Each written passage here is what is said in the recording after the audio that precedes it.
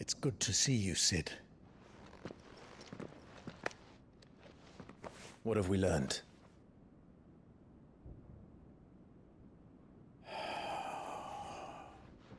The bearers are locked up in an old courthouse on the edge of town. And I hardly need tell you who is there to make sure they stay that way. Kupka's private guard. It's a trap. And not a very good one at that. Another? What does he hope to gain from this? I'll have the captives free before nightfall. You do nothing of the sort. Our comrades didn't give their lives for you to get your throat slit in a god's forsaken slum. So those in the courthouse should be left to suffer. That's not what I said. I simply meant it doesn't have to be you who frees them.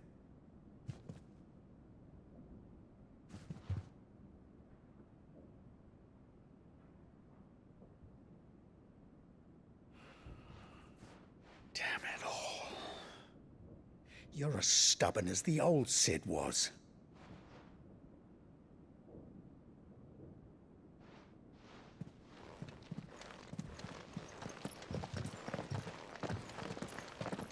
Just don't say I didn't warn you. You're Sid now, and if anything happens to him, we're finished.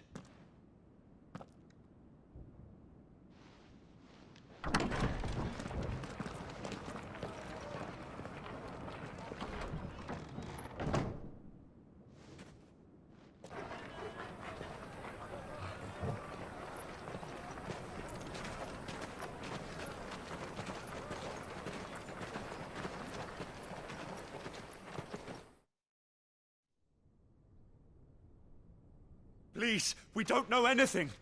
You have to believe us. We'd help you if we could. But you're helping us already. Forgive him, my lord. He did not mean to offend. Quiet, you! No sign of Hugo. I'll wager he thinks as highly of his minions' traps as we do. Then this should be easy. Don't hurt us. I beg of you. Quiet means quiet, branded scum.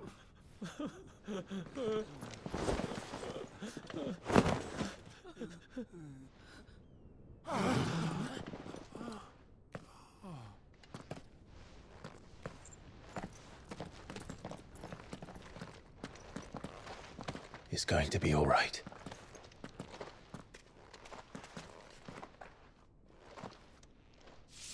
I'm here to even the odds. Any objections? It's him, the outlaw. Sid's here.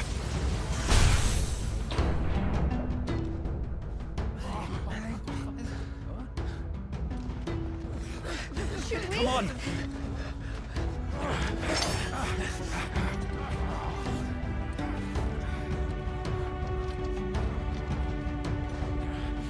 Go! Summon the others! The bearers? Safe.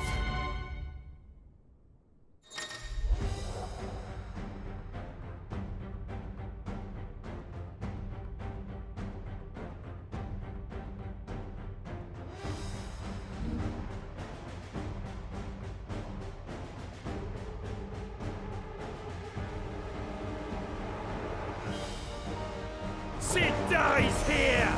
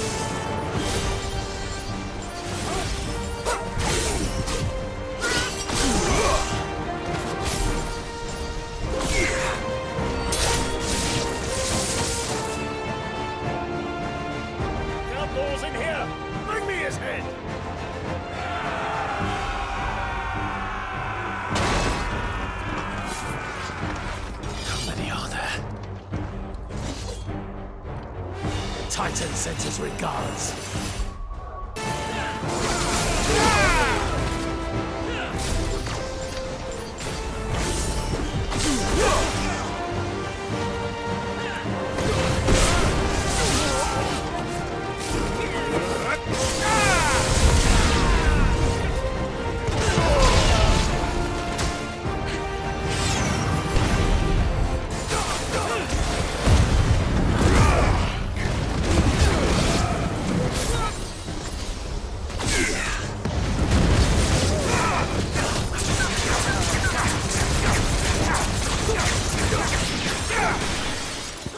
Kill! Enough of this! Let him play with the kitten! They brought a pet.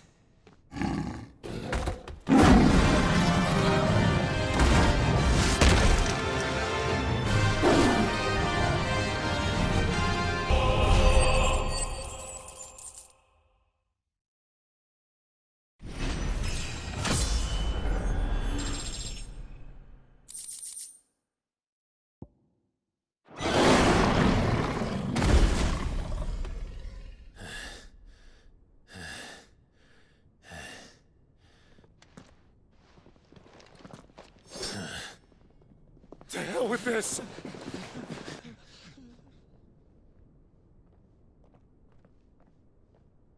They'll tell Hugo. Let them. There's been more than enough bloodshed for one day.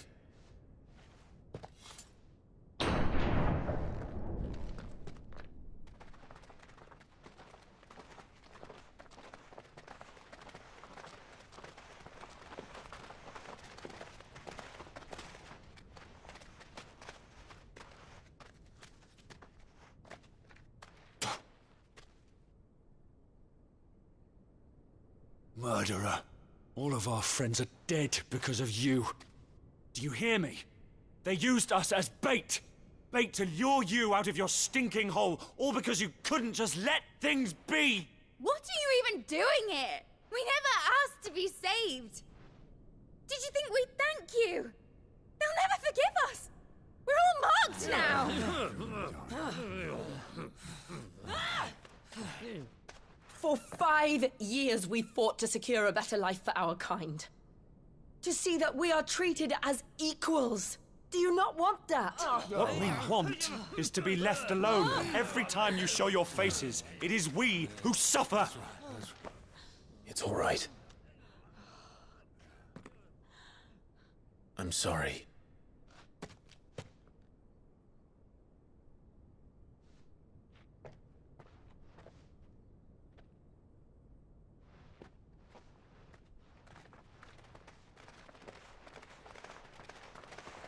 Just leave us be.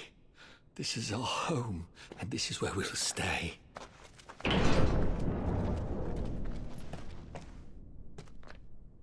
Sid told us this wouldn't be easy. They'll come round. If you say so. We should go.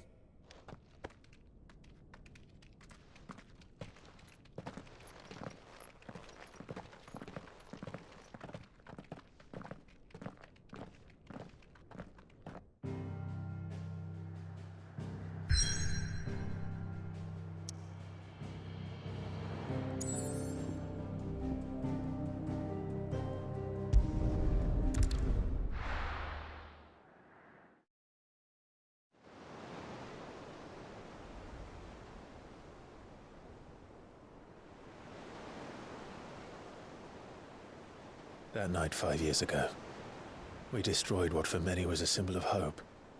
For a reason they'll never know. We cannot blame them for thinking us the cause of their misery. Though it's to give them a better tomorrow, they see only that we've made their lives harder today. Yet the boil must be lanced if it is to heal. I can't help but wonder if we've made the right choice. When Sid said that he wanted to create a world where we were free to choose our own path,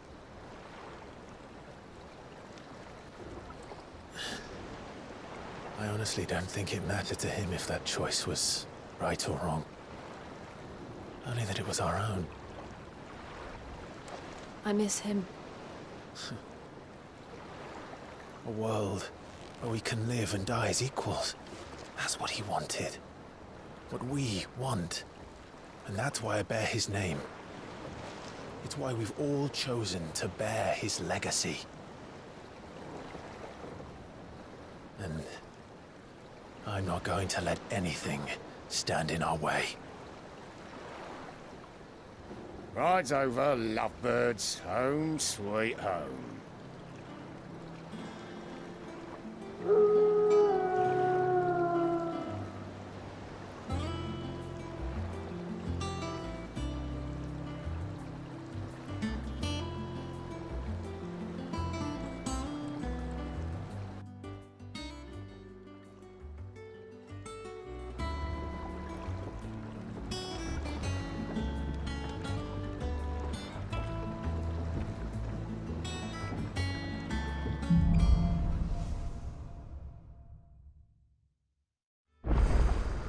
Otto was asking after you. Let's go and see him. Never a dull moment. Welcome back, Sid.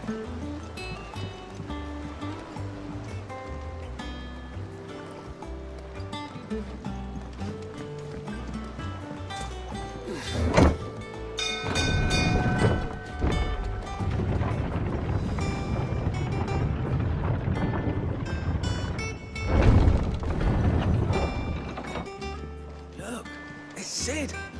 Staying long this time?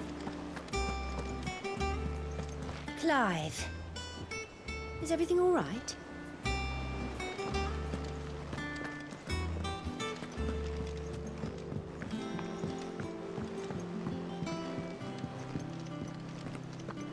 All operations are suspended until further notice. Yes, Captain. I'll let the others know. Ah, there you are, Clive. Word of your adventures arrived this morning. Victor sent his thanks. I doubt Kupka will miss the fools he sent to catch me. And not a single one of the bearers we saved showed any interest in coming with us. No one seems keen to join hands with an outlaw. Any news while we were away? None worth mentioning. Gav's still off keeping an eye on the Republican army. Should be back any day now. Understood. If anyone needs me, I'll be in the map room.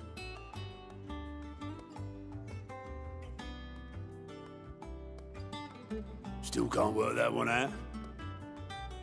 There must be better places than the hull of a gutted airship to bury your nose in a book. Yet this is where she's chosen to be. And I'm sure she has her reasons.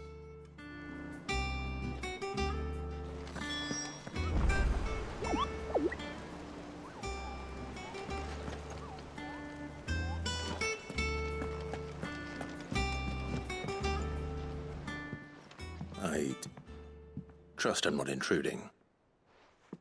Back from your mission?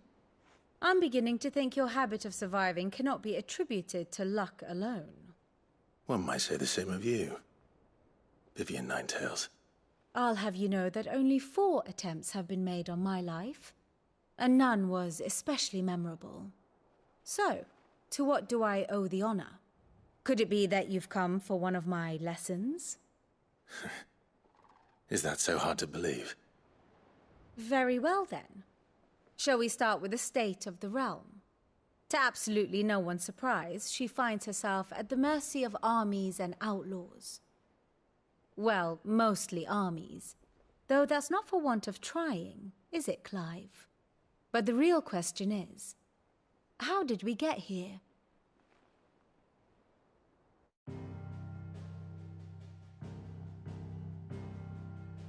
Long though Sambrek's dominion over northeastern Storm has endured, recent days have seen the Blight wrest ever more land from her grasp. For which reason, she has continued to wage war on her rival across the strait, hoping to claim less blackened pastures. But Odin would sooner pawn his sword than Waloed relinquish Ash. And the Empire pays dearly for every blade of grass bent beneath Sambrequois boots. Little wonder then that Sylvester set his sights on the crystalline Dominion, an altogether easier target, possessed of no less ether. It was 5 years ago, while you were busying yourself with the destruction of Drake's head, that the Empire made its move, subjugating its theretofore neutral neighbor. A nation which could legitimately claim to be the center of the world. Certainly, there is no better place to stage an army. From there, the Holy Empire's reach spans the Twins. The non-aggression treaty was the only thing keeping them in check. But if they truly broke the pact without provocation, it is only a matter of time before others reply in kind. The Holy Empire, the Dhalmekian Republic, the Kingdom of Waloed, and of course, our friends in Yaran. Who will be left standing, I wonder, when the last drop of blood is spilled?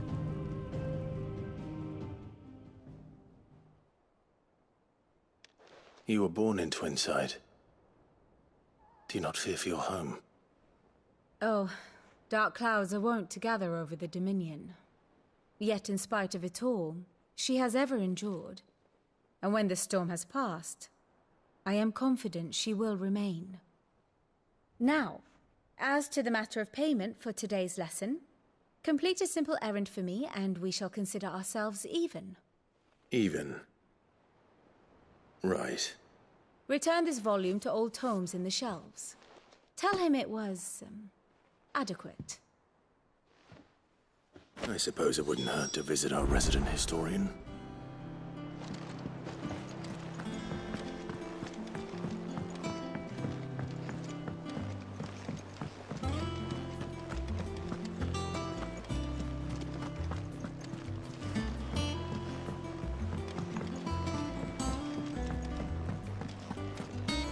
Does that one have blood on it? Well, don't just stand there gawping. Coin purse weighing you down.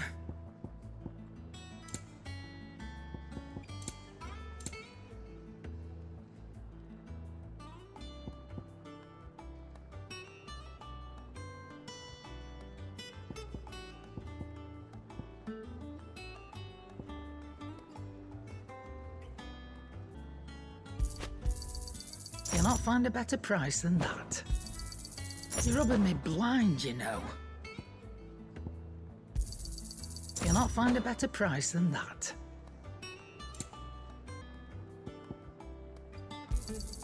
It'd better all be here. Come again. Or don't. I'm not much. Is it business? Or pleasure? Well, you won't hear me complaining.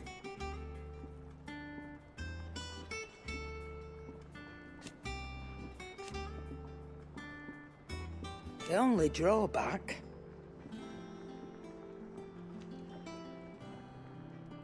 Still...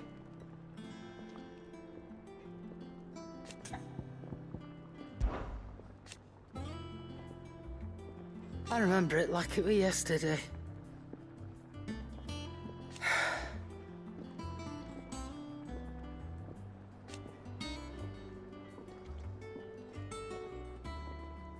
You're our leader now, Clive.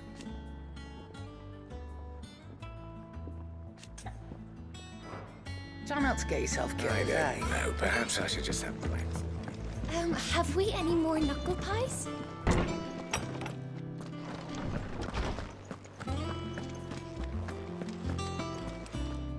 Norseman Harpocrates. Now that is a name I have not heard for a long time. So long, in fact, I had half forgotten it was mine. Welcome home, Clive. You were missed, as always. I believe this belongs to you. Vivian asked me to return it.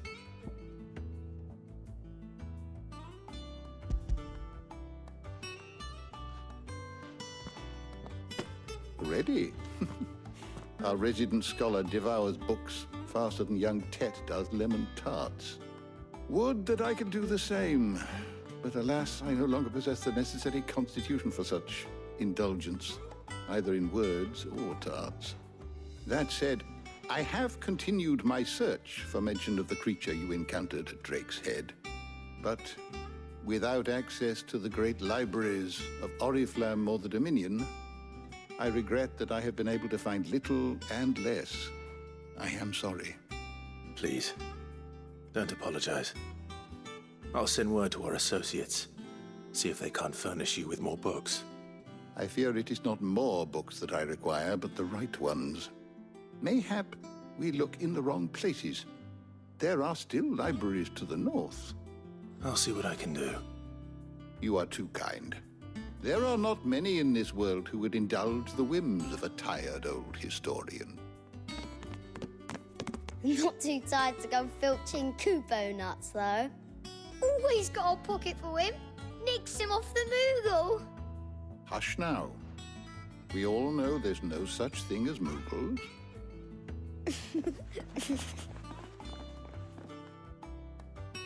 The twins seem well. Aye. Yet they laugh far too little for one so young. The loss of their parents weighs heavy on them, however well they hide it. Titan took much from us that night, from some more than others, and the wounds that remain, they are not quick to heal. Which is why we must give them all the time they need. That we must.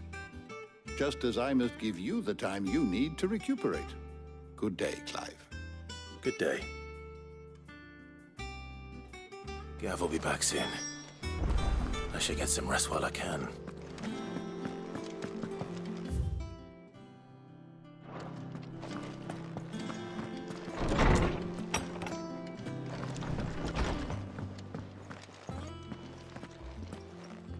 Not back a blink and you're already off solving everyone's problems.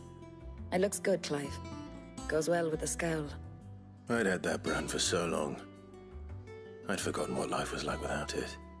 What it was like to be myself. And it's all thanks to you, Talia. The scalpel did most of the work. Ah, before I forget, a rider was here with a letter from Gav. Otto left it on your desk.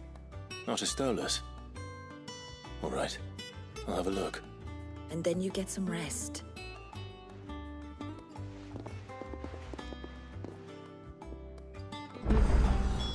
What could Gav have thought worthy of a letter?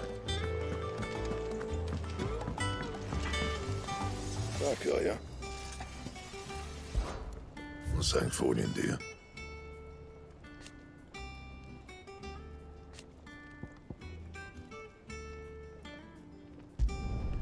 Not bad, if I do say so myself.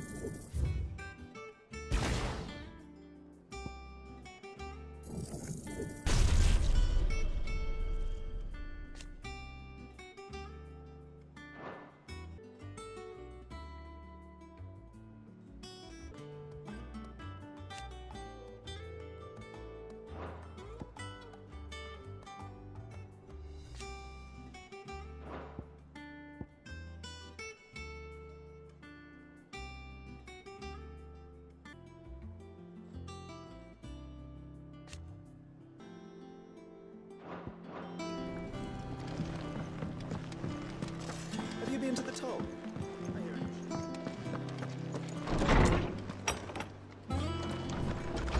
Otto was here earlier with a letter from Gav. He left it on your desk.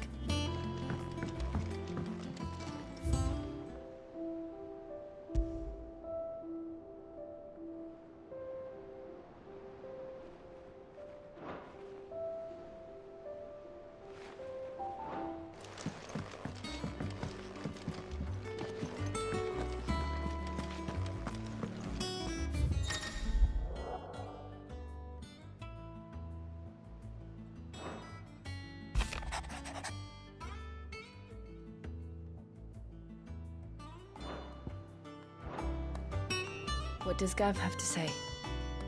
The Republican army is on the march. leaving Randalar in Hugo Kuka's charge. With him and his men occupied with the defense of the capital, they're less likely to trouble us. Good news, then. It's more than that. This is our chance. The one we've been waiting for.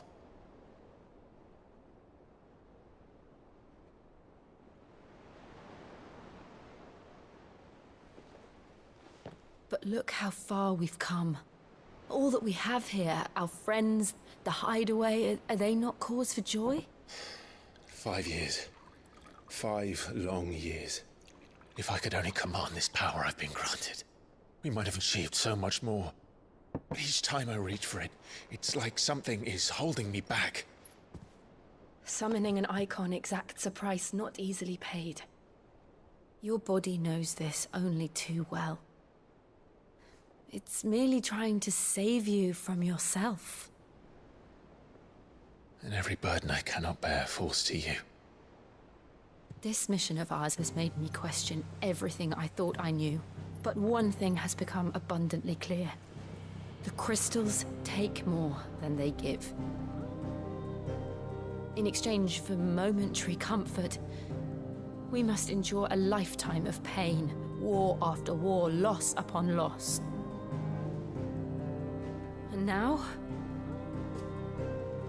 they rob us of our very homes, leaving naught but dust and ash. But you're trying to change that. We're trying to change that. And to me, that's no burden.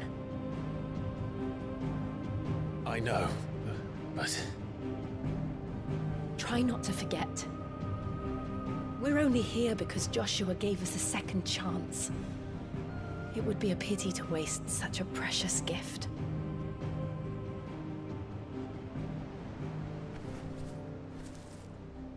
He did. He was there.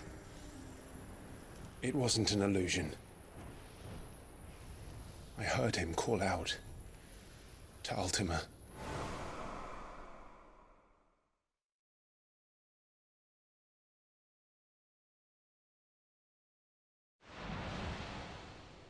If Joshua is still alive, he'll be looking for that thing. Do you think he will ever come back? I know he will. And we must be ready when he does.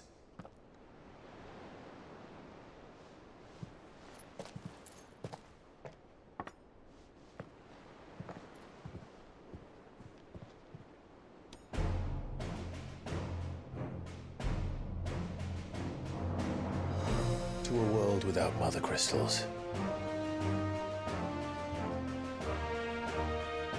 To Sid.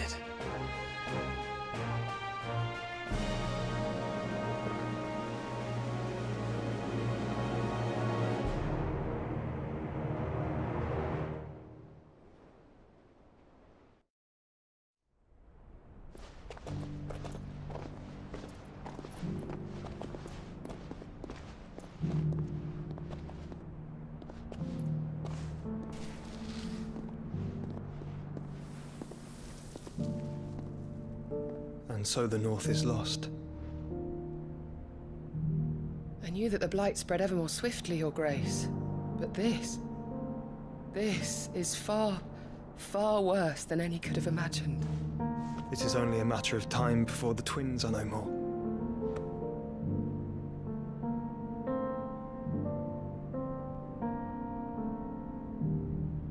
The world marches ever closer to its end, and here we chase shadows. Tell me, brother, are our efforts in vain?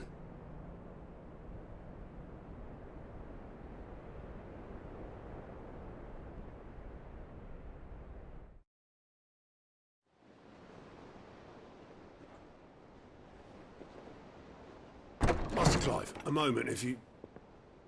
my apologies, I didn't mean to... intrude. Not at all. We were just discussing strategy. Speak freely, Otto. It's Martha, from the inn. She's gone missing. Anyway, I'll be in the mess when you've finished. Very well.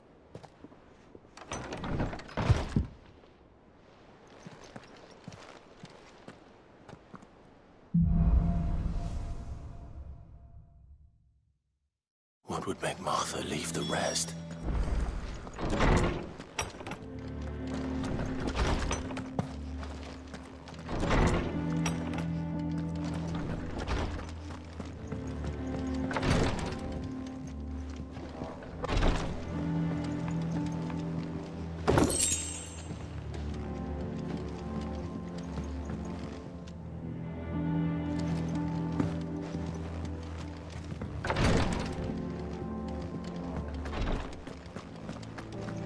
Something has happened to Martha.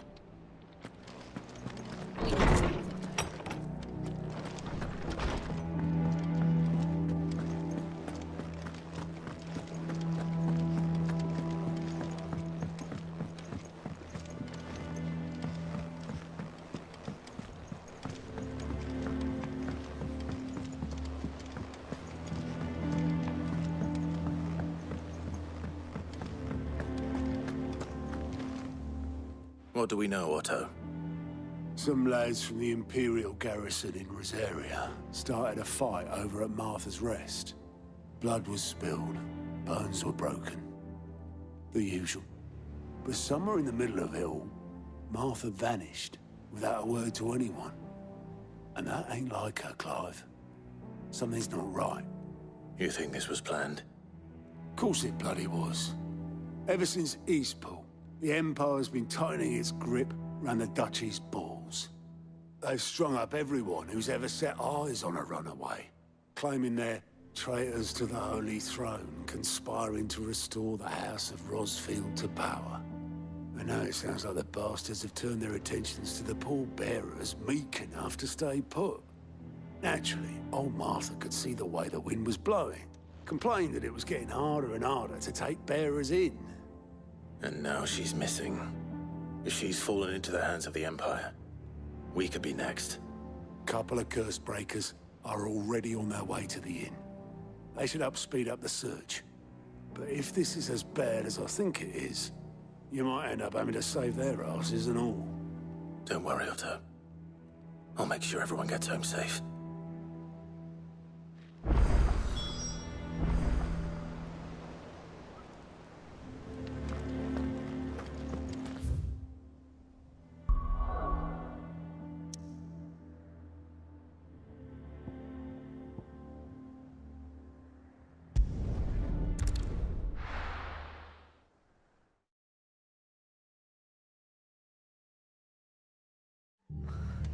What happened here? Come on. We need to find the others. I'm sorry, Sid. We were too late. The Imperials have already left. We're best off staying where we are for now, I reckon.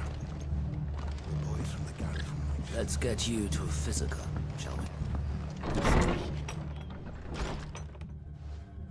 Sid? What said you'd be coming? I trust you don't mind. Also thought you might need some help. And it appears he was right. You, could say that, yes. They're saying the Imperials ascended like a storm. No one was spared their fury. Martha tried to step in and calm things down, but all our efforts got her were a pair of iron shackles and a hard march. Any idea where? Judging by their tracks, they headed towards Sorrowwise Bay. To the Abbey sheltering Martha's bearers. The bastards.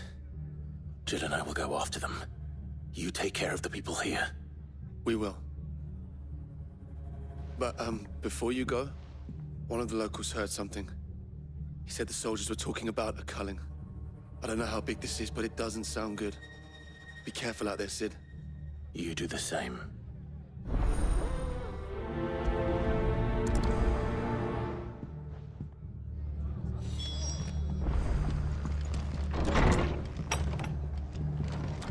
Cole is right. That was no tavern brawl. It was a message. But a culling. Bearers are the property of the Empire. The garrison wouldn't have the authority to act alone. The orders would have had to have come from higher up.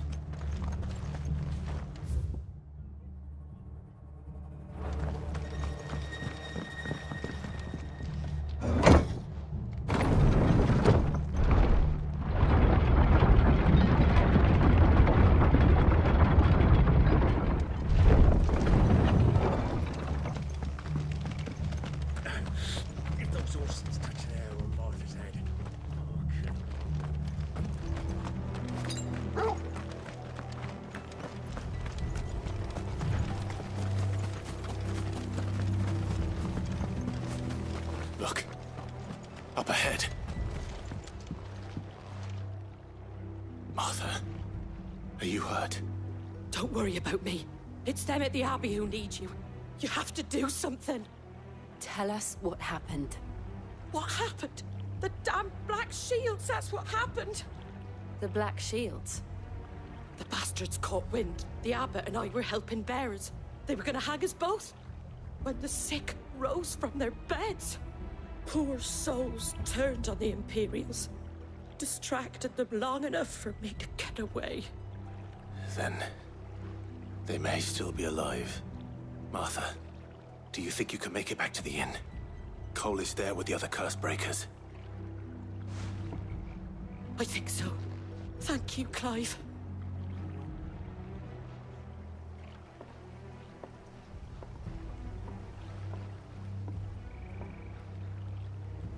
Black Shields. Is this some sort of twisted joke?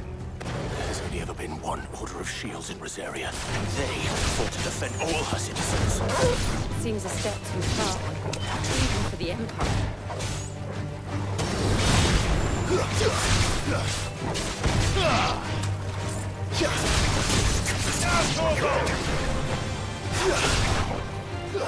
This one.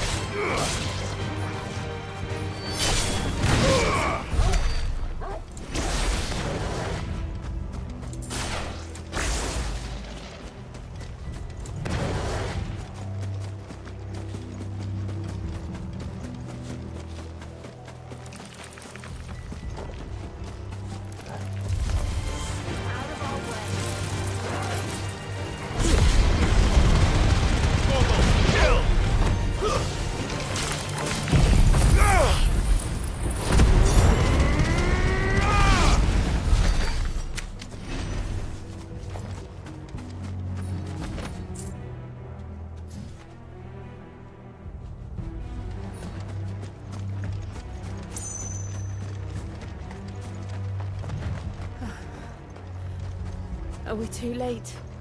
There might still be someone inside.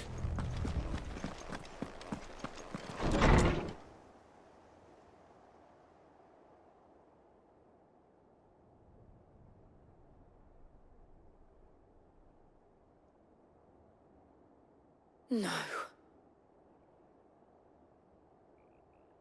Damn it. I thought you lot were all spent. Murderers. They drove the bearers to this. Wait. These two aren't turned. That bitch of an innkeeper must have sent them. Colluding with the enemies of the Empire is a serious offense. And for their crimes shall they be punished. Such is the law. To dwell in darkness, that we may purge the night and welcome lasting dawn. On these our swords we swear. How dare you speak those words? Have you no honor? Clive. This won't take long.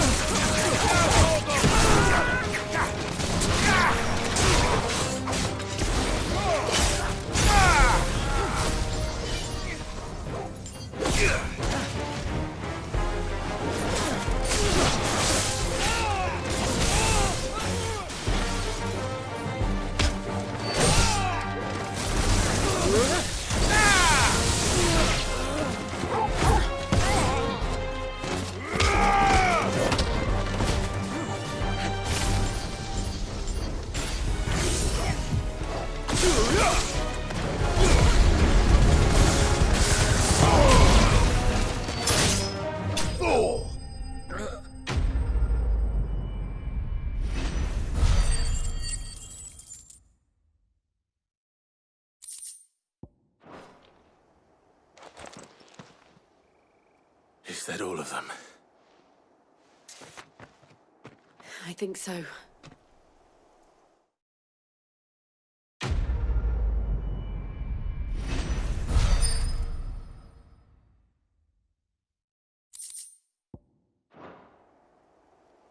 I didn't see the abbot.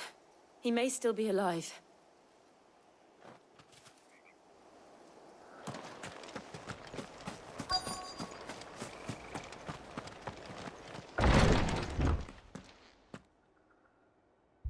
Found her.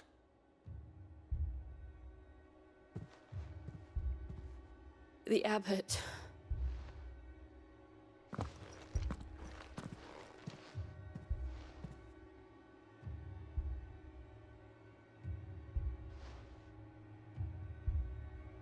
The bearers died protecting him, calling upon what little magic they had left in their bodies. Clive. He's breathing.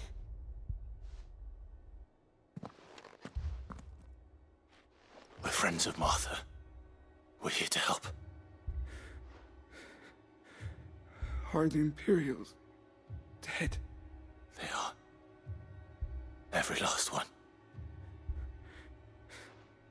If only that were true. The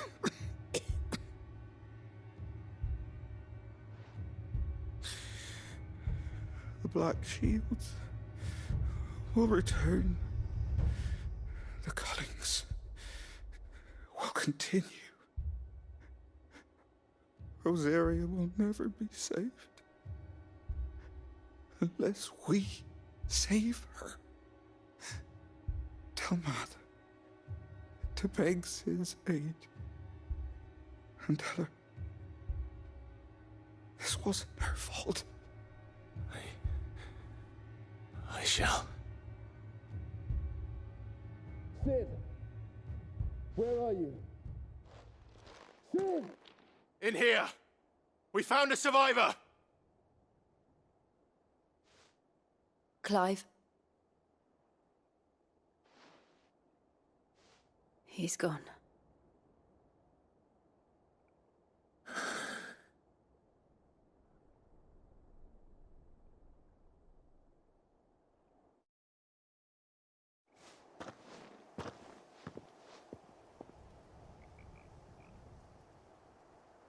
We've laid the abbot to rest. But the bearers... they didn't need to die like this. No, they didn't. But it was their choice. They knew the fate that awaited them and chose to meet it on their terms, fighting for those who fought for them. Martha said they rose from their beds, threw themselves at the Imperials so she and the abbot could escape. I've gathered the bearers' remains. We should consign them to the tide. There's a drawbridge not far from here. Radix Jump. The currents there are swift. If the abbot was still with us, he'd have taken the dust there himself and performed the casting. I'll get someone to... I'll do it. Of course. Cole and I will remain here and see to the Imperials.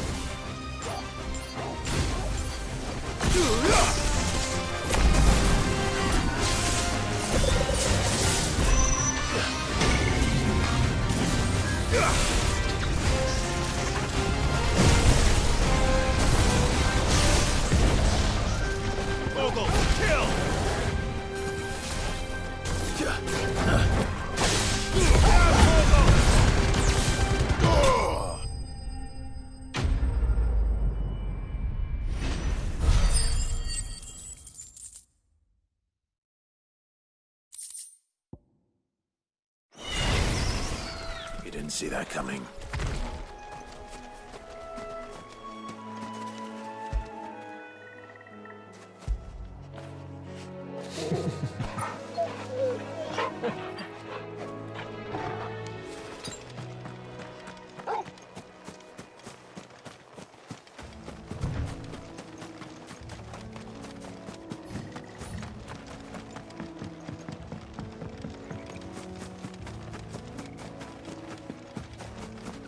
That must be the bridge.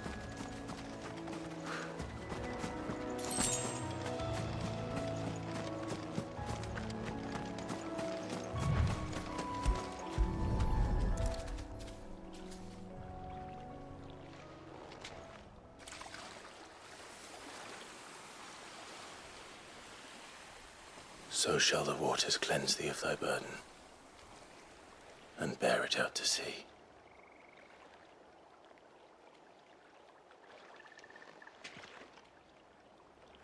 And now they are truly free. I hope so. What of the Imperials?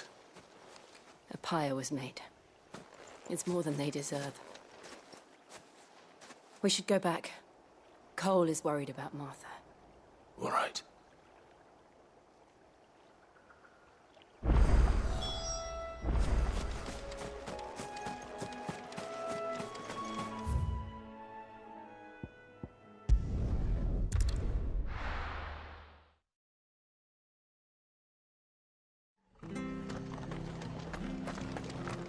Best off staying where we are for now, I reckon.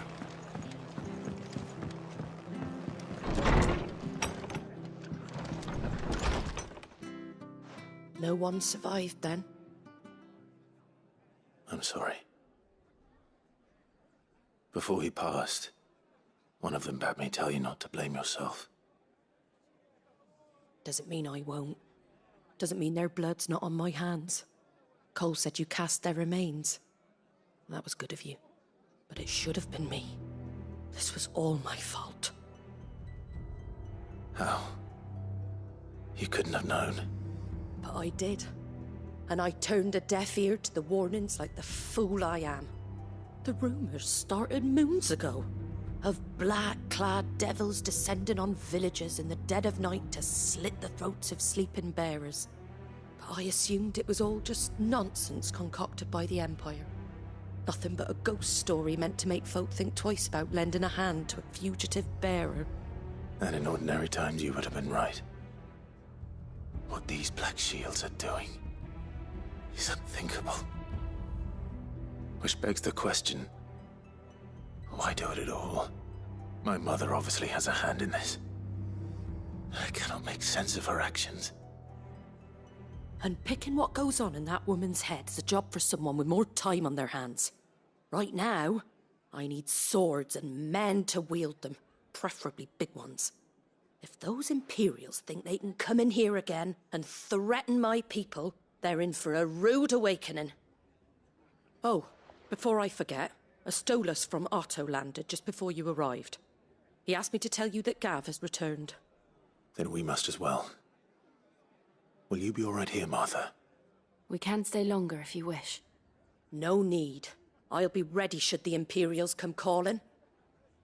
Though I wouldn't turn my nose up if you were to lend me a pair of them strapping young curse-breakers.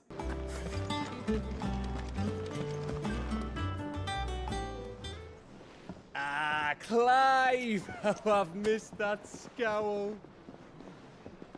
Where's my report? What, no kind words for your old pal Gav? If it's kind words you're after, you're fishing in the wrong barrel. Now sit down, you fool.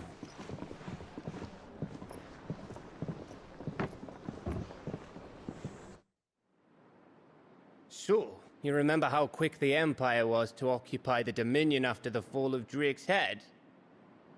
And how pissed off all the other nations were that they didn't think to do it first? Half a century of independence gone at the whim of a madman. So much for their bloody treaty. Clearly, the promise of unblighted land and the world's supply of crystals was too much for his radiance to resist. And now the Republic's finally decided to follow suit, using liberation as an excuse to declare war on Sambrek. Lined up right outside the Dominion's gates as we speak, looking to starve the Imperials into submission. And now all eyes are on the Strait of Author. Well, the two nations beat their shields. The rest sharpen their daggers, ready to set upon the war-weary victor. They'll never see us coming. It's time we moved on the mother crystals.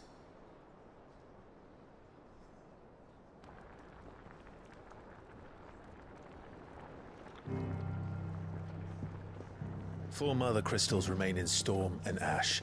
Drake's Breath near Ironhome. Drake's Fang in Dhalmekia. Drake's Spine in Waloed. And Drake's Tail here in the Crystalline Dominion. With the bulk of the Republican army marching to Twinside, Drake's Fang will be left exposed. That is exactly the move Kupka would anticipate. And if there is anything these past 5 years have taught us, is that he loves his traps. There is one place, however, where nobody will be expecting us to go.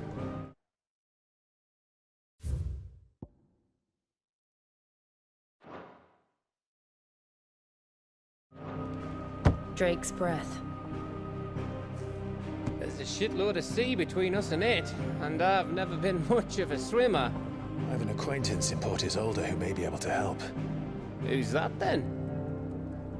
My uncle, Byron Rosfield. Lord Byron Rosfield of the Seven High Houses, the trade magnate with holdings in over 100 cities. Wait. Rosfield. And you're a Rosfield, of course. My uncle's name gave him his start in the world, but it was his acumen which earned him his fortune, along with a handsome fleet of ships. Well, it's settled then. What are we waiting for, eh? Huh?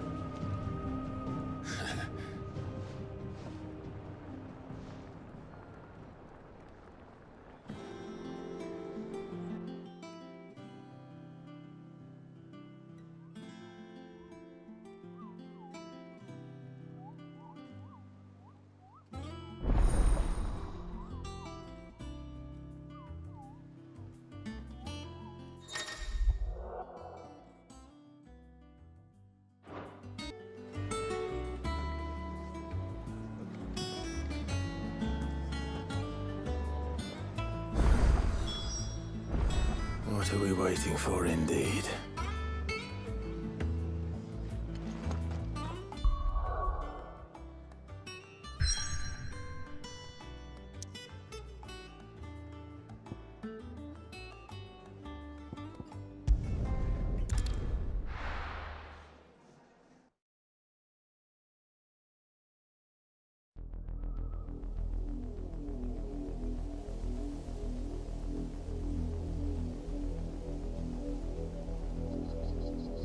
Do you think it was wise to leave, Gav?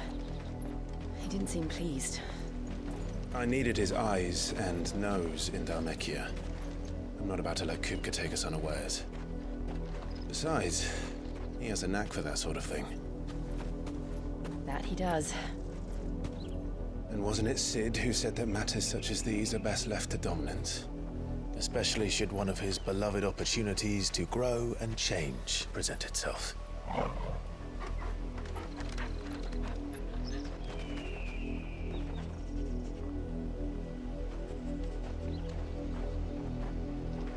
I always knew that I would return one day. Return to Ironhome. For what?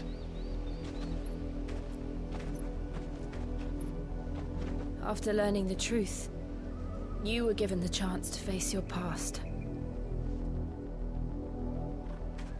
If I am to continue at your side, I must do the same.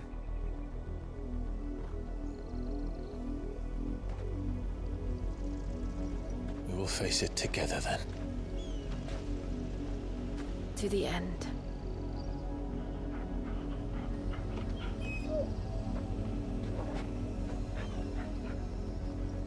Come on.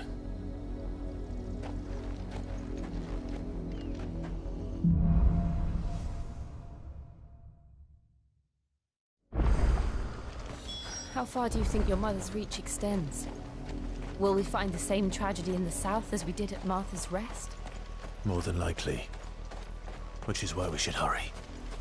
There are still many settlements between here and Port Isolde. We visit as many as we can and hear their stories. Starting with the village of Amber.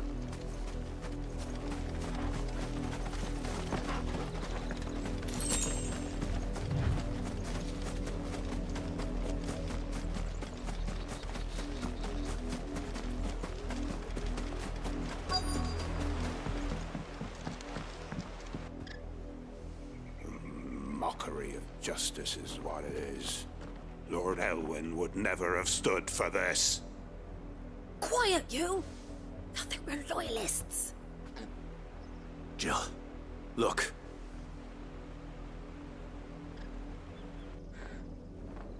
Rosaria must be cleansed of the stain which befouls her, that she might rise once again from the ashes to welcome a new dawn. 'Twould be a pity to make examples of you all, for the transgressions of but a handful. Of course, your lordship. You shall have our full cooperation.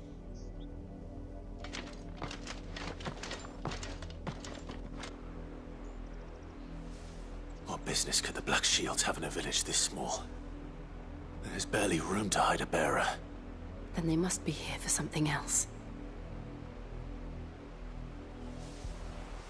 You fancy dancing a gallows jig like the miller's son? Excuse me, but what was all that about earlier? You haven't heard? Someone's been stirring up trouble. There have been attacks on the garrison, supplies stolen. They even say a Black Shield was murdered.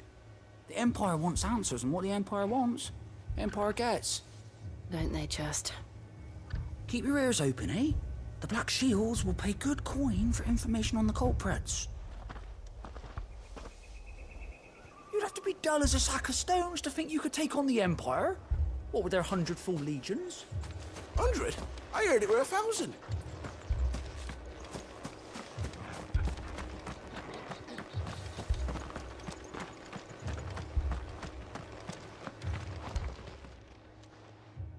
You seen him, didn't you? I'm sorry. The Black Shields. Just now. You seen them, didn't you? At least I think there was a Black Shield. Can't say I ever saw one before. Was this the first time they visited the village? What do you think? Amber's the arse end of nowhere. And they thought we might be harbouring firebrands. Huh. If only we were. I might have turned them in and become a Black Shield myself. You don't think these firebrands the Empire is looking for could be us, do you? I don't know. But we need to find out.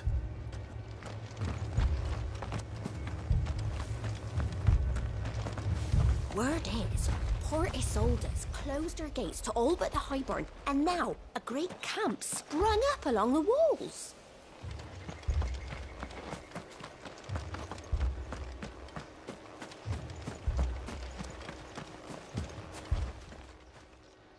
Greetings, friend.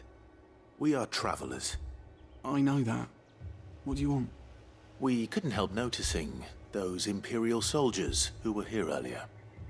Don't you go telling these strangers a thing. I speak for the people of this village, and we have nothing more to say to you. You are to leave Amber and never come back. May I at least ask why? I don't know who you are or what brings you here, but your presence puts us all in grave danger. The Empire is a harsh master. Its demands are great, and its justice swift. But as long as we keep our heads down and pay our tributes, we are left alone. Some might call it submission. But if it will spare my people the Viceroy's wrath, then I will gladly submit. This village will not become another Eastpool. Then we shall be on our way.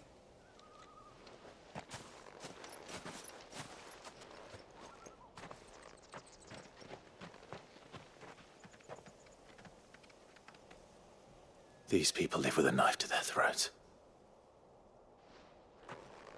In the mistaken belief that if they cooperate, my mother will show them mercy. Obedience bought with fear. Are you all right? Sorry, It's nothing. We still don't know who the Black Shields are looking for.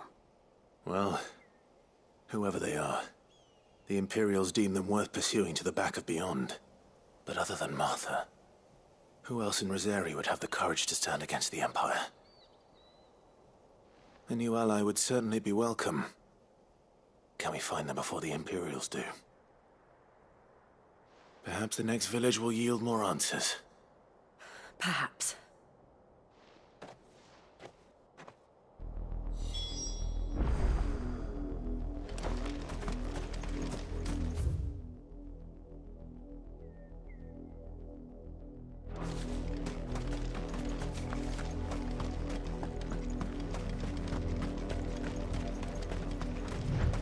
This path will take us through the mountains.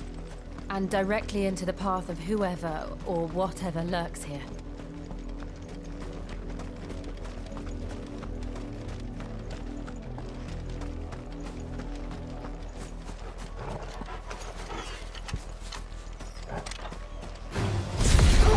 Ever since the apology tree, we've seen more and more of these echoes. What do you think is waiting there? The Mother Crystal's collapse? I have an idea. You're not going to like it. Mogul, kill! You're finished!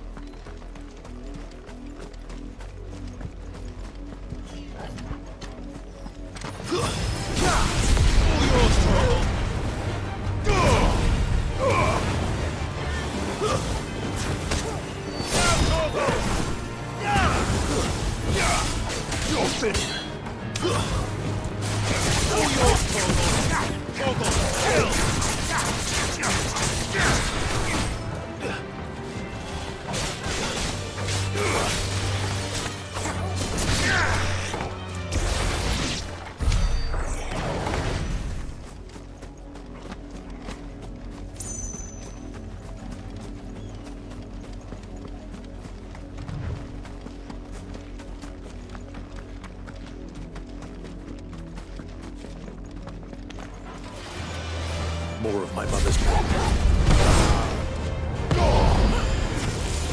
Stay down!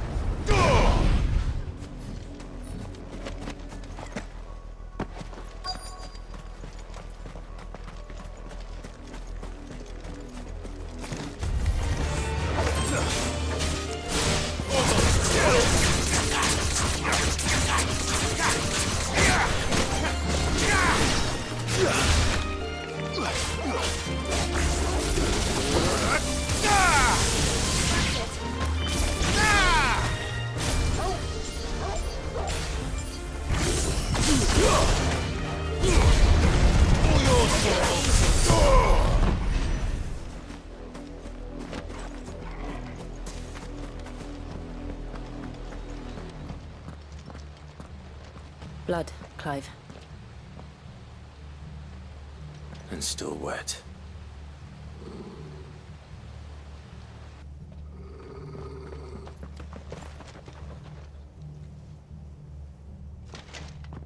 You were told to stay in your homes. The Black Shields. You know who we are. And still, you would bear your steel.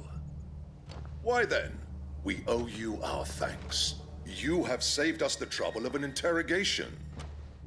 To dwell in darkness, that we may purge the night and welcome lasting doors. On these, our swords we swear. Say that again.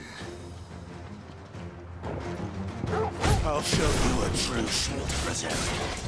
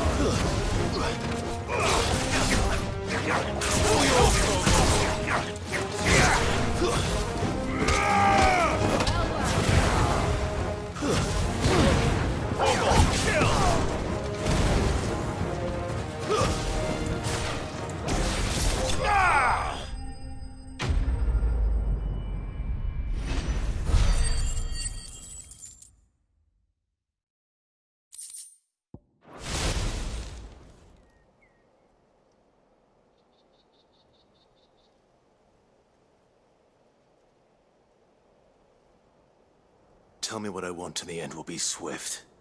Who are you looking for? Why, you. We come bearing a message. Your friends have been found. The branded you freed from our camps. They await you in Ordeal. Guardians of the Flame.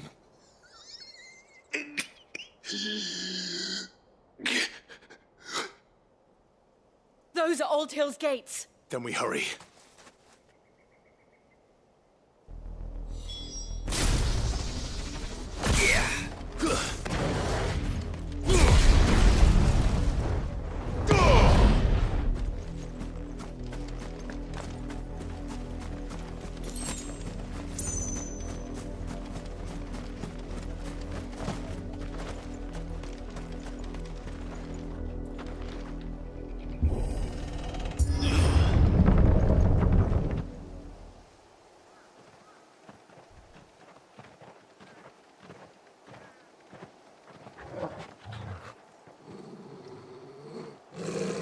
Find something, boy.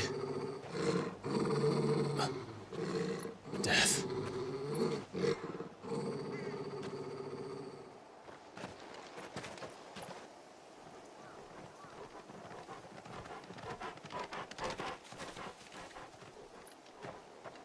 Oh, found her.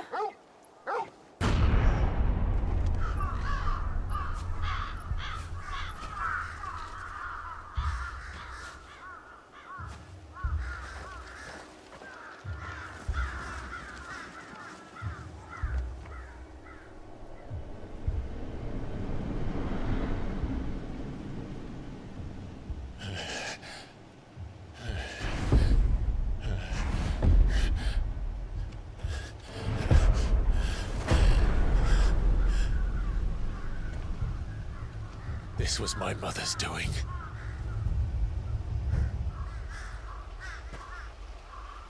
But why? Why would anyone... I don't know. I never truly understood her. But this... Oh, Clive.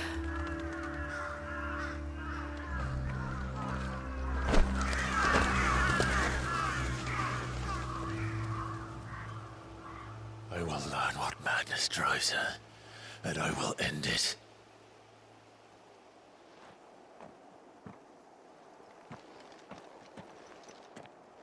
We should go. Yes.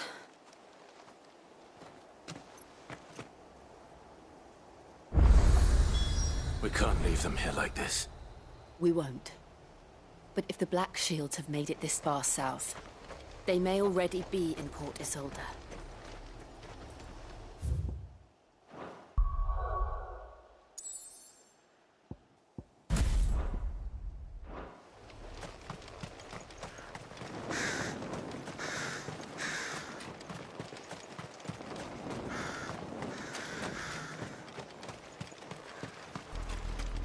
We're approaching Buick Bridge. Though I doubt the Empire would let us cross over to Rosabeth.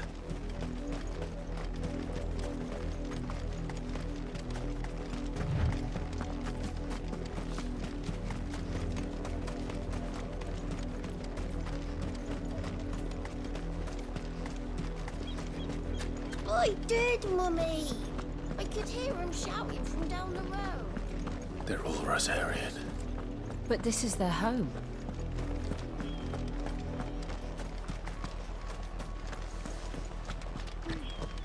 Don't go thinking you'll find refuge in the houses outside Port Isolde. The place is a wretched hive of thieves and blackguards.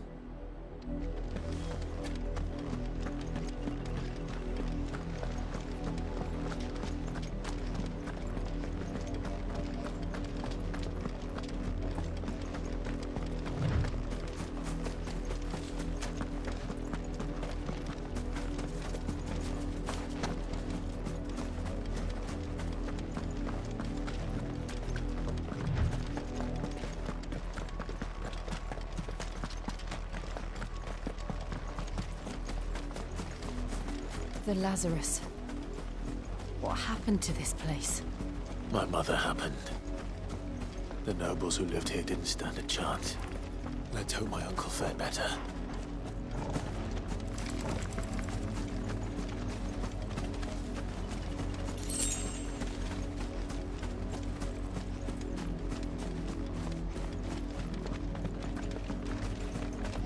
That's the main gate. And it looks like we're not the only ones hoping to get in.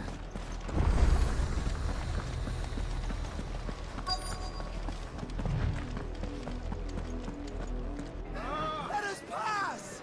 My children are starving! Have mercy.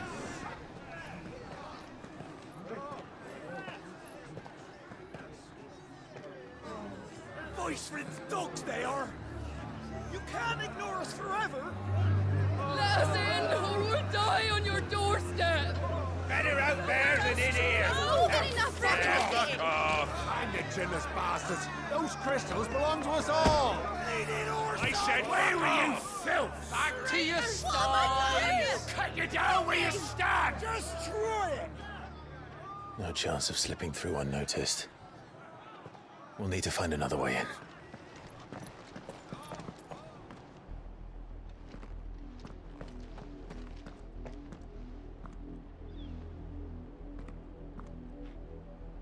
I thought we might be able to reason with the guards. Or at least bribe them. I suspect everyone in that crowd thought the same. Was that the only way in? Officially, yes. Strictly speaking, no. My uncle once told me that the nobles had tunnels built, so that they could visit town without having to walk amongst the rabble. The Lazarus.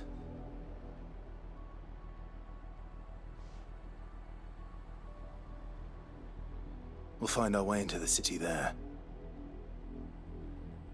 If you're sure. The entire place looked abandoned. Do you think it's safe? As long as it is abandoned.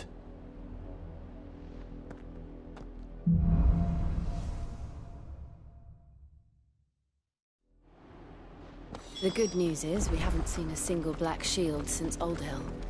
Maybe they found who they were looking for.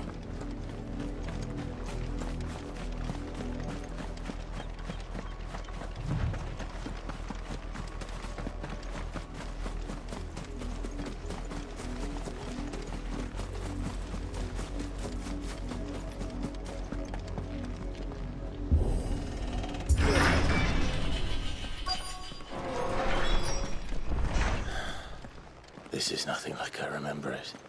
How quickly a crown can lose its luster.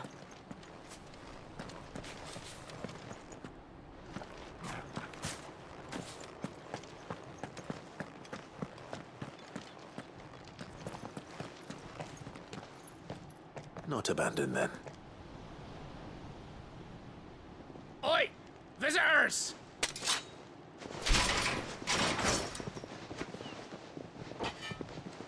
Apologies.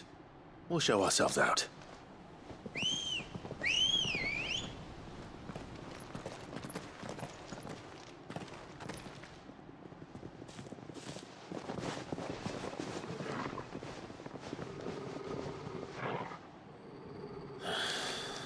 Or not.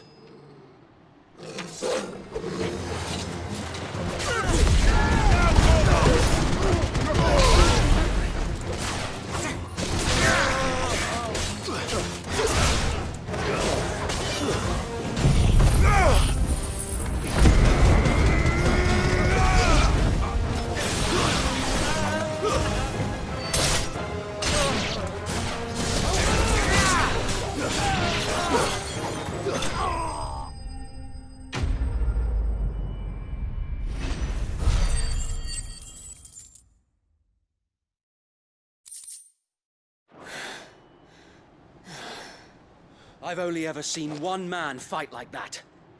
And he's long dead. Then perhaps it's time you joined him. The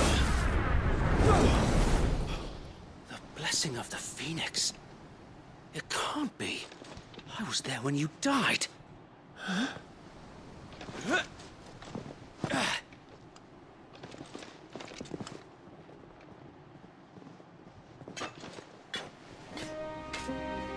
Forgive me, my lord.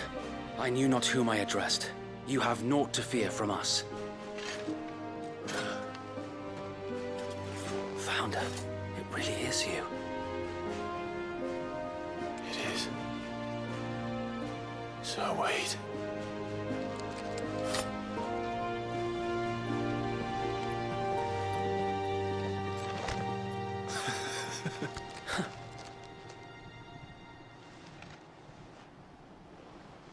We can speak inside.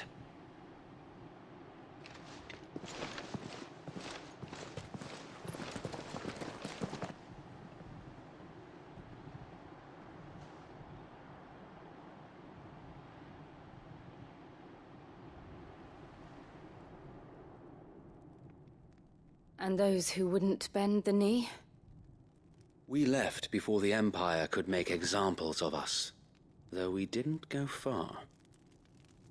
And we banded together to form the Guardians of the Flame soon after. Alas, there is only so much a handful of aging shields can do against the might of an empire. But we've seen to it that their stay has been anything but pleasant. Of late, though, we've had our hands full just trying to keep the Duchy's few remaining bearers out of the Imperial's clutches. The Cullings. We saw what happened in Old Hill. Aye. The foul work of the Black Shields and their mistress. You mean my mother? But it doesn't make sense. Even knowing what I know about her. Her hatred for bearers was no secret, but she wouldn't have been ignorant of their value to the realm. No offense, my lord. But in case you haven't noticed, the Lady Annabella couldn't care less about the realm. She barely even cares for her own home. That much has been plain since the slaughter at Eastpool. And, since granting the Holy Emperor a new heir, her obsession with bearers only seems to have grown. As to why, I don't know. Maybe she can't bear the thought of anyone having the power to challenge her beloved son. Her son. Sir Wade, the Black Shields have broken camp. They march in full force for Buick Bridge. Then so do we. Make ready.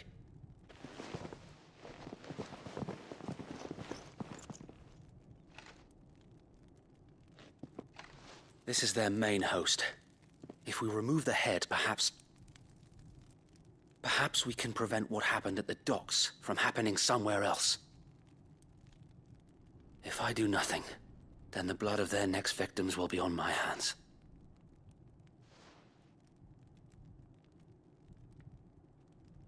Yours and ours. We too have witnessed the crimes these men who dare call themselves Shields have committed in my mother's name. It cannot be allowed to continue. We must put a stop to this madness. We must. So let us go with you. For the good of Rosaria. I was hoping you'd say that. Very well. If that is your wish, I would be honored to serve at your side. And we at yours. So, Wade, let us do our duty. With pleasure, my lord.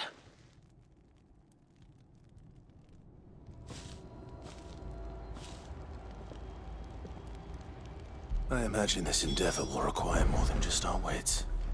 Then let's hope Sir Wade has a good quartermaster. You're telling me that's the Archduke's son? What is your plan? Nothing fancy. You, Lady Jill and I make for Buick Bridge, and provoke the main host at their encampment. Sensing an opportunity to end the Guardians, the Black Shields will call for reinforcements, who will be met from the rear by parties of my brothers hidden throughout the surrounding hills. This will allow us to wage battle on the bridge without fear of being overwhelmed. While the Black Shields have an advantage in numbers, you see, they prefer to fight in small units, which we can use to our advantage. How small exactly? Small enough, now that I have you and Lady Jill for company. I doubt I could have done this on my own. But until we arrived, that was your plan. You haven't changed a bit. So Wade, the bearers from Old Hill have been laid to rest. Very good. Now make ready for battle. As you command.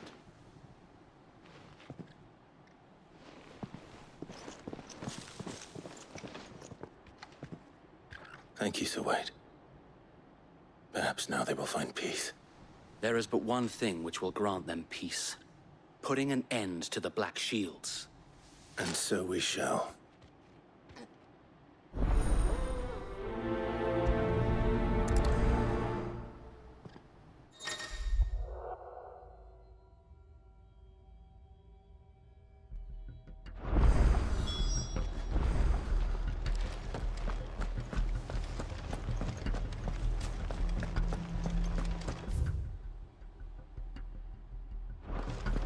May the blessing of the Phoenix go with you. How long have you been pursuing the Black Shields?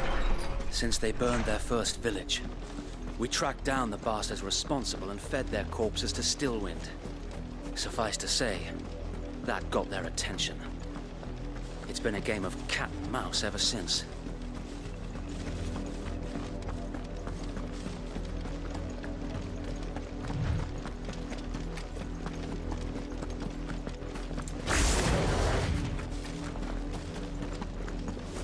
Look at me sideways.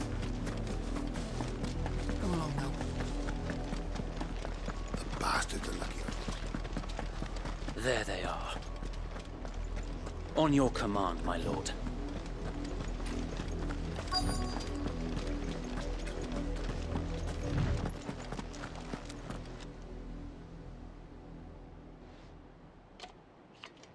What is it now? I told you! We bear a message for the Vicereine. From the Guardians of the Flame. Ha!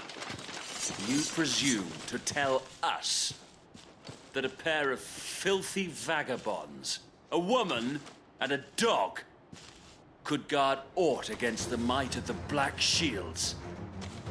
Then come! Die along with your flame!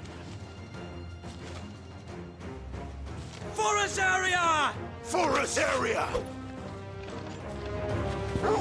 Your petty revolution ends here. On these our swords we swear.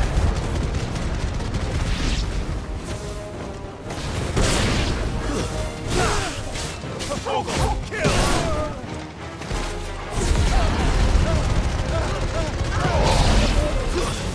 Waken, Bloody hell! Reinforcements from the far bank!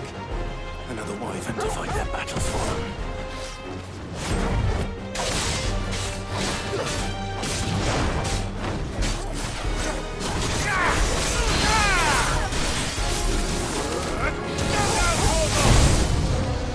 More dragons.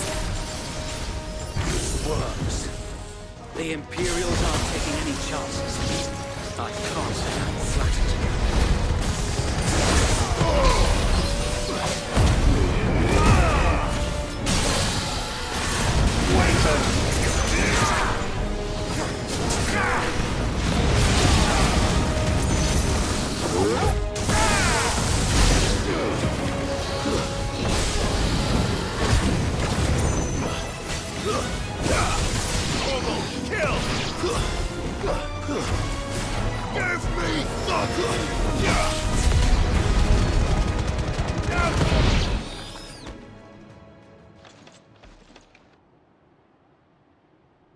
A noble stand, albeit a misguided one. In taking it, you have but proven our point, that this land is in dire need of cleansing.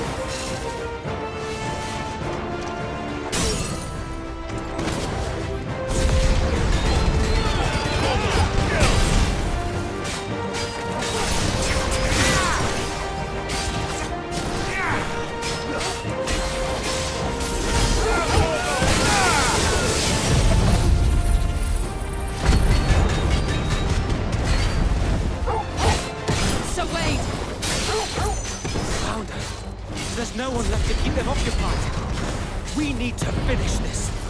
You mean finish him?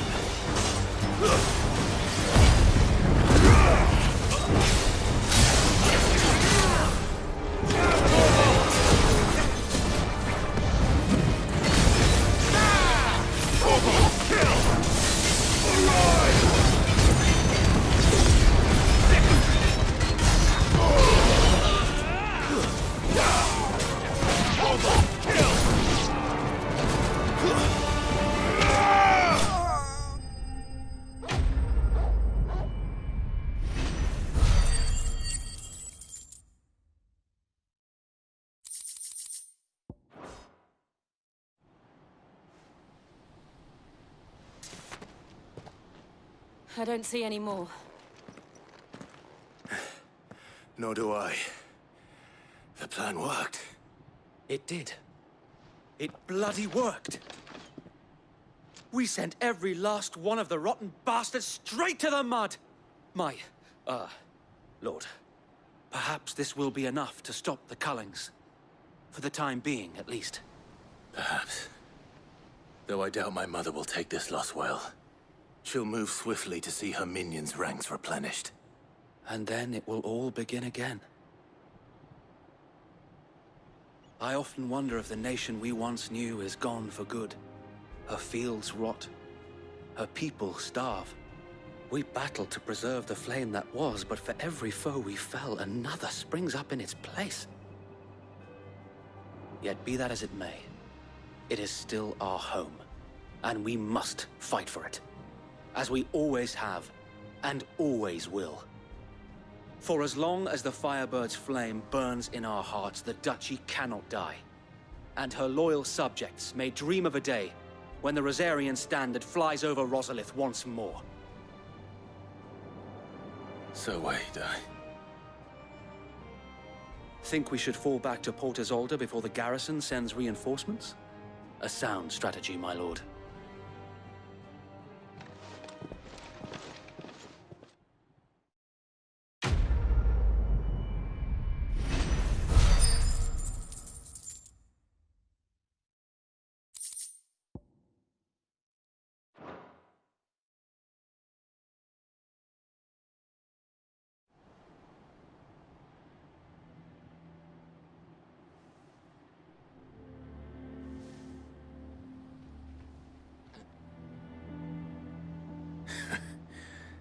And how long has my uncle been funding you and your comrades' endeavors? Since the beginning. Lord Byron was the first person I turned to after forming the Guardians. And had I known of this tunnel back then, I wouldn't almost have been hanged by the city guard for trying to sneak over the wall. I suppose a formal request for an audience would have appeared suspicious. And appearances must be maintained. Were the Vice-Regency to catch wind of Lord Byron's involvement in our movement, they'd seize his estate and send him to the gallows, where he would be of no use to anyone. And so, though it sickens him to the soul, he plays the part of the loyal lord, knowing that one wrong move might prove his downfall. It is why he remains ever vigilant. Don't be surprised if he refuses you an audience, especially since you're famously dead. Then I will have to think of a way to prove that I am neither wraith nor wrongdoer. I might have something which could help with the latter. It's the mark of the Guardians. Display it, and those who love Rosaria will know where your loyalties lie.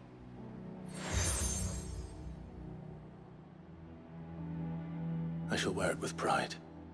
Be sure that you do. I don't want my men attacking you again. Unless you deserve it. If only Sir Tyler could have been here to see you. Or the Lord Commander. Thank you, Sir Wade. If there is ever anything you need. I know. Go on now, my lord.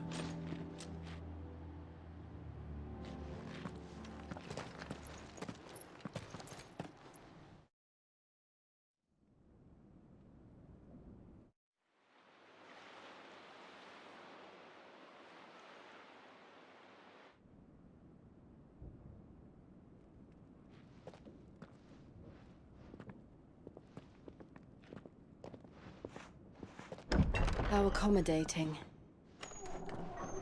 Do you really think they believe we are who we say we are? Not a chance.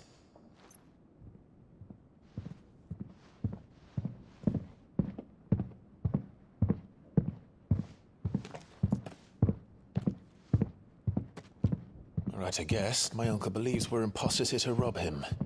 And means to string us up himself.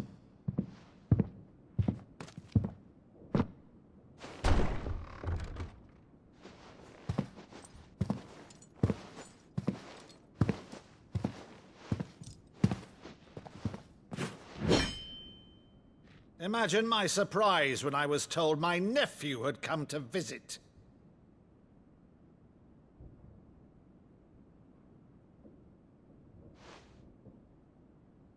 Clive Rosfield died long ago.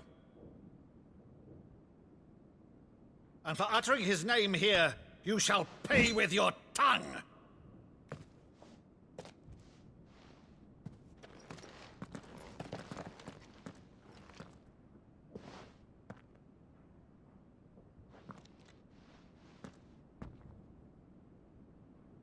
You would mock me as well?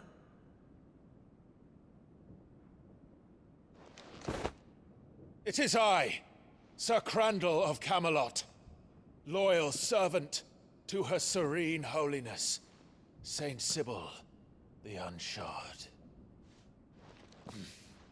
Meadow, thou vile sorcerer, for thy crimes against church and crown, I shall have thy head.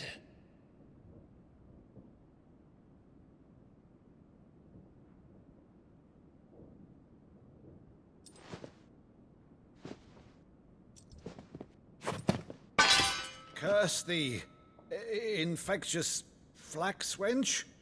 Even in death, must thou plague me still? Very well. I shall open the gates of hell, that thou might see thy charge once more.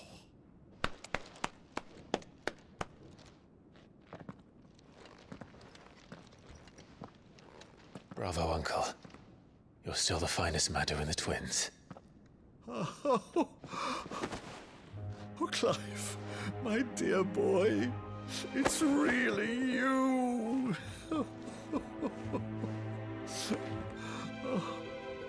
You always were fond of that scene from The Saint of the Sanctuary. Never did let me play Sir Crandall.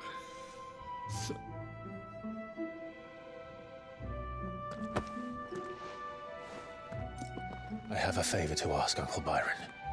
Rutherford, inform the kitchens. There'll be guests. We dine immediately. But, Uncle... You can't very well regale me with the tale of your miraculous preservation on an empty stomach. Go on, sit.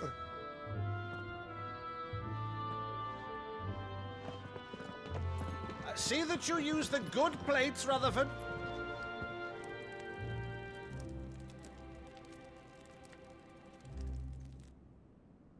So you arrived late to one of her cullings, did you? Since becoming Vicereine, Annabella has been a constant thorn in Rosaria's side, but these atrocities are a new low. Something has changed. Quite what, I don't know, but the woman we knew is gone, and a monster sits in her place. A monster? For better or worse, I've been charged with governing this town, and thus must maintain the illusion of obedience. That's all I can do to aid Wade and his merry band of revolutionaries. So he's told us. You have risked much for Rosaria. Our nation will be forever in your debt.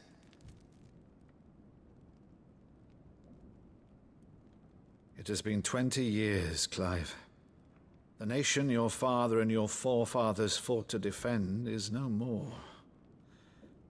Perhaps it would be otherwise had I the courage of my brother.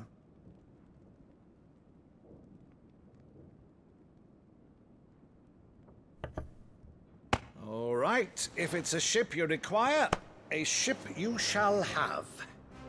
I've a galley in port, but recently relieved of her cargo. She can be outfitted for the voyage in a matter of weeks. So you believe us, then? About everything? Believe you? Ha! Only a fool would believe even half of the things you claim. But until tonight, only a fool would have believed my nephew still lived. And besides, I have it on good authority that Clive is telling the truth. Whose authority? Your own, of course. You've always been a terrible liar. Is that true? It's not untrue. Let's say no more about it, eh? It wouldn't do to linger on my nephew's greatest failing.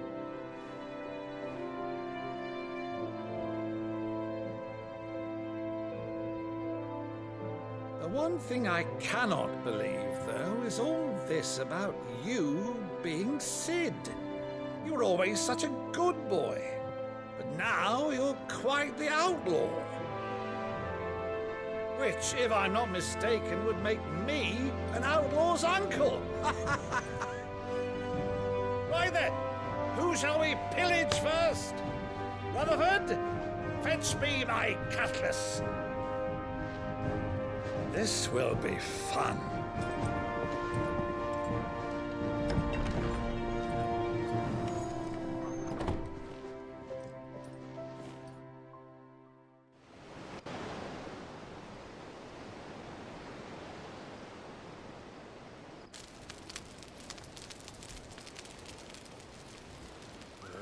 Over there. Go on. She's a fine ship, isn't she? Once outfitted, she'll bear us across the boiling sea to Drustinus in the space of 3 days.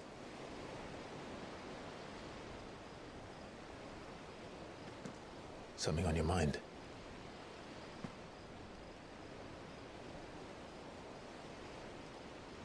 Monsters.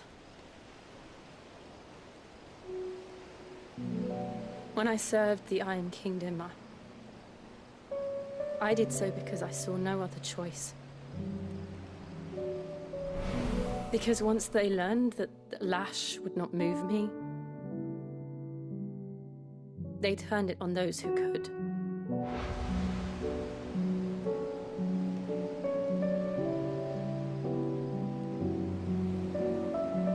And so I became their puppet.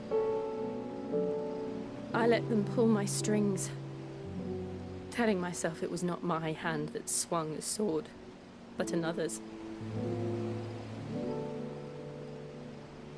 I removed myself from the truth so I wouldn't feel the pain it caused.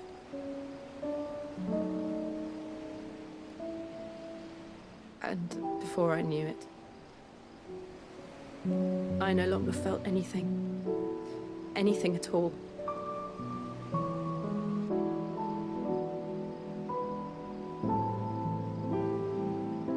I had become a monster. Jill.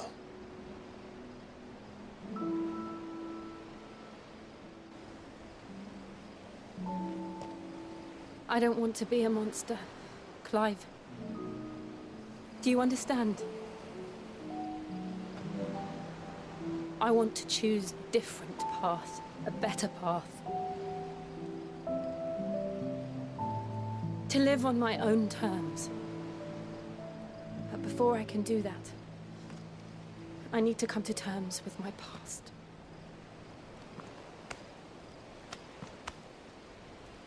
And when you do, I'll be standing there with you, just as you stood with me.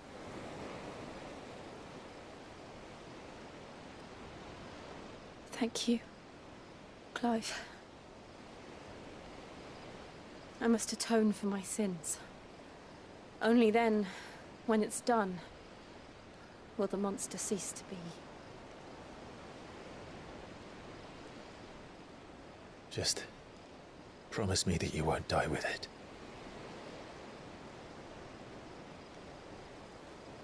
Now, let's get some sleep. The journey back to Benamir is long, and there is much to tell the others.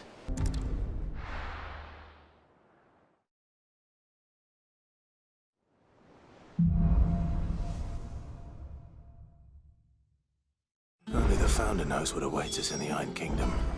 But Vivian could probably make an educated guess.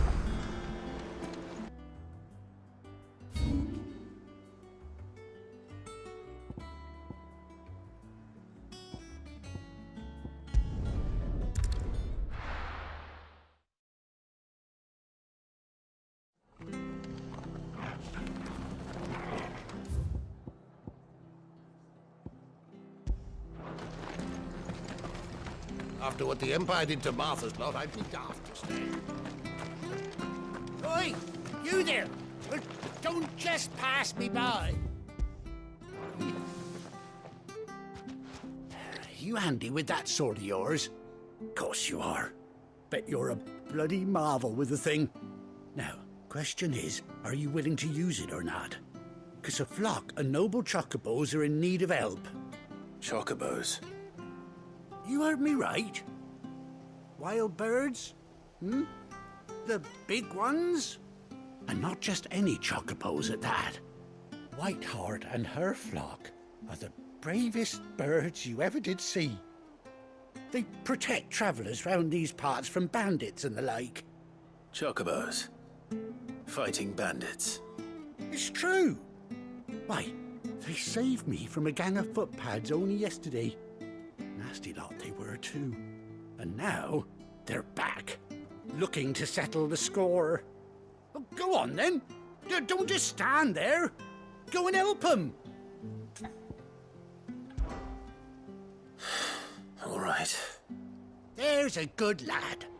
Where can I find these chocobos? I saw him cut across the way over yonder. The rotten scoundrels were driving the poor things towards the old dock. It's a dead end, that is. You save Whiteheart and her flock, you hear me? There ain't a pluckier bird in all the world. She's a hero to us locals. And don't worry, you'll know her when you see her right enough. I'm sure I will. And good luck to you. And give those no-good bastards a hiding from me.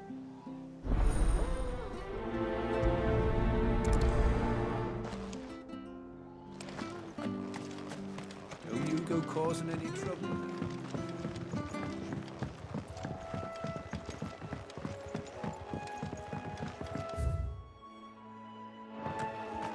Whiteheart. That's quite a name for a chocobo.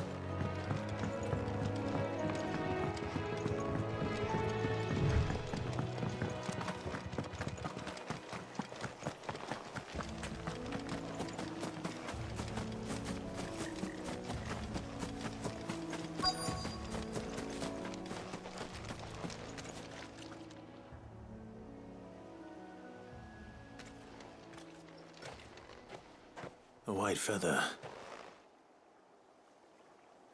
I thought Ambrosia was one of a kind. Speaking of brave birds.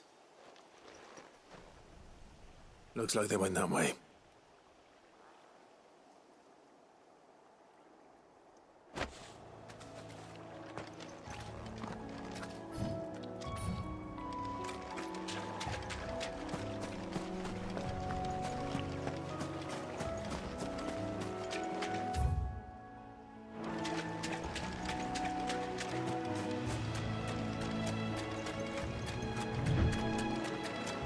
These chocobos aren't going down without a fight.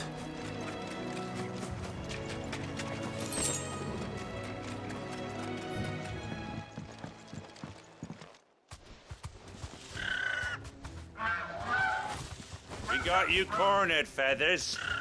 You didn't think you'd seen the last of us, did you? You've been bad for business.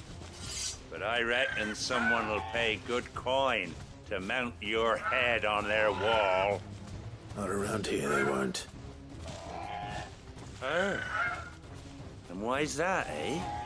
Because she's something of a hero in these parts. You hurt her, and I hurt you. Piss off. Or better still, how about we hurt you both? All right then. But don't say I didn't warn you.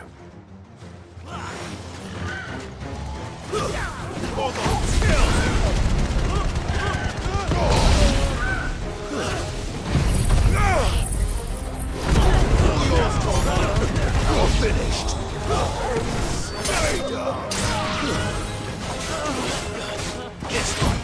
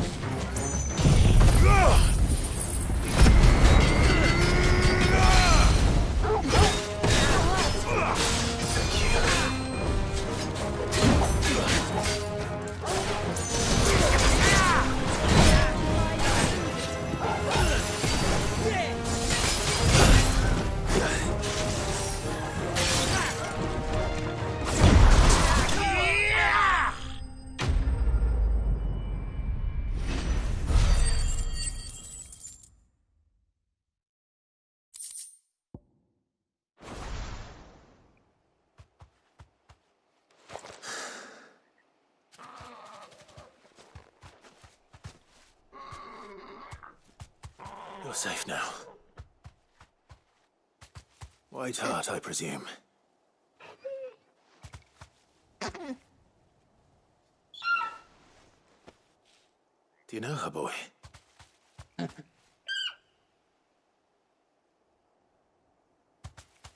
scar. It couldn't be.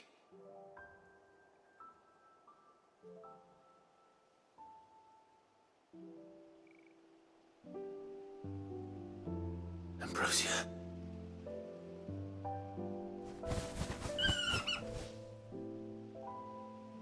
It is you.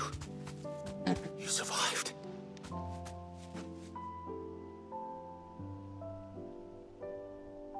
And you found yourself a flock.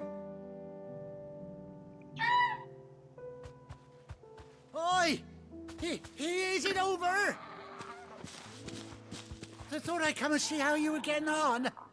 Oh, you sorted the bastards then. I knew you would. And the whole flock made it through unscathed. Thankfully, they did. And not only that.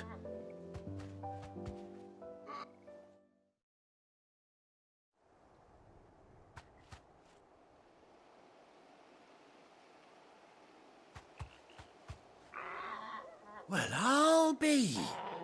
I never stopped to think our hero here might once have been someone's mount. Though I dare say she'd suit a fine fellow like yourself. Reckon our feathered friend must have learned a thing or two from her master. Kind-hearted warrior that you are. Bird like her would have cost a princely sum. You born a lord or something? Well, Oh, no, sorry. I didn't mean to pry. Don't matter who you are. You done right by me. What is it, girl? She wants her master back, I reckon.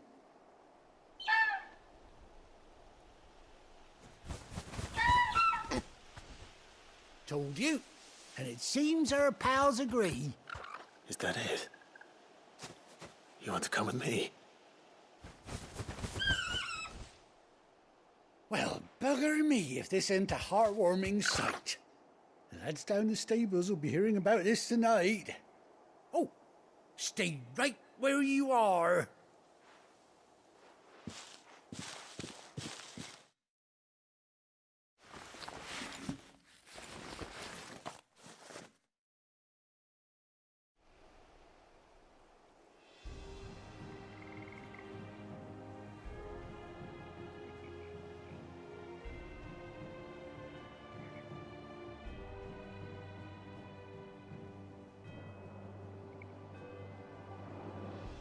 Doesn't she cut an handsome figure, eh?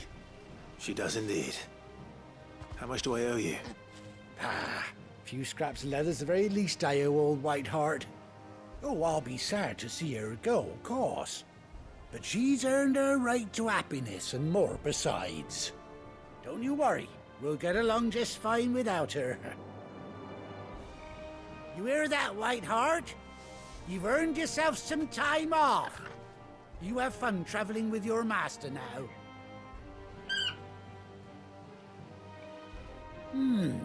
You seem awful familiar now I get a proper look at you. That's it.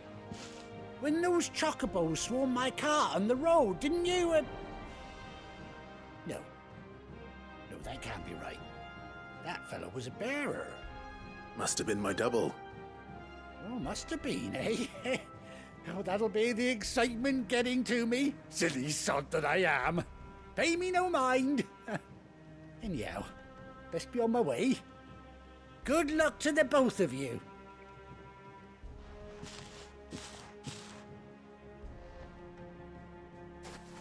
You take care of your flock for now. I'll call you when I need you.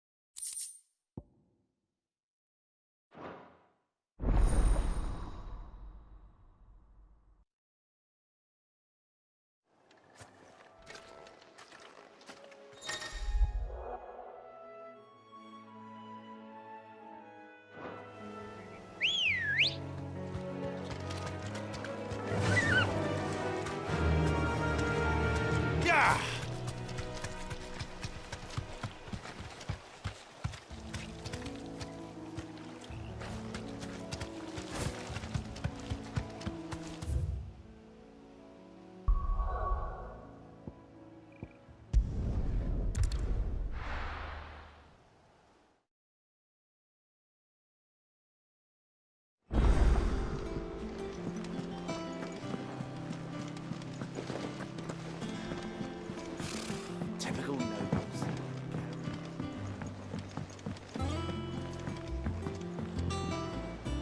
Back again, Lord Rosfield. I'm touched that you should find me such good company. It is not your company, but your counsel that I seek on this occasion. Ever the charmer. What will it be today, then? The Iron Kingdom. I need to know what to expect. You'll soon be setting sail for Drake's Breath, then, I take it. The mother crystal that rises from the boiling sea. There was a time when a true-blooded Rosarian had only to brave the waves to visit it. But then the Ironblood made their move.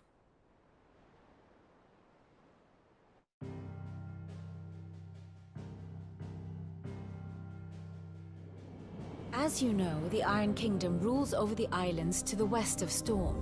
Or rather, its church does.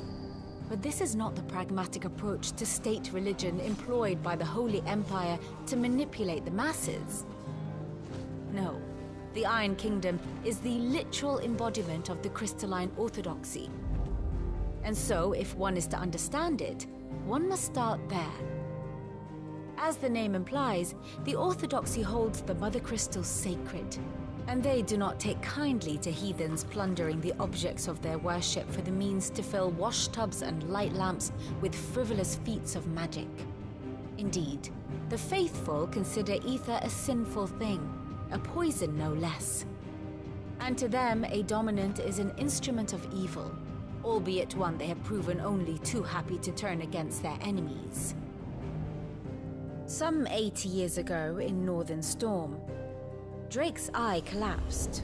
Soon after, in pursuit of ether and with the Blight at their backs, the Northern Territories descended upon the Grand Duchy of Rosaria. And when the Shields of the Flame marched north to meet them, the Iron Kingdom spied an opportunity.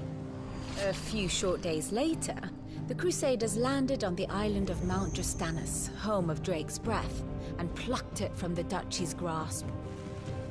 Rosaria tried to reclaim it, of course, but to no avail. I doubt more than a handful of Duchy men have set foot on its shores in your lifetime. Nor are they like to again, under the Empire's stewardship, meaning the Iron Blood will keep their island, and with it, the foothold they need to march on mainland soil when next they spy an opportunity.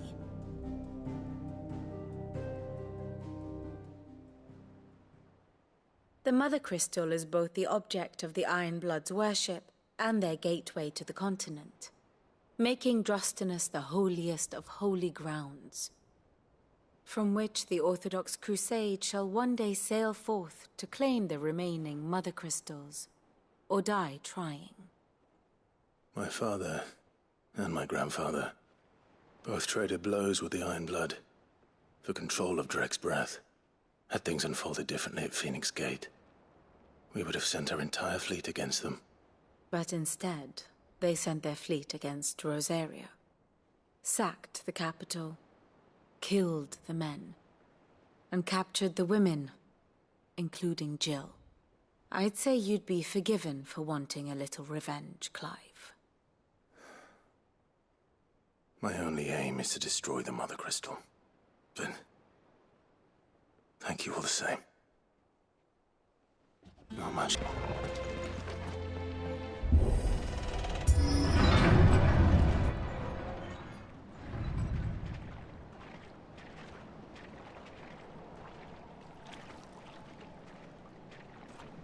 Ugh, look at this place. What a mess.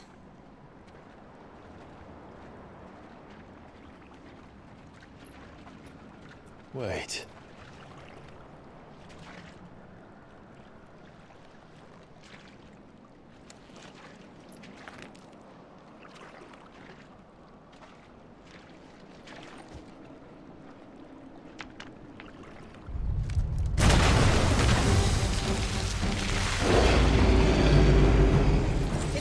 hand. Nothing a shield of Rosaria can't handle. Just like forward. And I know that I can do it. If you're there beside me. always. And I'll be beside you, too. We'll bring down the Mother Crystal together. All while Sid looks on. We'll make him proud.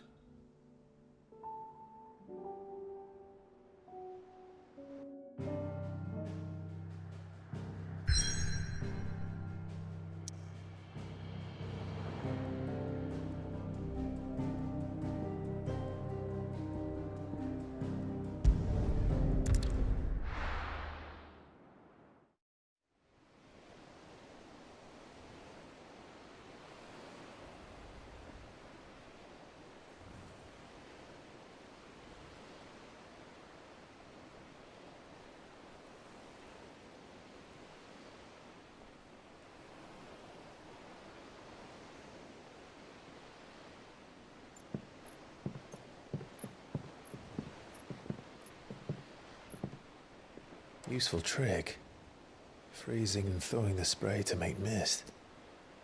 How did you learn to use your powers like this? The Masters made me do it. When the Crusaders took to the seas, to keep the fleet's movements from prying eyes. I'm fine. No, you're not.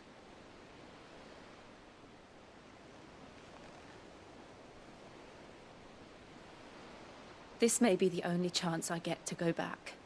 My only chance to put things right. I have to do this. Whatever the cost. All right.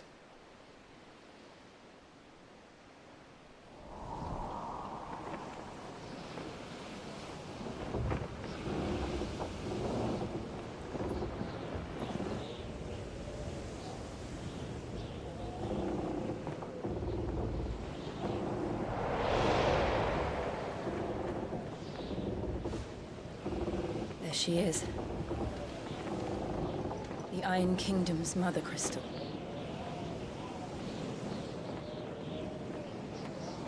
Drake's breath.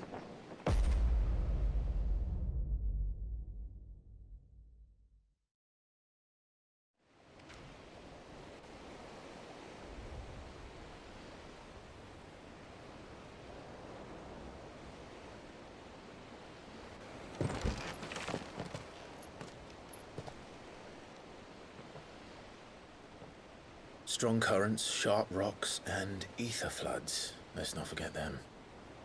This island is a natural fortress. But safety breeds complacency. Allowing a single rowing boat to slip in unseen.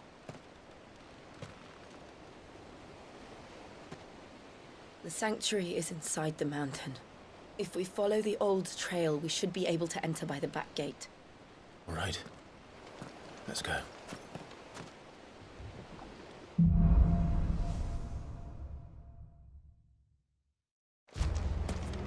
I always imagined when I came here it would be to reclaim it. It used to belong to Rosaria, didn't it? Once, though it's been in the Ironblood's clutches for far too long. As was I. For 13 years, this rock was my home. I know its secrets only too well. This path was abandoned after an ether flood. They don't guard it anymore. The perfect little shortcut.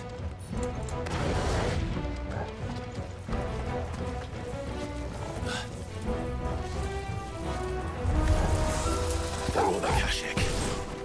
The ether flood must have spread. It was never as bad as this before. Then the only way past it is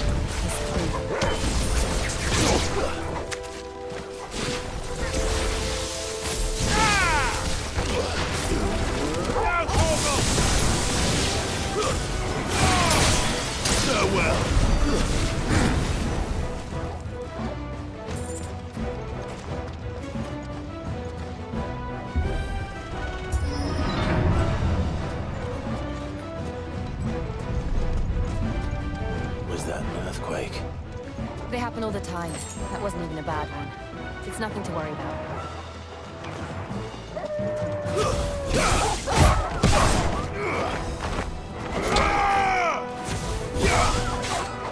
It's over!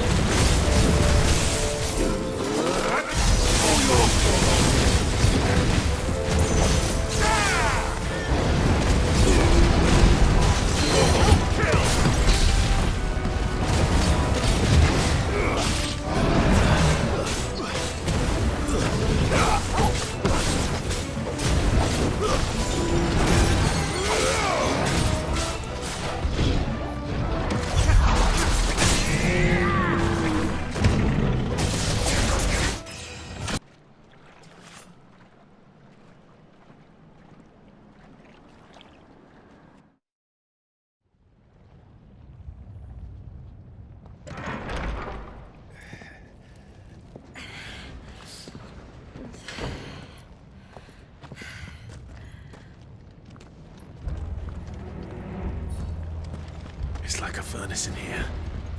We're inside the volcano. You get used to the heat. Though I don't remember it being quite this hot.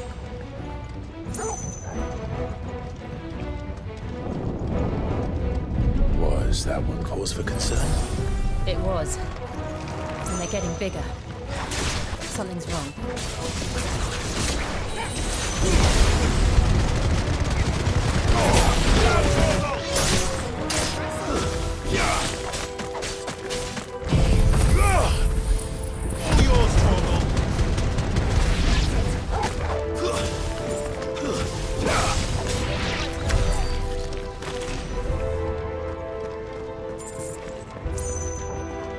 It finishes me. Here.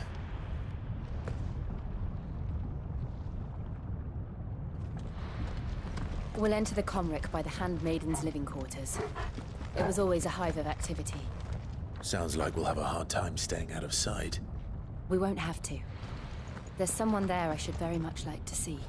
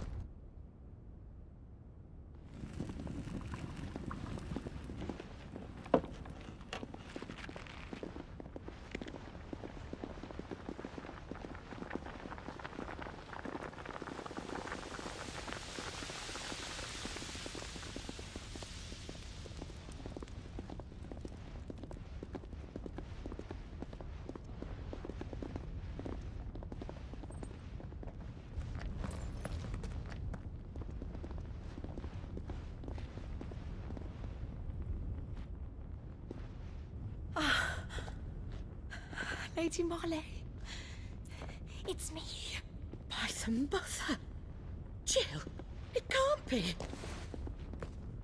It is, my lady. We cannot talk here. Come with me.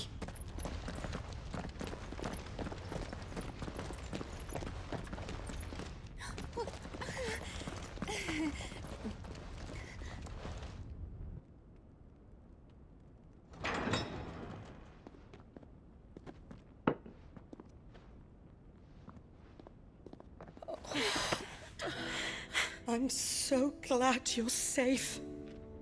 And I you. Why ever would you risk coming back? Are you a fool, girl? Or have you grown tired of your freedom already? Forgive me, my lady. But I had to come back. There are things I left undone. Tell me, where is the Patriarch?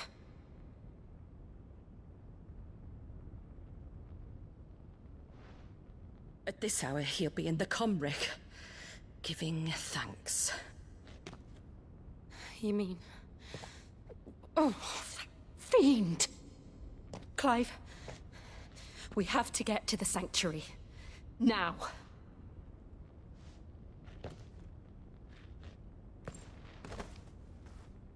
Lady Marley, you must flee this place, gather your things, and go. Now listen here, Jill. We have company.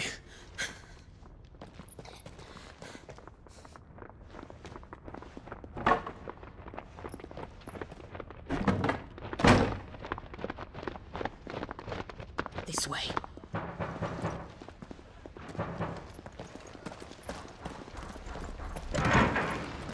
Follow this passage. It leads straight to the Comric. Go on, stop dawdling. Thank you. You were always so kind to me. My light in the darkness. Take care, my lady, please. You deserve better than this. A long and happy life, promise me.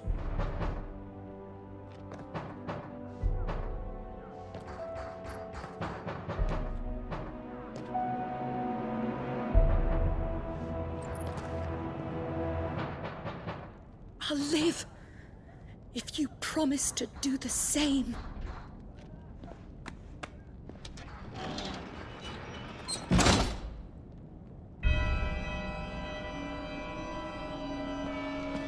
Come on, Clive. We're nearly at the Comric. All right.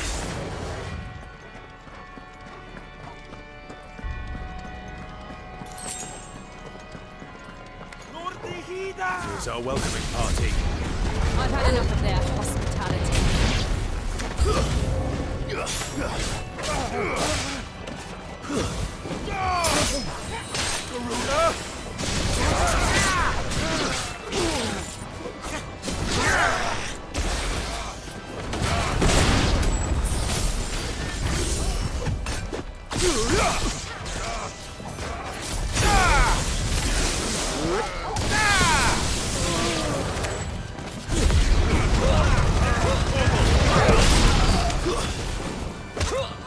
Farewell.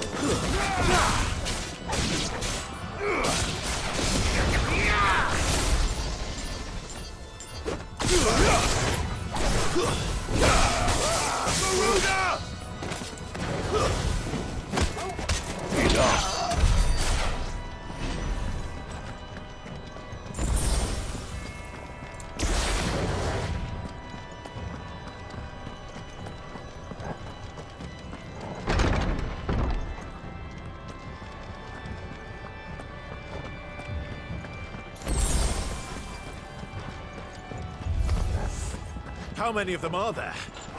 Too many.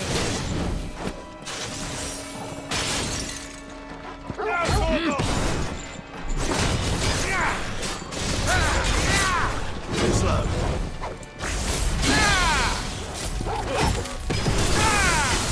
Let's try.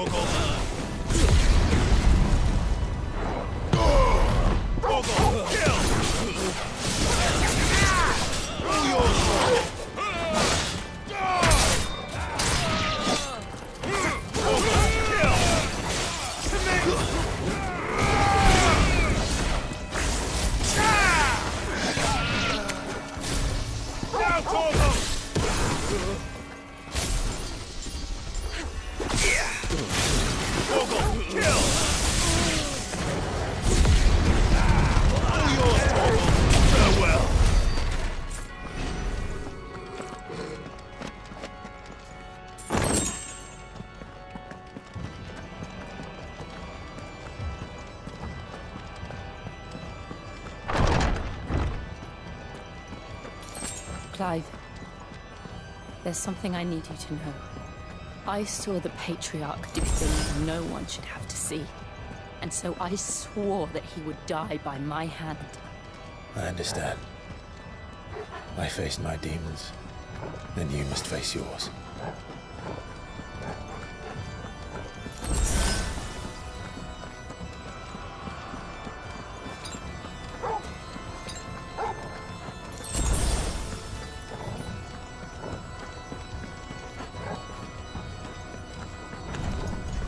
We're nearly there. Just one last push. All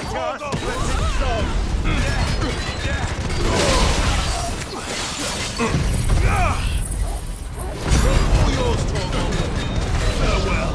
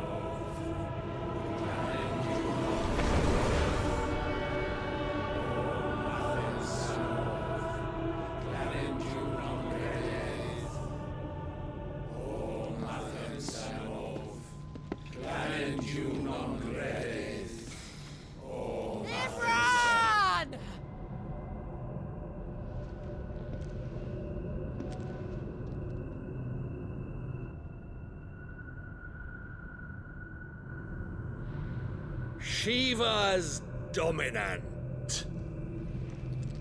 Come to beg forgiveness for your failure. For years, I followed your orders. Fought your wars. All to protect the children you took. Just as you took me. And what did you do in return?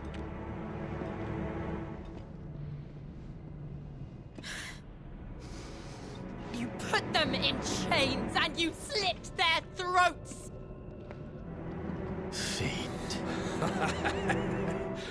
Their souls were sullied with the stain of ether. I merely cleansed them of their corruption. A penance paid, just as the Holy Mother wills it! Repent, abomination! For a monster like you to set foot in the Holy Cymric is in itself a crime deserving of death. You're right. I am a monster. And my soul is stained black. Though not by ether. But by the evil of men like you, who made me close my heart and drown in darkness when I should have raged against it. This is my penance. I will be your monster no more. Nor will I suffer you to create another.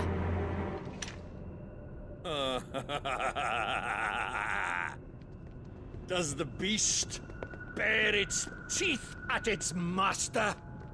Come then, Dominant. Rage, be as you have ever been. A monster! And what are you, Imran?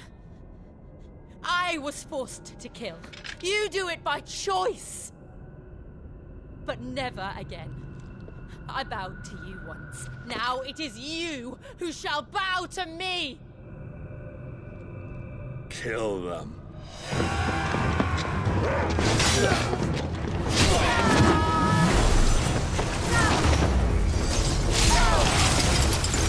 Now! Right!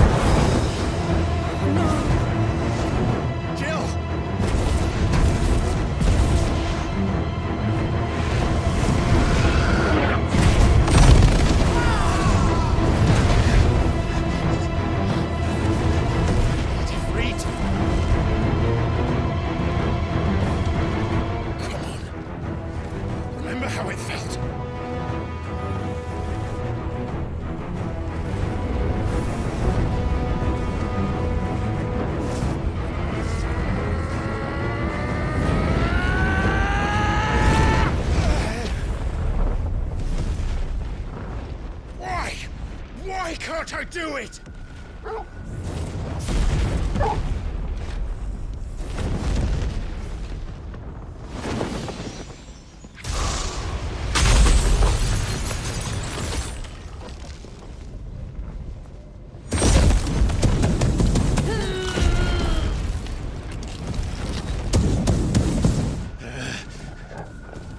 Please, just once.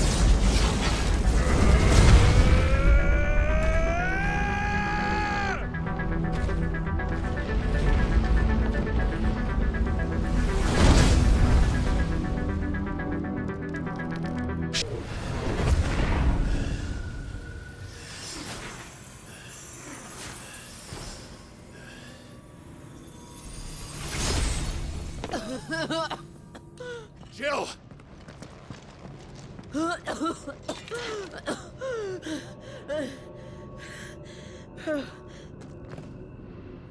I'm going to finish this, Clive.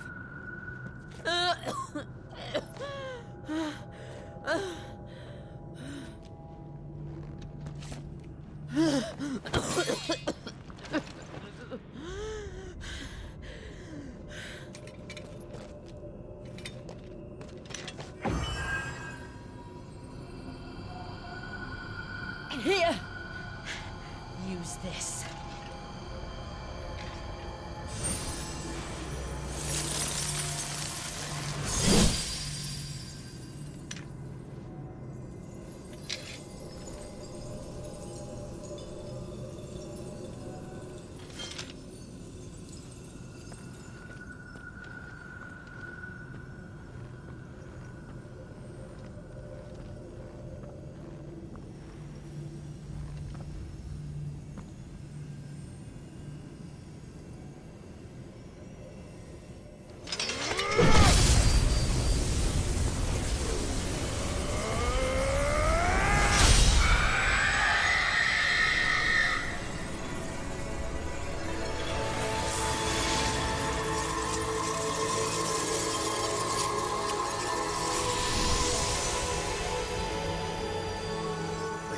watching, Sid. We're one step closer to freedom.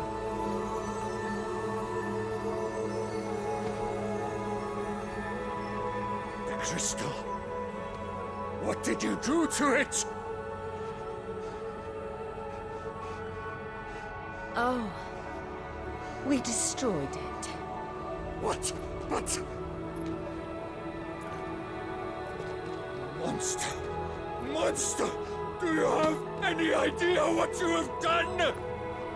I do, Father. I have killed the monster and become an outlaw.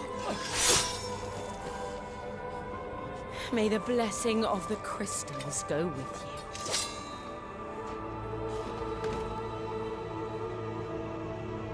It's over.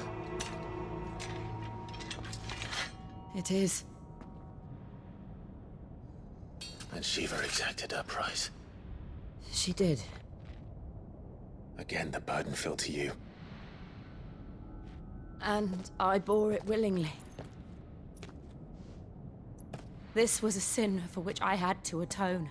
Now I can continue at your side with my head held high.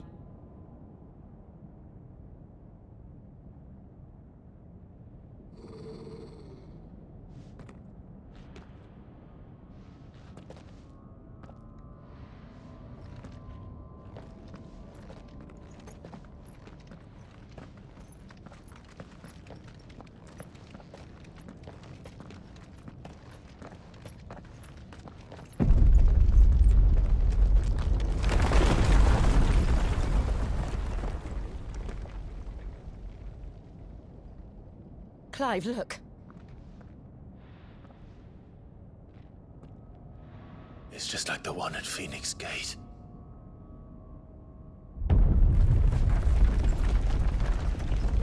Damn it.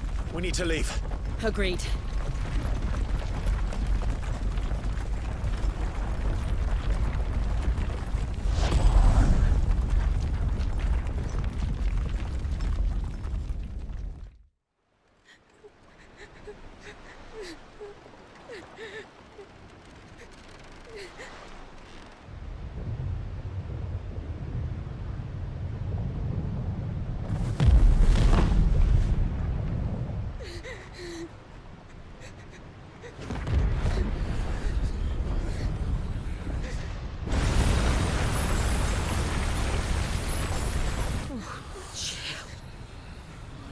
I kept my promise, and now you keep yours.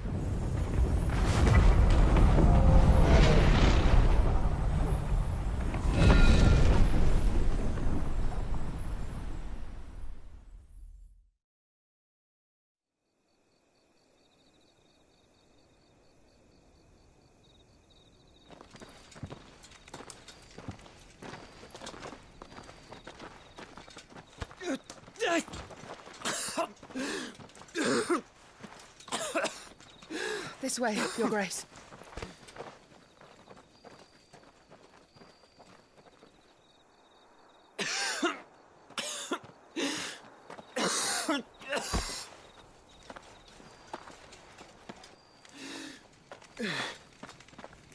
You're bleeding. I have a tonic which will... I thank you for your kindness, truly. But I assure you, I will survive. Please, save your medicines for those who need them most. Oh, well, if you're sure.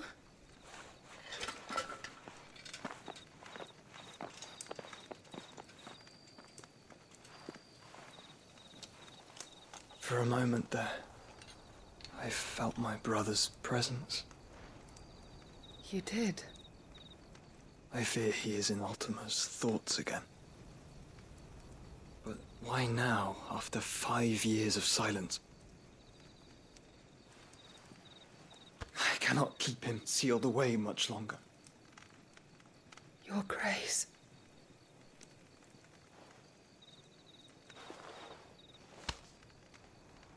No, do not dirty your hands.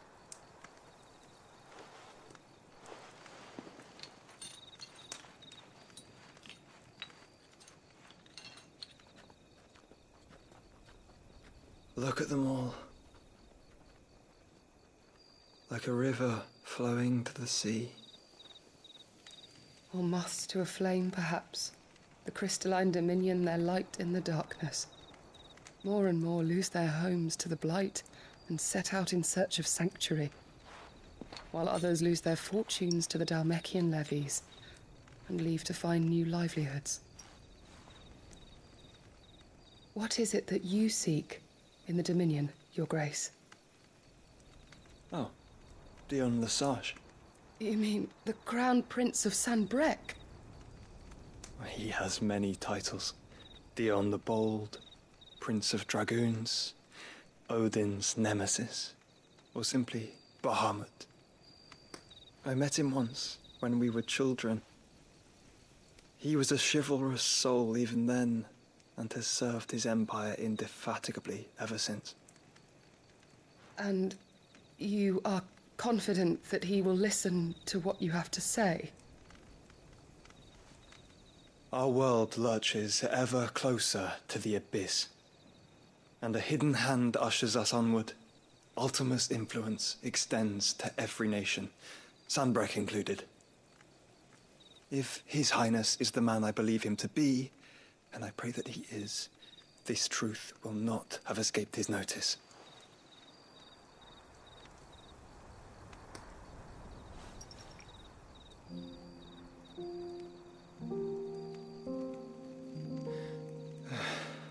As the mother crystals fall, the eternal flame wavers, and the azure sky begins to bruise. How lucky we were to be blessed by the crystals, and yet how spoiled. Like canaries in a gilded cage, growing fat on seed. But now, the bars are closing in, and we must take flight.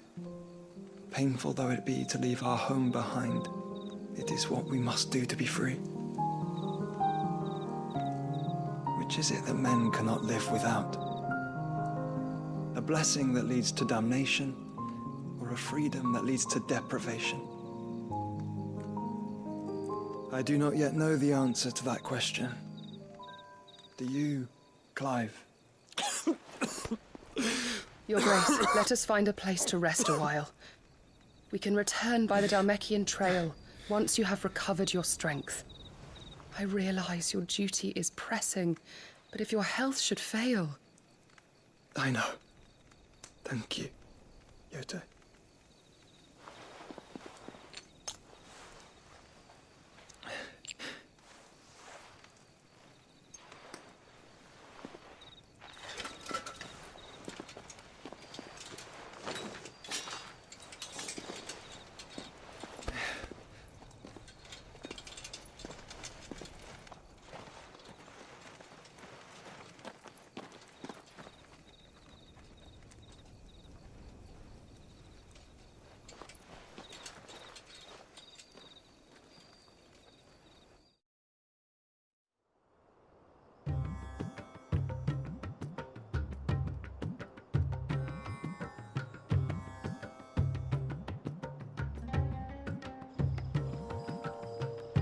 Army's attempt to breach the Empire's defenses and gain the Isles of Ark has failed yet again. Only because your fleet has proved as impotent as a eunuch on laying night.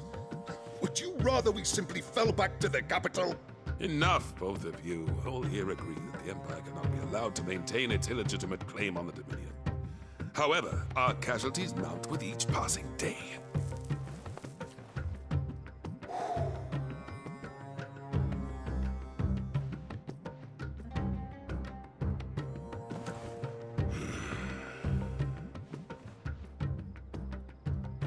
There is a literal sea twixt you and your prize. The armies of Sanbreque need but sit back and watch as you harmlessly lap against their walls. They are dug in like ticks and seek to draw out this siege, knowing the capital's stores are nigh bottomless. And what of our wise rulers? Goaded into war without any thought as to what chaos it might reap.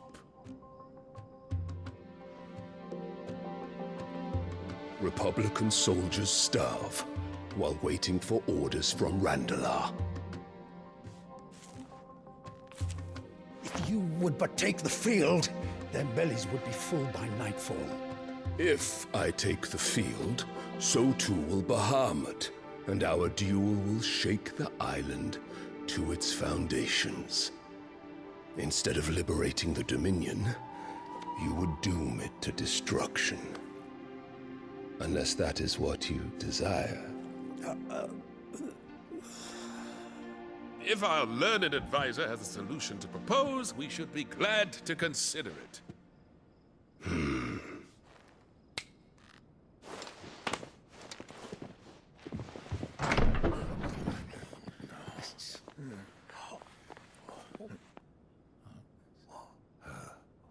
Is that the Emperor's?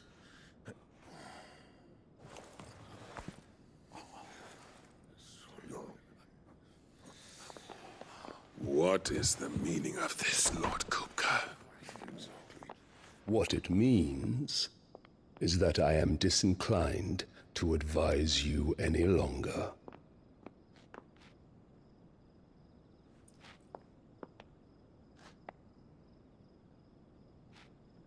Ah, the looks on their faces when you walked through those doors. A perfect picture of stupefaction.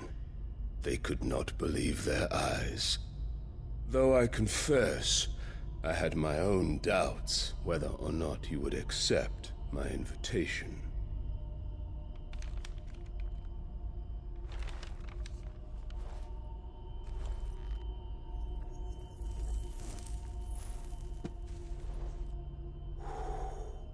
Such shocking news.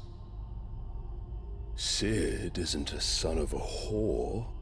He's the son of an empress. Your own dear Clive. Absurd. Who fed you these lies? I have never spent a moment among criminals, save at the gallows.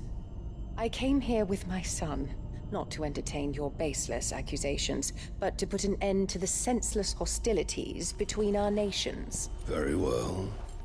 You need only agree to the terms I set out. Sid took the life of someone dear to me, a woman by the name of Benedicta. I swore to take his in turn. This would not be disagreeable to you, I take it. You would finally be rid of the stain on your noble name. In return, I will leave Sanbreque in your capable hands. Your Imperial Majesty.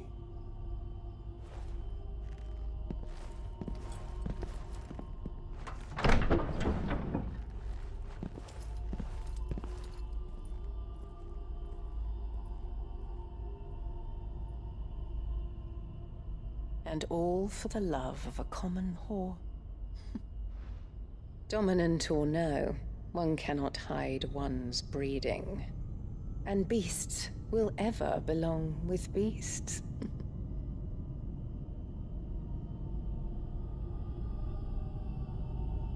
There are greater things in store for you, my darling Olivier. Soon enough, you shall be the crown prince of Sanbreque.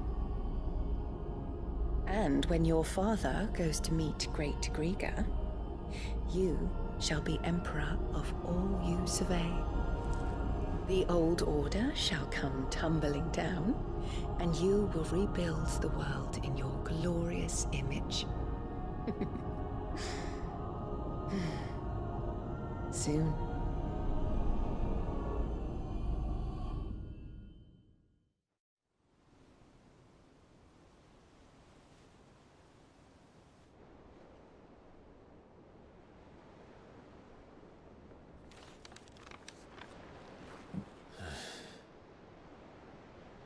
She's been in there for hours.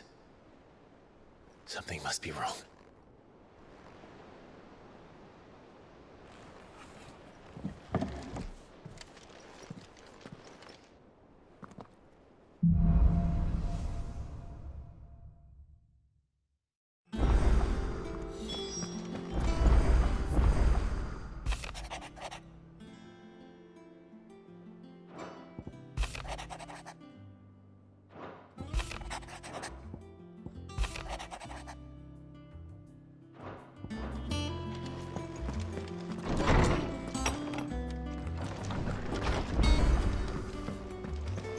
Is it true what I'm hearing, Sid?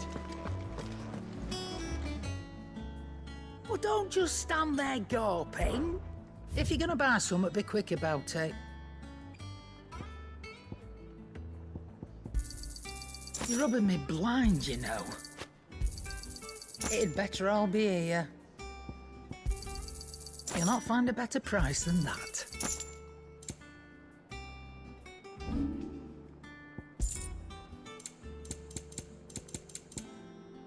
Finished, are you? What do you need? What do you want?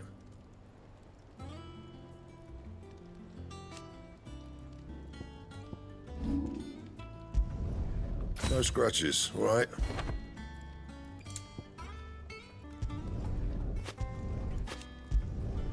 Yeah, that should do you.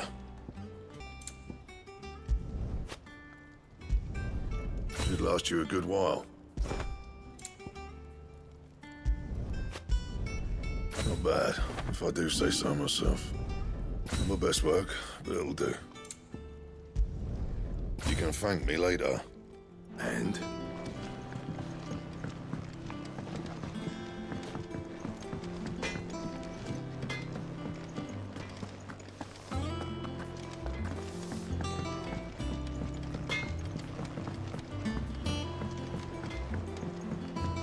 Let us know if you find any rotten planks.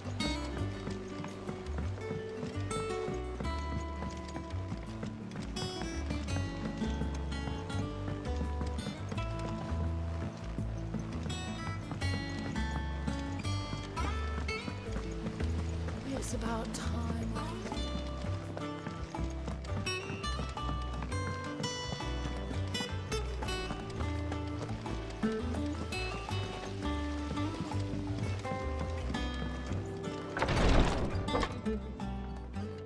I've done what I can, but the rest is up to you. You need to start taking better care of yourself.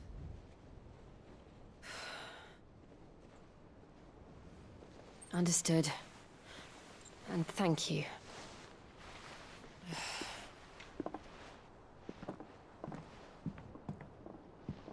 The curse has spread. Make sure she rests.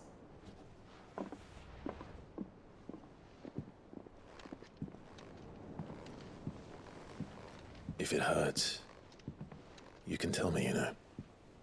I'll understand. I can bear it.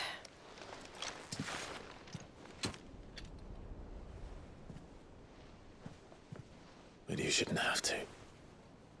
Not anymore. This isn't just your struggle, Clive. It's ours. And when we see how hard you fight, it inspires us to do the same. Or would you rather we left you to save the world all on your own? No. That's not... Ignore me.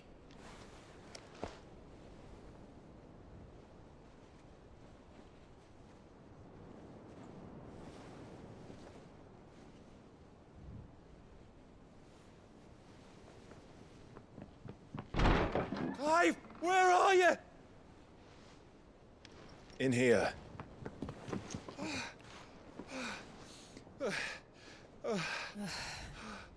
What's wrong? Rosaria's under attack. What?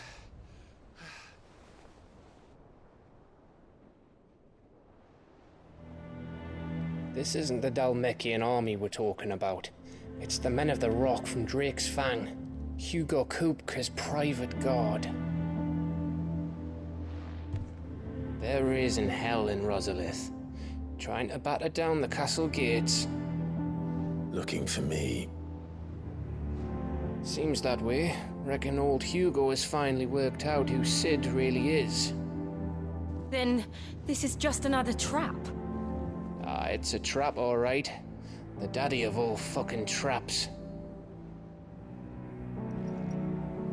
I'm going to Rosalith. You're not serious. That's exactly what he wants you to do, Clive. Look, I don't know why Kupka harbors such a grudge against Sid. But as long as it's left to fester, our world will never know peace. He has dragged the rest of Storm into this pointless war just to find me. Besides which, I am not about to stand and watch while my home gets ground into the dirt. Hugo Kupka must die. I've lost enough friends to that man already. I don't want to lose any more. So let's go and kill the bastard. I'm coming too.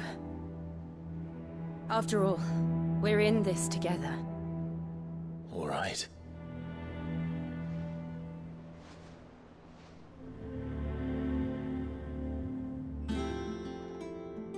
I should probably speak to Otto before leaving. We need to know what we're getting ourselves into.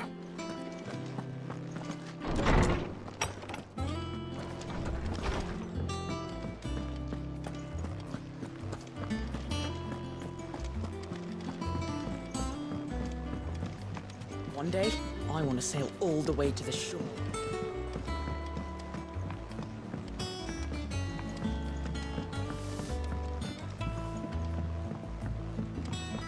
We must be ready to leave for Rosalith at a moment's notice. Oh, Clive! Welcome to the Patron's Whisper. The Patron's Whisper? Does that mean someone else is taking care of our friends' donations? Oh no, that's still me. It's just Karen has her toll, Blackthorn has his hammer. I thought a new name might liven things up. I still catalogue every item that arrives, in addition to setting aside those tokens of appreciation the sender has specified are to be presented to you personally. I thought I was ready for this, but... I know. It's like a nightmare. This was our home. Come on, Clive. We have to keep going.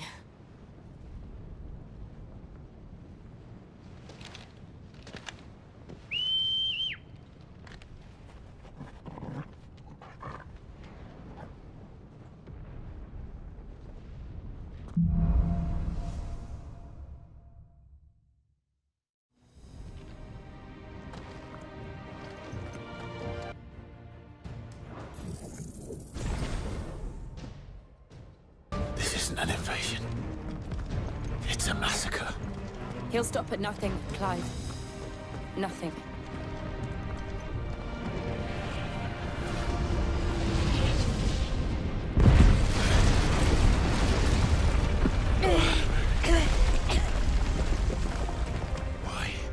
Why do this? Clive, we can get through here.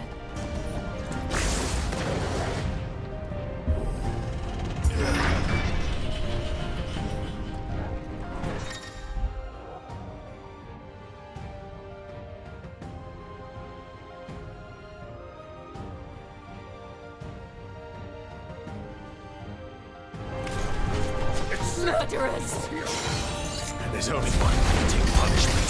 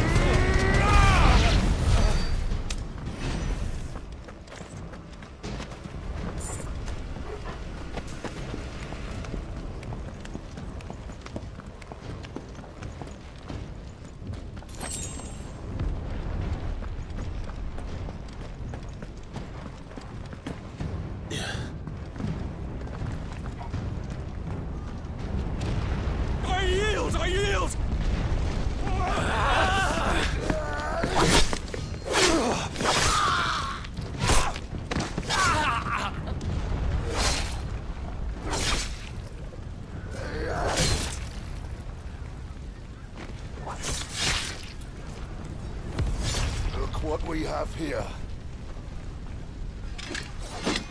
Gentlemen!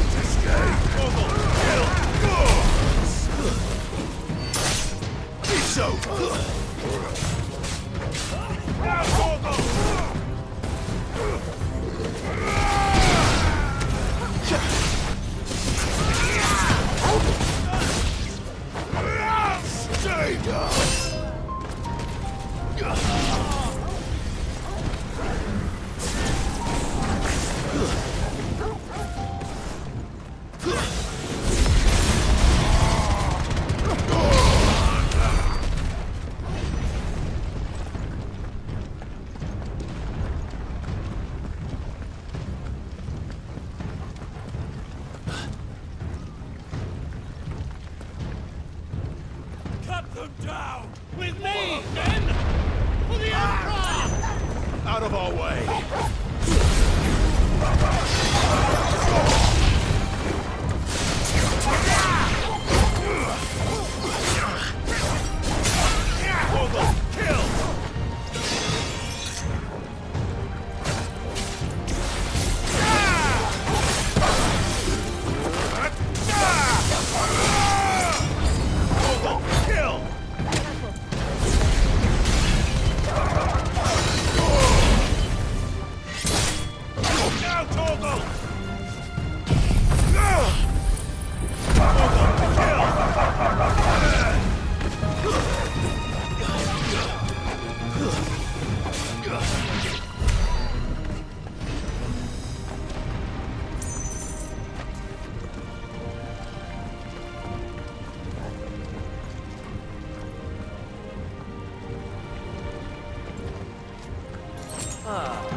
Come on, take it out, Torgal!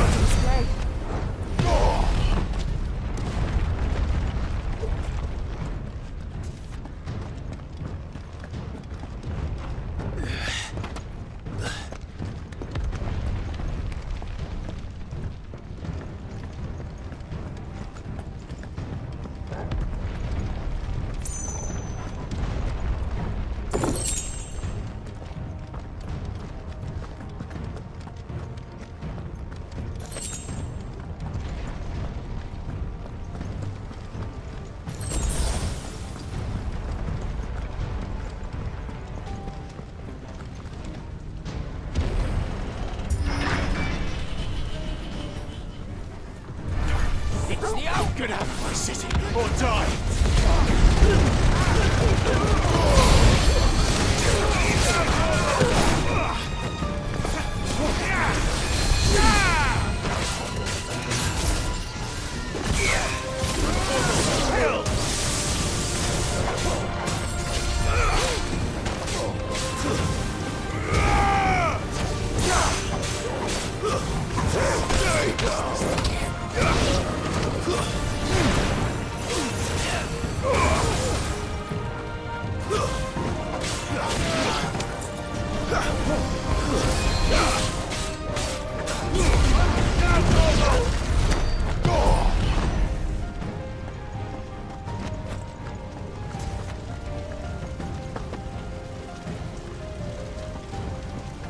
We're nearly at the castle.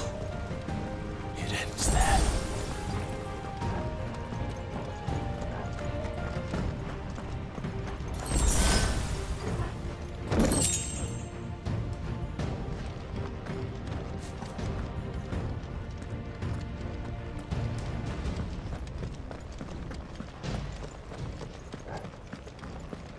He's here! Remember, Get him! we take him alive!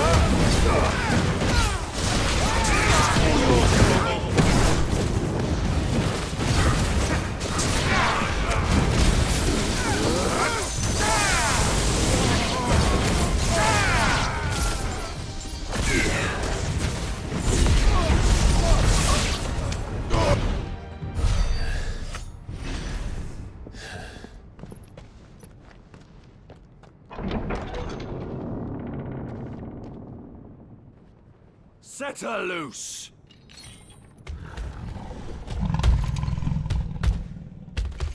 They have a curl.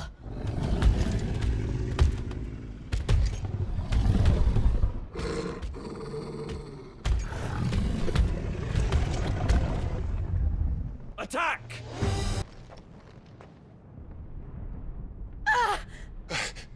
Jill! We meet at last, Sid. Or should I say, Lord Rosfield? I've been looking for you for a very long time. Let her go, Kuka. I'm so glad you accepted my invitation. I went to some trouble with the decorations. Do you like what I've done with the place? Bastard! Such a pity your predecessor couldn't join us. But I am sure you will prove compelling company.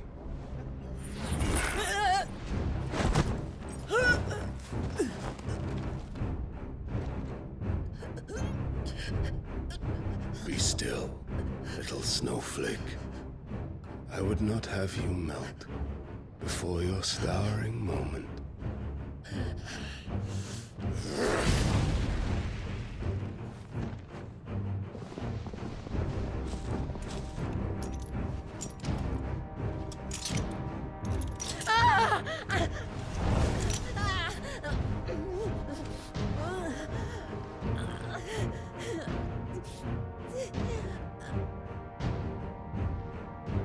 Fuck.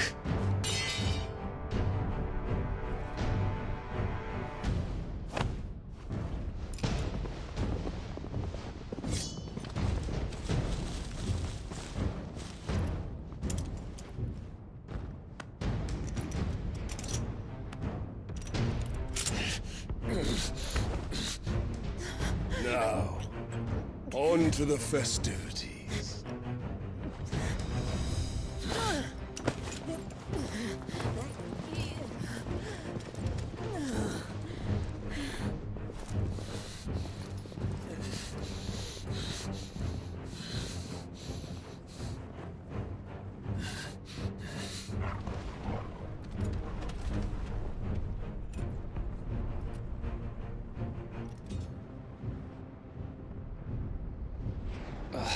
That's just great, that is.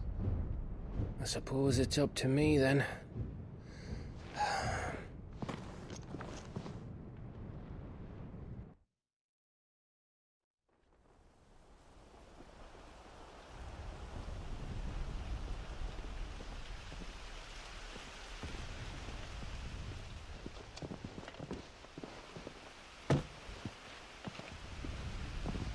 Headsman!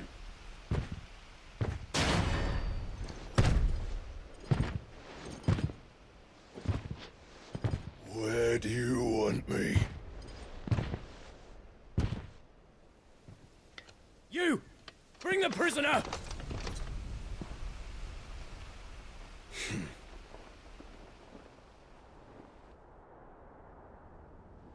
Yes, no more than she deserves for getting into bed with an outlaw. We should get into mine.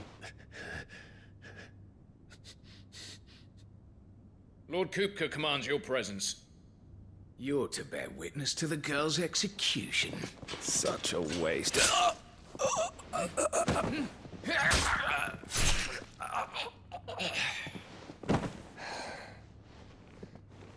Gav! Shh.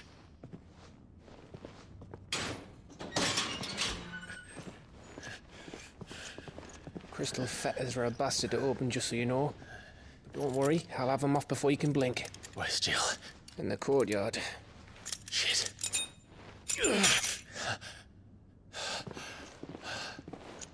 We have to hurry. The Imperials have sounded the retreat and cleared out of the castle. But the place is still swarming with Kupka's men. Leave them to me. I'll make my way up top and circle round the back. Quick as you like, eh?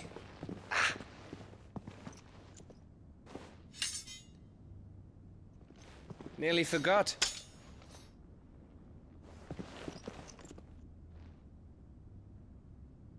Hold on, Jill.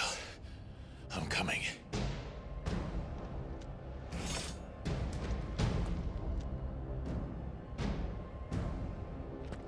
I have to get to the courtyard.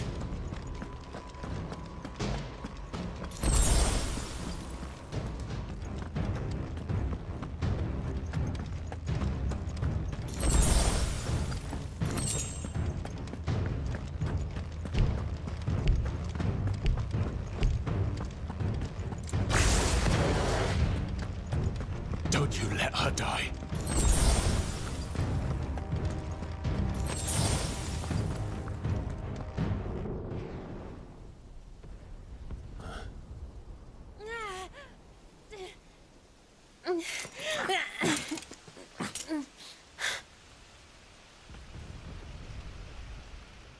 I hope you've got a plan, Clive, because we are fucked if you don't.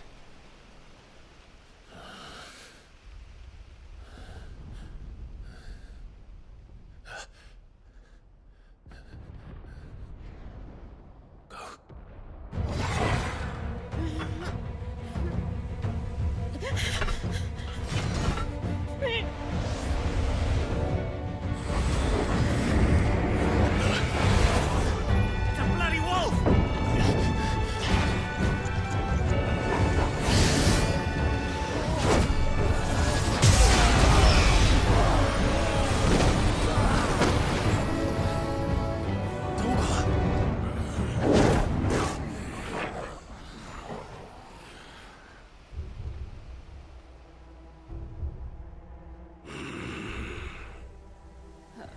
Jill, can you stand?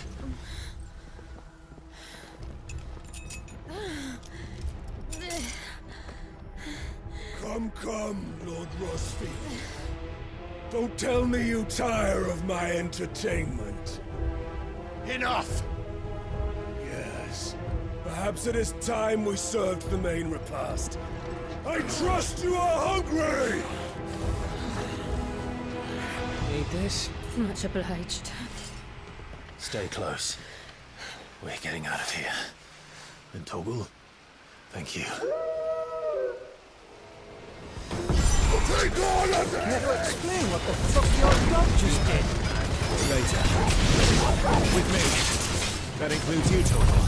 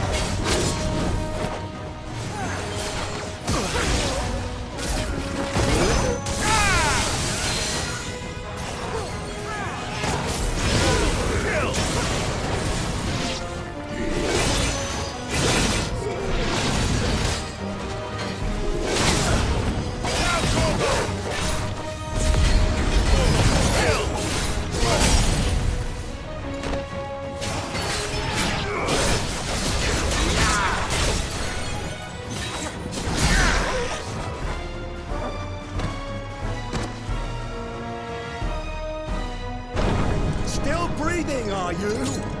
Excellent. Then Lord Kupka's reward shall be ours.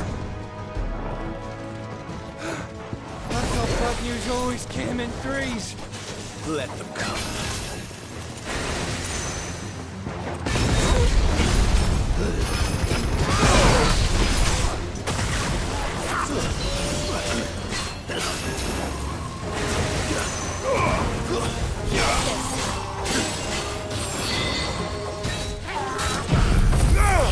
All yours,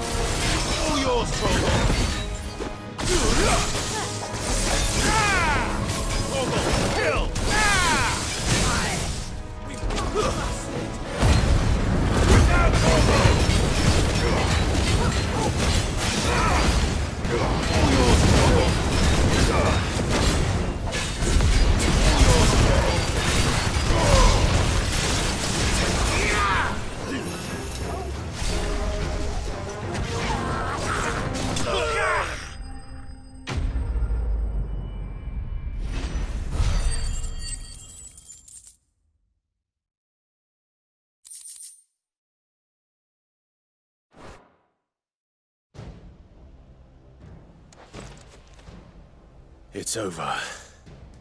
For now. But I bet that wasn't the last of them. And they won't stop hunting us until Kupka's dead. So you get in there and finish the job, eh? Go on. If they come again, we'll hold them back. All right. But be careful.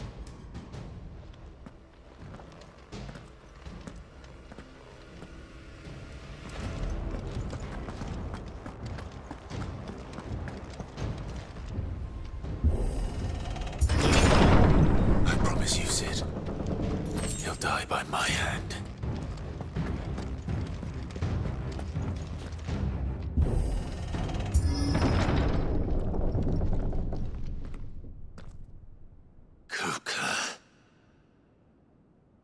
You're late.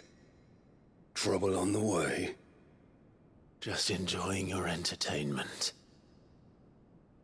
How gratifying.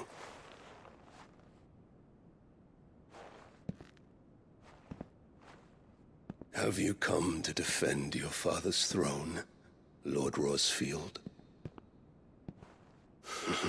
The Grand Duchy of Rosaria. A realm without a ruler, an army, even a people. A veritable kingdom of dust.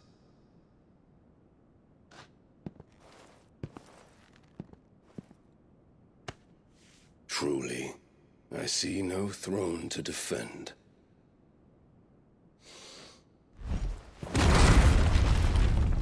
No!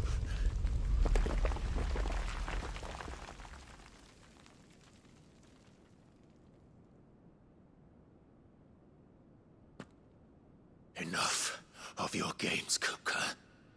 Just tell me what you want. Sid's head in a box. Imagine my disappointment when I learned that he met his end at the hand of another. and my relief to learn that you had taken up his thrice-damned name.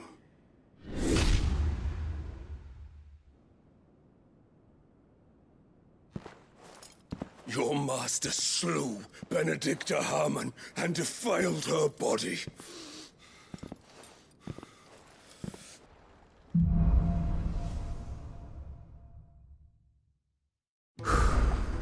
I'd better give Otto the good news. What ways need Welcome home, patching up?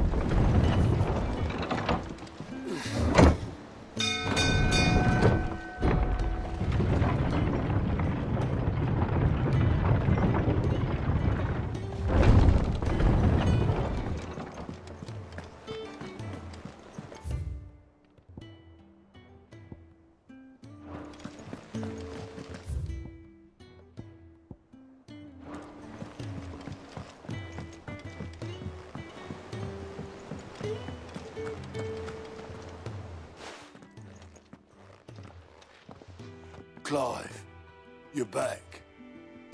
I am. And with glad tidings for once. Hugo Kupka is no more. Well, I'll be. All of our comrades who lost their lives back at Sid's place be smiling down at you right now. We had a stolus from Lubor saying Drake's fang had fallen. I expect that was your doing as well, was it? It's a long story. One for the history books, I'll bet. Welcome home, Clive. It's good to be back. You look better. I feel it. Which means I'm coming on your next little adventure. You're not leaving me behind again. Wouldn't dream of it. Otto.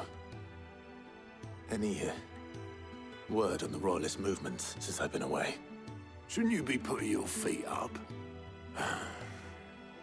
If you really want to know, go and have a word with Vivian. Thank you. I will.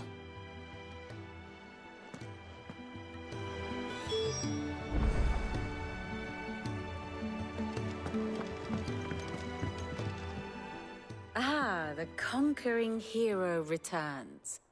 And with hardly a scratch on him. I may have picked up one or two. Well, the fact that you came straight to me instead of visiting our resident Physica suggests that you picked up something more important. A scent. The scent of Waludas. The very same. But whatever plans Kupka was hatching with the Royalists, he took them to his grave. As did his men. Slaughtered by the orcs who'd taken over the Fang. Orcs, Vivian. I've never seen such creatures in Storm before. The Waludas must have ferried them over from Ash, but why?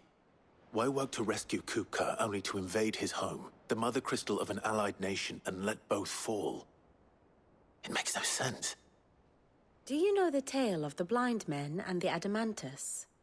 One can often be led astray by focusing too closely on individual details. One must instead see the bigger picture. And what bigger picture is there than my map?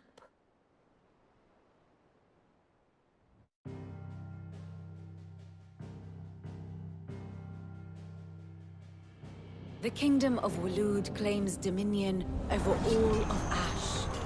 It is a nation forged by the bloody conquest of Barnabas Tharm, the dominant of Odin. The Canvarian War of Independence in 849. The Battle of the Twin Realms in 865. The Battle of Belinus Tor in 873. Wheresoever his armies fought, Odin was found where the fighting was fiercest. But of late, the warrior king appears to have laid his sword to rest. Battle rages for control of the crystalline dominion. Yet Tharm sends not a single ship in support of his Dhalmekian allies. Meanwhile, the Blight ravages great swathes of Ash.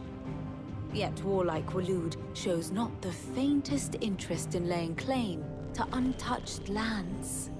So why go to the trouble of sending an army of orcs into the heart of Drake's Fang? only to make no attempt to claim the Mother Crystal for Waloed. It can hardly be for lack of men. Tharm's armies rival any in the Twins. No. We have not seen the last of the Waloed standard. Odin will ride again. It is but a question of when. And on that day, who will be trampled underfoot?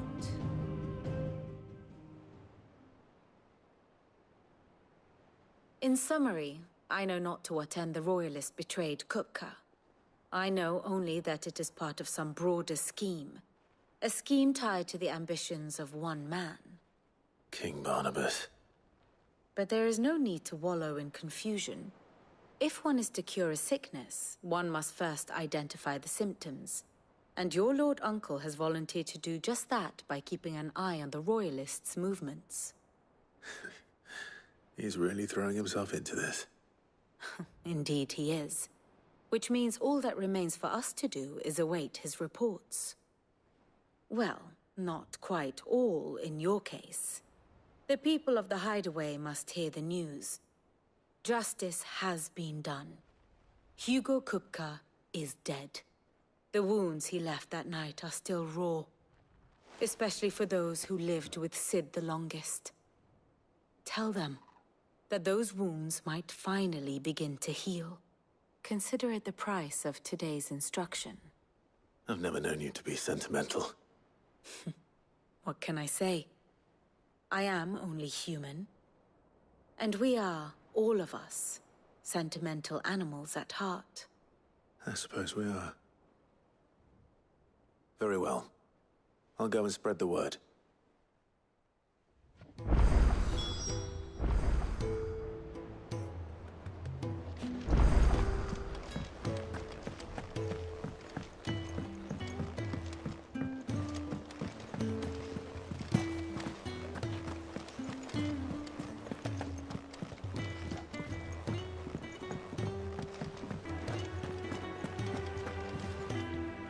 Well, someone looks pleased with himself.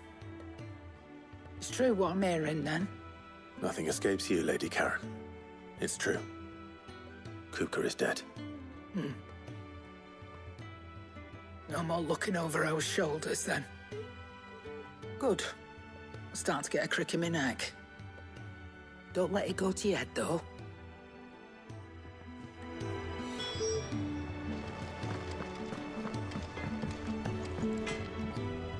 Blackthorn, do you have a moment?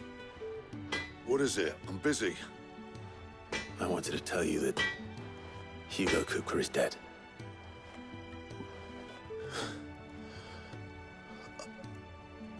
I can't tell you how long I've been waiting to hear those words. This is it then. A new beginning under a new Sid. I'll try to live up to the name.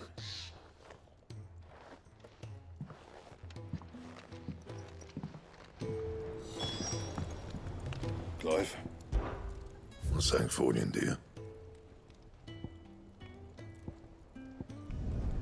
Not bad, if I do say so myself.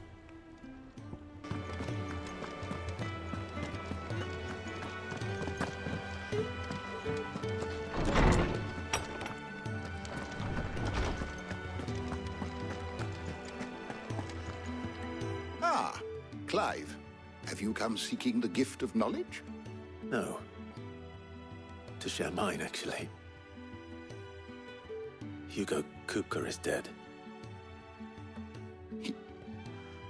Oh my. Can it really be true? Look, he's crying. He is. The big baby. And with good reason, children. These are tears of joy. We must offer up a prayer to your parents that the heavens might weep with us. There shall be no lessons today, only thanksgiving and merrymaking. Go, put away your things. All right. Brilliant.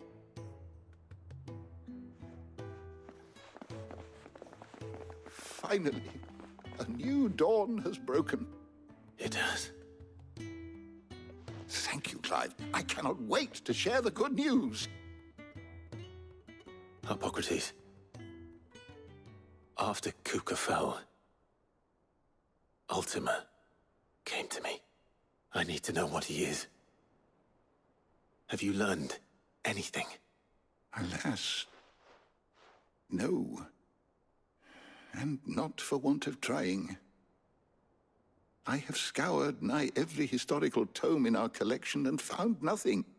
Not even the sort of conspicuous absence that might suggest a concealment of fact. One is almost tempted to conclude that such a creature never existed. But I saw him. With my own eyes. I don't doubt that you did. Alas, it seems you are the only one who has. To others, he reveals naught. We see only that which he leaves in his wake, like some terrible force of nature beyond the ken of mortal man. A bringer of death. Whether the Ultima you met with was the being itself, or merely another projection of its power, I know not. But until I do, my investigations shall continue. Thank you. It means a lot. Right. Let's see if Otto has anything else for me.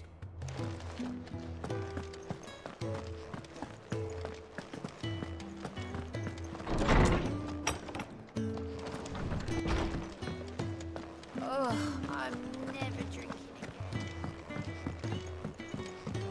I'm telling you, it's true. I heard it from Otto's own lips.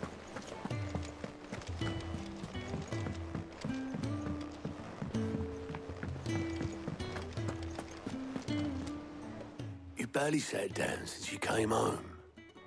Vivian got you running errands or something? Just spreading the word.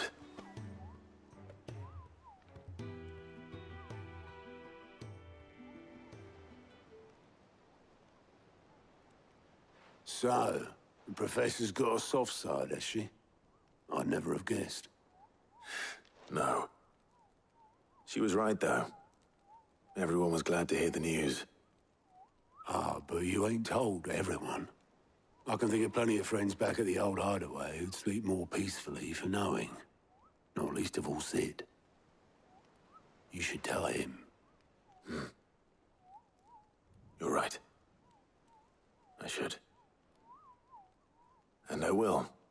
Well, when you do, be sure to take Mid with you.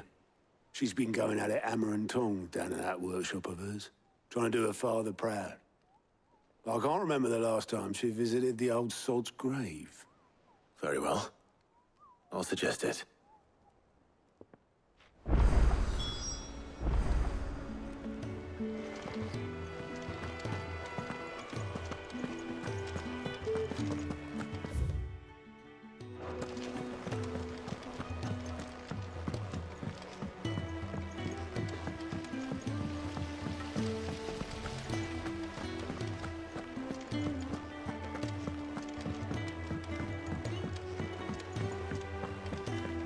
Mid might need some help tidying up.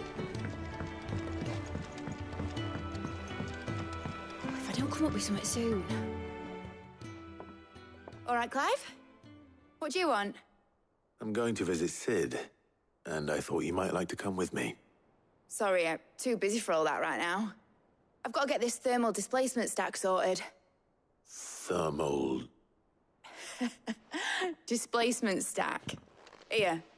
And this is for... Only the fastest, finest ship the world has ever seen. The Enterprise. Me and my dad designed it together.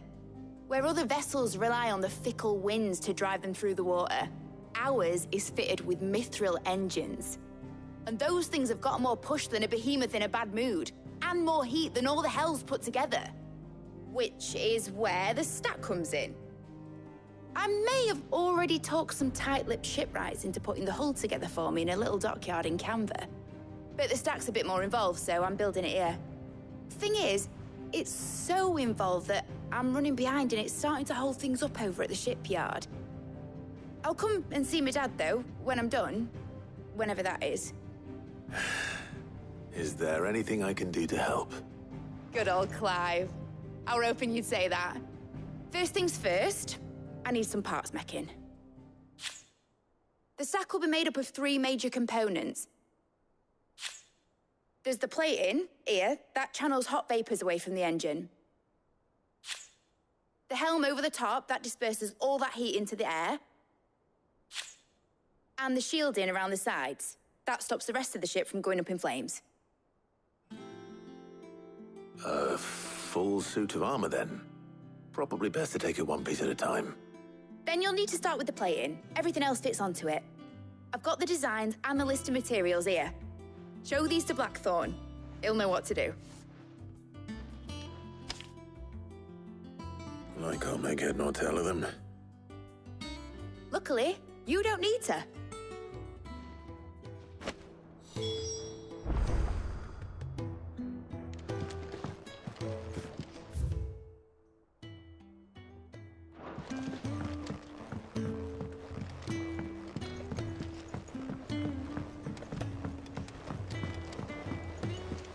Editors started reading books that don't have any pictures in.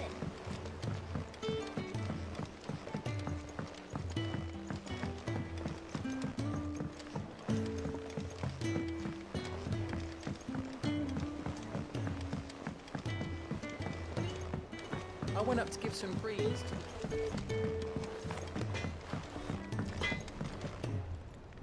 Blackthorn, can I ask a favor? Out with it. It's for Mid. This my last chance to say I'm otherwise engaged. Spare myself the arseache. Go on then. What is it this time? She said you would know. Here.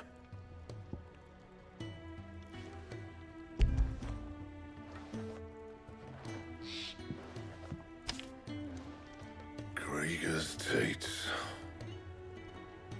Well, I don't know what the hell you'd want this for, but I can make it.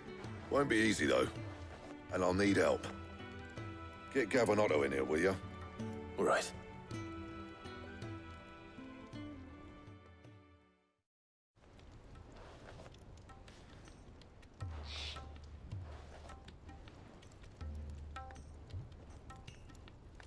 So Mid's roped us all in here again, hasn't she? Typical.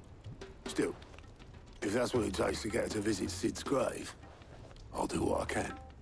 And, what is it we need to do, exactly? Take a look at this. It's this plating. The usual sword grade steel won't work. We need something that can get very hot, very fast, and still keep its shape. That means an alloy. Something that won't break or buckle at the temperatures she's talking about. Which is where you lot come in. I need materials, and I've got my work cut out already. You'll have to fetch them. Now, there's a special kind of sand I'm after that you can only find out in the Valcroy. Stardust, they call it. As for the rest of the stuff, my usual supply should have it in stock. It just needs buying and bringing back here.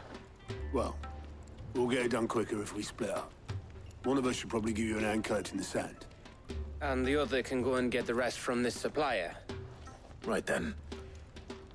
Well, make your minds up who's going where, we can get this over with.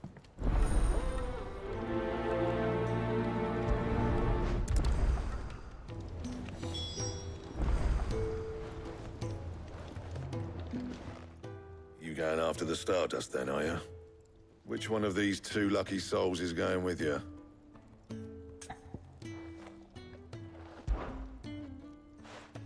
Otto, you're with me. All right, then. Where do we find this Stardust, and how will we know it when we see it? There's a river that runs through the southern reaches of the Valcroy. It's the black sand that washes up on its banks that you're after.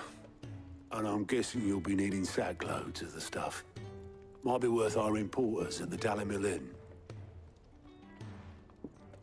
I'll head down there. See about finding us a wagon. All right. I'll meet you by the river. Yous two take care, eh? I'll go and see this supplier.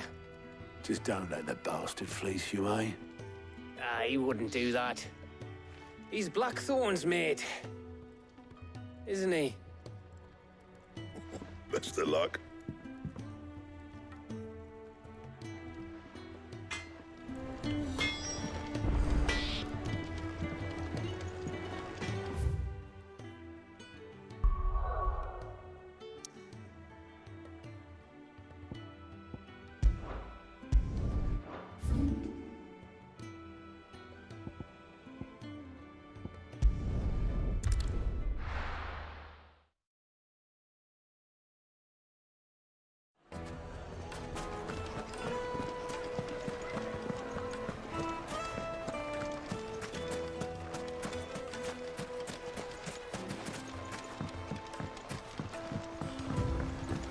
Looks like I found the river. Now where's Otto? Come on. Yeah!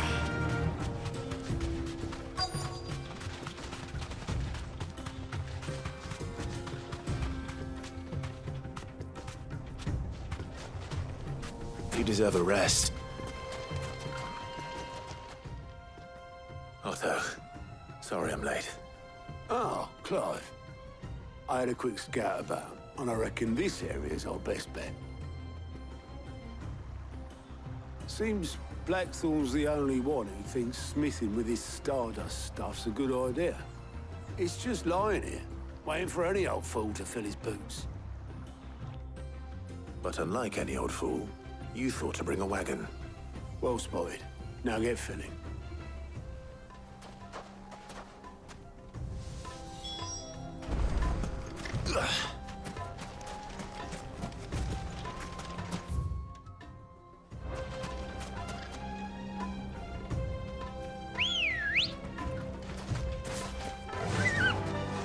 Fly, Ambrosia.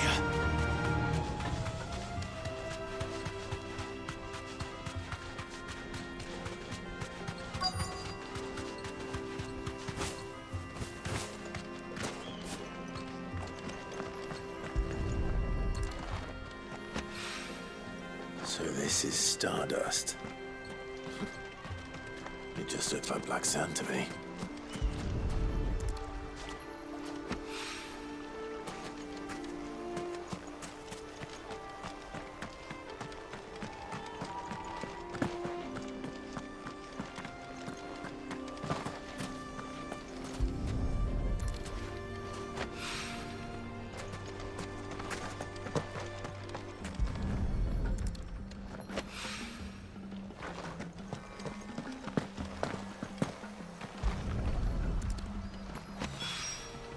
That should be enough for now. Let's see how Otto's getting on.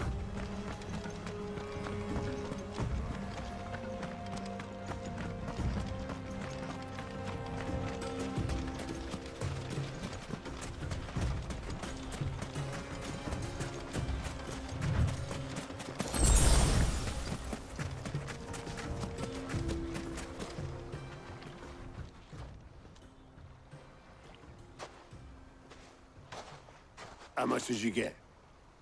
Enough. I hope.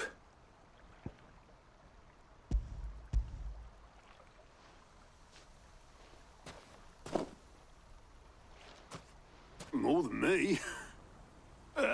Put it all together and I can't see Blackthorn complaining. Much. Here, Clive. Do you fancy a walk?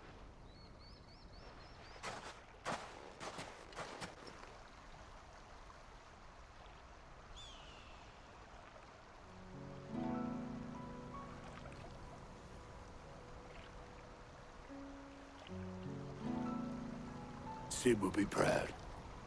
Of what? Of you, you idiot. The way you've carried on what he started. When we first met, I had you down as a spoilt little puppy who enjoyed nothing more than biting the hand that fed you. But 5 years on, you're the one doing the feeding. So thanks for proving me wrong. You weren't wrong. But I changed. Thanks to Sid. And thanks to you. When I suggested taking on his name, you were the first to back me. And if you hadn't, no one else would have. I couldn't have done any of this without you, Otto. Yo, give over. You're making me blush. All I did was choose hope over despair. I gave you a chance, yes, but you're the one who took it. You took a rabble of homeless, hopeless outcasts and put them back on their feet. Gave them something worth fighting for, just like the old Sid did.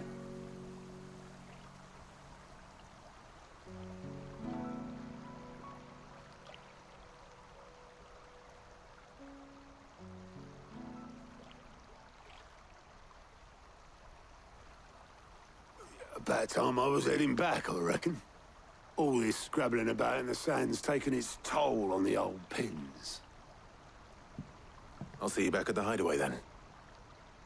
You can take a well-earned rest when you get there. Oh, I plan to. Believe you me. But I'll make sure Blackthorn gets his precious black sand before I put my feet up. He'll only moan otherwise.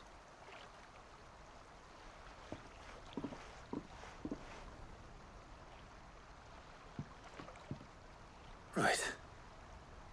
Ready to go home, boy?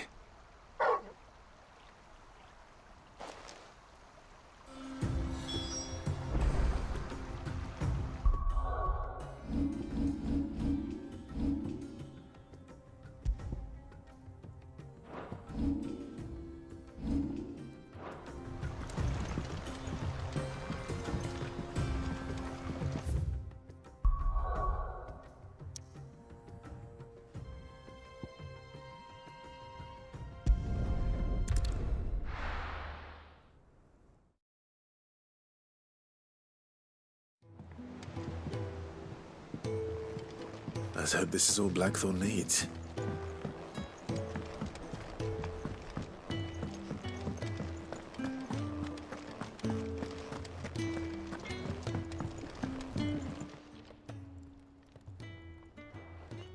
Blackthorn, got everything you need? Yeah. Yeah, I do.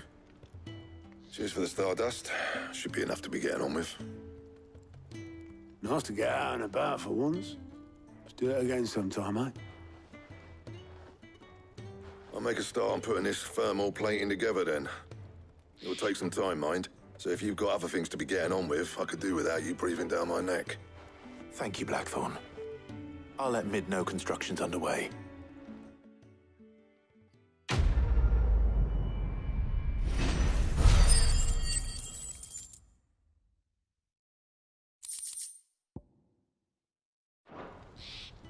Suppose we'd better be getting back to work too. Give us a shout if you need anything.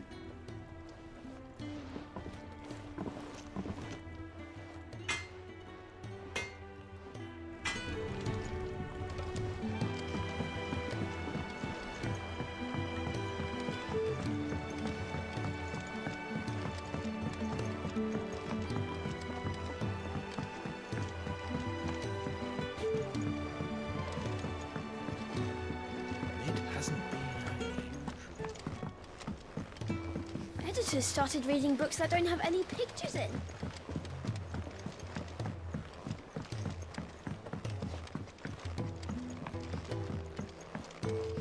If I don't come up with something soon.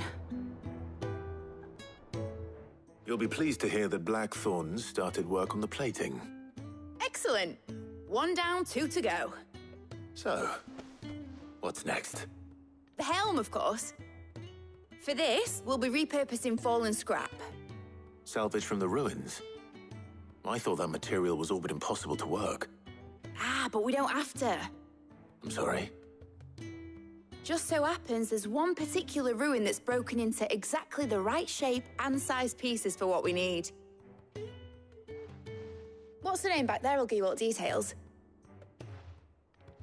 What's her name? Right.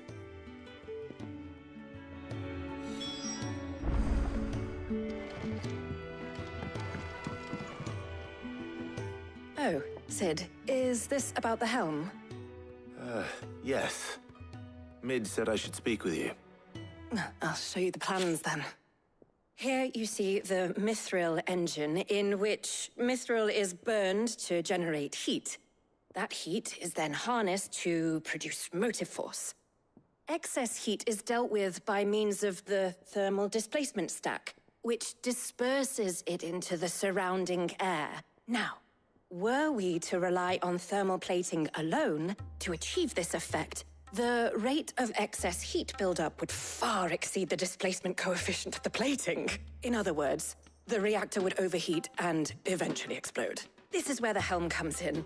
It connects to the plating, you see, and serves as a sort of thermal sink to absorb all that excess energy. Our experiments have shown that fallen ceramics are remarkably thermophilic. They can withstand and absorb levels of heat far above anything we are able to make today. And not only that, they're also waterproof and immune to rust, making them the perfect material for our protective hood. Why? If sea or rainwater were to enter the reactor proper, it would vaporize instantly. The forces produced would tear the ship from stern to... You can stop there. I understand. Mid said we might be able to use parts of a fallen ruin. Where would I find it?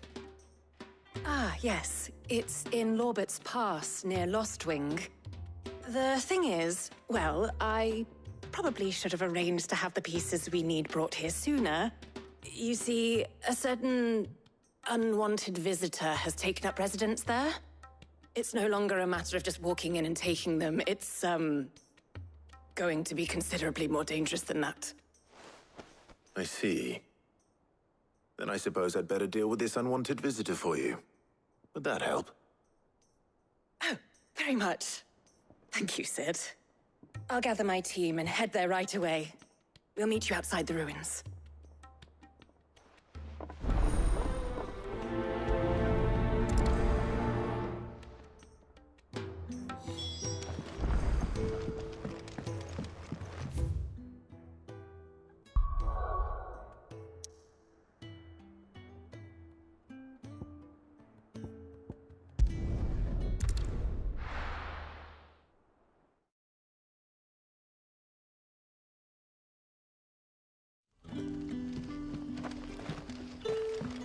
Good day to you, Sid.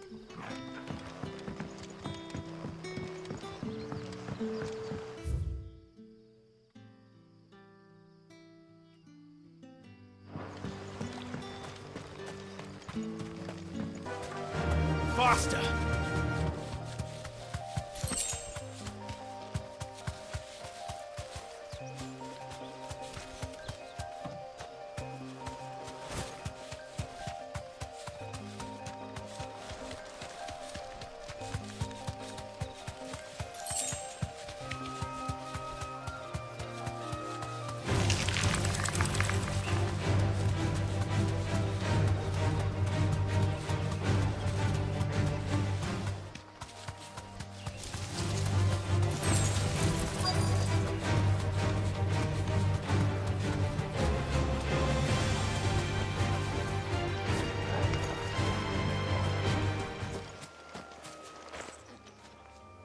Oh, there you are, Sid.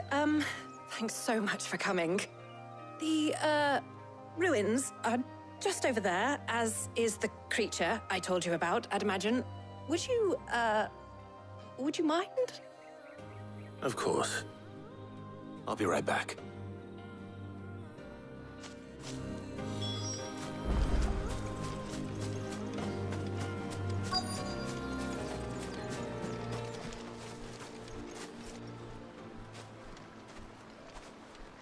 Anybody home?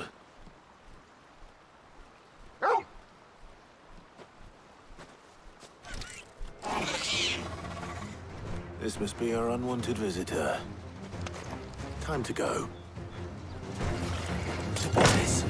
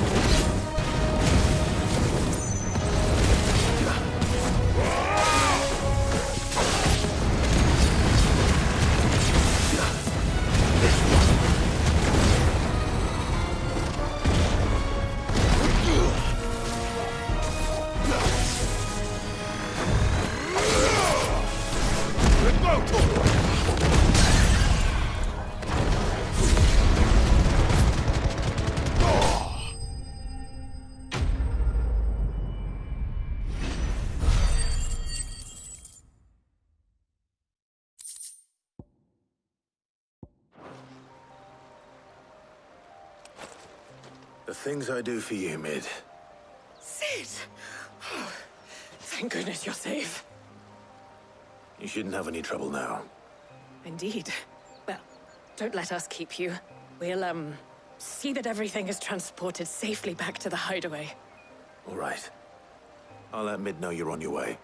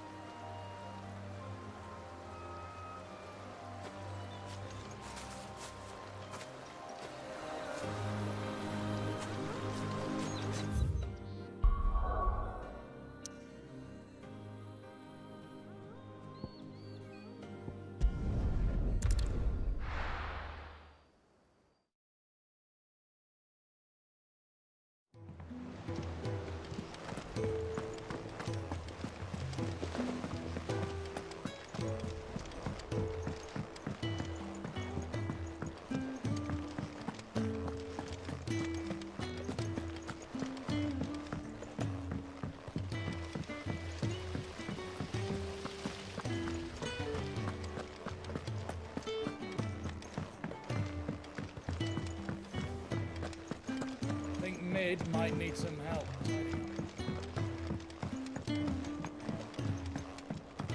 If I don't come up with something soon. Mid. Helena has recovered the material for the helm. She'll be along shortly. Excellent. Another job well done. And just one remaining. Right. Right, the shielding. This one's a bit of a bugger. How so? The plating's enough to stop the engines going pop, but those things will still be spitting out enough fire to set the rest of the ship ablaze. Which is why you need proper shielding. A prison for the dragon's breath that's blazing away inside. I thought a triple thick layer of tempered steel might do it. Or more of the stuff that the Fallen use, but they'd both be too heavy. The helm and the plating are bulky enough as it is. Add any more weight and the whole ship would be at the bottom of the briny before we'd even started.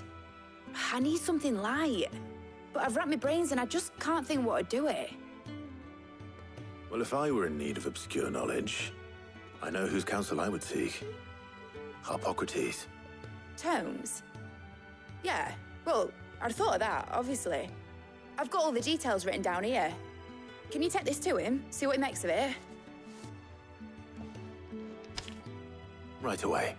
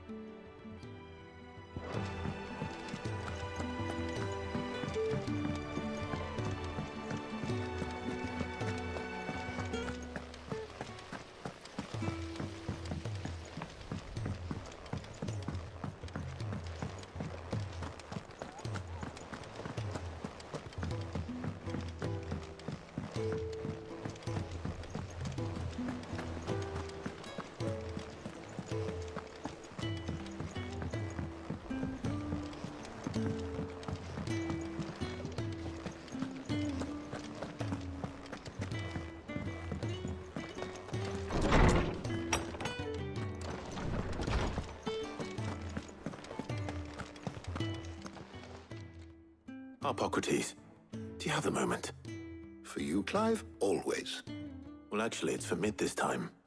Could you take a look at this?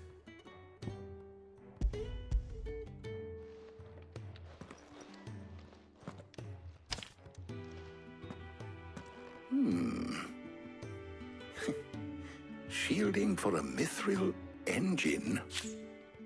Whatever will that girl think of next? And what are these notes around the edges? She has some specific requirements for the materials. The shielding needs to be able to resist extreme heat on the inside, and yet remain cool enough on the outside not to set the ship alight, while also being light enough not to sink it. As you can imagine, she's struggling to find anything that meets her needs. I see. I wondered if you might know of a solution, or if you might be able to search the records for one. Perhaps it is not a different material she requires, but a different approach. What do you mean? Consider the lake we have made our home. Its blighted waters eat away far more quickly than fresh water or even brine, at timber and steel alike. And yet, we have made a home here from those very materials nonetheless. We have. But Bardolph must varnish every board twice over to keep it from rotting. And Obelus complains that without a constant supply of pitch. I see. Early Gregorian histories speak of a preparation known as moon dew. It is said to be able to resist even the most ferocious flames. Before the dragoons tamed the worms and wyverns of the realm, nobles would daub their castle walls with it in order to guard against dragonfire. So if we could recreate it... It might be applied to some material or other in order to provide the protection it requires. As to how best to apply it and to what material, perhaps Bardolph and Obelus might be of assistance. I shall speak to them and see what wisdom they might have to offer. If you would be so kind as to procure the necessary ingredients, I shall discuss the specifics of how it might be most effectively put to use with our two friends. The knowledge of the past may yet prove useful to we of the modern era. Thank you, Hippocrates. And since you're asking others to help you, perhaps I should too.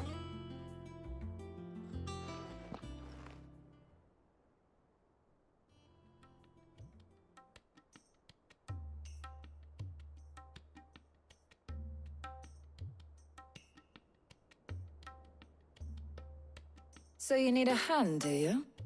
We do. I'll be heading to market for the ingredients we need. I could do with some help. And some company, too. The other can assist me in researching how best to prepare the shielding itself. Can we count on your aid? Always. Well, if Jill's game. Thank you. I am sure either of these fine young minds would prove indispensable in my research.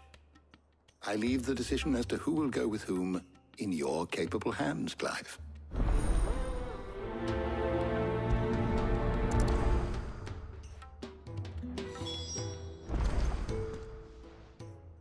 So, Clive, have you made your decision? Who will accompany you on your little excursion?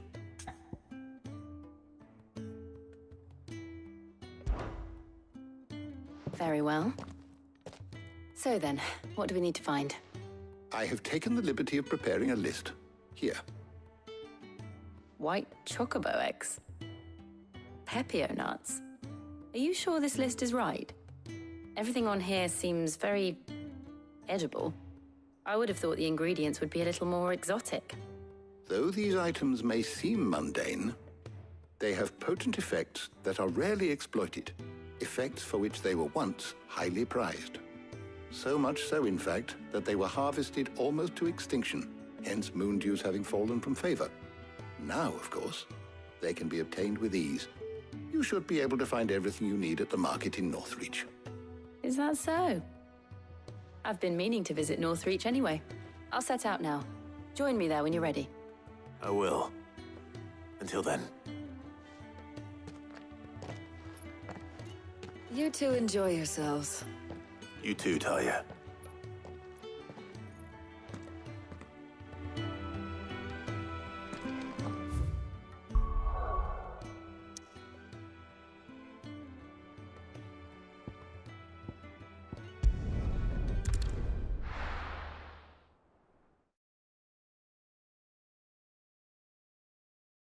Now, where's Jill?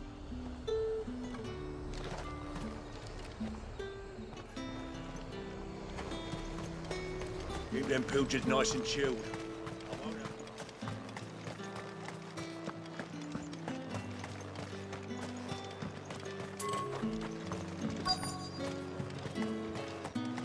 Are those Pepio? Up! You'll not find a bruised pippin in the bushel.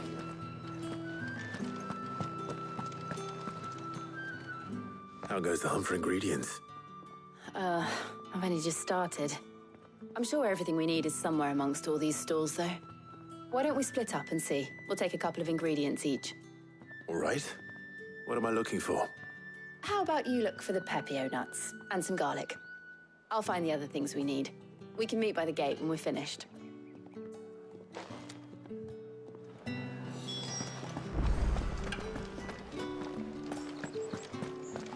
Fresh cuts! Come and get them before they go. Any friend of the innkeeper is a friend of mine. I trust it's all here. I hope it's to your liking. You're always welcome here in Lostwing.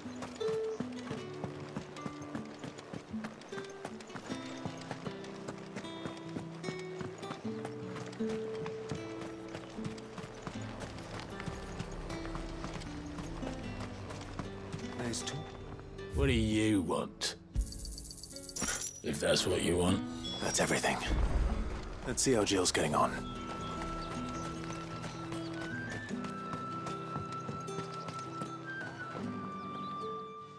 Did you find everything? I did. Here.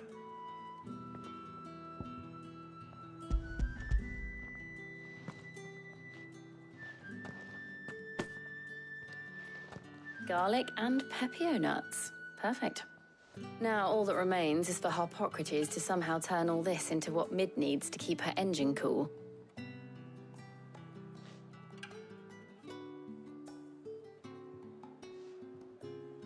But before we head back, would you walk with me a while?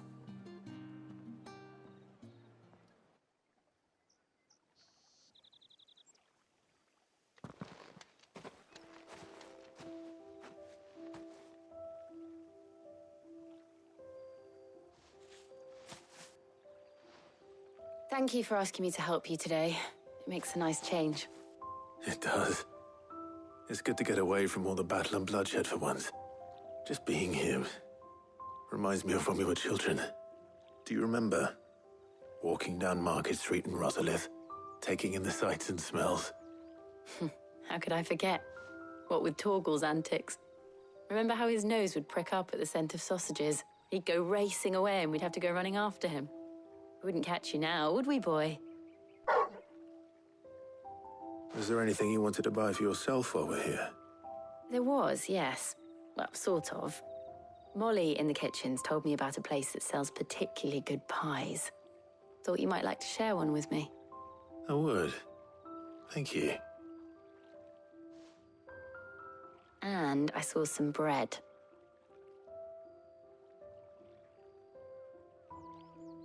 Big white cobs like the baker back in Rosalith used to make. What do you think? I thought we might get some soup to dip it in. But then I tried a slice of the butcher's dry-cured ham and it was just... oh. You all right? Sorry. It's just... you're right. I really do feel like a child again being here with you.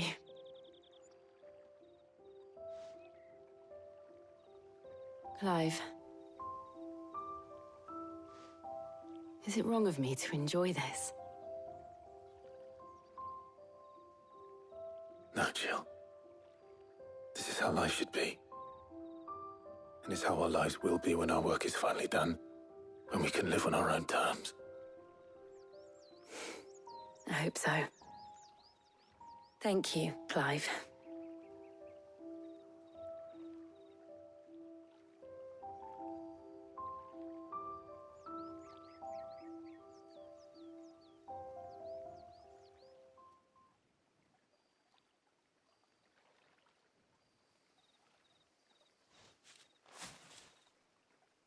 Well, I suppose we better be getting back. I need to give these ingredients to Harpocrates and Talia. I'll see you at the hideaway. Take care. I will. You too.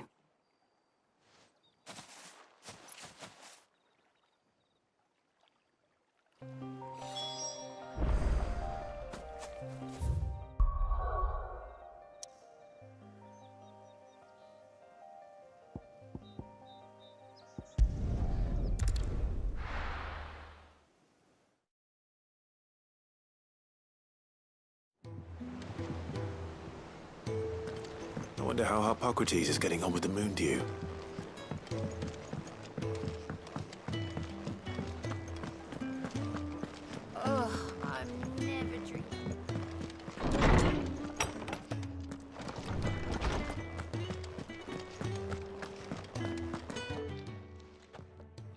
How's work on the shielding progressing, Hippocrates?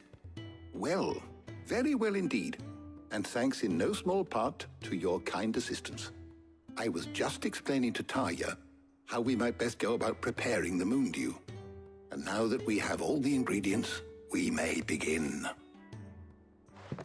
You can count on me. I've mixed more than a few mysterious concoctions in my time. I'm sure you have. What about the shielding itself? Work is underway, under the watchful eyes of Bardolph and Obolus. Apparently, it'll be ready soon. Thank you. All of you. Right then. Jill, would you join me in the infirmary? Many hands make light work and all that. Of course.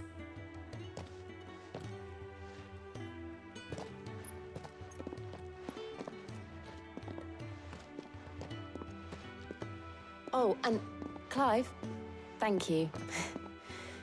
It was nice just being with you.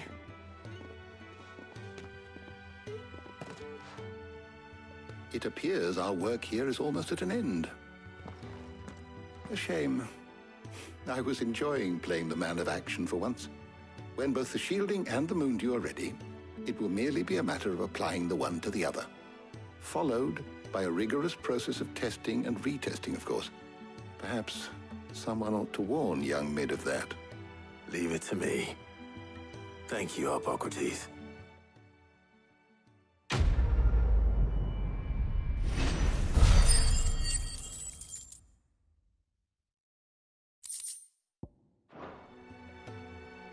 Well, I'd better go and give Mid the good news then.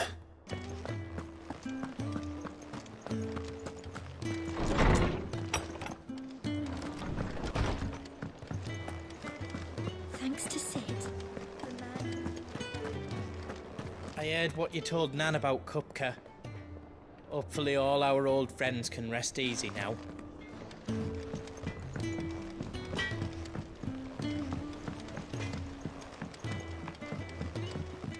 I went up to give some greens to the chocolate.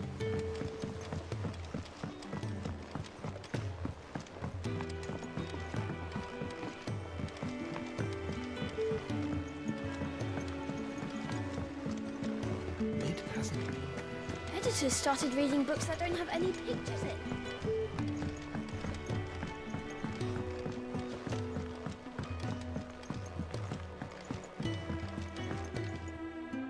Sorry to keep you waiting, Mid. But you'll be pleased to know that work on the shielding is underway. You found something for it? In a manner of speaking, Hippocrates knew of a substance that's highly resistant to heat, a coating that should provide the protection you need. He's supervising the construction and testing of the shielding as we speak. Brilliant! I knew you wouldn't let me down. Don't thank me. I'm just the errand boy. Right then, better start working out how to bolt all these bits together. To the Black Hammer!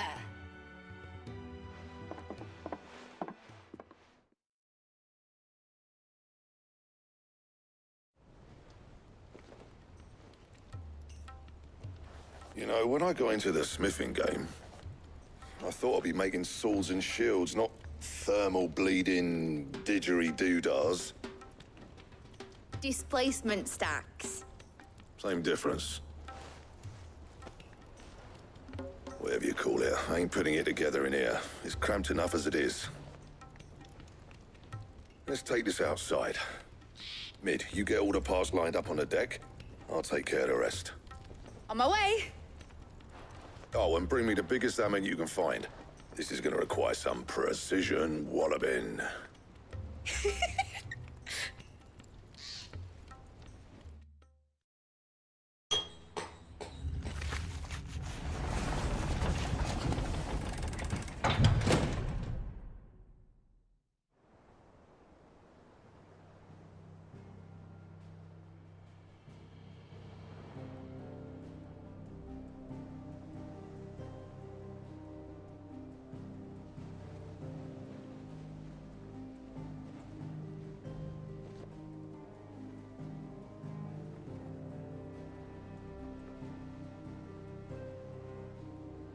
It's finished! It's finally finished!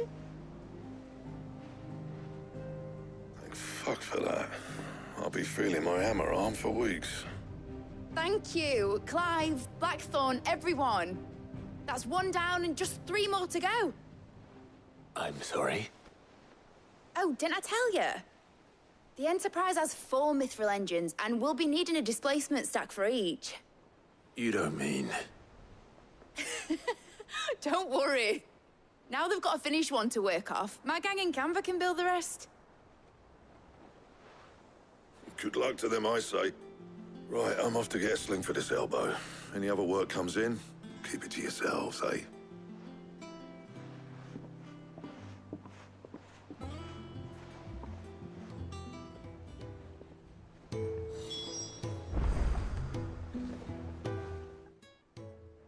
What's the matter?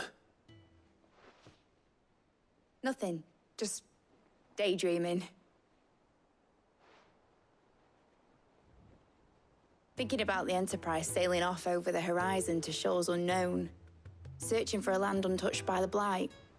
Just like me and my dad planned. So if the worst came to the worst and every scrap of soil in the Twins turned black, we might still have a chance. That's what she was meant to be. You see, one last chance just in case we needed it. But now she's so close to being finished, I've realized I don't want her to be that. I don't want her to be just a lifeboat for us to cling to if things get desperate. I want people to sail aboard her by choice, not from the lack of it. In a world where we're not just trying to survive, but where we can actually live. I'm working on that. And I'll do everything I can to get you what you want. Don't you always? All right. My mind's made up. As soon as the Enterprise is fit to sail, I'm putting her under your command. Sod our plans, I'm trusting in yours. Are you sure about this?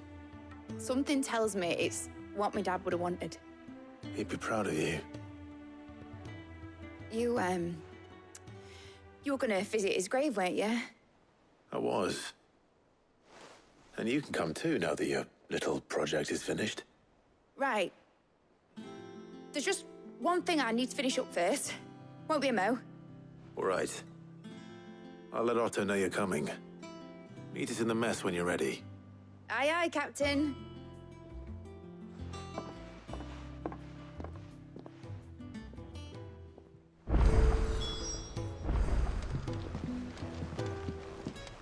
Ned told me she was building a ship. All right, Clive. Asterix. We'd finished sending half the hideaway traipsing across the Twins, has she? I swear, that girl'd do anything to put off visiting her old dad's grave. No excuses now, though, eh? Not quite. She said there was one final thing she had to take care of. I'm sure she'll be finished soon enough. She said that? In those words? She did, yes. Clive? Were you born yesterday or something? There is no thing. She'll probably be halfway to Canva by now. Mid. I might still be able to catch her.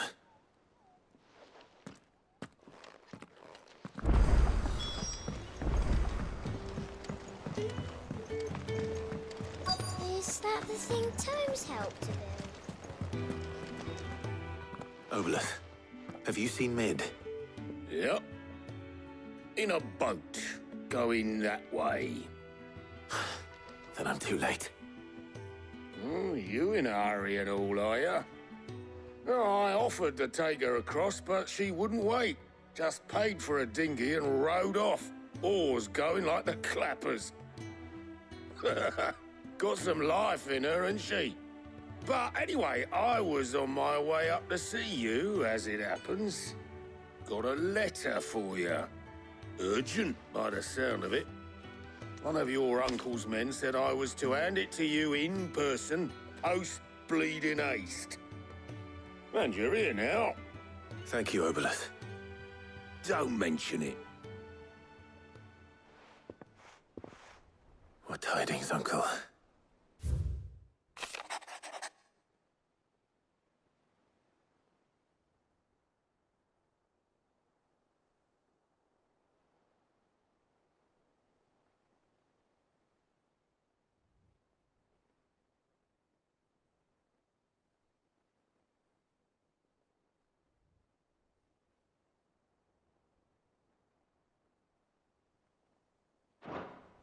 trouble in Canva, well, I'll need someone to keep an eye on Mid.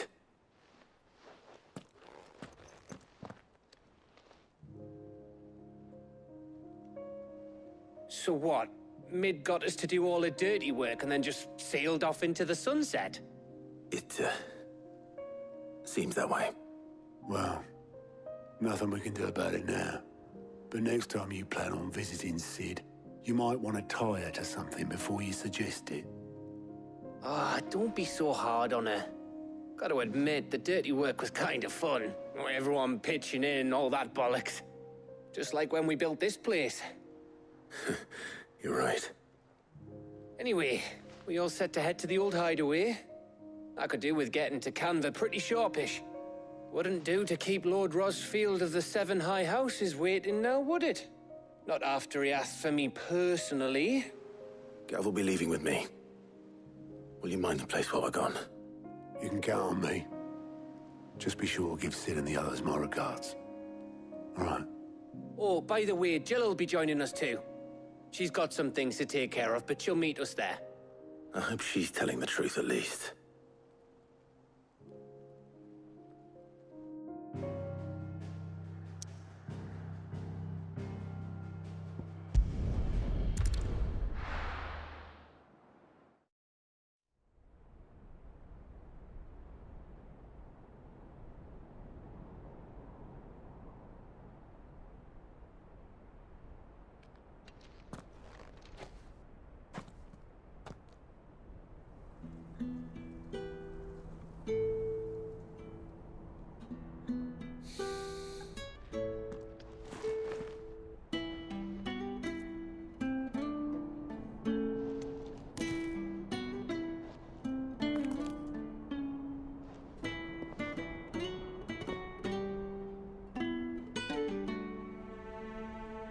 Well, Sid, I remember what you told me. But if no one is listening to what you have to say, you may as well not say it.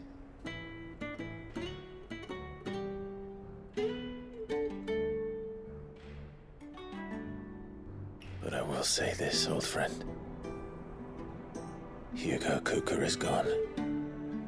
His shadow looms over us no longer. It's a pity the Phoenix can't be in two places at once. If he'd have been with us, maybe he could have done something for the Lost. Not even the Phoenix can bring people back from the dead.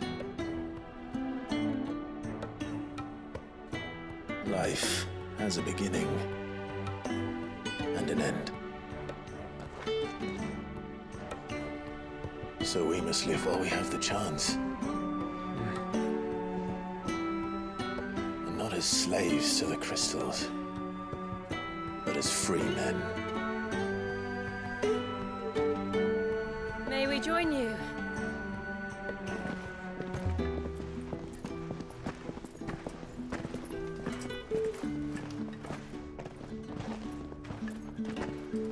Lady Karen, what a pleasant surprise.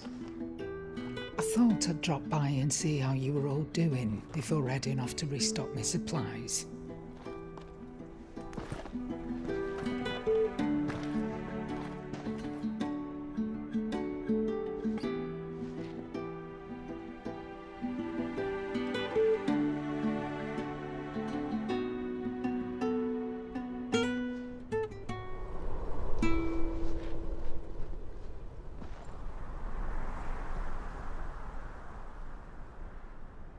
It wasn't the most scenic view back then, but it were never as bad as this. I know. The Blight marches on. And soon, there will be no escaping sights like these.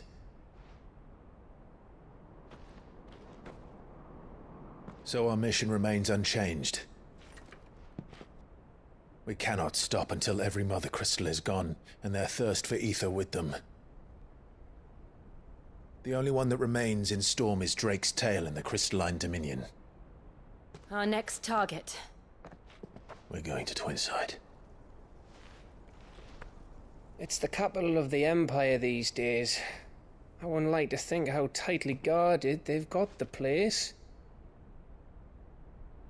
Not that that'll stop you, but we do well to scout it out before you go charging in. We would indeed. If you're off to the Dominion, you can take this great lump with you. Goods. Oh, I am sorry. Have you forgotten you're the most wanted man in the Twins? I thought you might like to disguise yourselves as the attendants of a travelling trader, assuming you've no better ideas. You wanted to buy yourself some tools, didn't you? Well, now's your chance. You're letting me go with them? Oh, thanks, Nan. Stop that! You'll break me bones, you great galoot.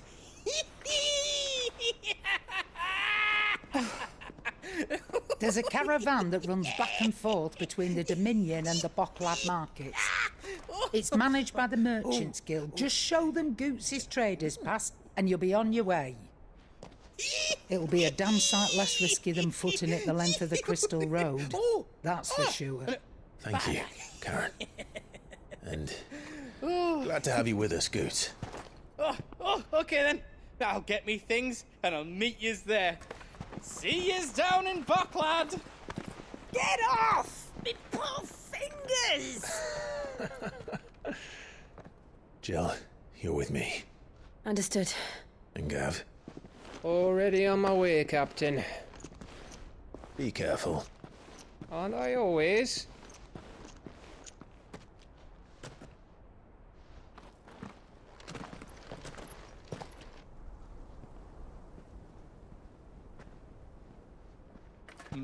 Do you see that, Sid? Your protege's making a proper little outlaw of himself.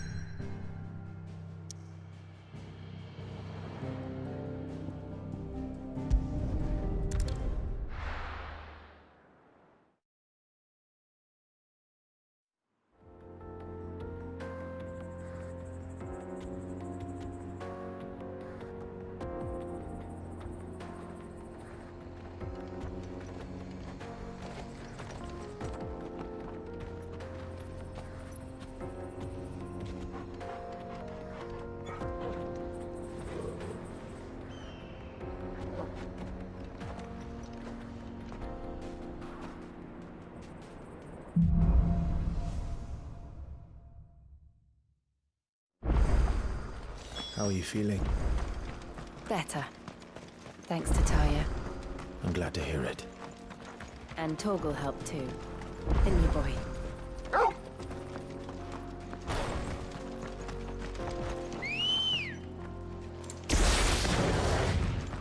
Let's go. Faster!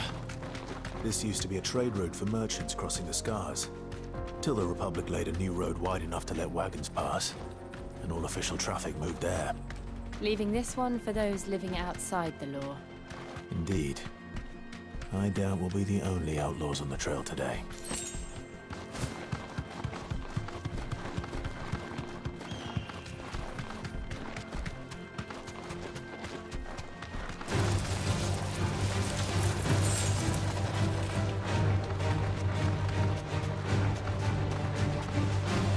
So what do you think?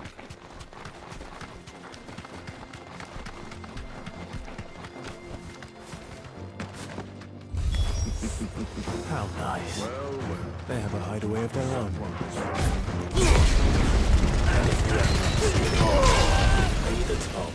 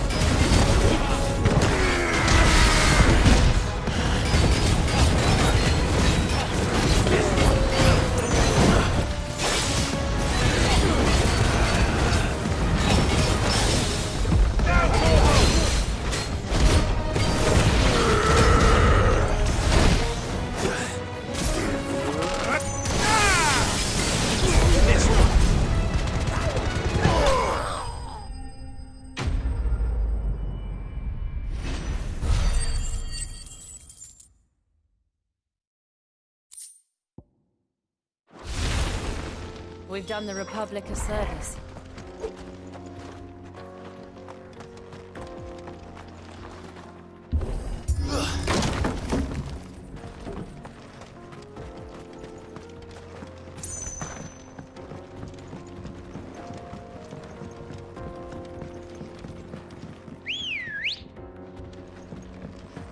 I see the Dalmex lag behind Rosaria when it comes to bridge building. The fallen ruin should hold, at least. The path continues on the other side.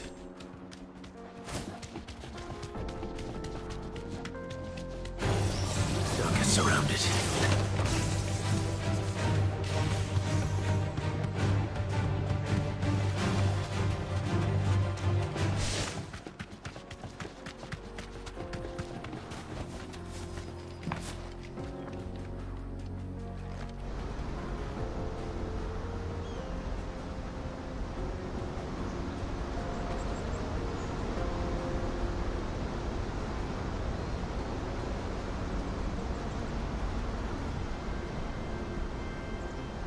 So this is Zemeckis. The land of the gods. It's even more impressive than I imagined. I remember being captivated by the story as a child.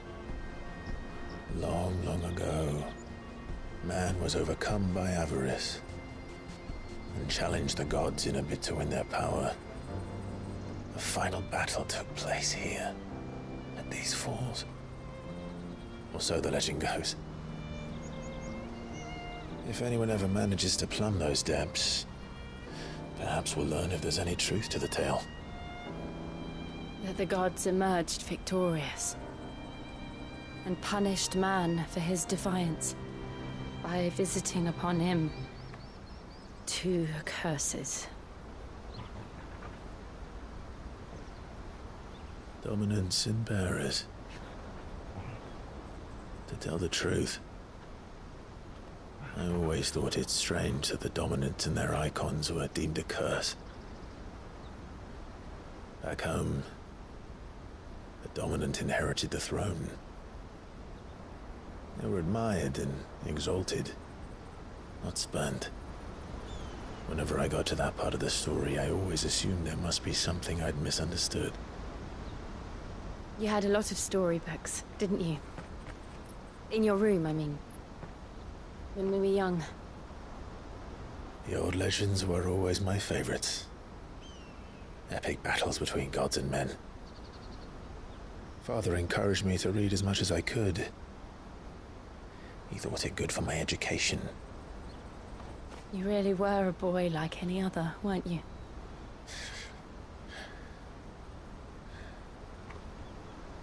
Just look at this place. It's enough to make you believe the legends are true. I know.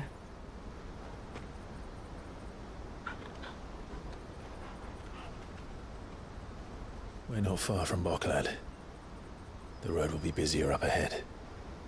Then we'll have to keep our wits about us.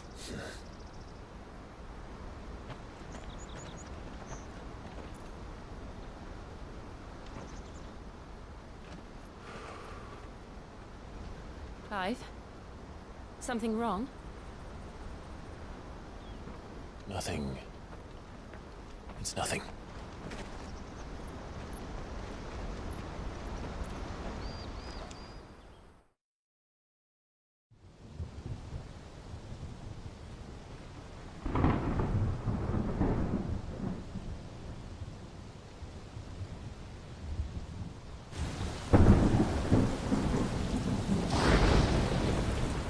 see the reports are true, Father.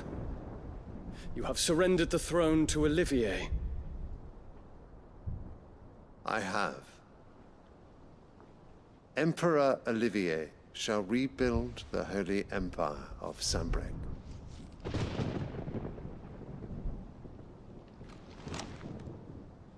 How is he to rule an empire? He is but a boy. I shall advise him until he comes of age. Father, please. Or for as long as I am able. The empire we seek to build needs young blood to rule it, and I can think of none better suited to the task.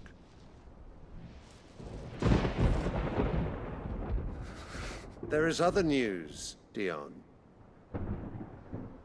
Hugo Kupka is dead, and Drake's Fang destroyed. The pillars of the Republic have fallen. Ere long, the Imperial banner shall fly over every city in Storm.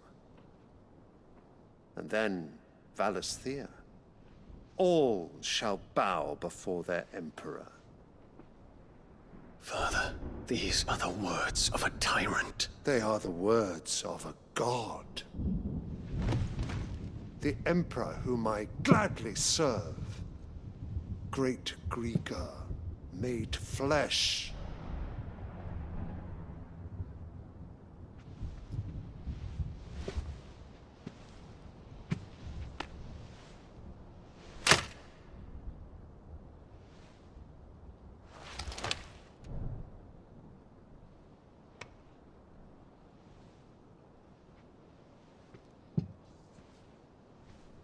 Return to your camp, Dion, and ready your forces.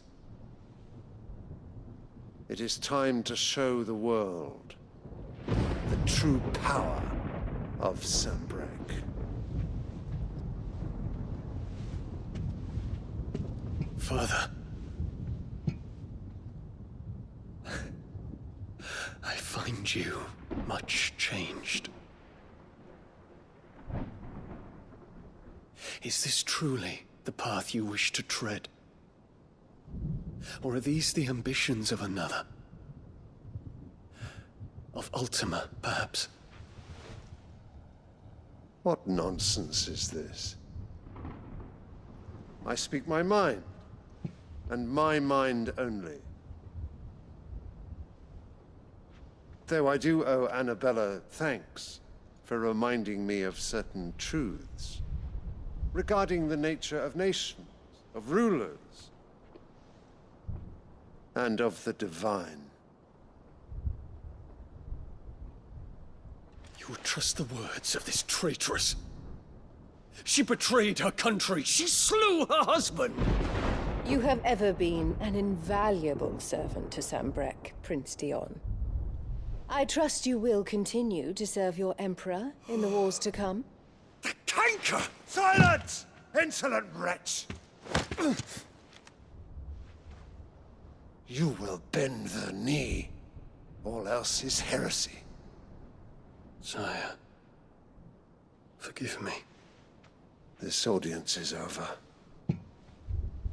Come, your Radiance. The Rowena Syndicate awaits your pleasure. Oh, not another meeting with silly old men. They're so boring. I'm hungry, Father. Can't we have luncheon instead?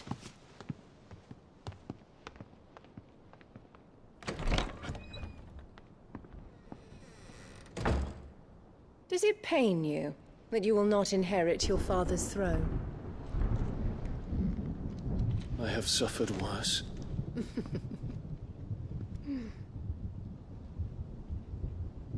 Count your blessings, Dion. For a base-born child to be chosen by Bahamut is miracle enough. You have risen high on his wings, but you shall rise no higher, lest your impure blood stain the throne. What do you know of my blood?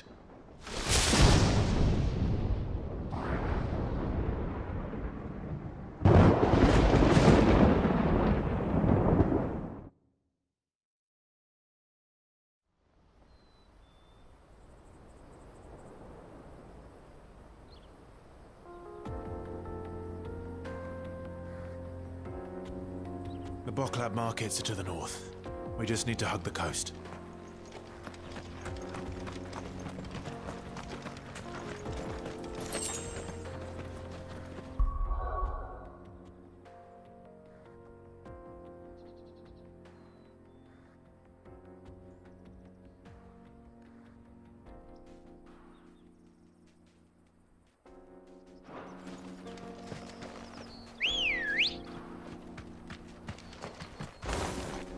Come on. Fly, Ambrosia.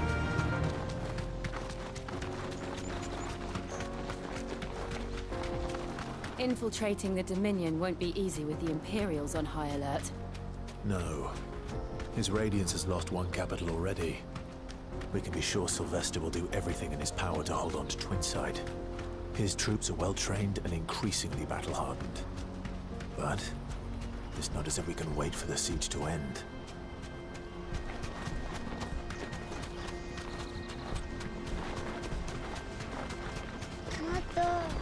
More refugees. And they're all making for the Crystalline Dominion. Because they don't know how to live without the Crystal's blessing.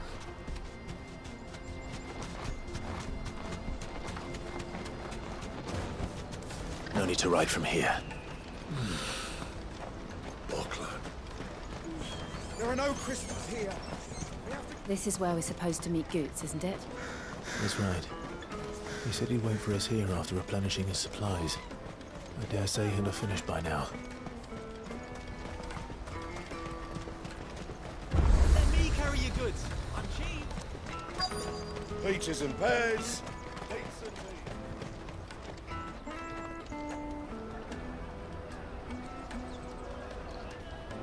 Wonders from across the water. Come one, come all. Feast your eyes.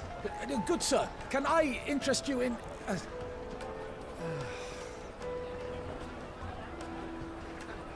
How much?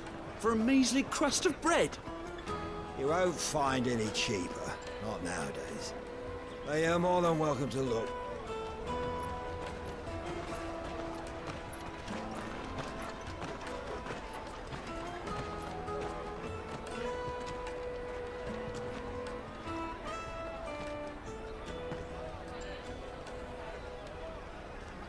The Empire's unlawful and illegitimate occupation of the Crystalline Dominion is still in effect. Only those whose business in Twinside has been officially approved by the Republican Army will be permitted to cross the border. All who seek entry are to form a line and ready their documents for inspection. It looks like we aren't the only ones who are eager to leave. And they're checking everyone. Can't you make an Not for the likes of you. We won't get through without that pass. Let's go in and find Good, shall we?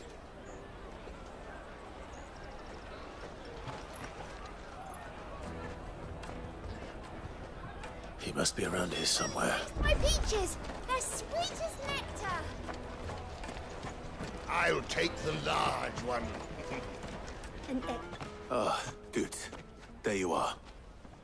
Clive, I'm so sorry. Don't tell Nan, will you? Slow down, Good. Just tell us what happened. It's me trader's pass. It's gone. We cannot ride the caravan without it. We won't even be able to get through the flipping checkpoint. Do you remember when you last saw it? It was in my pocket a minute ago. Then a bairn bumped into me and... Yeah. You don't think that they might have nicked it, do you? It wouldn't surprise me. A busy market like this is prime territory for pickpockets. So, to get the pass back, we need to find this child. Where would we even start? I know where! I've got a pal in Boklad who might be able to help us. No one knows more about what goes on round here than she does. Where do we find her? She's the owner of the Crimson Caravans, up that way. Sign's got a red chocobo on it. No time like the present. You two go on ahead. I'm gonna check the rest of my stuff, make sure no one else is missing. All right. We'll meet you there. Let's keep an eye out for this red chocobo, then. And the other on our purses. Next to the checkpoint.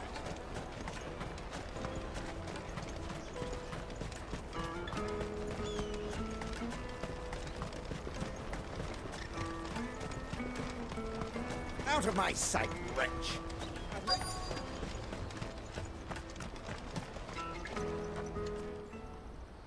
Looking to hire a coach? It's 10 million for a two-birder to the Crystalline Dominion. Take it or leave it. Oh, we're not here for that. Then I bid you good day. Oh, wait! Don't go, El. He's me mate. As I live and breathe. Goots, what are you doing back in Bocklad?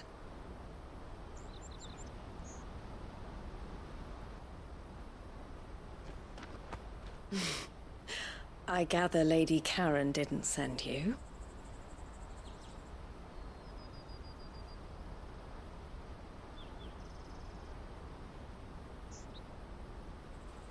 So what trouble have you got yourself into this time? It's me trader's pass. It got stolen. By little Ben. Of all the... You're the size of a marble. Honestly. Ugh. Goots told us that you know the markets well. Might you have an idea which little bairn could have done this? We don't intend to punish them. We just need our pass back. Then, we can be on our way. I see. So neither of you has a trader's pass either. Not that anyone would take you for traders, but I suppose that's why you came to me, correct? Now, I can't say for sure who took your pass, but I suspect I know why they did it. Let me explain.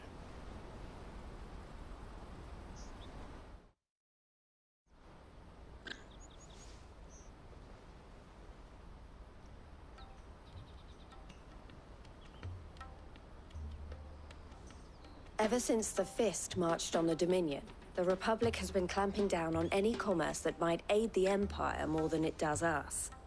Which means traders' passes have gone from being merely a way of easing one's progress to being essential if one wishes to cross the border at all. And with demand outstripping supply, they've become a precious commodity, leading some to seek to acquire them by less than legitimate means. So the children are stealing passes to sell on the black market? Yes, and no. Passes are inscribed with the names of their owners, and yet none of the victims' names have appeared on the register of those passing through the checkpoint. Which means? That someone is doctoring the stolen passes. The same someone who is encouraging the children to steal them. And the same someone who has Goots' pass, no doubt. Whoever they are, they're ruining the livelihoods of honest merchants, which is why we've decided to take a stand. Will you stand with us? You want to get your pass back, and we want to ensure that no more are stolen. Catch whoever's behind it all, and two birds shall be slain with a single stone. Is there any other way of getting to the Crystalline Dominion, Goots? They won't let you in if you're not with the caravan. It's that, I don't know, try swimming across the strait. But the guards will definitely spot you if you try and do that. Like, we don't want to get spotted, right? So either we find the people who took the pass, or give up all hope of entering the Dominion. All right. We'll help. Thank you kindly. But I don't know your name. Eloise at your service. Clive.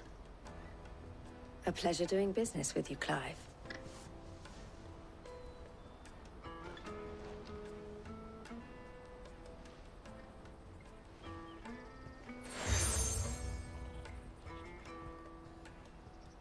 The proprietor of the furniture makers by the coach stop is spearheading the search. Wear that, and he will know you for a friend. I suggest that you speak with him first. The furniture makers. Understood.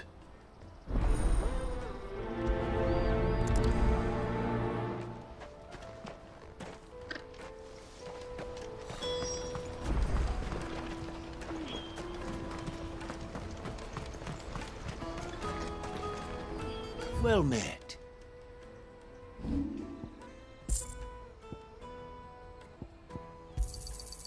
Many thanks. Out of my sight, wretch. I've no...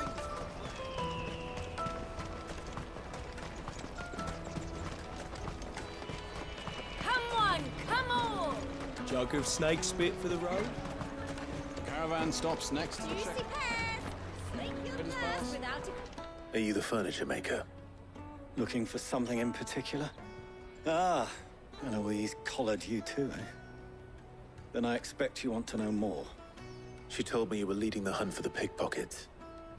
What have you learned? For one, that they're targeting the traders carrying the biggest packs. Harder to watch your back, see? And less chance of the mark giving chase if they're spotted. Not that they'd be likely to catch them. Those imps know every inch of this warren like the backs of their hands. Their eyes must have lit up when they saw Goots. The fishmonger round by the gate's been trying to track down the children involved. You should go and have a word with her. Thank you. We will.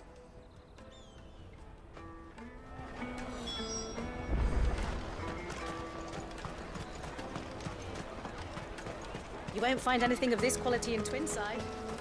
You should come with me to the Dominion. Fish for sale! Fresh sorted and smoked! Can I interest you? Ah, sorry. Message from Eloise, is it? She's asked me to help her. To help you find the pickpockets. Is that so? Suppose I better tell you what I know, then. For one, this isn't a family operation.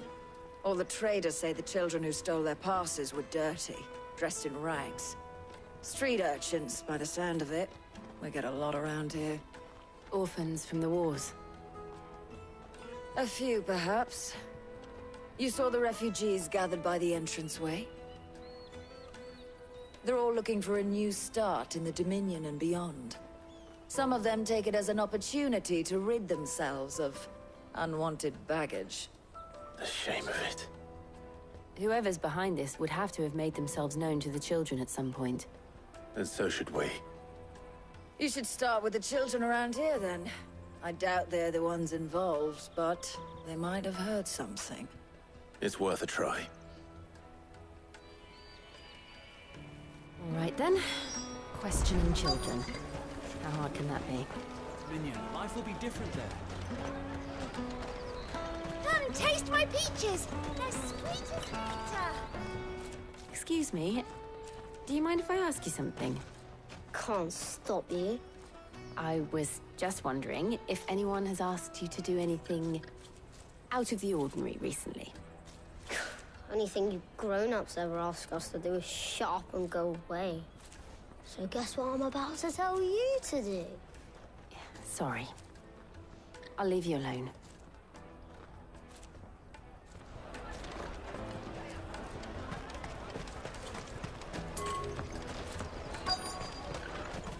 Come, taste my peaches! They're sweet as nectar! I'll take the large one. Free cities! All but unbreakable! Do you have a moment? What do you want? What I want is to know who's asking children like you to pick pockets. I don't know.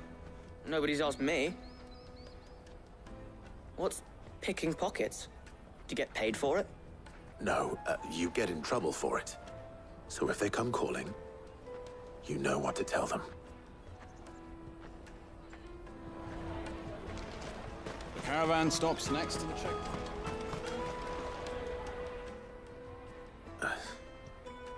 Excuse me? What do you want? I don't have any money.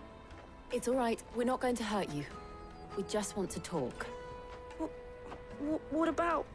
We've heard that some very bad people are making children like you steal from travelers. We need to know who's behind it so we can stop them. I don't know much about it, really. But my friend, Honza, he said he got a job doing something dangerous. Sounds promising. We need to find him and ask. Do you know where your friend might be? He's usually by the tents outside town. Thank you. You've been very helpful.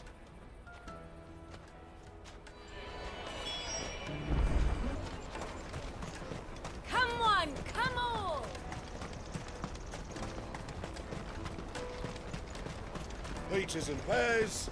Peaches and pears. Let me carry your goods. I'm cheap.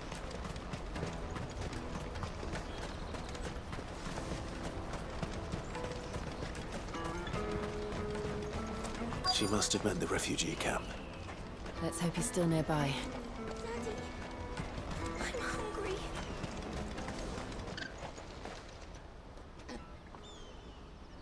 That big fat donkey was easy pickings. He wouldn't have noticed if we'd robbed his boots off him. Yeah. Wish we hadn't handed over the pass, though. Could use one of those things to get out of this dump.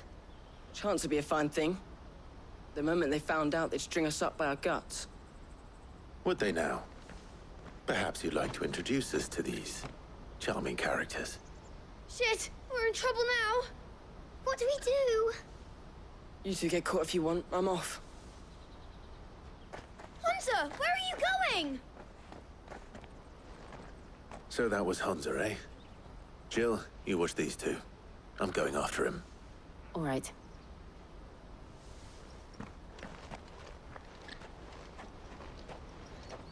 He can't have gone far. I need to find him before his employers do. Daddy, I'm hungry.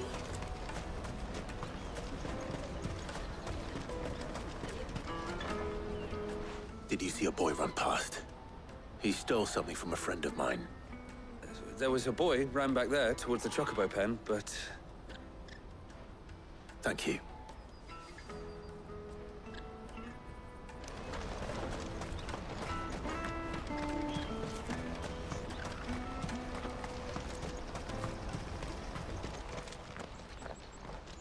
Oh, shit. Cornered. It's all right, Hunter. I'm not going to hurt you. I just want to ask you some questions. Fine. Not like I've got a choice. I'm looking for the people who are making you steal for them. Who are they?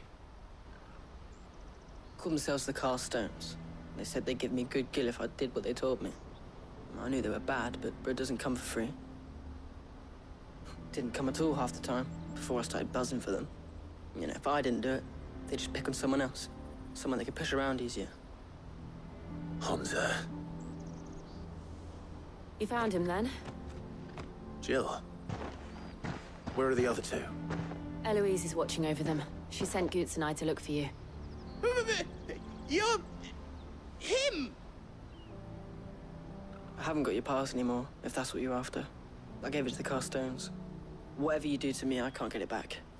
Not that I go against them anyway. If it weren't for their gill, me and my mates would have starved.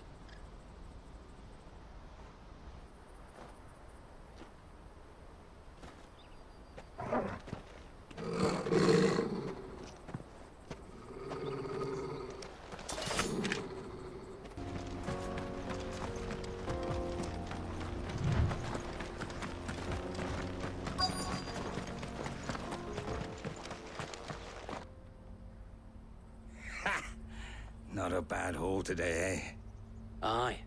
Some of our new recruits are natural-born ne'er-do-wells. Especially the little ones. That Hans has got nimble fingers, all right. It will be a shame when they chop them off. But till then, let's make the most of it. Scum. The leaders of the Cast Stones, I take it. They don't deserve any mercy, Clive. I wasn't planning on showing them any. We're ready when you are, Theodore. Oh, I'm ready.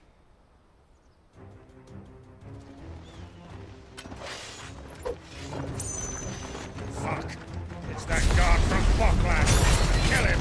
Kill them all! Fighters!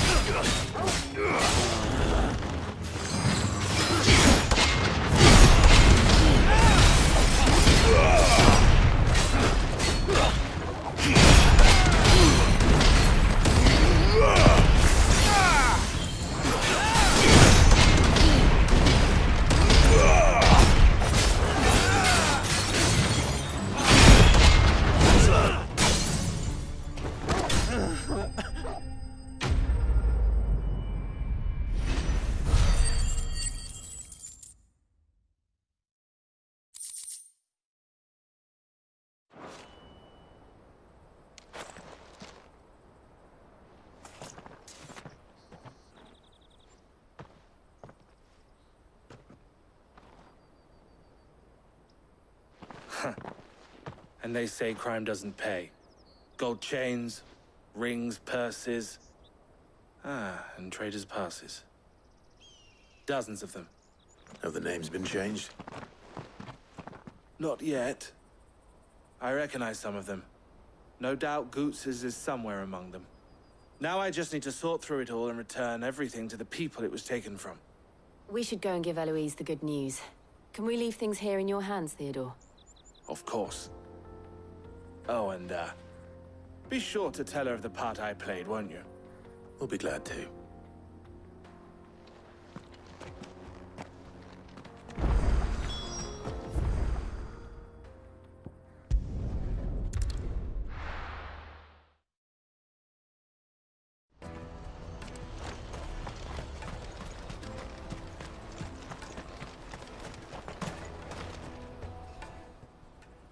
Ah, Clive.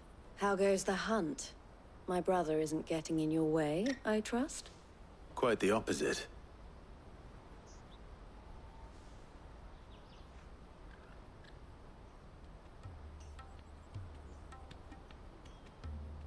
So it was the cast stones who were behind it all.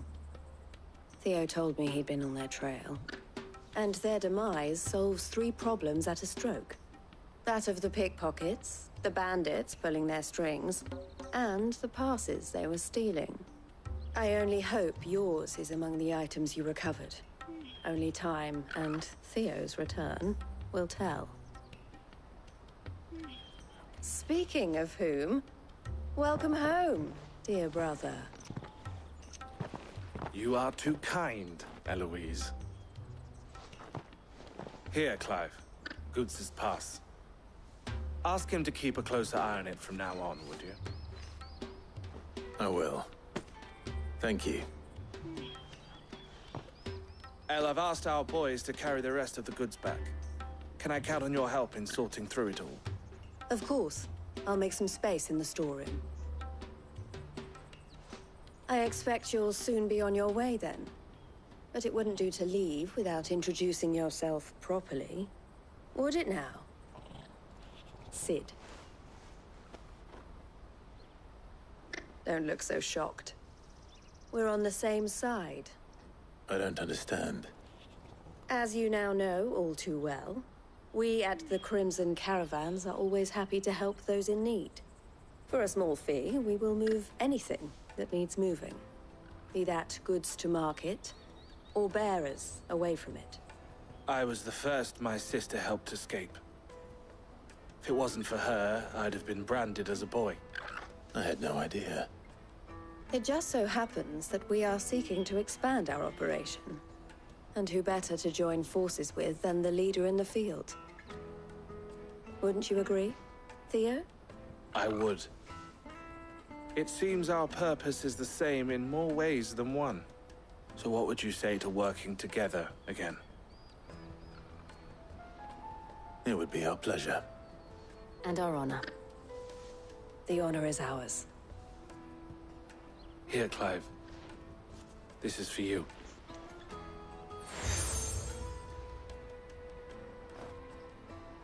What is it? El has friends in high places, while I have associates in, lower ones. That mark is proof that you're a friend to us both.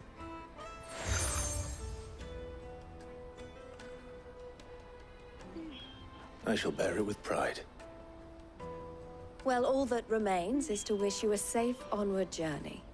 Goots's pass should secure you a place on the caravan, but if you encounter any difficulties, we would be delighted to provide you with a coach of our own.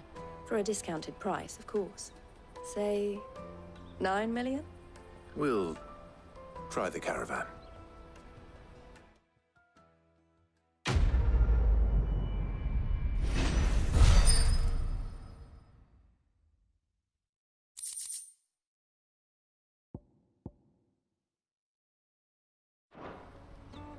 Right then. Let's get this back to Goots. And then it's on to the Dominion.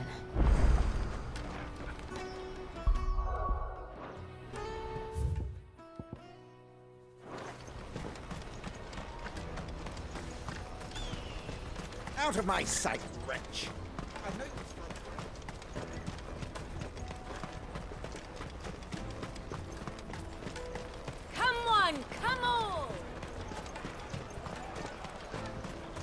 caravan stops Juicy next to the pears! Slake your thirst. What I really want to be. Here you are, Good. Try not to lose it again. Me pass! You found it! Oh, thank you so much. Nan would have killed me if I'd come back without it. I'll have to say thanks to Elle and Theo, too. So should you, Hansa. You and your friends don't have to steal anymore. If anyone threatens you again, you know who to turn to. We do. And we already have. Miss Elle's given us a job shifting the chocobo shit out the stables. It's hard work, and the pay isn't half what we got from the Stones. But if we stick at it, we'll keep ourselves fit. You stick at it, then. And Goots, I'm sorry for stealing your pass. That's all right. I've got it back now. And all's well that ends well, eh? You said you're trained to be a blacksmith, right? Well, I'm gonna be your first customer. I'm gonna save up all my gil and get you to make me a massive sword. I'll do me best. Till then, eh?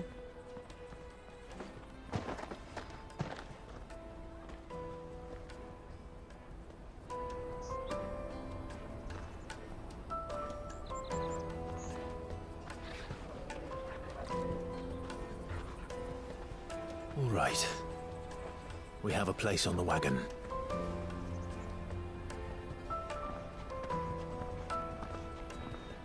Remember, Goots, we're mercenaries.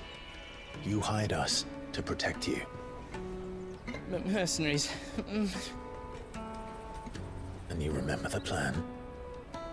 You're to ride all the way to Twinside. Jill and I will go with you as far as the outskirts, then find our own way in. I'll buy that stuff I need. Right. And we'll scout out the Imperial's defenses. There's a square with a big bell tower right in the middle of town. If you get lost, or out goes wrong, we can meet up there. All right. Let's go.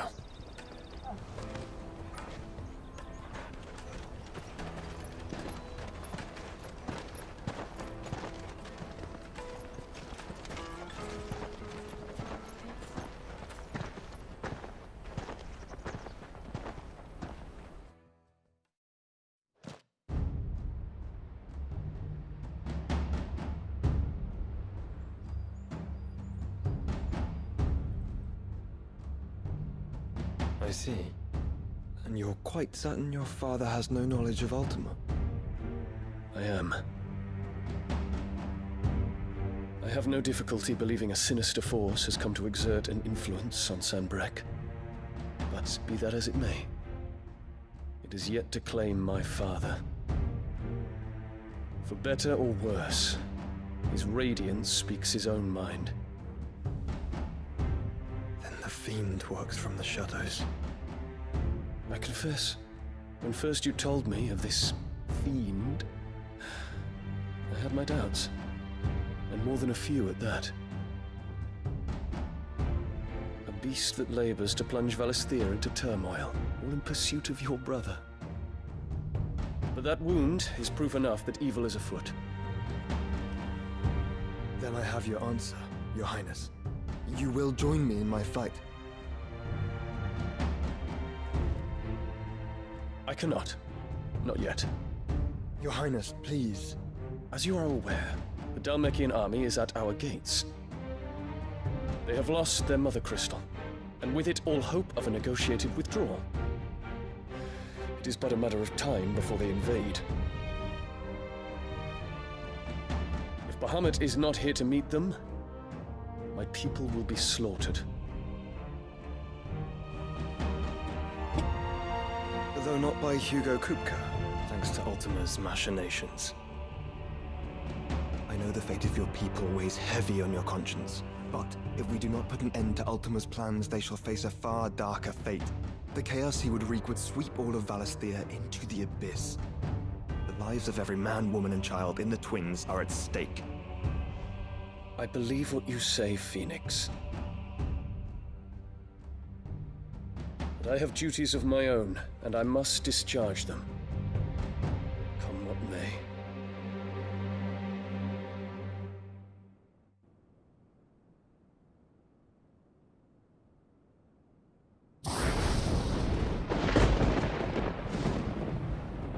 do you know of my blood?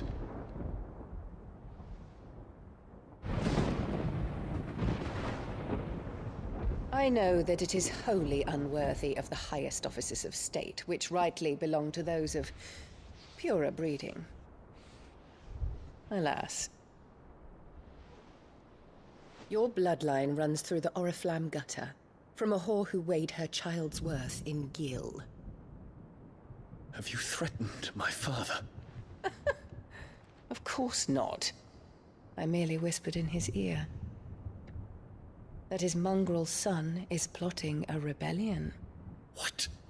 Sylvester listens to the words of his astrologers.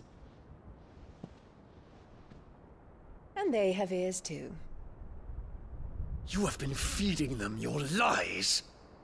Should you remain loyal to Emperor Olivier, his radiance may yet crown your head with laurel, and not with tar. Fork-tongued witch!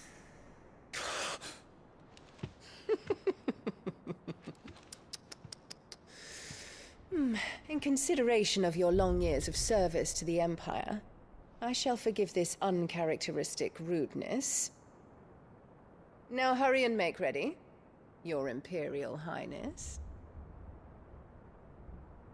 Emperor Olivier expects much of you, Dion.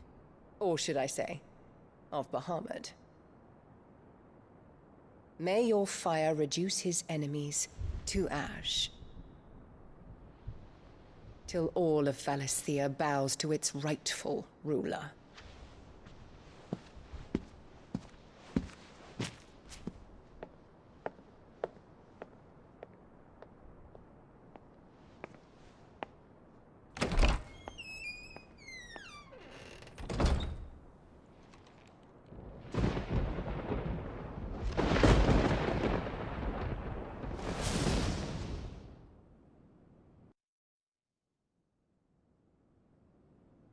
There is another darkness that has taken hold of Sanbreque. And until its grip is released, the flames of war shall spread ever wider, just as Ultima wishes. Forgive me. My family has caused you much grief. You are not her keeper, Phoenix. This is a matter for the Imperial household now, and as a member of that household, it falls to me to resolve it. At such time as that is done, what strength I have shall be yours.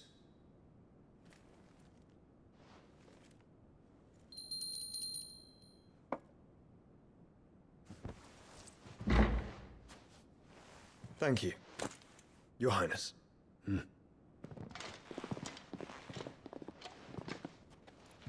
us take to the skies together, and bring a new dawn to Valisthea. I should like nothing more.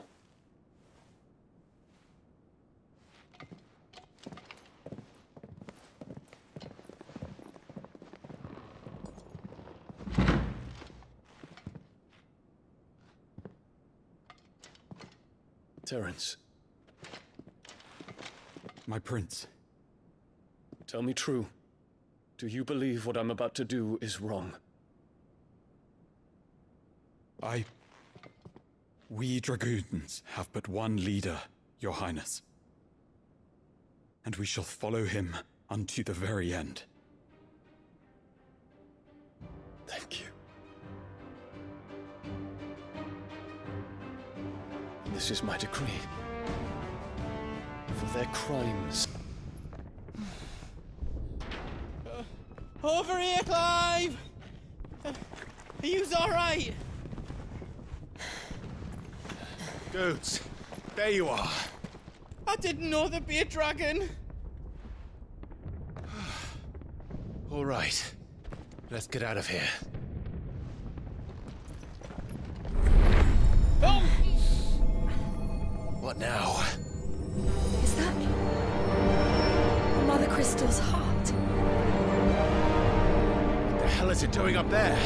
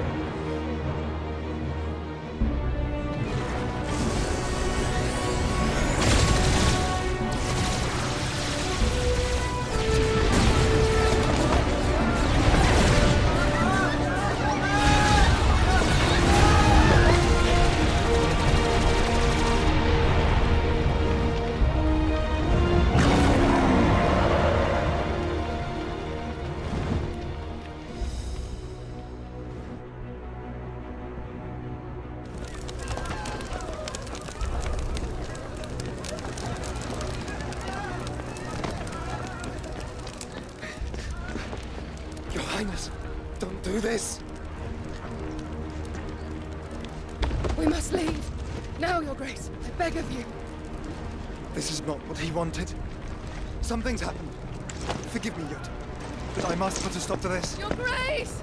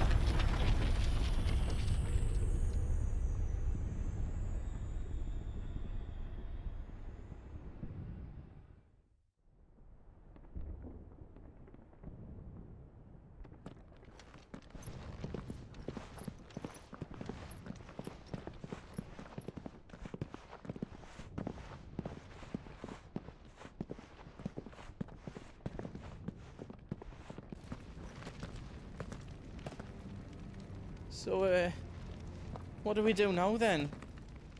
We destroy the heart. We might come back! As soon as the flames die down, the Imperials and the Dalmex will move in.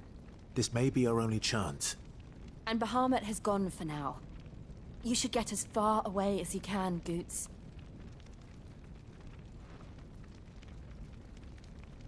What? And leave you lot in the lurch? I can't do that. If you're staying, then so am I. I packed everything up before I made a run for it, so if there's out yous need, just ask. But I won't be giving it away for free. Nana'd never forgive us if I did. Thank you, Goots.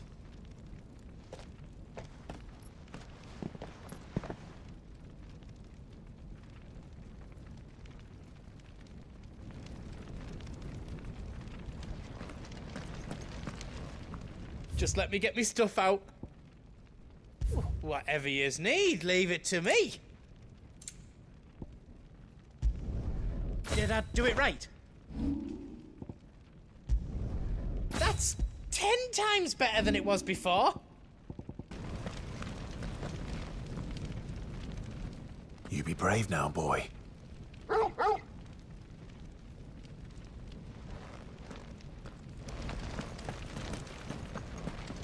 Do yous need out?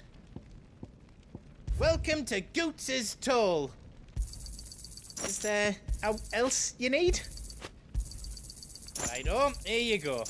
You've got everything you need then. Drake's tail is right there, Clive. It's time to free Storm from the Crystal's curse. Oh, it's past time. But remember, Bahamut is still out there. And I dare say we'll be seeing him again before the night is done.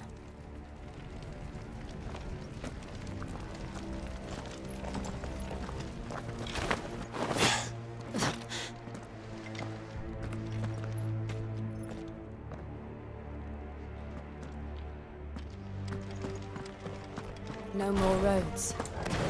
We'll have to find our own path.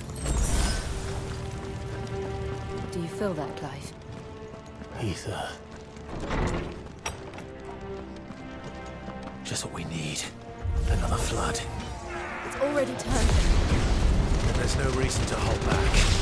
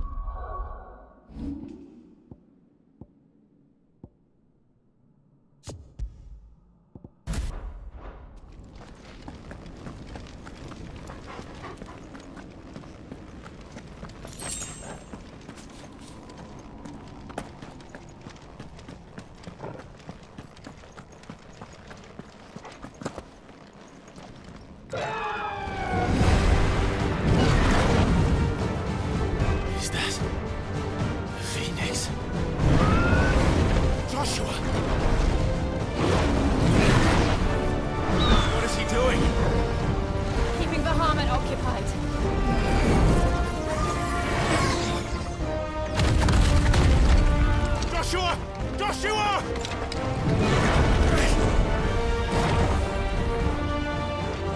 Don't, Clive. It's too dangerous. Fuck. Hold on, Joshua. I'm coming!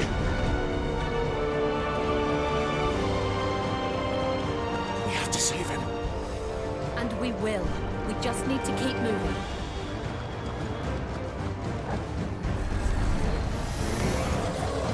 Come again. Not now.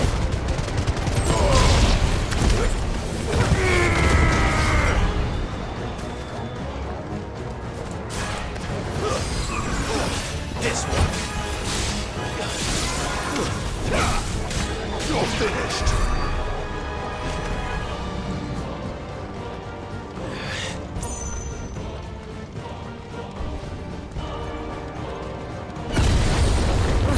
What was that? Ahmed. He'll kill us all.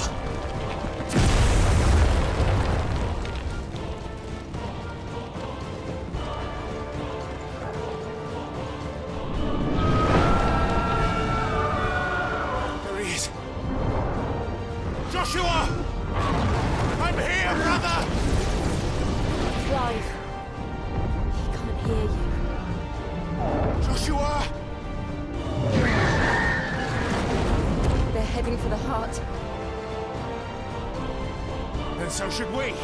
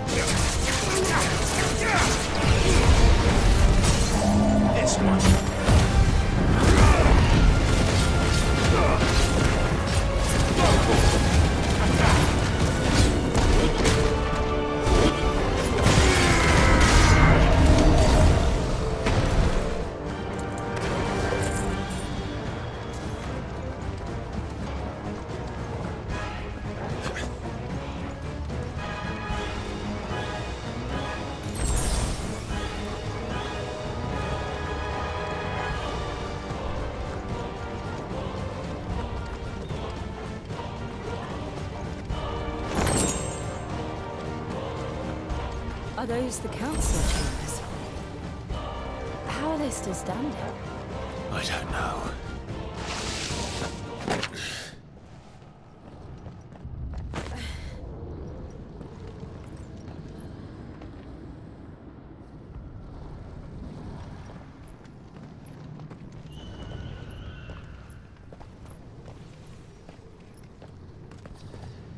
He'll be all right, Clive. He's a survivor. In the middle of town, right? Guard, watchman or sentry is to be slain on sight. But spare the citizenry. His Highness's orders were clear. The people are... Those were Imperial Dragoons.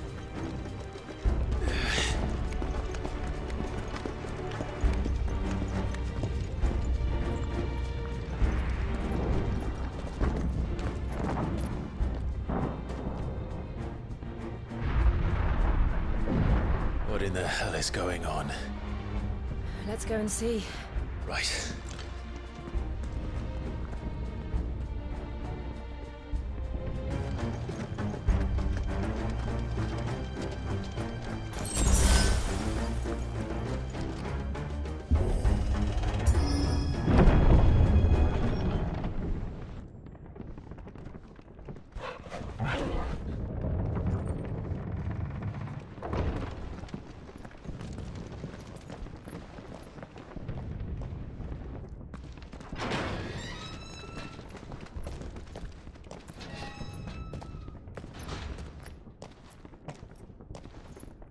Can you see him anywhere?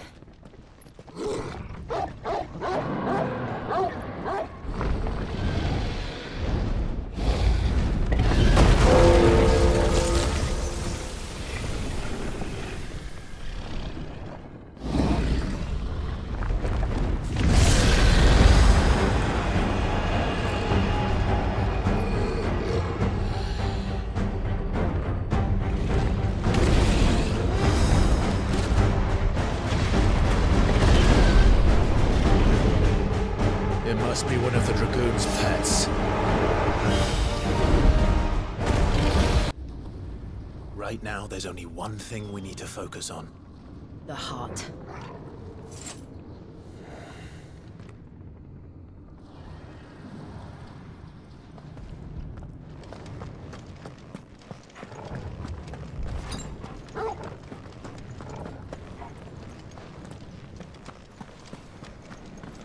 We might be able to get up through the building. It's worth a try.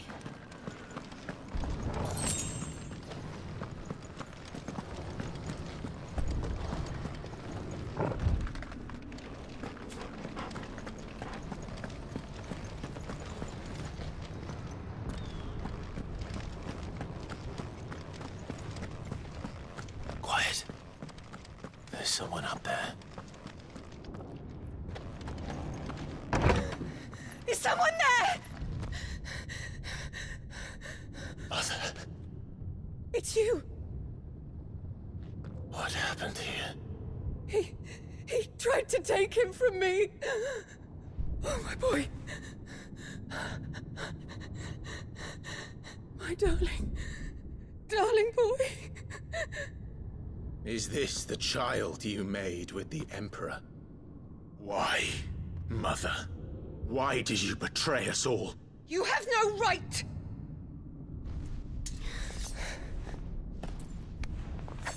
Answer him. We took you in, savage. Show some respect for those who raised you.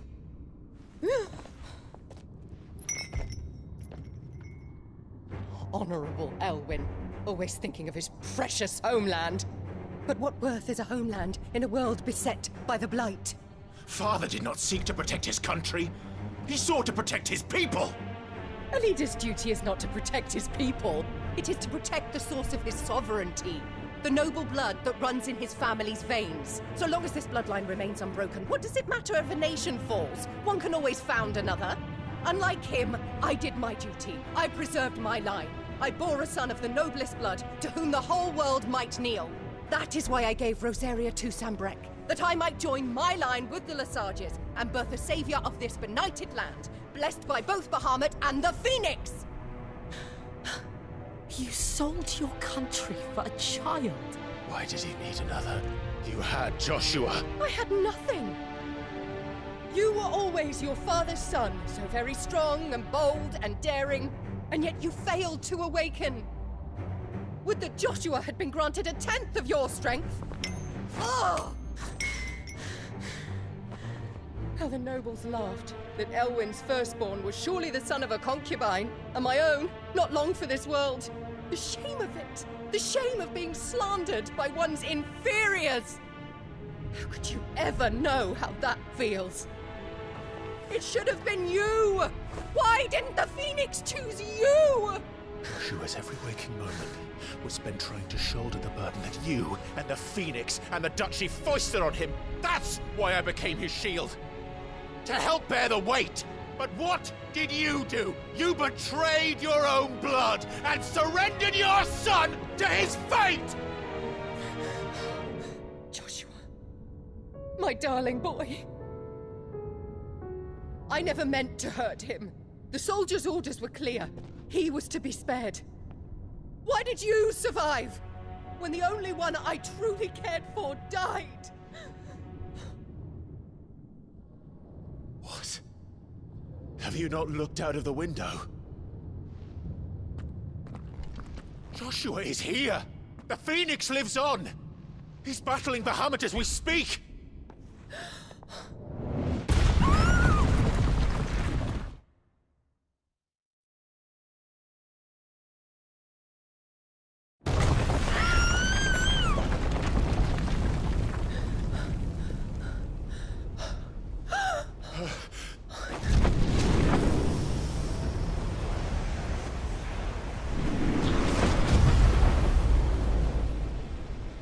Joshua!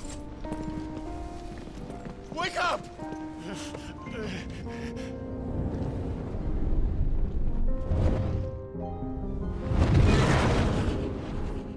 I am a shield of Rosaria.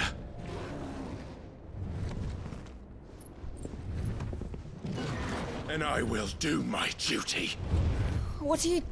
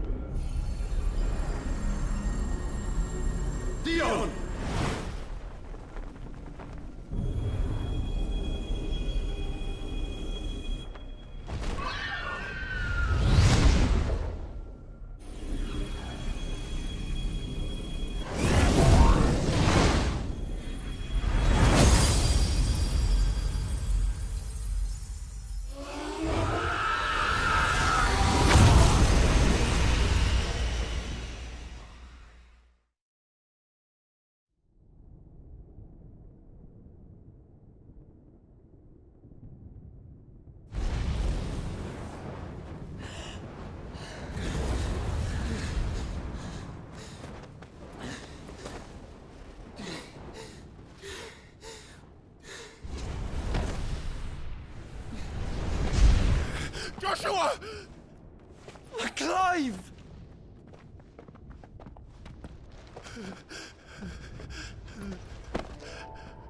My brother. I'm sorry. I'm so sorry. You're alive. We both are. Nothing else matters.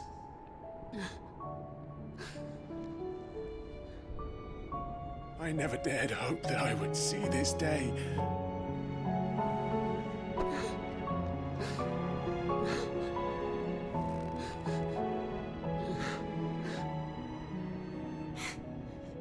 Reunited at last. Jill.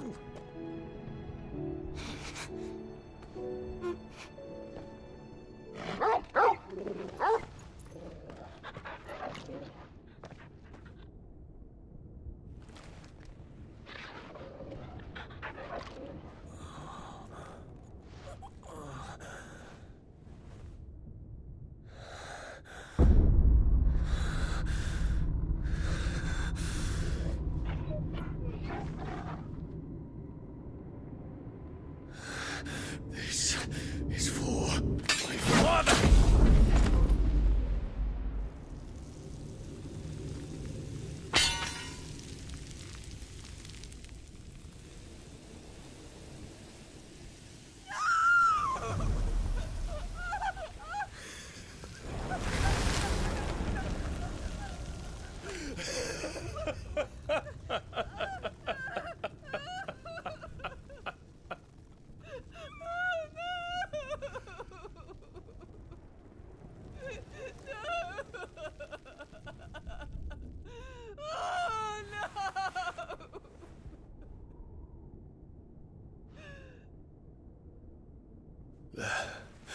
It is done. The demon that would tear our house apart is no more. Father.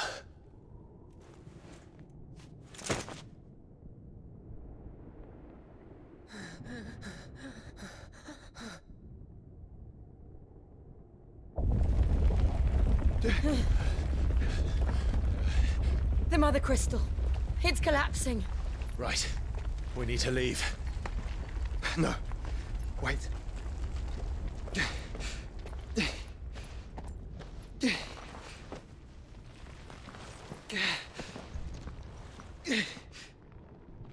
I owe him a debt.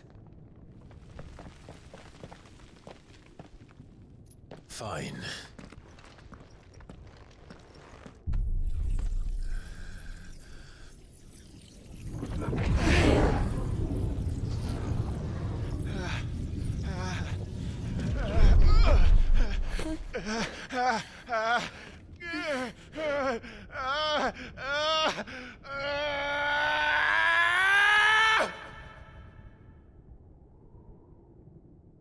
You there.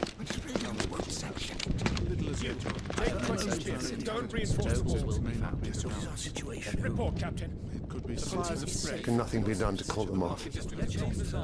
I regret not, Your Radiance. The Dragoons answer to none but His Imperial Highness. The Council is powerless to intervene. We're hearing reports of rebel Madness is this, Theon. throughout the neighboring districts. Focus all efforts on extinguishing the fires around the capital. City can wait. Don't dally, man, go! Your Radiance. And I want you to find out Make sure the doors are locked. next move. By the light! Dion, have you taken leave of your senses? Call off the Dragoons at once! Fear not. The populace will come to no harm at their hands.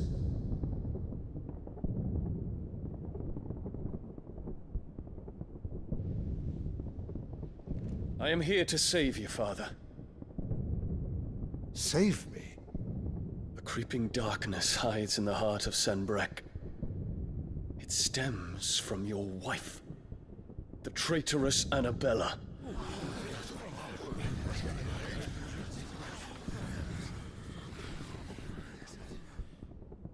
Not another word, Dion. Father, though you may not see it, The darkness has taken hold of you. It has made you forget yourself. But I bid you remember, there was a time when you ruled not with cruelty, but with compassion. Why now do you turn your back on your people? Why now do you seek to stoke the fires of war? You too have borne witness to this change, Your Eminences. And you know, as well as I, who is responsible for it. A puppet now sits upon the throne, but cut his strings, and the master loses the power! What? Dion, you bear steel before your emperor? Guards! Take him!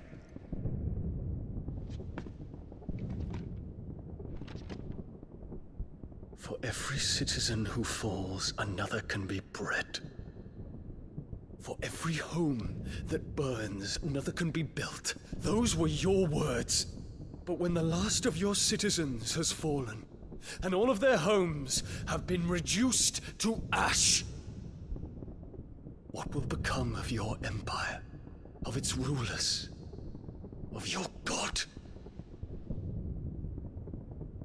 As the mother crystals crumble one by one, and the blight sweeps in to claim all that we hold dear, our people look to their emperor for protection.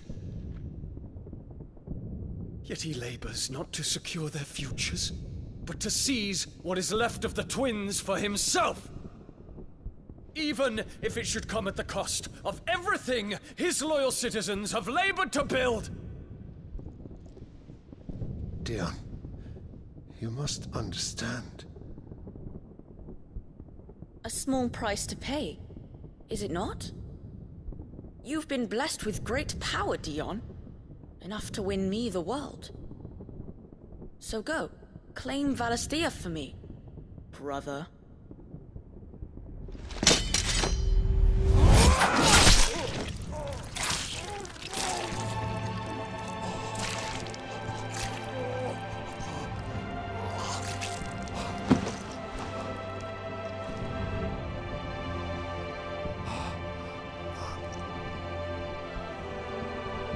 Dion.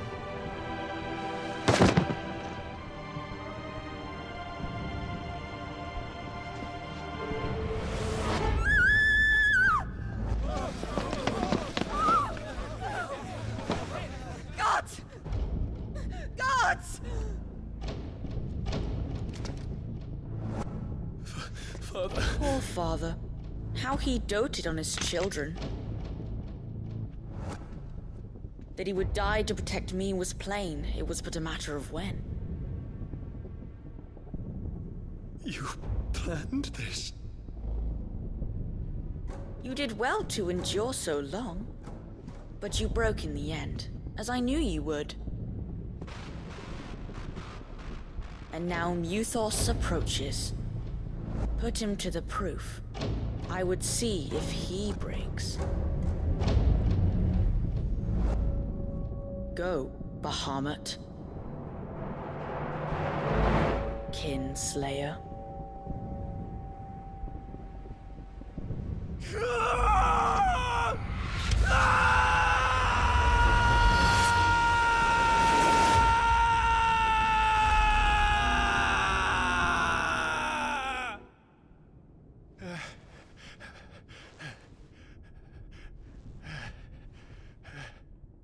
Not again.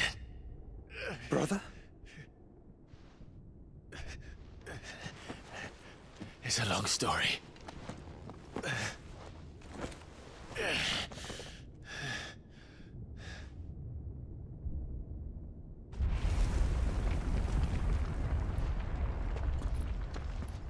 You cannot stay here, Mother. Come. Take my hand.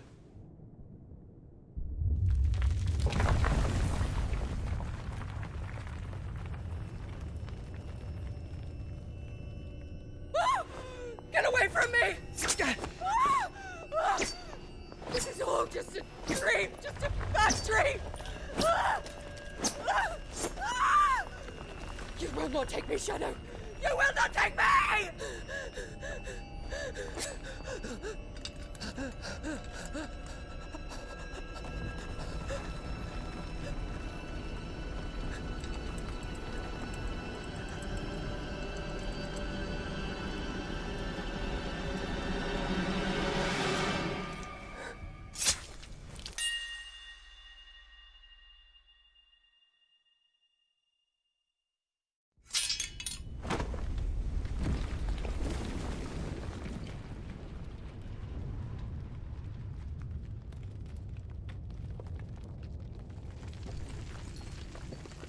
Mother.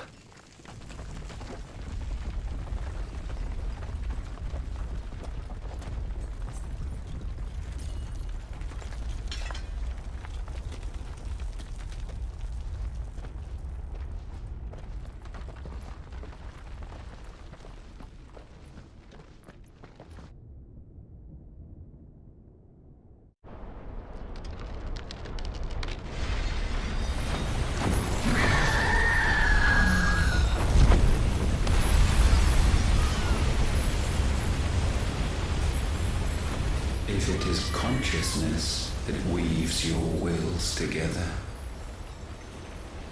consciousness that blurs the boundary between your own will and that of others, then we shall set you apart once more. The ties that bind you shall be severed, and humanity return to its proper place.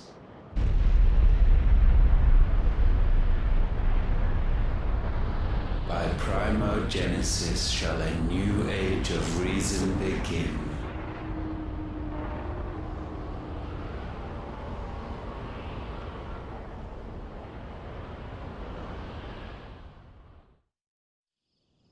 Relax, Your Majesty.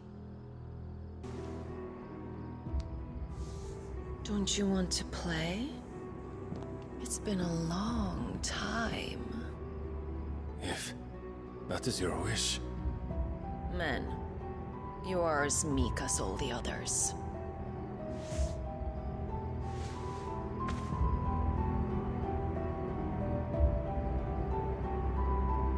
Such feeble creatures.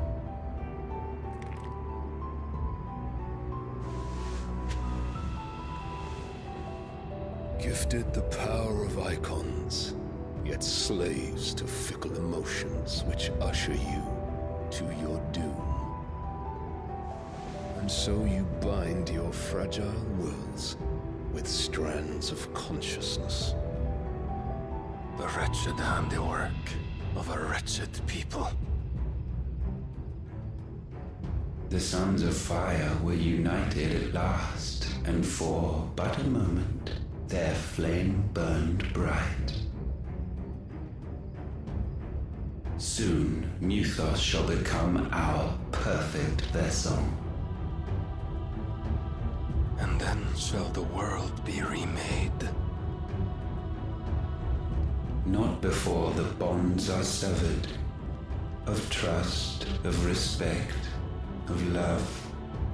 Only when every strand of consciousness is cut away, may Muthos return to our side.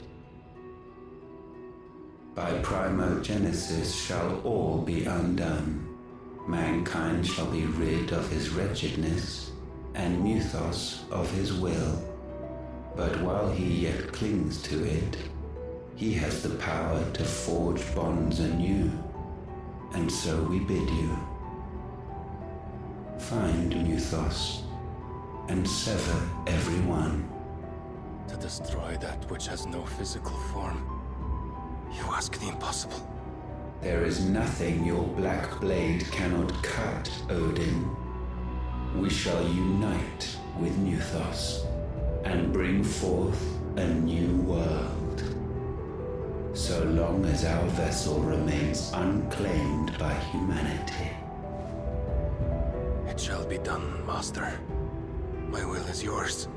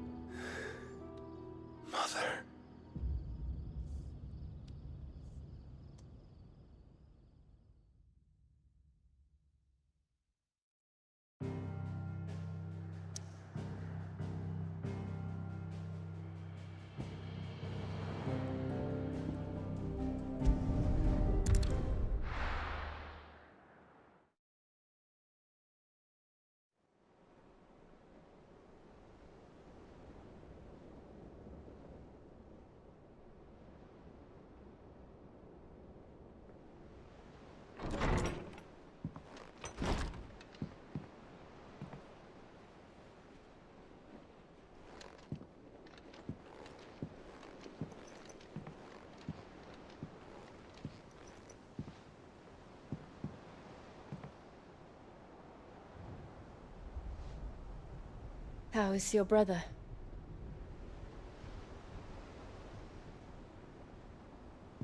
Asleep since I returned from the Dominion. Taya says he should be back on his feet soon enough. For a while, at least. She discovered something on his chest. A swelling, circled in stone. The curse.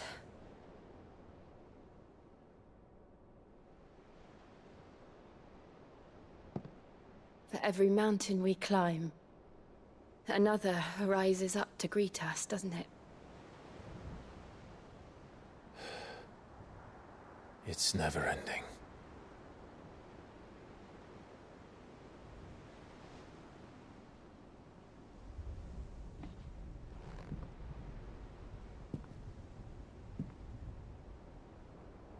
Even the sky seems to have grown tired of it all.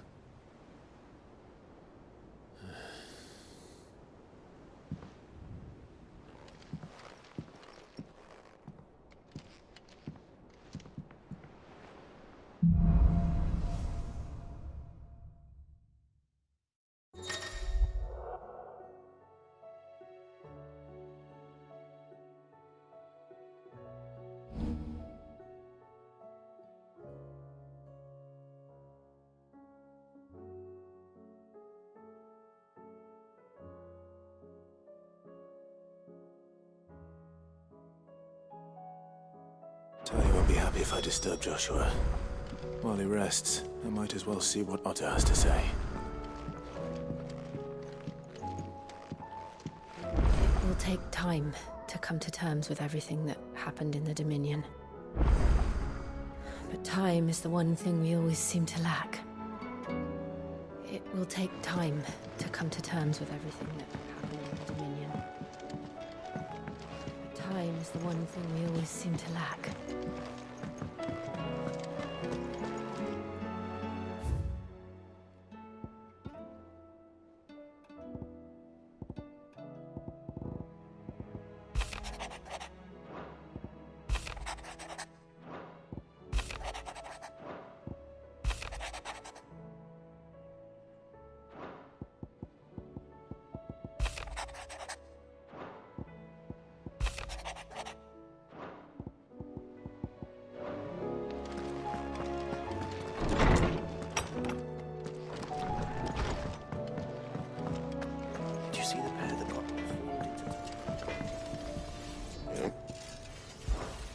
What do you want? Not bad, if I do say so myself. No scratches, all right? Did you see that? Tell me you saw that. What are you making them skies then? Otto, how fares the realm? The realm? Oh, she's just fine. As long as you look past the fat storms out mother crystals and her skies are a roiling cesspit. And Gav? He's with your uncle in the Free Cities, helping Mid with her project. Sent an owl their way the moment the winds turned foul. Still waiting on a reply, though. Do you have any good news? Well, that depends on your definition of good. All right, fine. What do you suggest we do? Oh, no, I'm just the messenger. I leave the scheming to those more suited to the task. Could be that Lady Vivian and Old Tomes have their own thoughts on the current state of things. Could be that they don't. It certainly can't hurt to ask. I suppose not.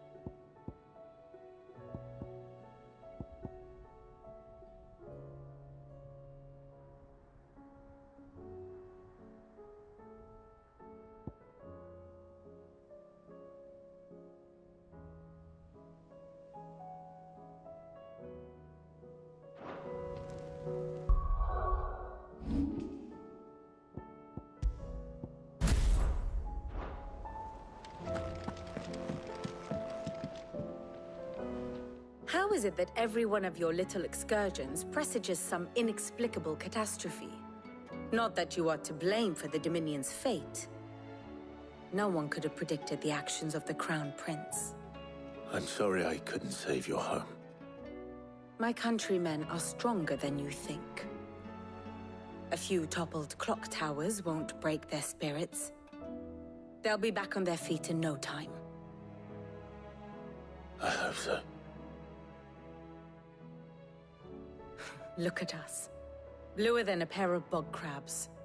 Tempting though it may be, sulking will not help us find a solution to this mess. You believe there's one to be found? I don't know. But I am certain we're more likely to find it if we first examine the facts.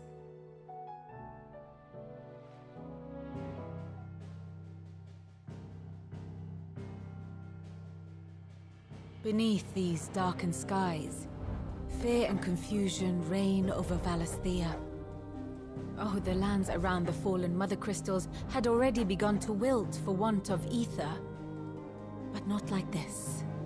Crystals that filled wells and fueled furnaces, now nothing but pretty shards of rock. And those that hang from the people's necks cast nary a glimmer of light to keep the dark at bay. It is only a matter of time before the common folk convince themselves that the end of days is upon us. Yet I fear a swift end is more than we can hope for. While most of the world thirsts for ether, the remainder drowns in it, spawning Akashic in droves. And amidst the hordes of mindless beasts, with magics as like to fail as function, even the strongest nation would falter. Rosaria and the Iron Kingdom teeter on the brink of collapse, while the tragedy in Twinside has all but paralyzed the Holy Empire. Dhalmekia fares little better. Rumor has it the ministers fled the capital after the fall of Drake's Fang, leaving their beloved republic to crumble. Waloed, meanwhile, moves in earnest. The Einherjar has been sighted off Storm. The world, in short, is in chaos. It would seem our civilization was nothing but a castle of sand, to be washed away at the whim of the waves.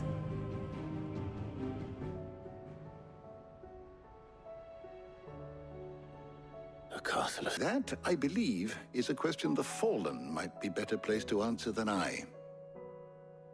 And on the 6th day did the gods tear the sun from the firmament, visiting darkness upon their prideful sons and daughters.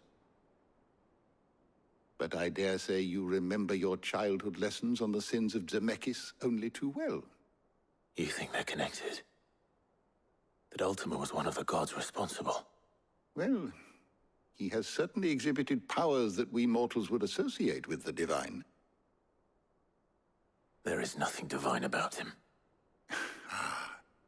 But he wouldn't be the first god of whom that could be said, now would he?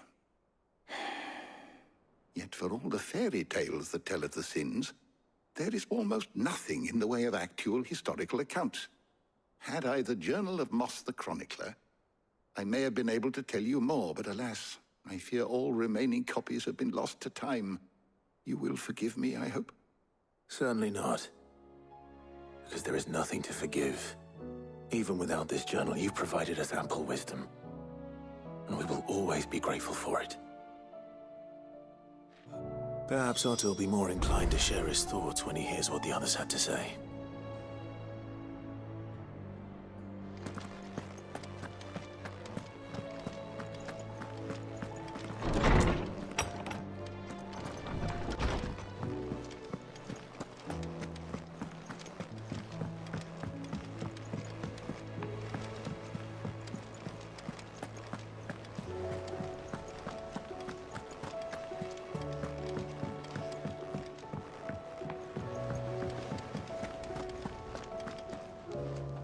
Clive, we have a problem. Only one. That would be a first. It would. Actually, there are 3. We had as many owls arrive while you were at the shelves. Martha's got a Kashik out her gates, and talk of monsters roaming the hills outside of Northreach has put the wind up Isabel and her lot. And don't forget Dalimil. Lubor says the village was raided by bandits. When it rains... It fucking pours. The Cursebreakers are spread thin, taking stock of the damage in the Dominion. And even if I could get word to all of them, I doubt they'd get here in time to make any real difference. Which means... there's only two people who can.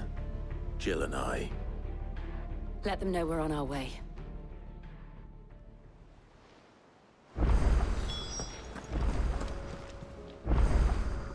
How may I help you today, Clive?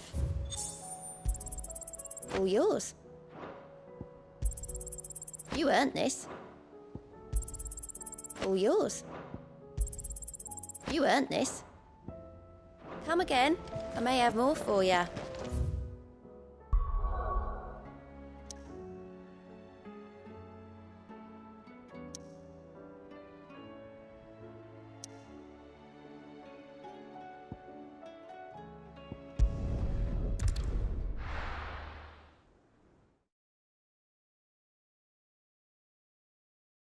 First we find Isabel.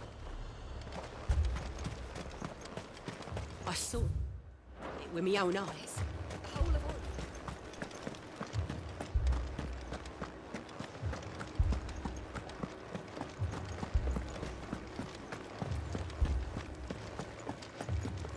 I can't do it.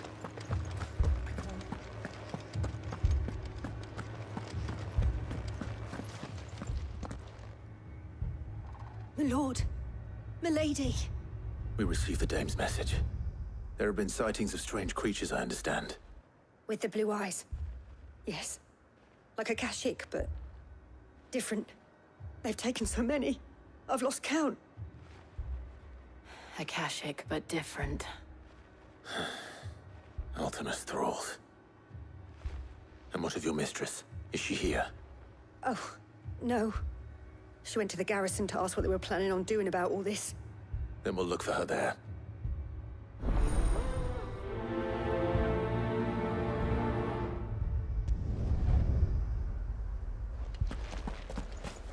More arrived from the capital this morning.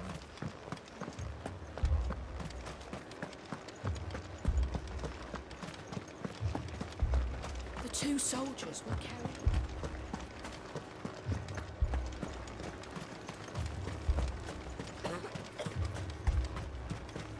Madame, please! Half the garrison's been slaughtered by those things. We lost the captain this very morning. We've tried requesting reinforcements, but there's been no word from the capital or the Dominion in days! What more would you have us do? I would have you do your duty. Those at the Vale look to me for protection. And protect them I shall, because they are my charges and that is my duty. In case you have forgotten, the people of this town are your charges. But more than that, they are your people. Your sisters, your brothers, your lovers. So you have a choice. Lay down your sword and watch as they are slaughtered, or take it up and do what is right. She speaks the truth, you know. This here, it's all we have. It's all that's left.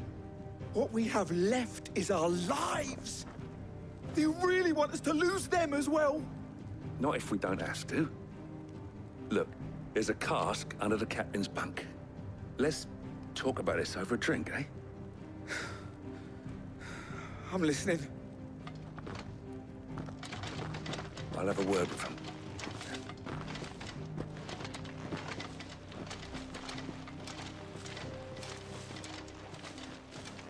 Ah, Clive. I didn't expect help to arrive so quickly.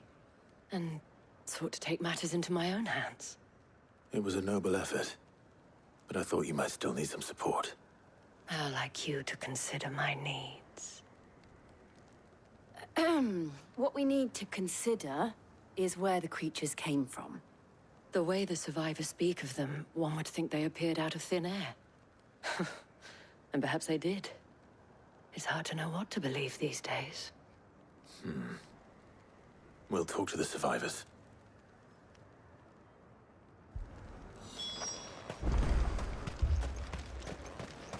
That thing, it took off the captain. Did you see the creatures that attacked you? Creatures? Yeah, They came out of nowhere. They went for Joseph first, then me, and then they were just gone. Do you remember where you were? On the road from Oriflamme. We just passed Moor when... Where's my Joseph? It's all right. Just rest now.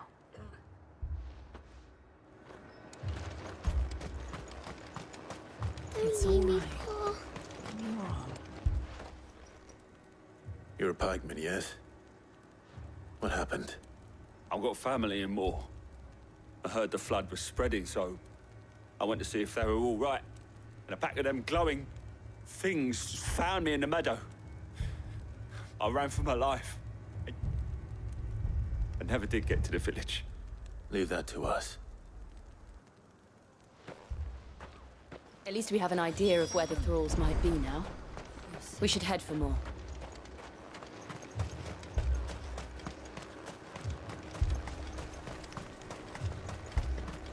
I assume you have a plan?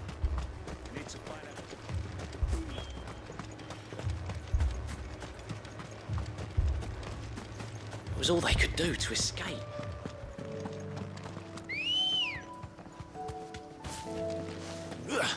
Good girl.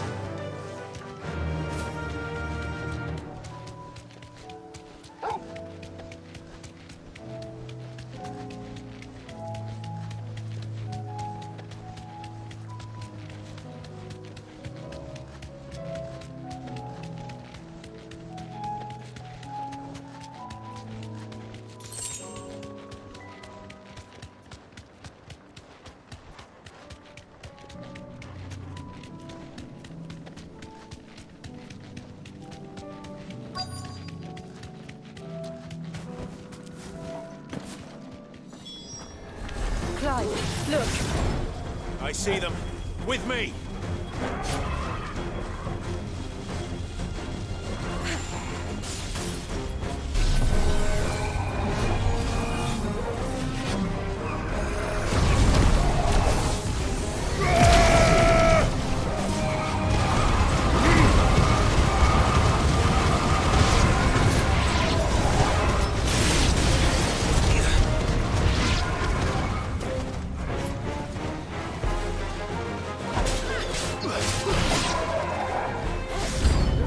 Should I prime?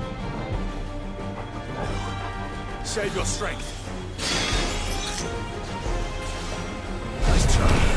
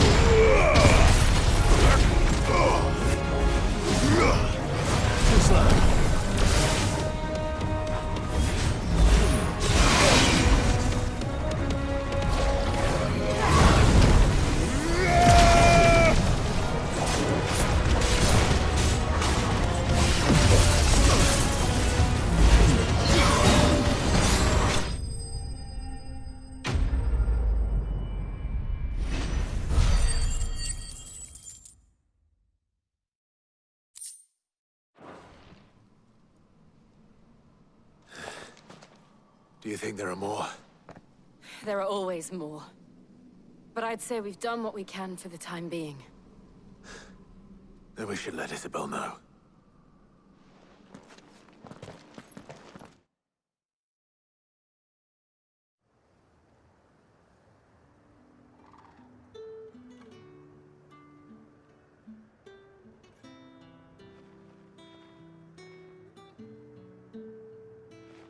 You have the town's thanks.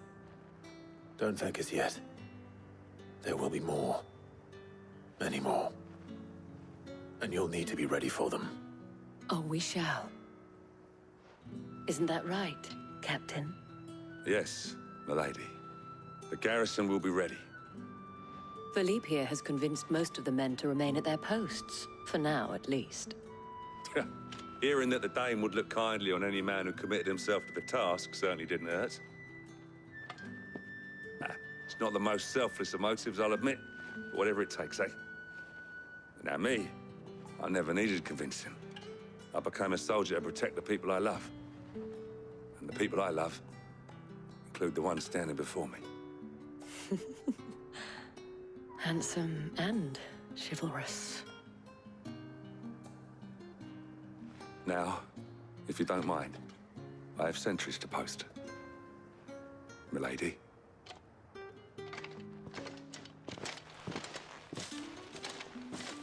Lest you wonder, I'm not foolish enough to believe that this has solved all of my problems. But it has solved one, and that's one fewer than I had this morning. Thank you again, Clive.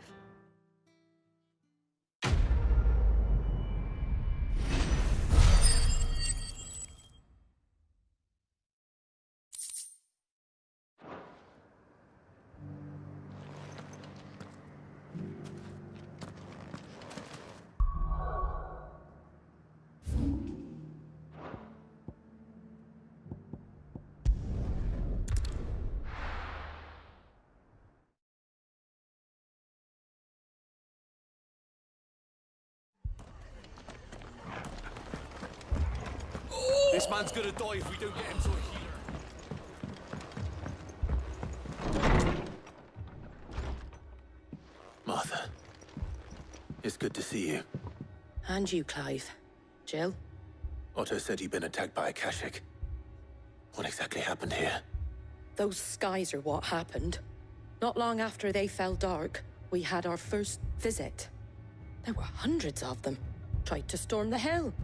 Only a handful made it up here, but that was more than enough. The rest are still down there now. And while we have a few willing fighters holding them back, they're sorely outnumbered. What do you think, Clive? That we join the fight. I thought you'd never offer. Now, where I need you is the Fallen Gate. That's where the fighting is fiercest. Let the men know you've come to help. Something tells me they'll be pleased to see you. We're on our way.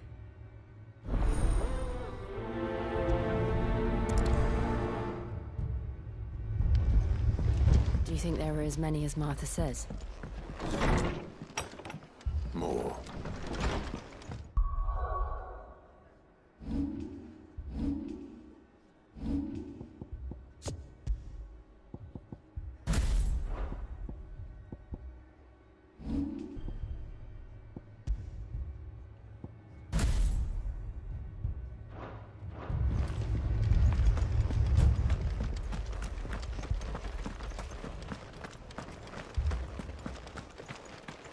You don't think they've abandoned us, do you?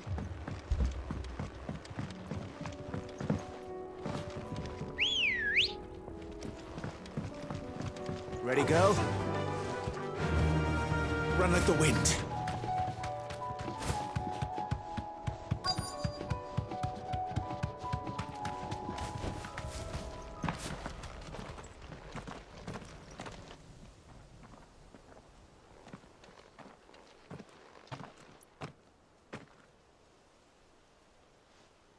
Clive, wounded.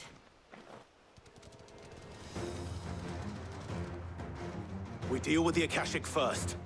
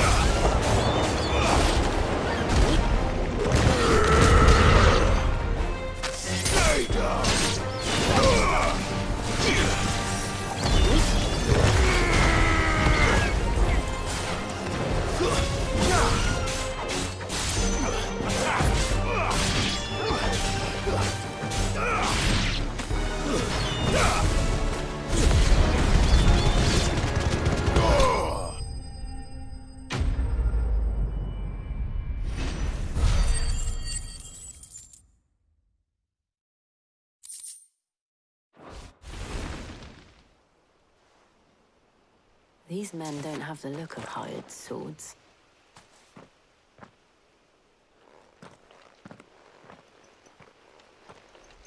If you've come to rob this place... You are mistaken, my Lord Rosfield. We're here by Madame Martha's leave. How do you know my name? Forgive me, my lord.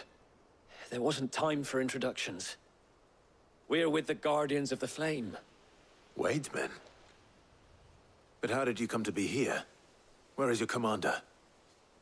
Sir Wade left earlier with a scouting party to find out where the Akashic were coming from. Did he? Take your wounded back to the inn. Martha will see you're looked after. We'll join you anon.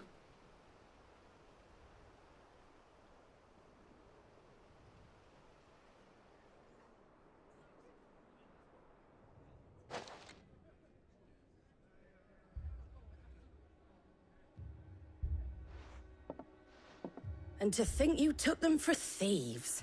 A fine reward for holding off the horde, that is. When did Wade and his men arrive? Not long after Rosalith fell. The Guardians asked me to shelter some of them that had lost their homes. They were making ready to leave just as the skies turned, and we agreed it was best we stuck together. Martha! Trouble! The scouting party's almost at the lift, but they got a pack of Akashic snapping at their heels! And they got wounded with them! They're not gonna make it! Damn it all. We'll worry about them, Martha. You look after everyone here. If any can still fight, send them to the lift. I will. You two be safe now.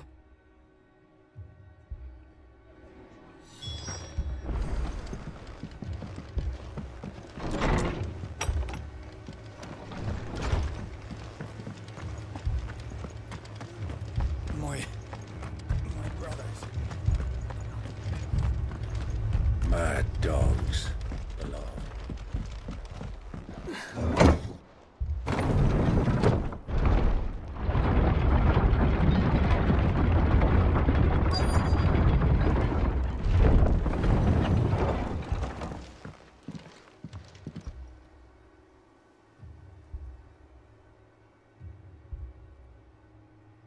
Squire, I need you to get those who can still walk up the lift to Martha's.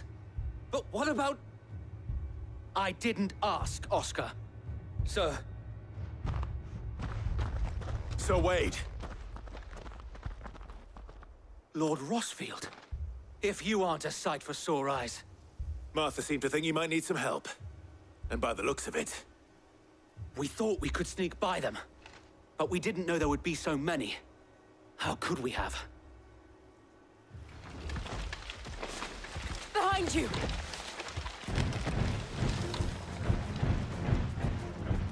Damn it! We need to get the injured to safety. Do you think we can hold them off? We can certainly try. Out there.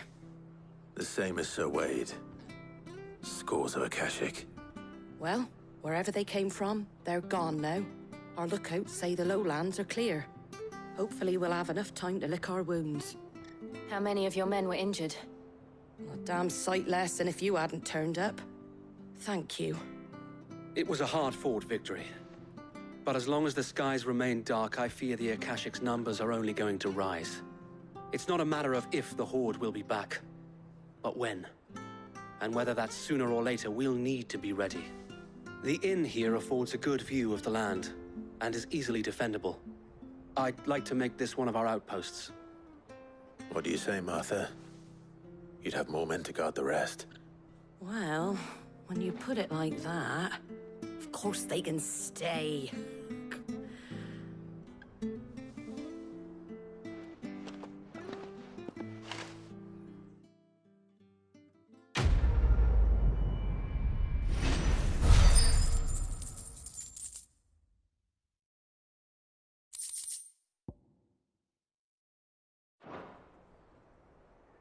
My lord, there's someone I'd like you to meet. Oscar, over here.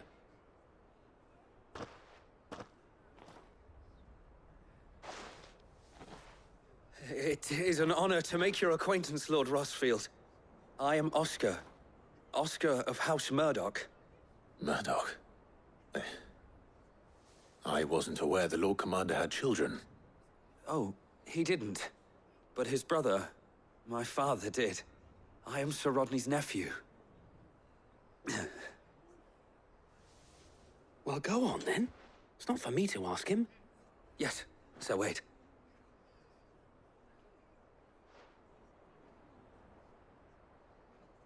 If it please you, my Lord Marquis, might you take me as your squire? I would learn the duties of a shield from the finest.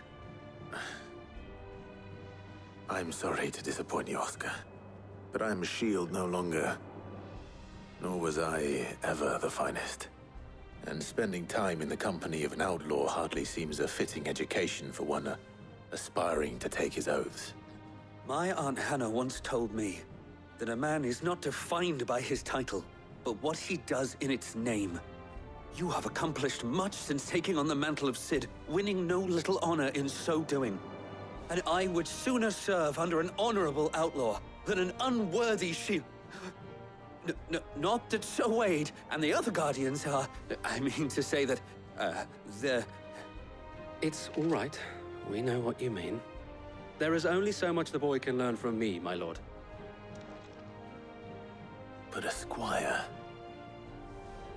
Would that really be so bad? You were a squire once. And I'm certain Sir Rodney would approve.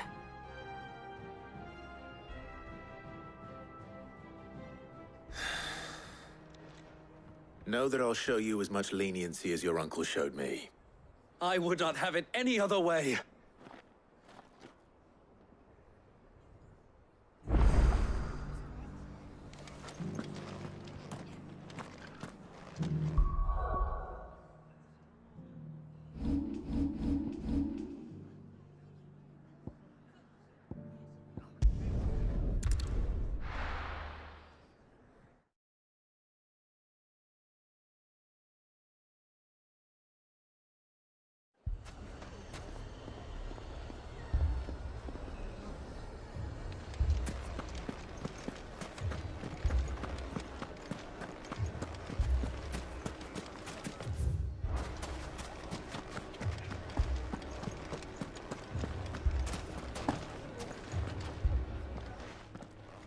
Cid!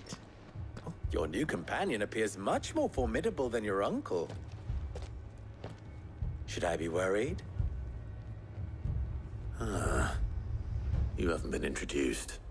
Jill, Clive has told me much about you. All lies, I'm sure. Your Stolas said that Dalimil has a bandit problem. Indeed. Although, you're a little late. They left with our food and guild days ago. Any idea where they went? The desert's a big place. Your guess is as good as mine. But the fact is, I have more immediate concerns. What did you say to me? What did you say? Ah, as if by magic. Let's just say we've yet to reach a consensus about how to solve Dalimil's little problem. And at this rate, it won't be the actions of the bandits which prove to be our undoing. It will be our own. I've tried reasoning with the dissenting parties, but even the Desert Hare has limits. Perhaps we could talk to them. What makes you think they'll listen to us? What makes you think they won't? She makes a fair point, Cid. And you won't have wasted much of your precious time if you fail. They're just across the courtyard.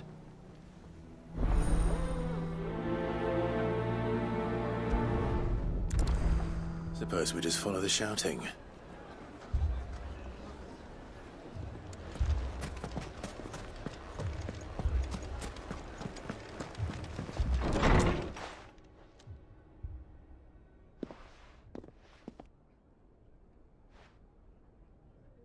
You wouldn't talk like that if it had been your men whose throats were slit.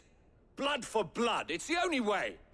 We hire mercenaries and have them mount the bandits' heads on our walls as a lesson to the rest. And what happens when those mercenaries are slaughtered like your men? Are you going to hire more? We're better off using that coin to buy food and supplies. If we hire mercenaries, the only thing we're buying is the bandit's ire. And you cannot fill empty bellies with that. Do you hear me? But what happens when they come back? Maybe it'll be your throat that's slit. That's enough. Both of you. Any more of this and I'll throw you out myself. Come back when you're ready to talk like adults.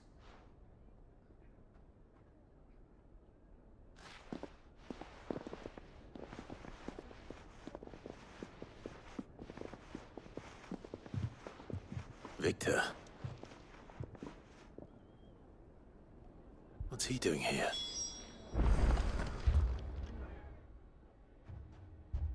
Sid. And Lady Jill. What brings you here? I was about to ask you the same thing. Costness is in chaos, and the markets have all but ceased to operate. The Briar's Kiss here in Dalimil is the only place I can reliably obtain supplies. I was here to do just that when Master Lubor told me of his troubles. He thought I might be able to talk some sense into these fools. But if you're here, I suppose his patience must be waning. Who are those people? Those were the thorns in Lubor's side. And the reason this place might be headed the same way as Costness. It's these accursed skies. The darkness is enough to drive a man to madness.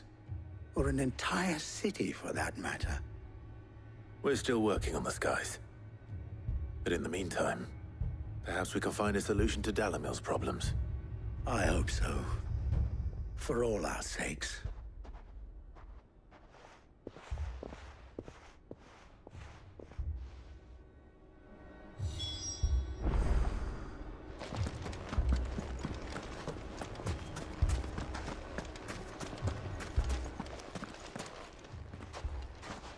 So, you see my predicament?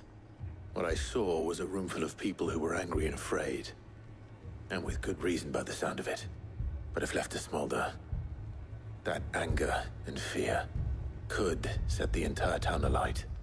My thoughts exactly. What to do? Both sides wish to protect their homes and livelihoods, if only they could agree on how. But as long as they are divided, we are vulnerable. And if there's one thing bandits like, it's an easy target. What would Sid the Outlaw suggest? Well, if it were my namesake, he'd let them choose for themselves and be on hand to pick up the pieces when it all went wrong. That sounds like a recipe for disaster. A recipe for disaster is precisely what it is. But perhaps that realization would be enough to make them question the ingredients. While it's plain neither Conrad nor Natalie will countenance the other's proposal, it may still be possible to make them doubt their own. Before presenting them with a third option. And that would be? To pool our resources and save the city ourselves. Why fight each other? When all that fear and anger can be directed at the bandits. It appears we have a plan of action. Victor, pay Conrad a visit. See if you can't convince him of his folly. I'll speak with Natalie. As you wish. Your faces are not well known in this town. That may prove useful. Don't worry, Victor and I will do most of the talking. You need only play along. Play along? What he means to say is yes.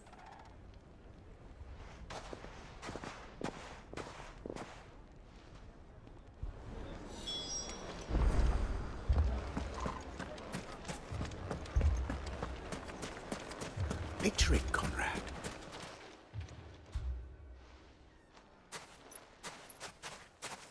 Ah, here she is.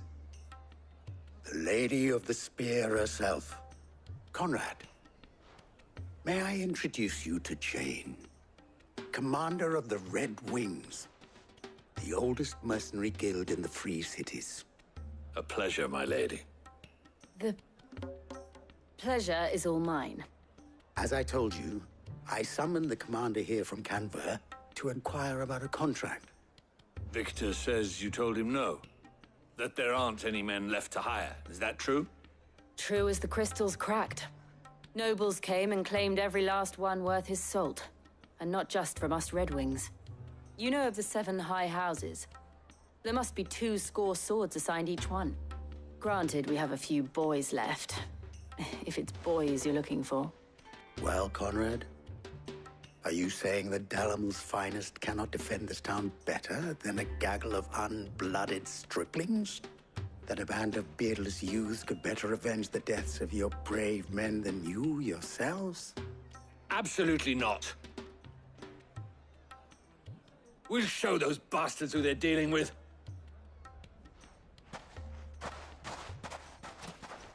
I can't believe that actually worked. Conrad's not what you call the brightest candle in the crypt. And there's a reason why I had you do the talking and not Sid. Well played, my lady.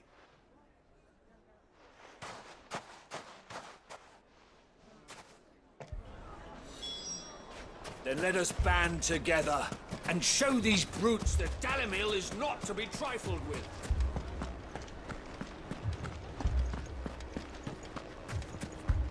My shock. If I had my pickaxe, I would... I mean, it may still be possible to buy something. Ah, here he is now. Natalie, allow me to introduce Lord Underhill of Randalar's prestigious League of Merchants. Lord Underhill. At your service. Underhill? I was just telling the good lady of our conversation, my lord, and how you were lamenting the state of the capital's stores. Lubor says that not only are the granaries almost empty, but that war and the Blight mean this season's harvest won't be enough to fill them for winter. Indeed, certainly that is the case. The nobles in the capital are buying up the city's stocks of barley and wine, driving the prices higher than most commoners can afford. It is only a matter of time before the peasants revolt. It is worse than I thought. If what Lord Underhill says is true, I fear we have little hope of supplementing our stores, meager though they regrettably are. And while I applaud your endeavors to dissuade our more bellicose citizens from seeking vengeance, I sense Conrad is not wrong in his assessment of the bandits' likely return. Which means that now, more than ever, we will need to secure what little we still have. Food, weapons, herbs, everything. If our humble town is to endure not only this hardship, but those that are certain to follow, we must stand united. All right. If it will help to protect my home, I'll do it. But you needn't have gone through this charade.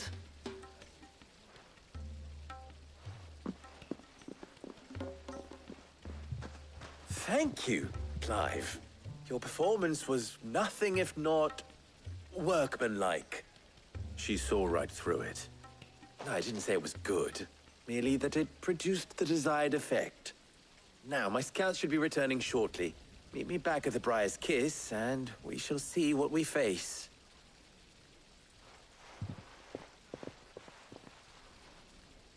I'm not convinced our roles in this ruse were entirely necessary. I don't know. Conrad seemed quite taken with you. I have no choice but to do what they... Mummy, I'm scared. Oh, I'm ruined. Good news, Sid. Both Conrad and Natalie have somewhat gracefully accepted their new roles. With time, they may even learn to. Time no longer appears to be the luxury it was before lunch. I take it your scouts found the bandits. Technically, it would be the bandits who found my scouts.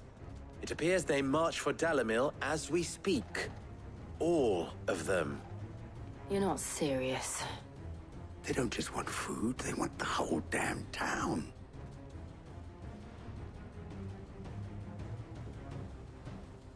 I have a favor to ask. I'm told the bandits march in 2 groups, one from the south and one from the desert, in a move doubtless intended to stretch our already gossamer-thin defenses. Very well. Jill and I will meet those from the desert. But what of the rest? The rest, my friend, the city shall fight. Together. Mistakes, I concede, are high. But if this does not unite Dalimil, nothing will. That is a lot of faith to put into those who had their hands around each other's throats but a moment ago. Then it will be for us to see that their hands are kept occupied. And I do mean us. I thought you might say that. We'll hold them off for as long as we can. And we will do the same.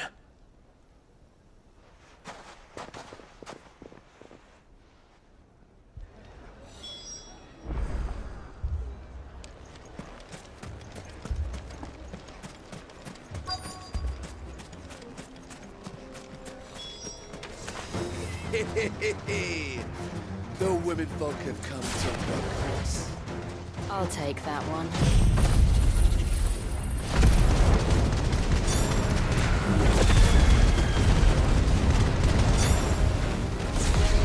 It's all yours.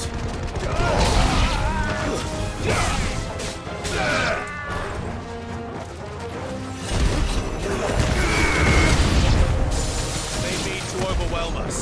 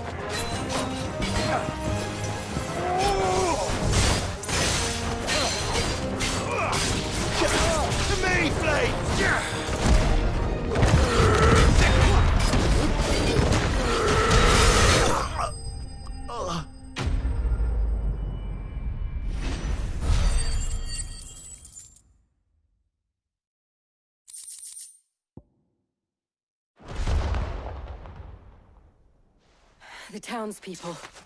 Could they have held out?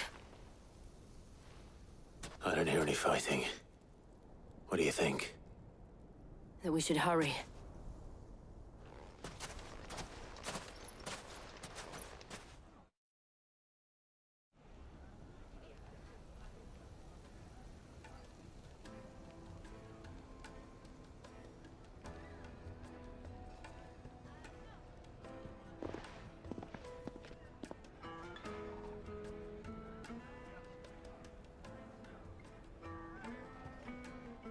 Natalie, I owe you an apology.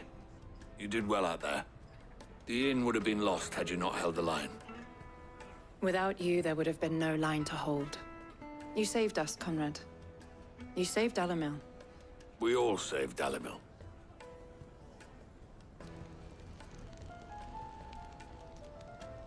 Conrad seems to have had a change of heart. I'd say they both have.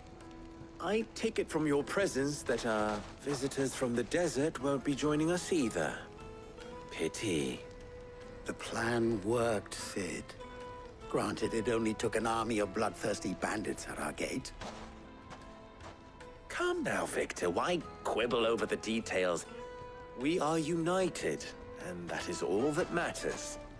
As for you, Sid, you fight considerably better than you act. I'll take that as a compliment.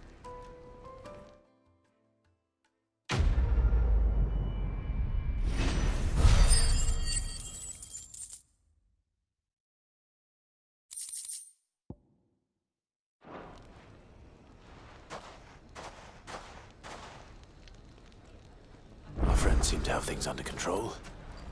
For now, at least. Let's go and put Otto's mind at rest.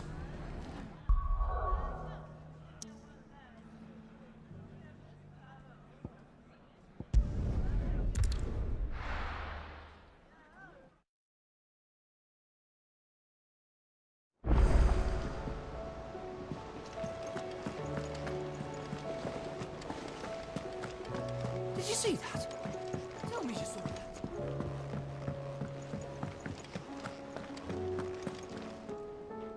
Was wondering when you turn up. Had owls from all our friends thanking you for your timely intervention. How is it you always manage to arrive at just the right moment? Luck, I suppose. Any word on the rest of the realm? Let's see. Storm's still crying out for mother crystals. The nations are still in chaos. And the skies are still the color of a kick in the kidneys 2 days on. So... Right.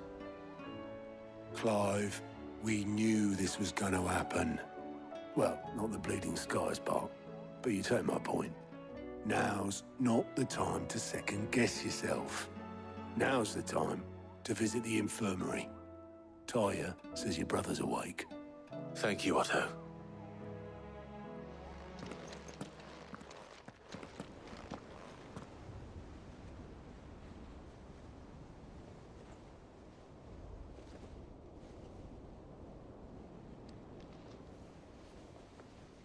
So it was not Sylvester, but Olivier who served as Ultima's puppet. And when Dion learned of this, he sought to slay the fiend.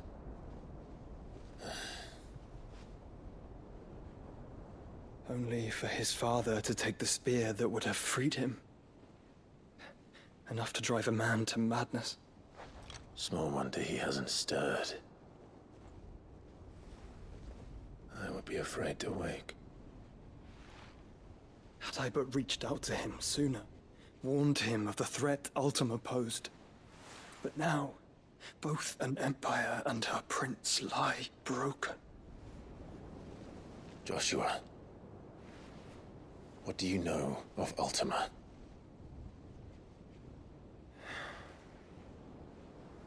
Very little, I'm afraid. Despite my best efforts. 18 years ago, as I lay buried beneath the rubble of Phoenix Gate, it was not death who came for me, but another. And it was while in my rescuer's care, I first heard of Ultima. I've been chasing his shadow ever since. Ultima is driven by some deep, dark purpose, and for whatever reason, it would seem you are crucial to his designs. He will stop at nothing to have you, even if that means toppling an empire. But why me? What possible use could I be to such a creature? That is one of many answers that have eluded me. Yet, I am certain of this. It is not mere chance. You were chosen for a reason. All dominants carry within them the might of an icon. Nigh limitless power that is at once acutely limited. I wield fire, and only fire. And I only ice. 8 wardens for 8 elements.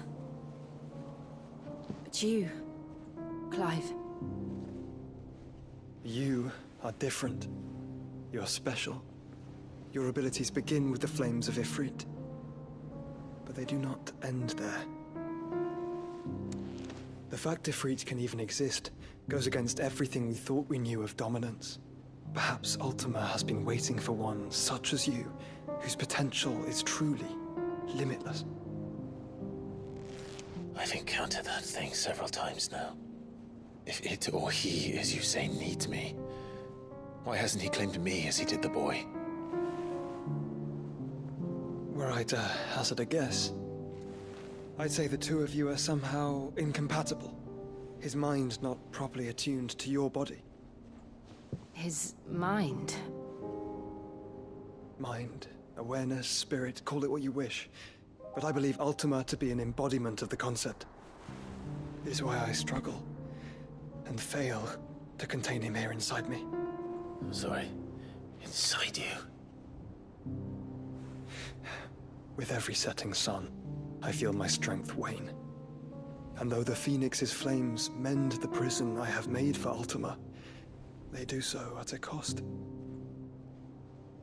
We must find a means to bring an end to him before I meet my own. What were you thinking? It was that or let him take Clive. And I've always had a soft spot for my brother. But that doesn't mean you should sacrifice yourself to save me.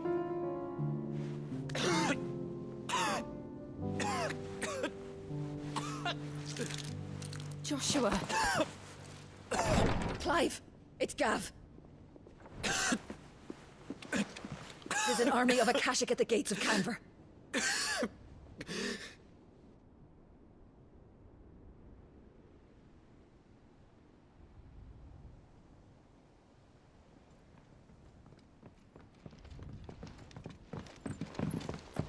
Well, what's the short of it? I thought Tyre told you. The capital of the Free Cities is under siege by an army of monstrosities. The city guard are doing their best to stem the tide, but numbers ain't on their side. What of Lord Byron and Mid? Were they able to escape? No, but they're all right for now. They're hiding with Gav at midship. We have to get them out of there. And we shall. Otto, prepare a Stolas. Tell Gav to stay exactly where he is. Understood. Vivian, what's the swiftest route to the Free Cities? That sounds like a question for the map. Look here. This road, through Tabor, should provide the least trouble. Good. What a coincidence. Tabor is exactly where I'm bound. Joshua, bed is where you should be bound. You don't think I told him the exact same thing? Were Tyre not such a talented healer, I would surely have been inclined to agree. But, thanks to her ministrations, I feel I may safely rejoin my attendant, who was to wait for me in Tabor if we became separated. All right, we travel together.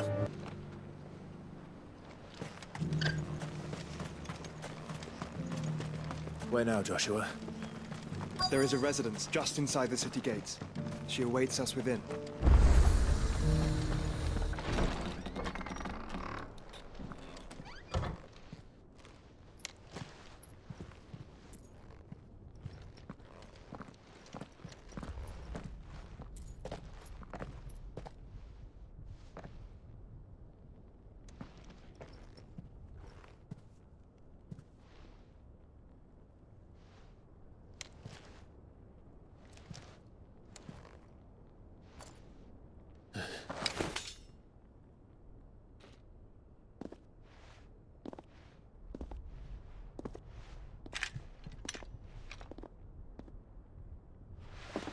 My Lord Marquis, it is an honor. I am Yote, Knight of the Undying, charged with the protection of His Grace Joshua Rosfield, Keeper of the Flame of the Phoenix. Of course. It all makes sense now. Would you care to elaborate? The Undying are loyal servants to the ducal throne. Or more specifically, to its heir. They have served our family for generations, albeit from the shadows. Since their inception, they have been tasked with the preservation and enactment of the rites of ancestral communion.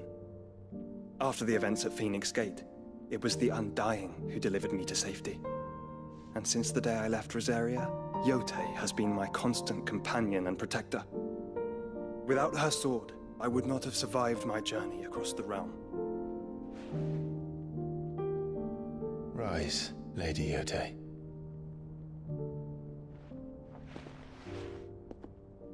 You saved my brother.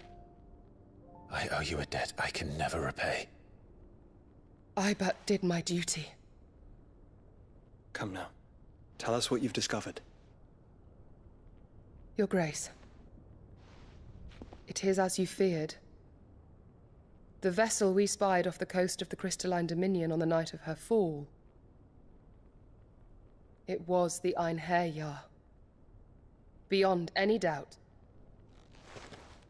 The Black Galleon. Joshua, the Einherjar is the Royalists' flagship. What business would they have in the Dominion?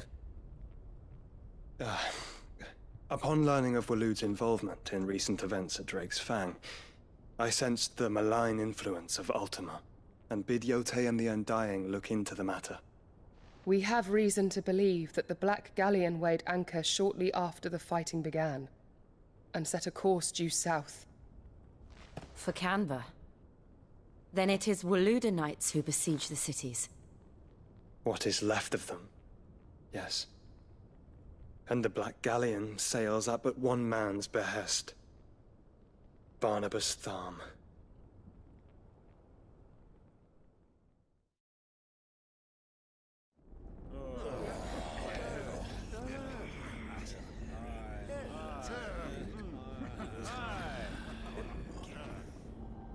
But are we truly safe here in the Agora?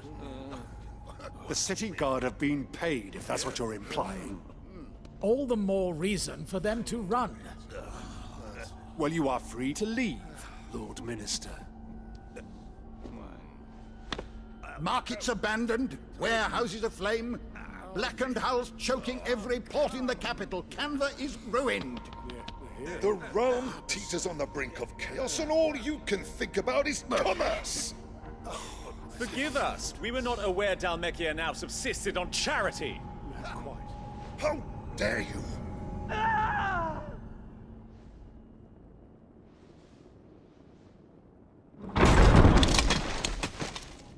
Distinguished members of the Council, you must forgive His Majesty this intrusion.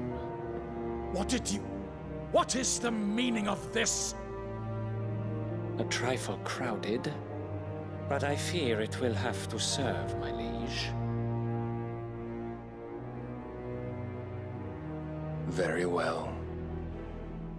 My colleagues, do you not see? The King! He has come to save us from the Akashic!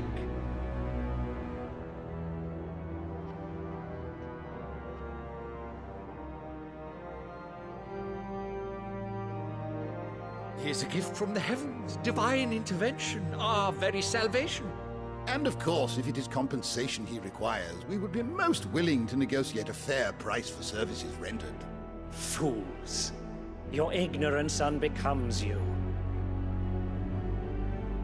Your Majesty, correct me if I'm wrong, but I would swear that the fiends washing the cobbles of Canva with the blood of her citizens wear the colors of Waloed. Ha!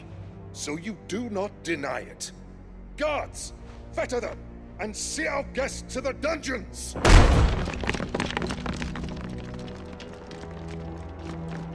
Enough.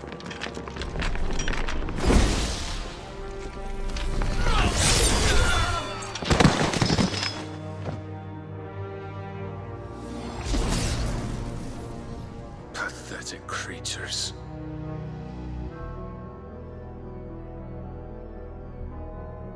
That you should imagine yourselves worthy of salvation. The girl is still here, somewhere in the city. her consciousness fair dripping with her late father's hubris. A consciousness to which Mythos is inextricably bound and inexorably drawn. See that he is made welcome. Yes, Your Majesty. Come, Mythos. Surely the prince's light cannot have sated you.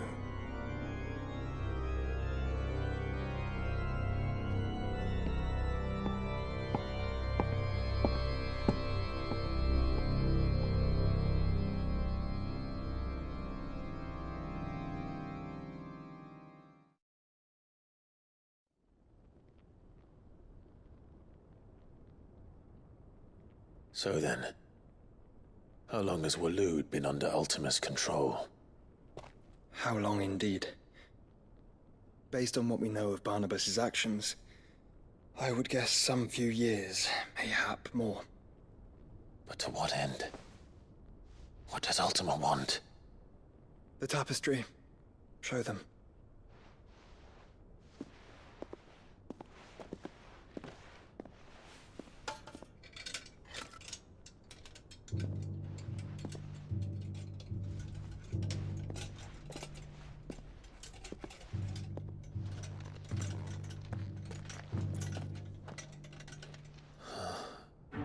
By the flames. Phoenix Gate, Drake's Breath, and now here. But what is it? It is old, ancient, even. Naught remains of the faith it represents, save what can be gleaned from the image itself. None could tell me what the one in the apothecary meant, even the Undying. But I believe it may be the key to discerning Ultima's purpose. That figure in the center, the one beneath whom the icons congregate, that I believe to be Ultima. He is a god, or at least godlike. His very existence beyond our ken. The icons, and by extension their dominance, are meant to be his subjects, and while some, like Barnabas, have accepted this role, others have rejected it. Like you, Clive, which is rather inconvenient, as it appears he needs you most of all. And gods don't like to be disobeyed. No, I don't suppose they do. Clive, may I tell Yote of the lake? By all means. Yote, I will be accompanying my brother to the Free Cities. Whilst we are afield, I would have you watch over those Clive has made his wards. Omielos delan tuisag ilith. Though well concealed, the hideaway lacks trained fighters to defend its occupants should they be discovered. But it is my duty to... As it has ever been my brother's duty, remember. If that is your wish, Your Grace. But please be safe. If aught were to befall you, You have my word.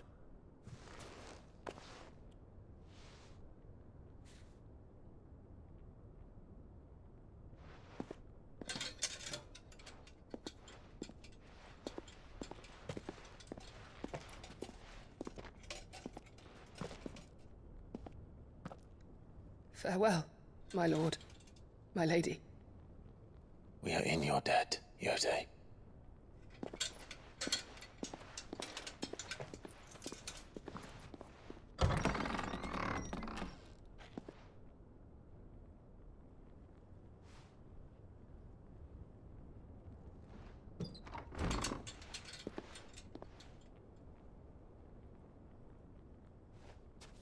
Let's find our friends.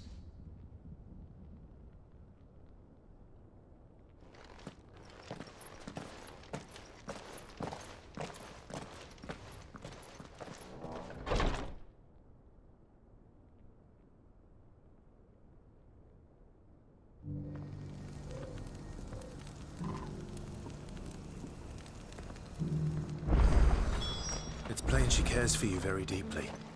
And I her, which is why I had to let her go.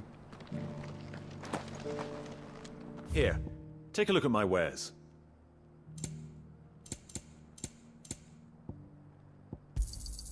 A fine choice.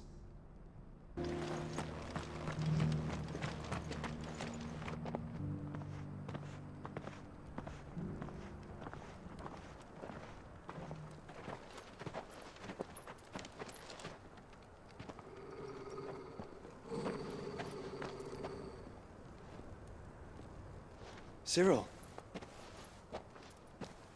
How fares the search? Well, Your Grace, my report shall be with you ere long. Ah, yes. Yotei is otherwise engaged, at my behest. And the duty of wardenship? Fulfilled. For as you see, I've been reunited with my first shield. I am Cyril, Knight of the Undying and bearer of the Burning Quill, charged with chronicling the mortal deeds of His Grace, Joshua Rosfield, Keeper of the Flame of the Phoenix, and rightful Archduke of Rosaria. I entrusted Cyril here with overseeing the investigation into Ultima's origins. Findings from his brothers and sisters afield are delivered here to be collated and catalogued. Just how many Undying are there? Not nearly enough, milady. Yet we are glad to give our all in service to the Phoenix. Such is, and has ever been, our creed. I see. You have your associates, I have mine. But you may now think of them as ours. That won't be a problem, will it? The Phoenix is our sun, and we but the shadows that quicken in his radiance. It is from the darkness that we serve, both him and now you.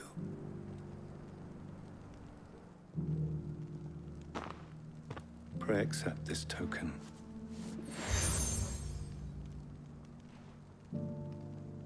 For as long as you bear it, members of our order will reveal themselves unto you.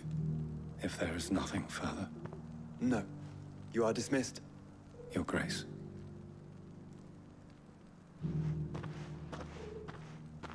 To Canva, then.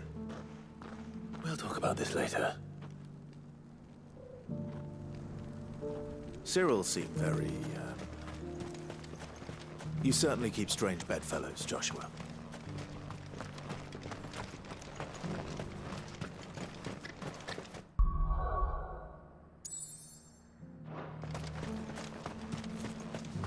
Ambrosia won't help me here.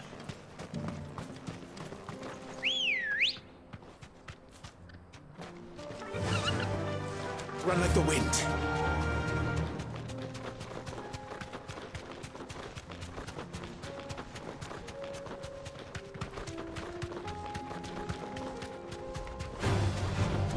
Orcs. Then let us be rid of them.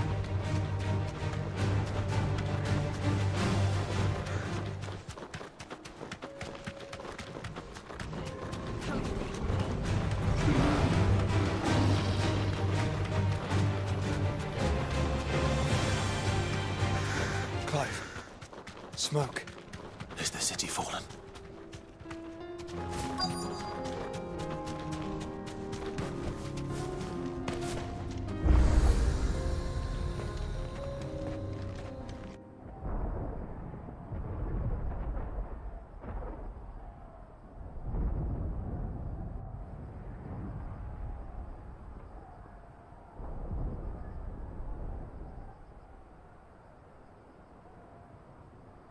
The free men are still holding their own, then.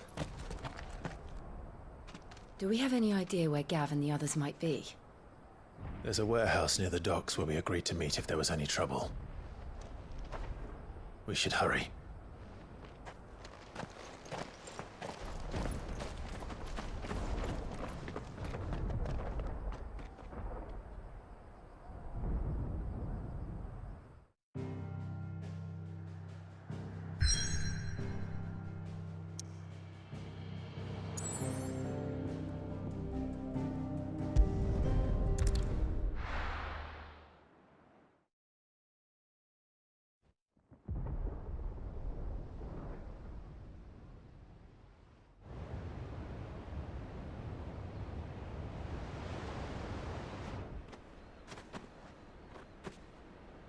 Sounds like thunder.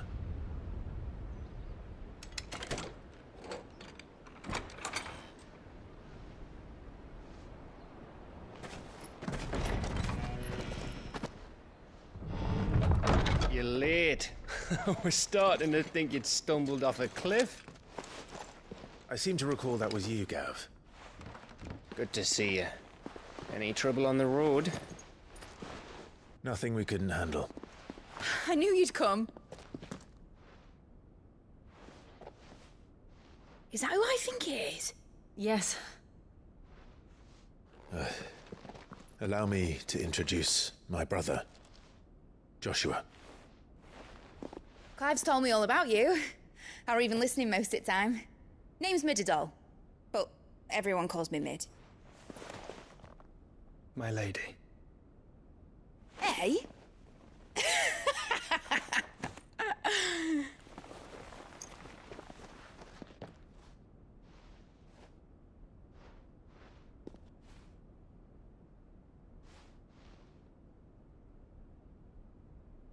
My boy. Uncle Byron. It's really you. I never thought I'd see the day.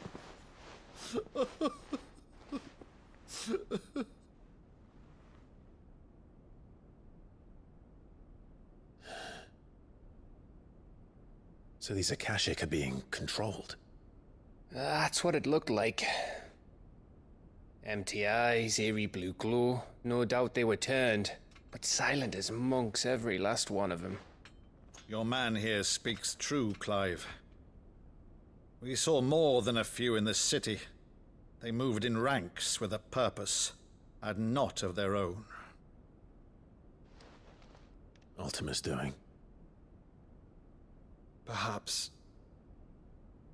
What of the city? The people? Dead, mostly. Mostly, but not all. A handful managed to lock themselves in their villas before the Horde arrived. Some in the Merchants' District to the west, and a few others on the far bank. If the Akashic stumble across either hiding place, a few bolted doors won't hold them for long. We need to find them. And quickly. What do you propose? We split into two parties. I will make for the Merchants' District, while you look to those across the river. Mind keeping an eye on my brother? Not at all. We find the villa and try the servants' entrance. Understood. And what of us? Mid, is she fit to sail? The ship, the Mithril engine could probably do with a few more tweaks. Then you better work fast. Even if we do reach the survivors in time, they'll never make it to the hideaway on foot. You leave that to me. See that Mid doesn't get herself into trouble, would you? Think I can manage that? I'll keep him safe. Looks like you stuck with me, Byron. That's Lord Rossfield, you little gutter snipe!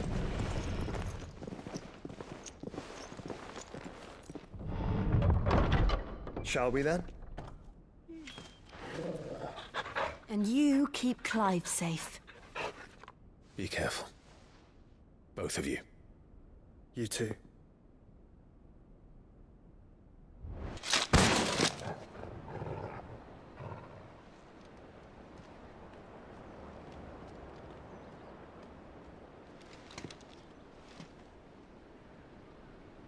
Clive! You're all right. As are you, I see. We are, yes. I'm sorry, but we couldn't save them. It was over before we arrived. Well, you did what you could. I fear we were all too late. What's wrong? Nothing. I hope.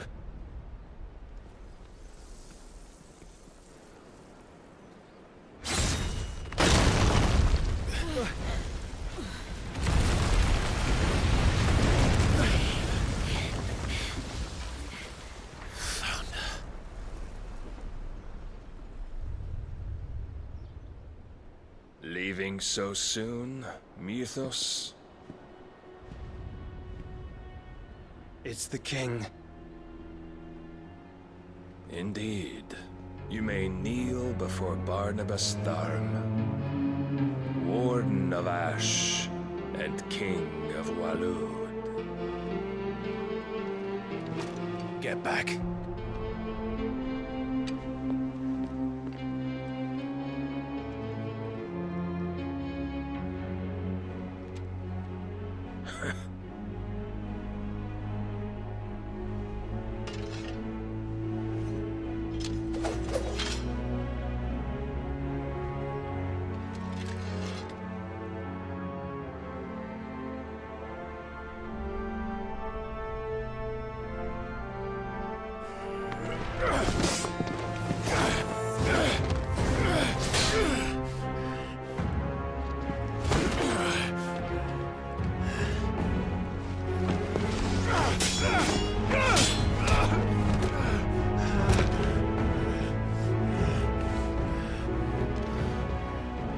Wild and impetuous. I expected more of the boy who bested my Lord Commander. Yet I see why my master covets you so. The power within you, Mythos. The potential.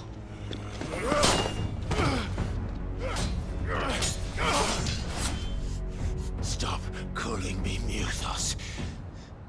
But Mythos is everything. The cornerstone of all creation. The Lord's vessel. Your purpose. My purpose? To surrender my mind and body to that thing.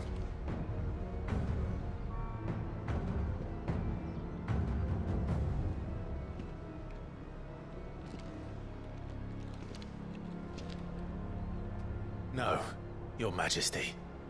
My purpose is my own. I made a promise to my friends, to my people. And nothing is going to stand in my way. You would allow this delusion of free will to bar your path to greatness? Truly, your volition is a cancer. One that must be excised.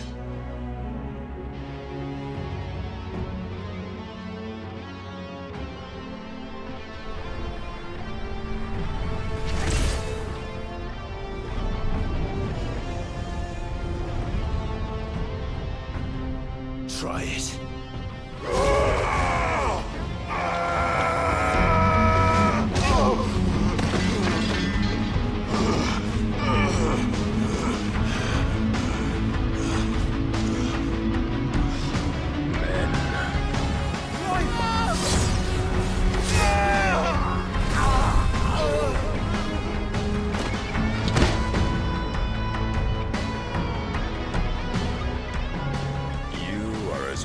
As all the rest.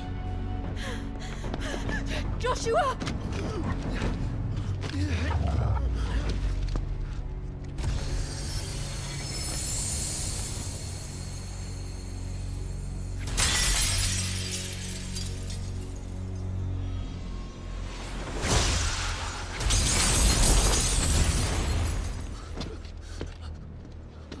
Oi! Oi! This way! Hurry!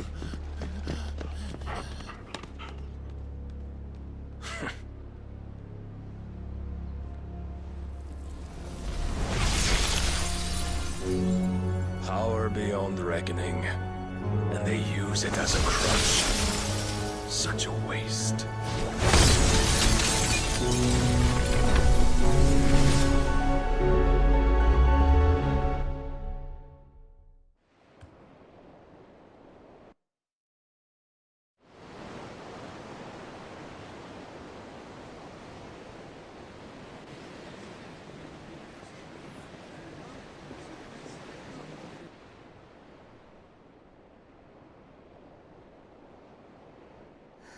Will he be all right? The phoenix can mend flesh, but the spirit must recover on its own. I'm afraid the rest is up to him. This place is remarkable. Outfitting it must have been no small feat. But why go to such trouble? That beauty's belly's filled with wonders the world ain't ready for. If the guilds caught wind of what we were up to, they'd all want a piece. All right? And how is he? Do not blame yourself. He was barely breathing when you brought him here. We would have lost him if it were not for you. No. Barnabas may have severed nigh every sinew in my brother's body. But he made certain the wounds were not fatal. Nigh every sinew? Allow me, your lordship. Don't know what I was thinking, putting you to the trouble like that. 'Tis no trouble carrying comestibles to my ailing nephew. I know, but you've already done so much for us. Pouring your gil into the hideaway and now the ship. I don't want to take the piss. You risked your life. And for what? Some girl you hardly know. Why'd you do it? You not mad or something? I wouldn't go that far. Clive! You're awake. My boy. Oh. All I want to do is help. And the world won't save itself. It was Sid. Your father, who taught me that. Sounds like him. Don't you dare do that again. What of the Royalists? Fucked off, the lot of them, along with the galleon. With the king on board, no doubt. Behind here, I wouldn't sail without him. Clive. Jill didn't come back. What do you mean? She kept the king busy while the others dragged you out. It's all right, Mid. Jill is fine. The ether of her icon endures. And as long as it does, we can be certain she is alive.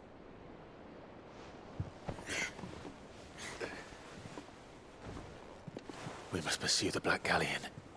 Jill will be with the king, I'm sure of it. Well, good luck catching him, because my ship's going nowhere. It's the Mithril engine. She's got a kick like a wild chocobo and a mind to tear the hull in half.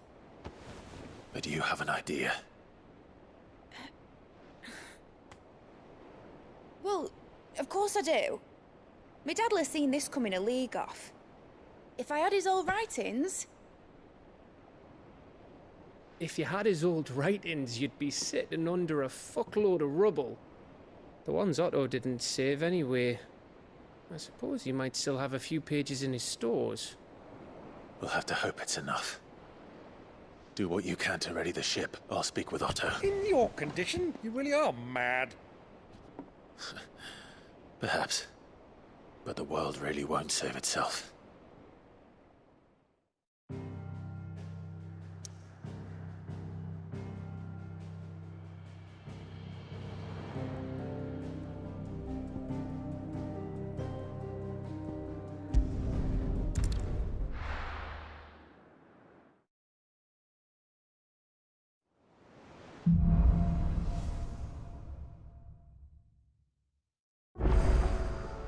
Right. Gav said that Otto might know something. Cole said it was an army of Akashi. How are we supposed to do our job? When the hills are crawling with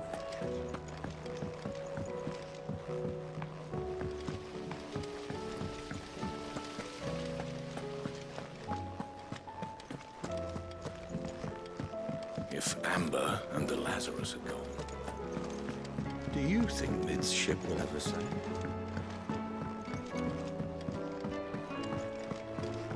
Well... Here, Sid.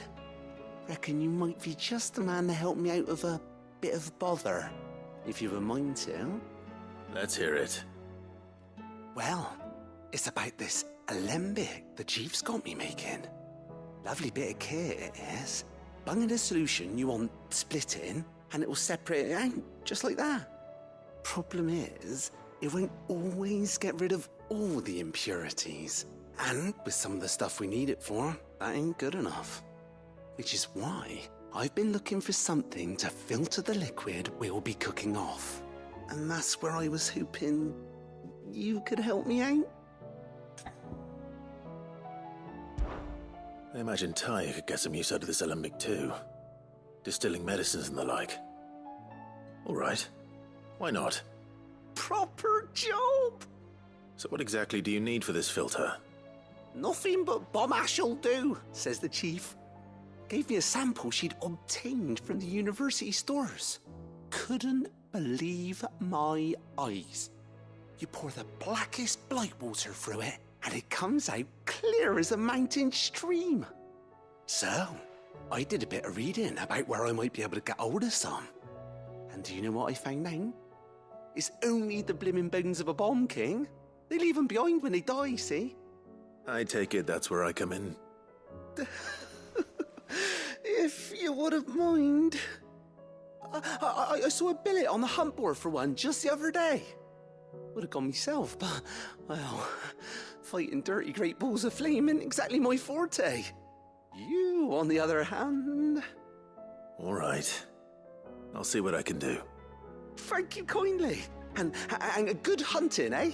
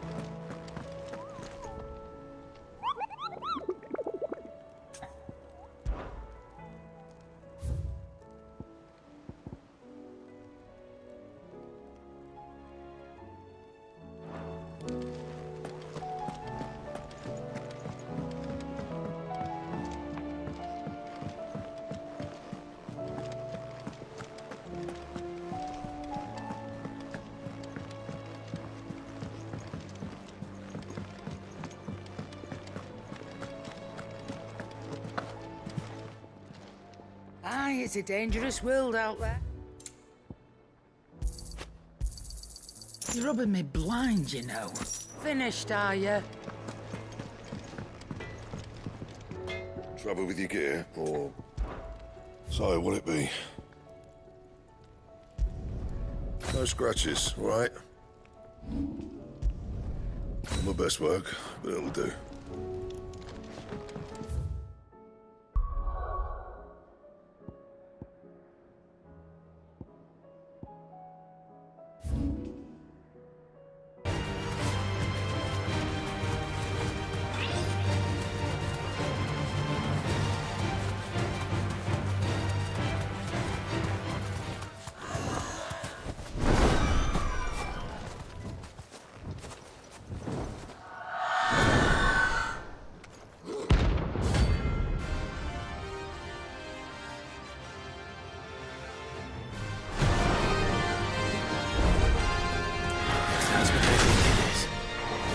This isn't gonna be easy.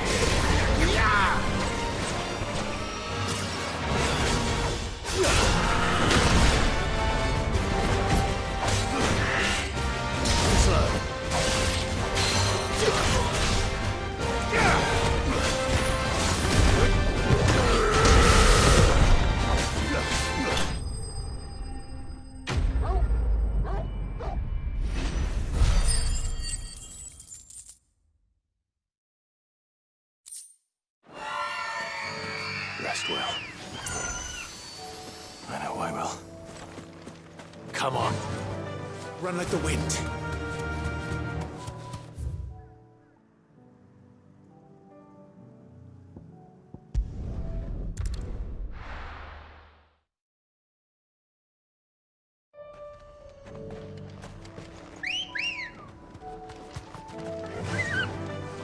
Run like the wind.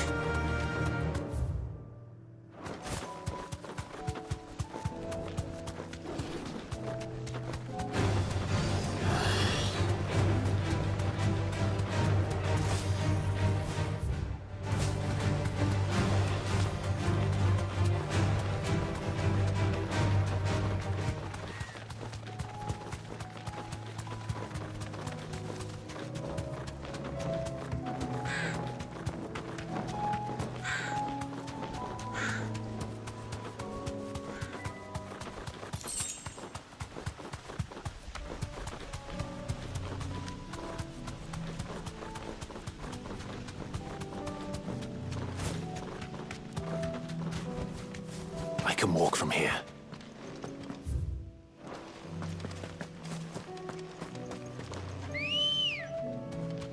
Ready, girl?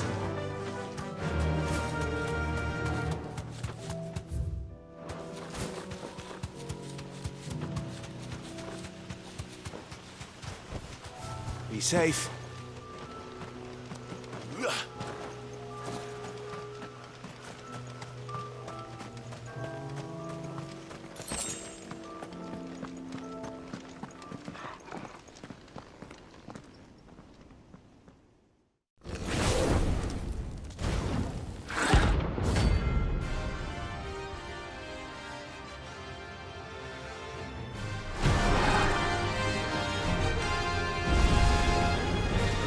Here. Greetings, Your Majesty.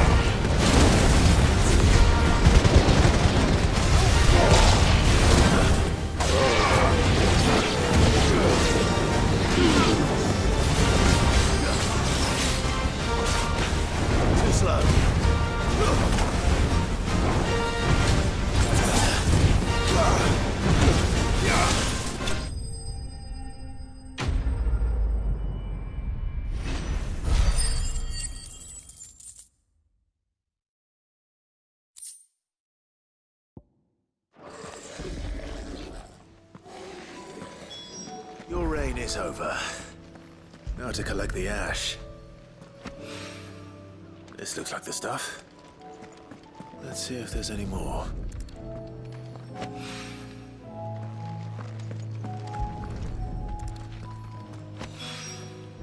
That should do it. If Hawaii needs more than this, he can fetch it himself.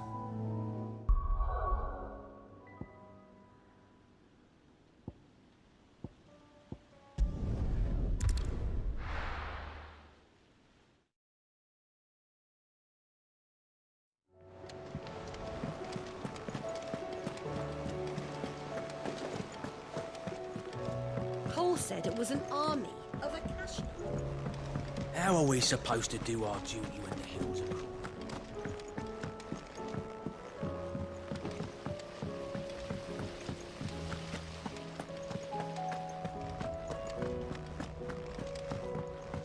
If Amber and the Lazarus are gone, do you think Mid's ship will ever sail?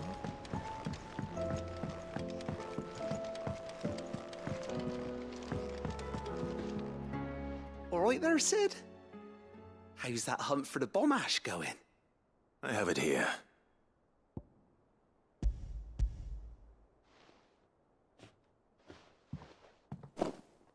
That's the stuff! And plenty of it, too. Enough to keep the alembic bubbling away for a good old while. You're a gent, Sid. Let nothing say otherwise. Right then, let's get this contraption up and running.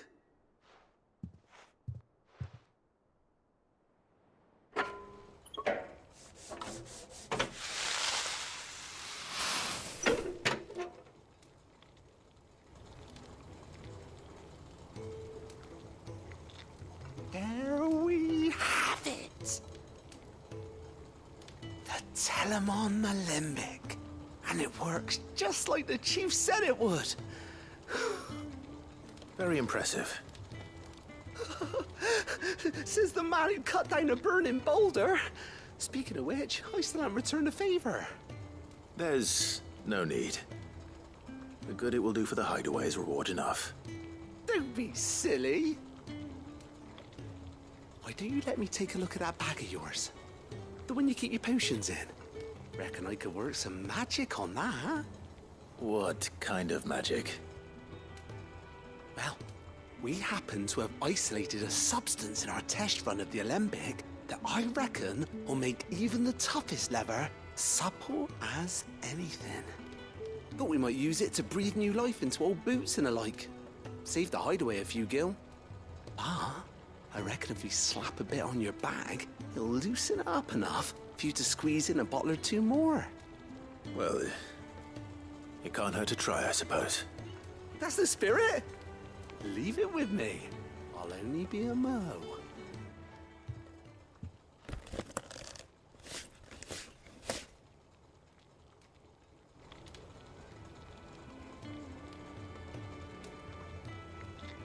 Well, what do you reckon?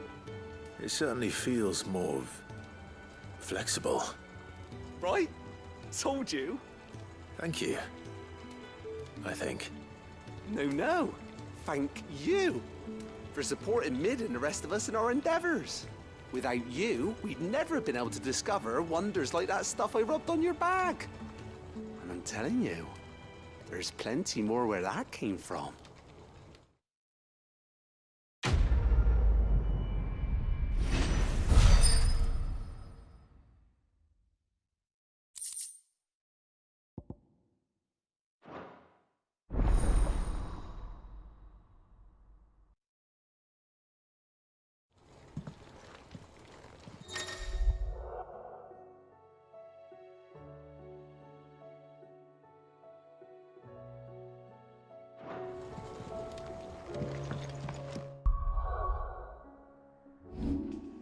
If Amber and the Lazarus are gone.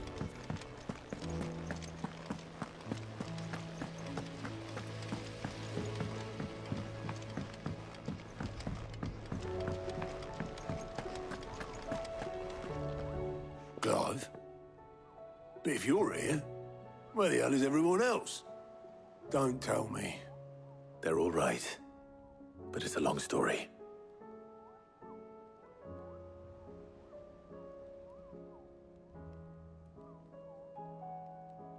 You lot don't do things by halves, do you? Well, at least everyone's still breathing. Now, as for these writings, I'm sorry to say, Clive, but if you had those, you'd be... Sitting under a pile of rubble, I know. But we were able to save a few bits and pieces from the ruins, most of which ended up being used to build this place. The more personal items we gave to the next of kin. In the case of Sid's things, that would have been Mid. Then I'll check the workshop.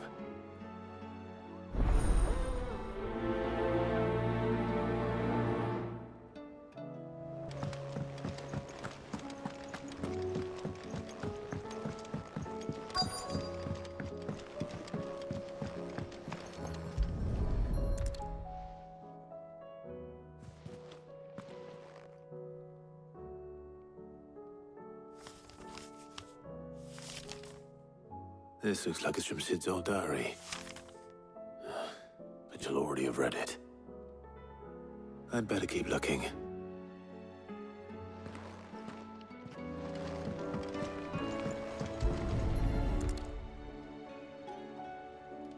What do we have here?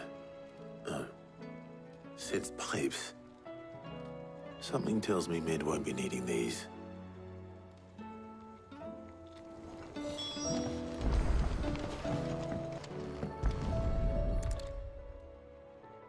I remember seeing this doll in Sid's cellar. I wonder if it was Mid's.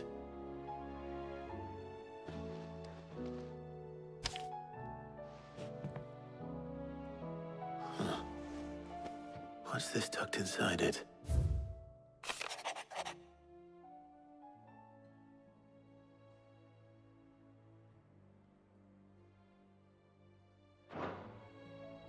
Sid's best invention. Huh. That sounds promising. So Sid hid something in Mid's first opus. But what would that be?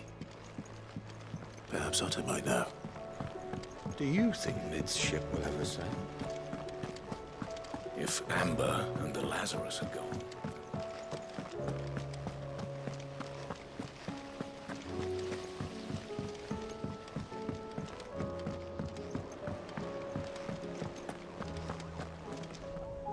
Well, did you find anything? Possibly. You wouldn't happen to know what Mid's first opus was? Opus? That girl's as tone-deaf as a banshee. Unless you mean the orchestrion. She couldn't have been more than, what, 11, 12 when she cobbled that thing together? It surprised us all. Not least her dad. You should have seen how proud he was of the little scamp. What's that battered old box have to do with anything? I think Sid may have hidden something inside it. Wouldn't surprise me. Those two and their bloody treasure hunts. Half the things in the hideaway were hidden one time or another. How are we supposed to do our duty when the hills are gone?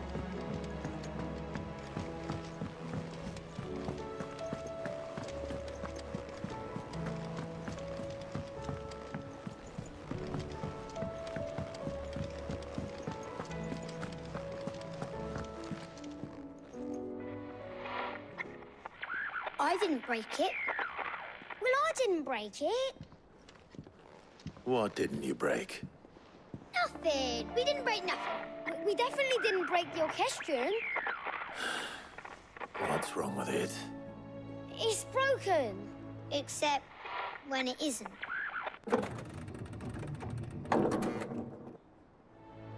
See? And you had nothing to do with this? Nope, nothing. We just wanted to listen to all the songs at once. So we pressed all the buttons. Like this.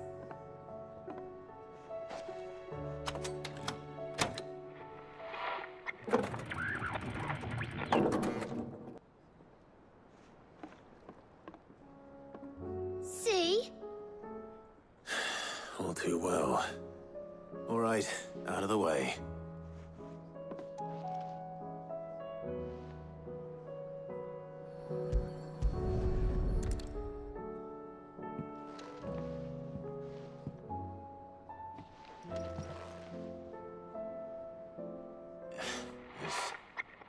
Something caught on one of the gears. Did you break it? Can you fix it? No, I mean, yeah, yes. There.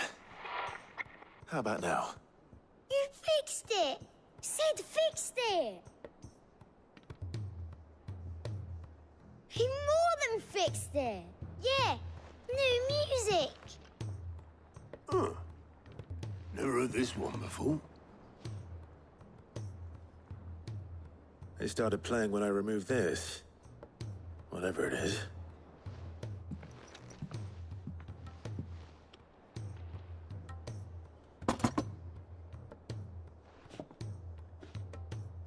Well, don't look at me. I can tell you it's important, though. Sid showed it to me once and said as much. Said it was The stuff dreams were made of. Let's just hope it's the stuff ships are made of as well. Indeed. Let's see if we can make some dreams come true.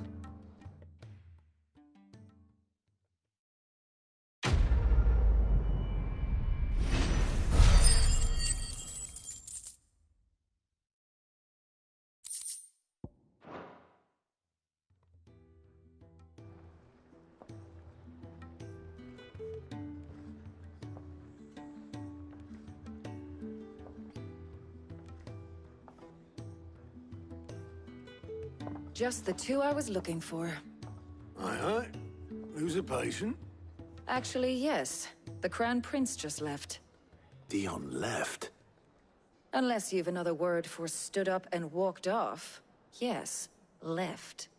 He did have the decency to leave a message with Obelisk before commandeering one of his dinghies. Should we go after him? No. We're not the Prince's keepers. He's free to do as he sees fit. I'd rather he did so in bed. His wounds are nowhere near healed. Much like yours, I suspect. Otto told me what happened in Canver. What is it with this realm's princes and their aversion to rest? Ask me when I get back. Though I may be sometime. Then at least try to stay safe. And if that fails, try to stay alive, eh?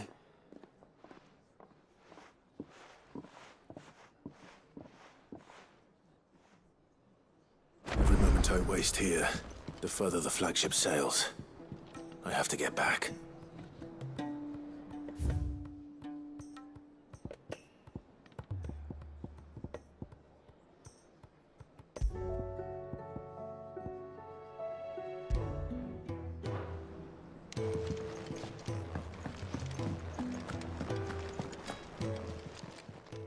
Clive.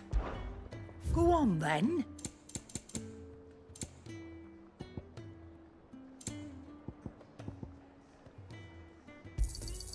You'll not find a better price than that. You're rubbing me blind, you know.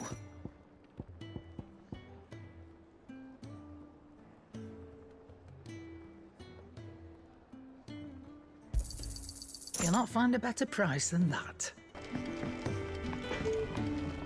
So what do I owe the honor?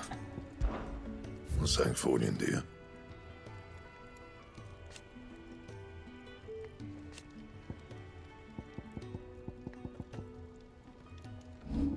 And? If it's knowledge.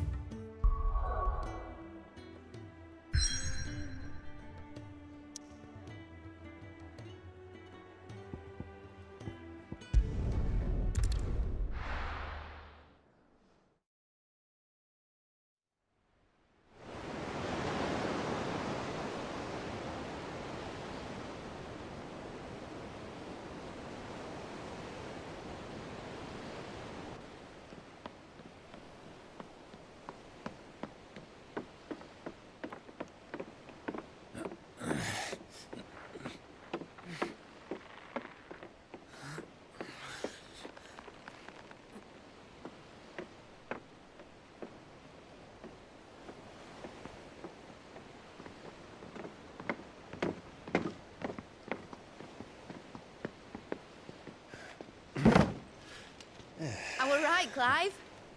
My dad had it all worked out. He'd be proud of you, Mid. His writings may have helped, but this achievement is all yours. Can we catch them? The Ainayar's one of the largest, fastest vessels ever built. And it won't help she has the wind at her back. Any other ship would be hard-pressed to keep pace with her, let alone reel her in. But this isn't any other ship. This is the Enterprise! And the world's never seen anything like my dad's engine. It certainly hasn't.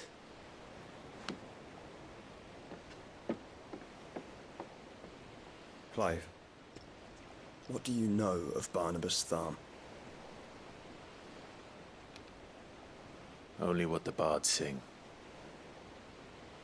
That he sailed to Ash from southern lands. That it was his mastery of the blade which won him the throne. and that his sword, Odin's sword, can sever the very threads of creation. But don't lose any sleep over a last tilt. We'll do what we must to survive. What we must. The light! I thought this cove was meant to be hidden.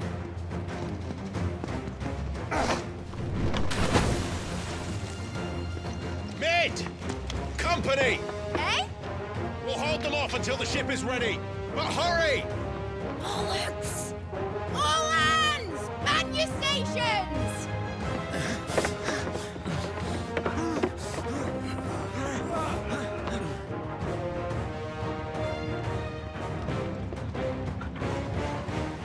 Everyone with me?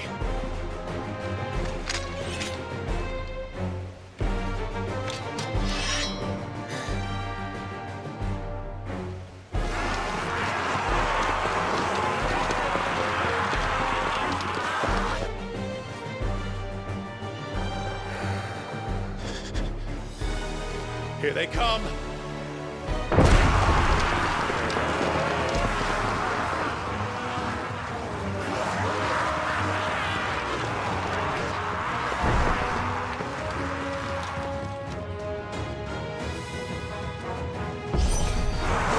Mid needs every moment we can give her. Behind me, Lord Rosfield. I'll take care of these fuckers.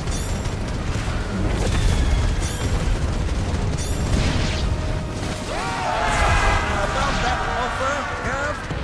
How are we doing, Mid? I thought you said that ship was fast.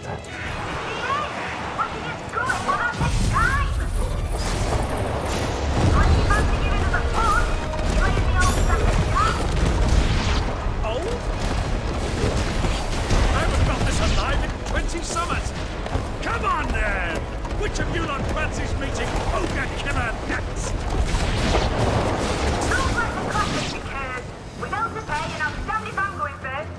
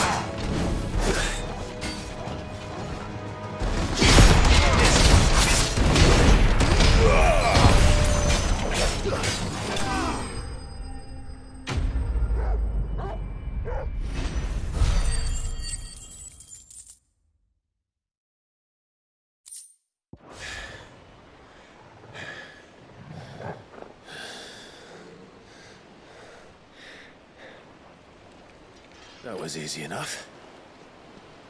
All right, you lousy lot. Get your asses on board. She's ready to sail.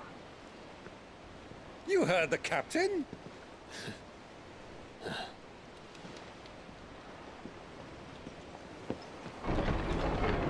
Clive?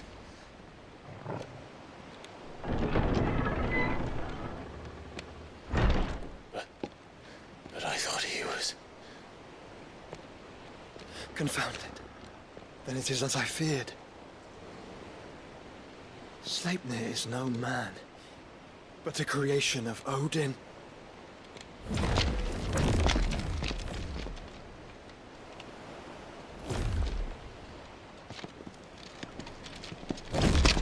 Phoenix's fiery fundament. Have you no normal enemies?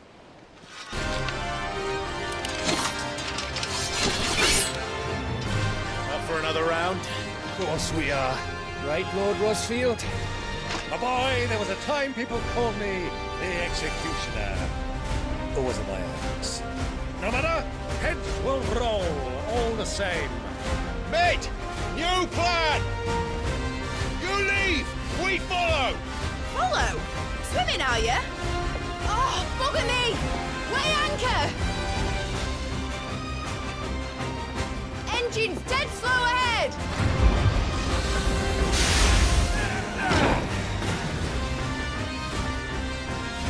Have care, my friend. 'Tis not blood that runs through a man's veins. These foes will not fall easily. They do. Like oaks before a woodman's axe. Good thing I brought one! How long are we meant to keep this up? As long as it takes. Unless you have a restaurant. Well, I've already killed at least 5 of the bastards. Fuck it! Let's do the lot!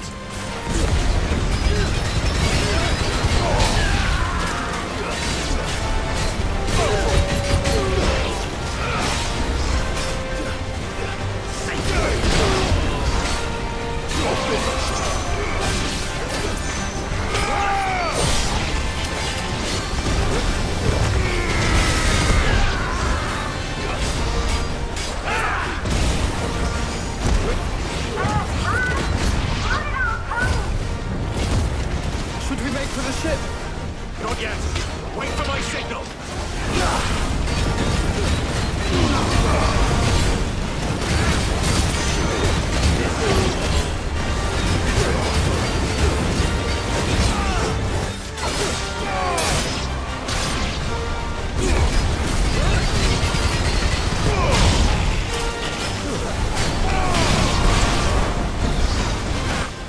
In your own time, Clive!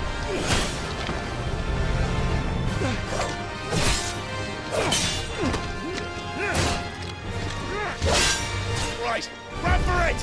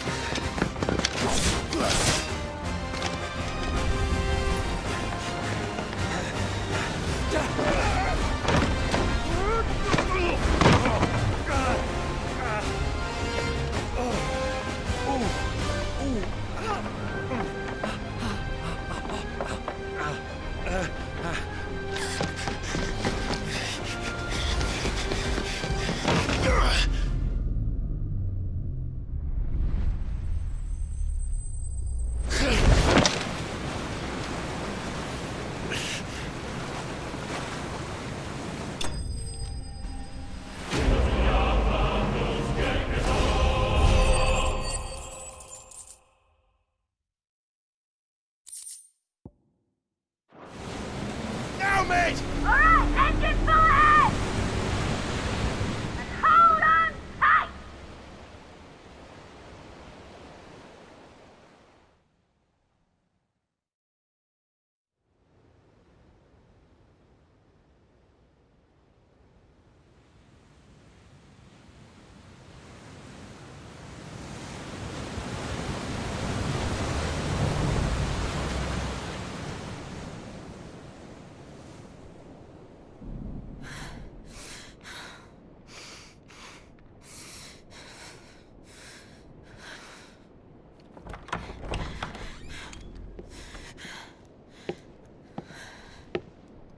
What do you want?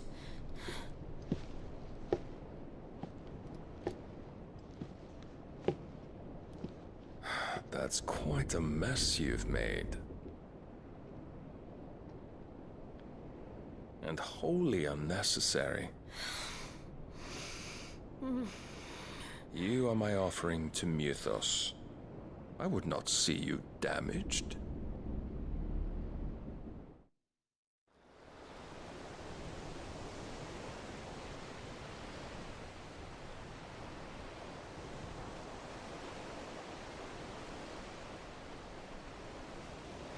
Now back to your stations! Every bell spent treading water puts another league between us and the galleon.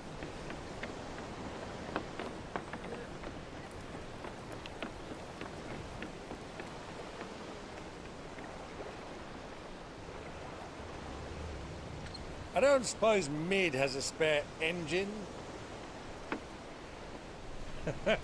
Since you rose from the grave, my fortunes have plummeted. Are you absolutely certain of this quest of yours, Clive? The foes you face are as terrible as they are numerous. Aye. And they'd have us live and die on their terms, which should answer your question. Ah! You have that same stubborn look as your father did when he set his mind to something. On the battlefield, I am but a single axe. A deadly one, mind, but a single one nonetheless. Yet what you require is 1,000, and I believe my old friend in Brandalar can provide them.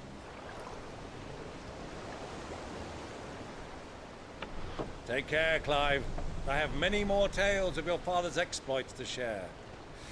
And I cannot very well do that if you're dead. Again. Good luck, Uncle. And may fair winds attend you. As for you, Joshua, take care. I shall do my best, Uncle. Farewell, my nephews. When next you see me, it shall be with an army at my back.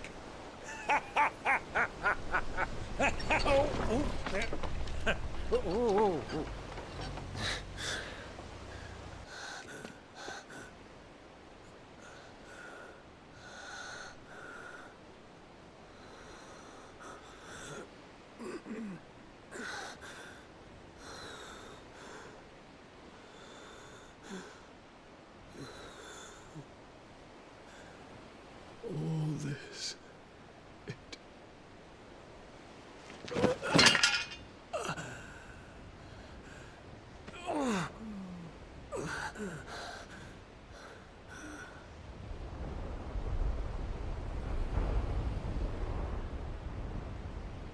What have I done?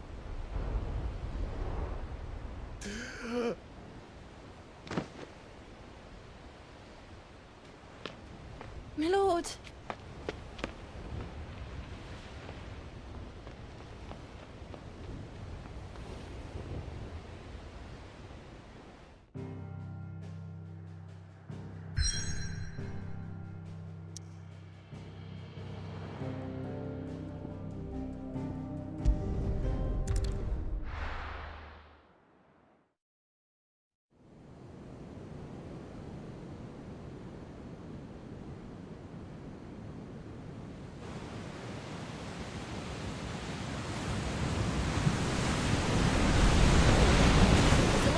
Between here and Waloed, but any ship heading north has to round Zemeckis and put through the Narrow.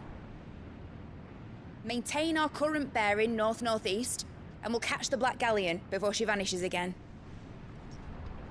What's to prevent her from circling around Ash from the south? With these winds in those waters, it'd taken forever and a fortnight to reach Stonehere. Mid knows what she's talking about, Clive. Better than any of us lot, anyway. I say we do as she tells... Sails on the horizon. She's ours.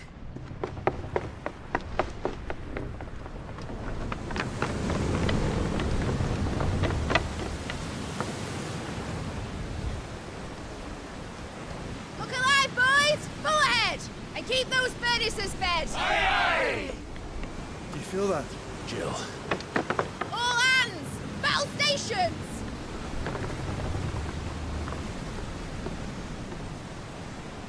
Let's see what this girl can do.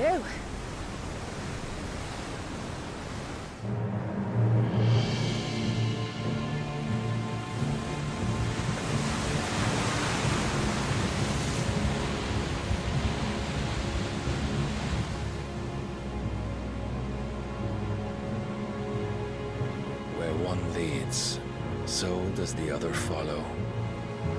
The bond of consciousness which joins them condemning both to the same fate. Yet my every attempt to strike it from their hearts serves only to tighten its hold.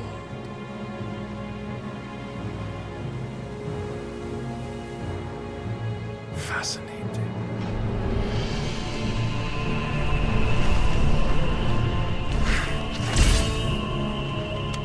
But then, there is naught my blade cannot sever.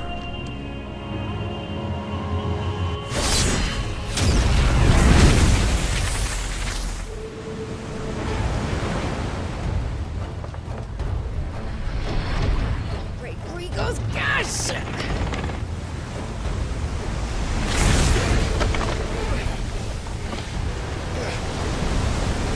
One of us. Hard a port! Heads down, you brutes! And brace for impact!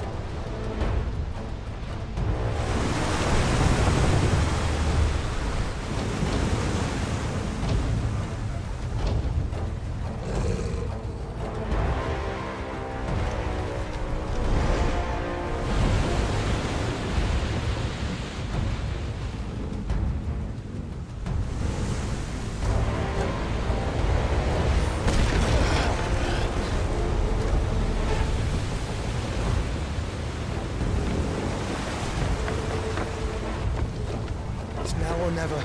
I'll find her.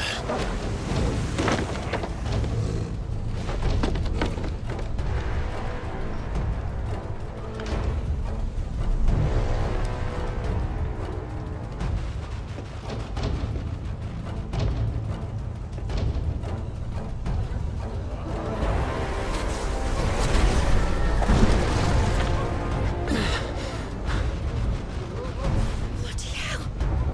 At a starboard!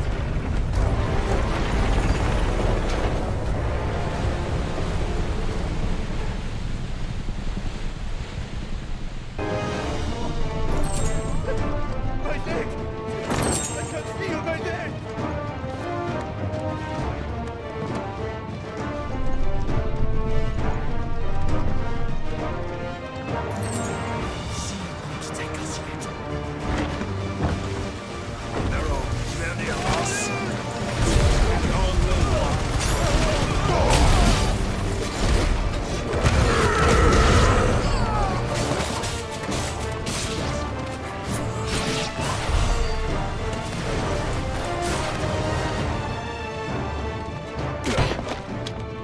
Jill! You came. Get back!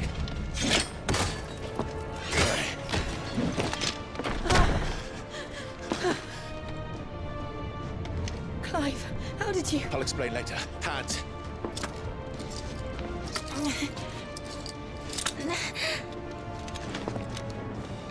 Can you walk? Out of here I can.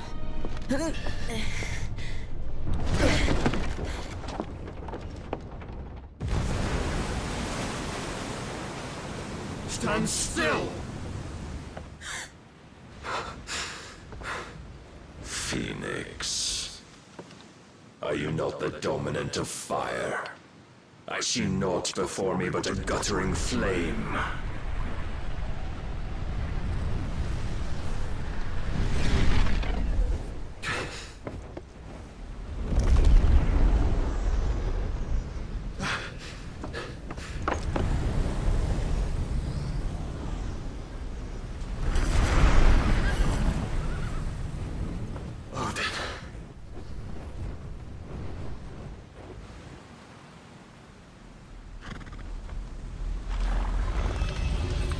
In earnest, then.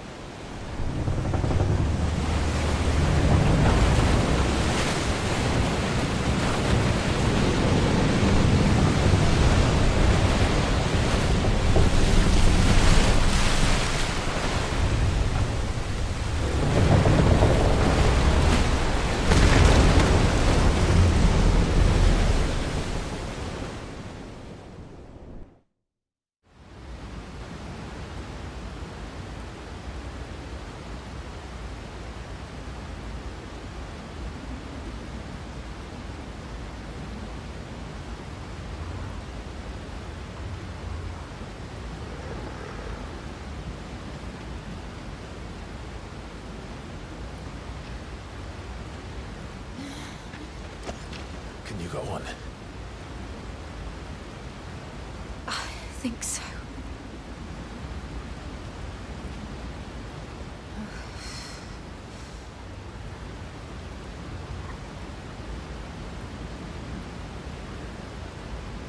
But to where?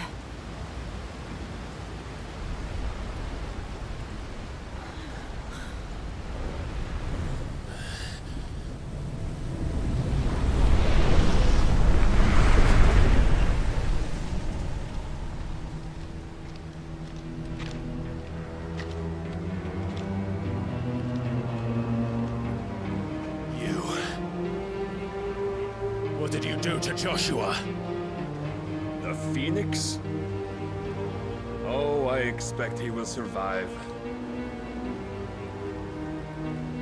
This consciousness in which you coil your feeble souls is grown thick with desperation. And thus has my master turned to my blade.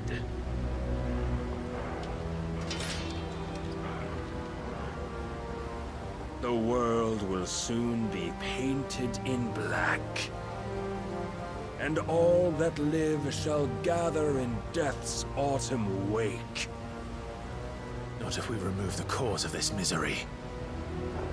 Not if we destroy the last of the Mother Crystals and restore balance to the world. Come. Do you truly think it's so simple?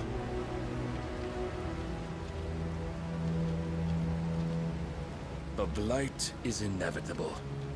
Not even the Almighty might stop its endless march. Your efforts will avail us naught. Naught, that is, but suffering. You must embrace the truth, Mythos. Accept your place with the Lord. Keep it. As long as there's a chance, there's a choice.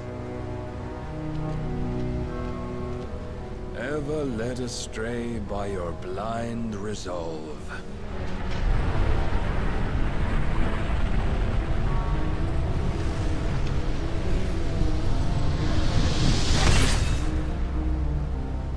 Now, it is time you learn the inevitability of your divine fate.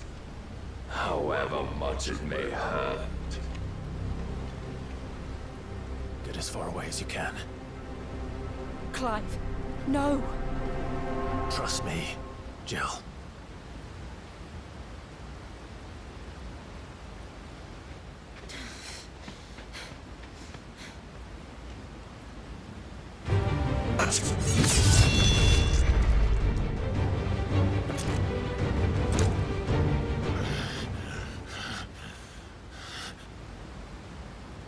You would yield so soon. Never. Clive!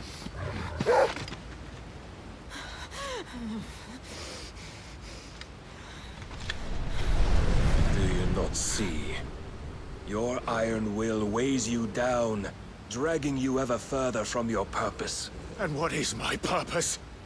Mythos. Who are we? What are the dominants? The breath of the Creator still warm on our lips. We carry his light that we might guide the masses in his name. We are but mighty acts of God. We are more than that! You would be nothing without what he has granted you. The power we wield is his, and yet every time we draw upon it, it wears away at our very being. It breaks us. It unmakes us, that its immaculate aspect might reveal itself. The icon. It is too much for even his chosen few. Apart from you, Mythos. You wield the might of many, yet your body does not answer for its avarice. What are you saying?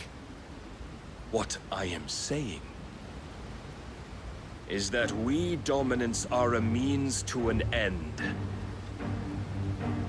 We were created for you, that you might drink deep of our strength and thereby fulfill your divine purpose.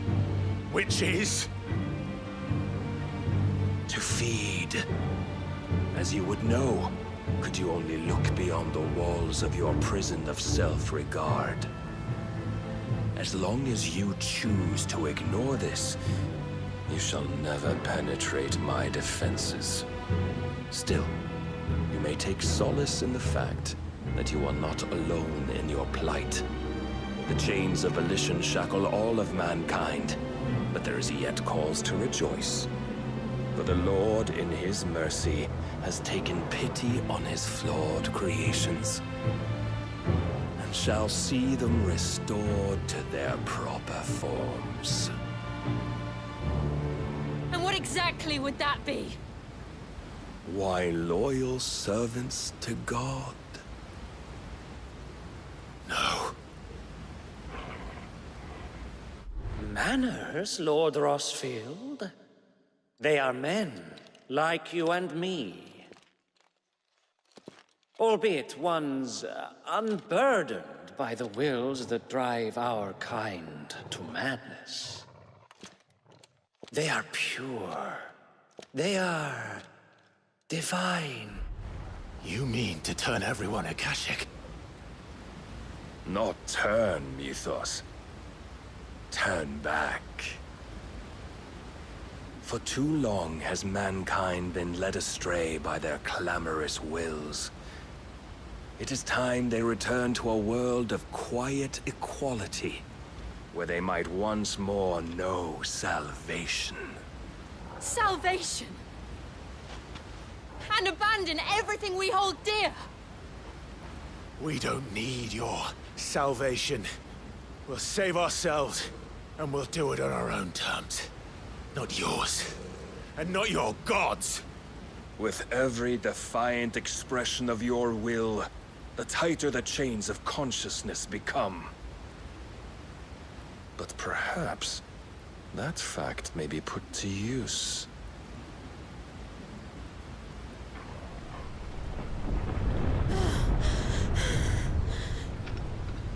Clive! The faster it binds you to the remaining dominance, the stronger your hunger will become.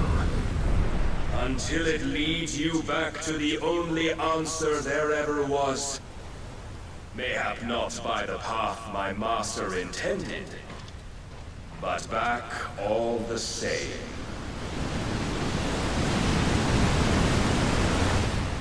Ash is not far.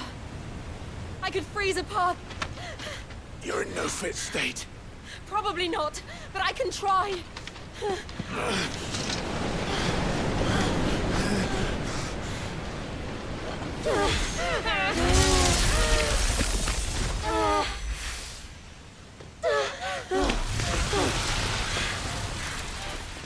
Don't look back!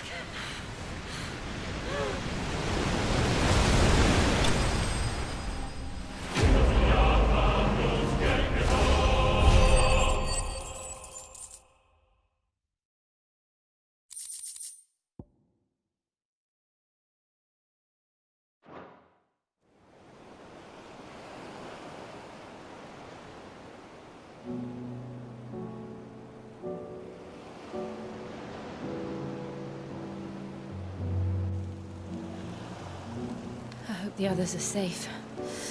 The Enterprise was clear of the gap when we fell. They made it, Jill. And they will have seen the eyes where it led. We need only wait till dawn.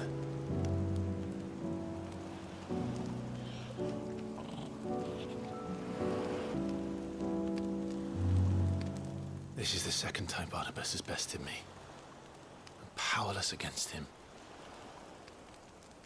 Then maybe there really is nothing else for it but to give yourself to his master.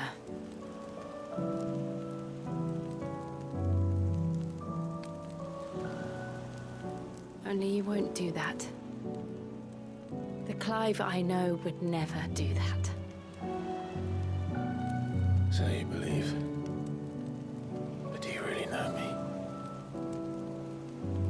Barnabas said was true, then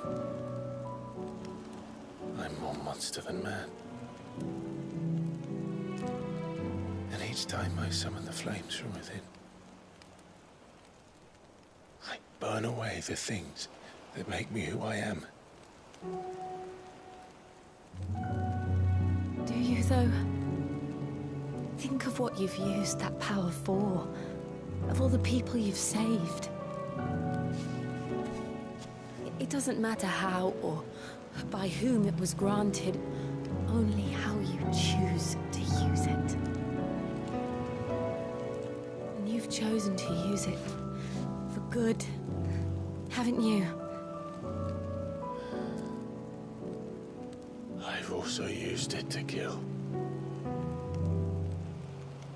What if that's my purpose? What if it's all I'm good for?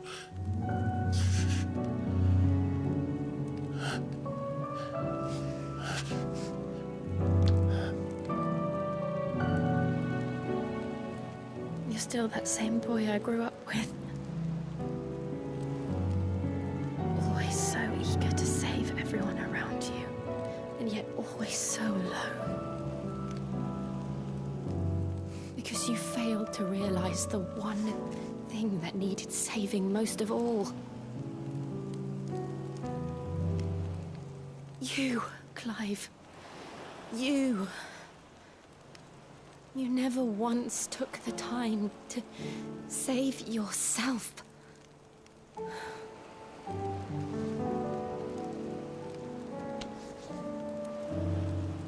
Myself. I think I might be beyond saving. No one is beyond saving, provided they want to be saved. You fight to survive. And you survive so that you may protect those you love. It's what you do. What you've always done.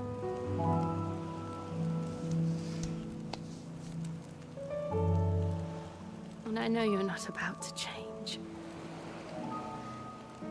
So I'm going to help you. To give you what you need to protect us all.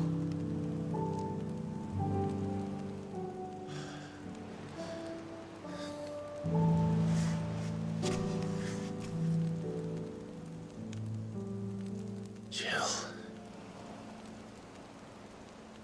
Are you sure?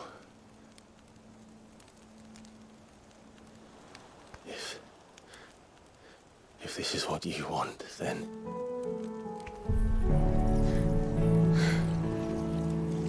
Don't worry, Clive. It is. This burden, I'll give you the strength to bear it alone. But I'm not alone. These burdens I carry, my sins, my pain, my sorrow, I see now that they are all a part of me.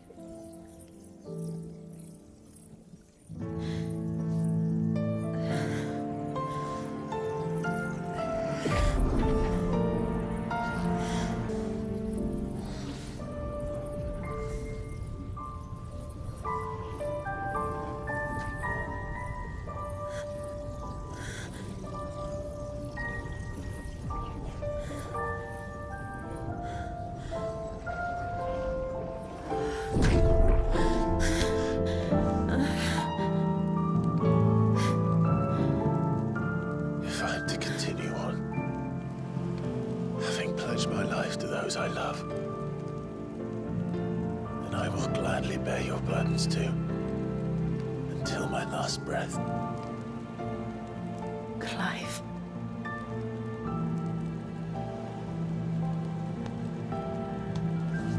I promise you, Jill,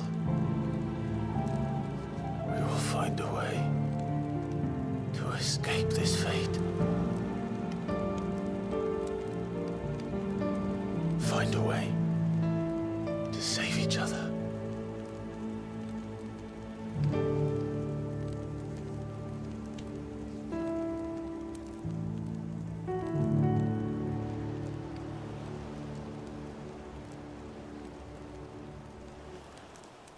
we might one day look upon the moon again, together.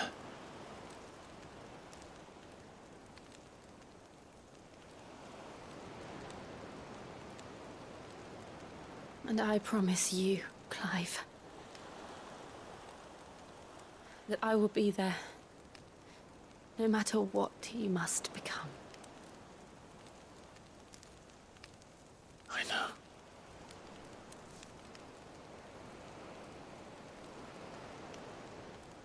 I never thought a smile could bring me so much joy.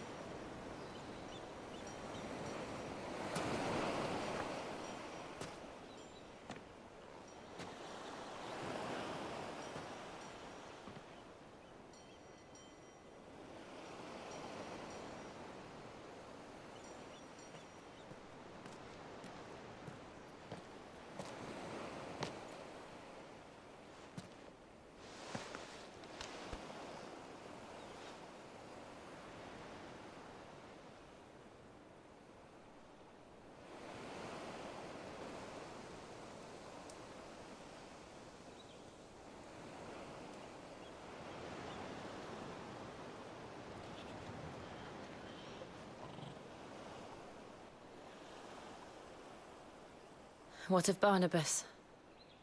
Do we pursue him? No. Our paths will cross again soon enough. Whether we like it or not.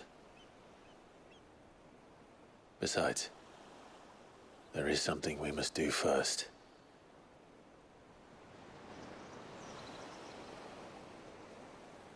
Of course. Drake's spine. The last Mother Crystal. The Einherjar is at the bottom of the sea. Waloed won't dare move on Storm without her. But they know we're coming now. We'll need a plan. And a damn good one at that. Then let's go home and find one. Ash will have to wait.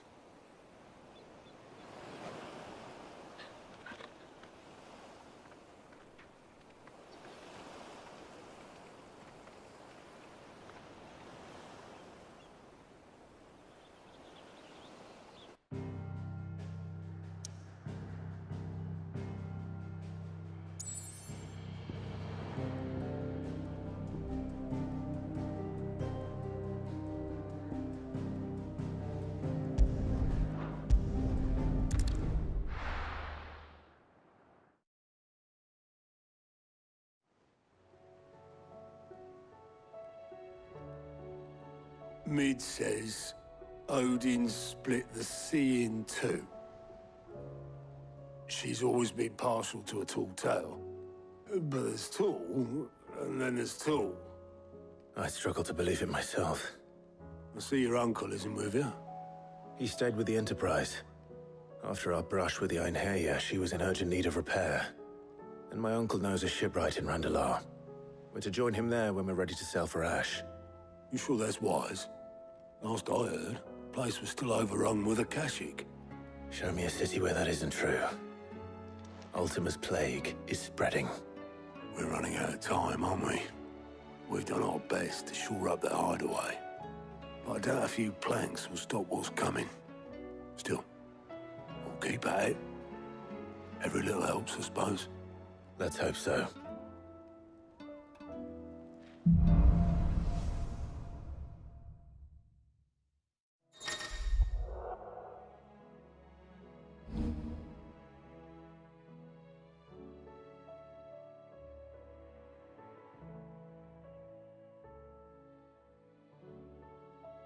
visit, Joshua.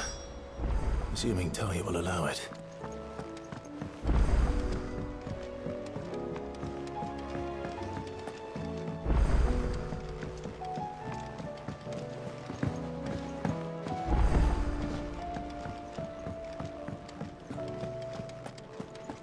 What do you recommend?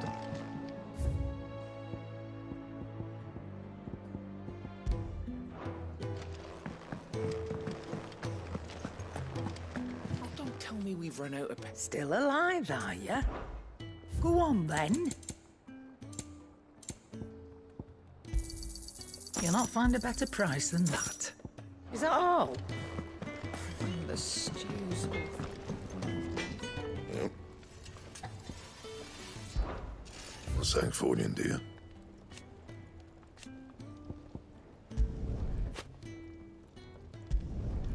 Not bad, if I do say so myself.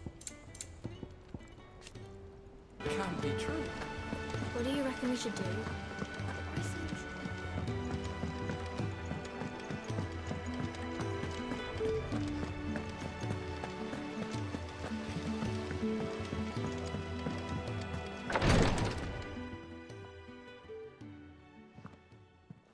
How are you feeling, Joshua? Better than I was. But not nearly as well as you should be.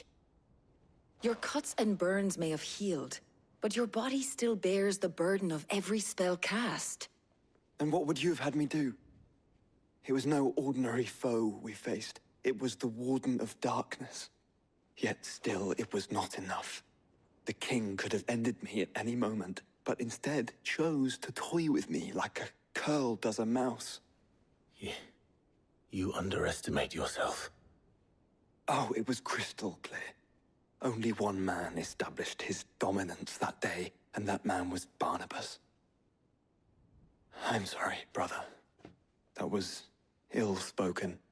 It's just... I have never felt so powerless.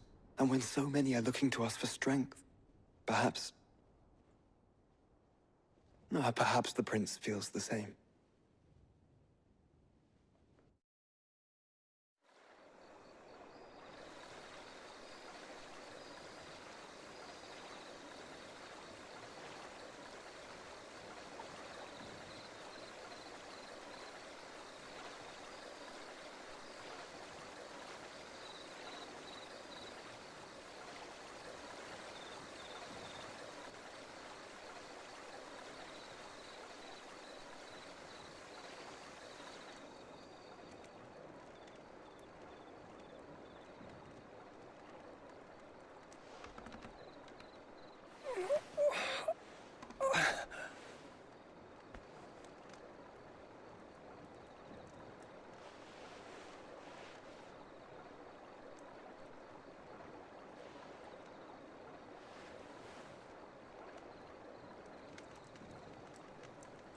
What is this place?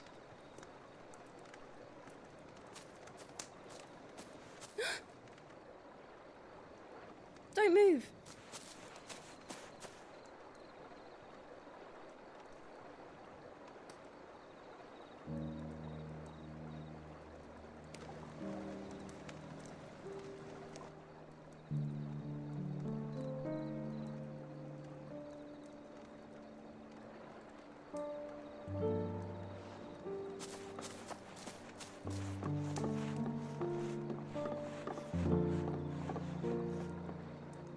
Here, it's fresh from the well.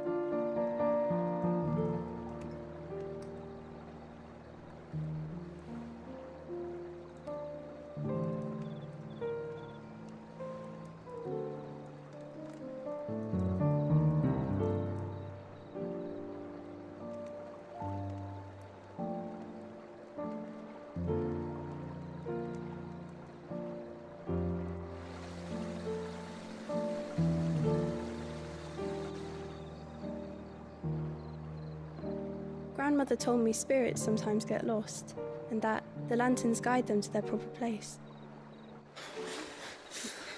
I set one on the river for her when she passed away.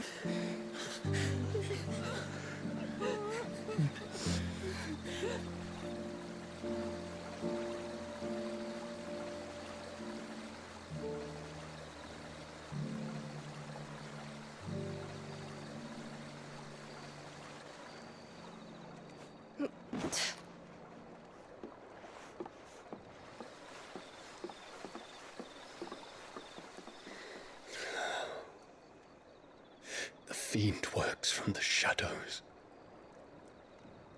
Was it you who guided my hand then, Ultima?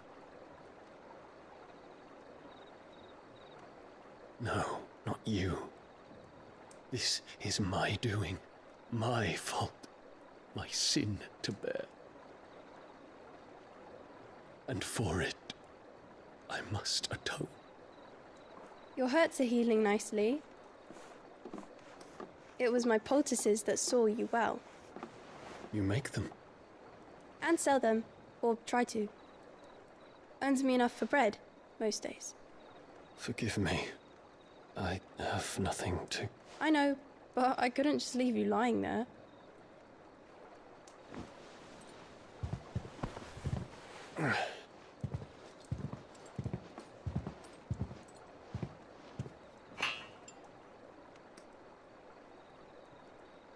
You're going then? Of course. I'm healed. Thanks to you and your poultices. Will you promise to come back and visit?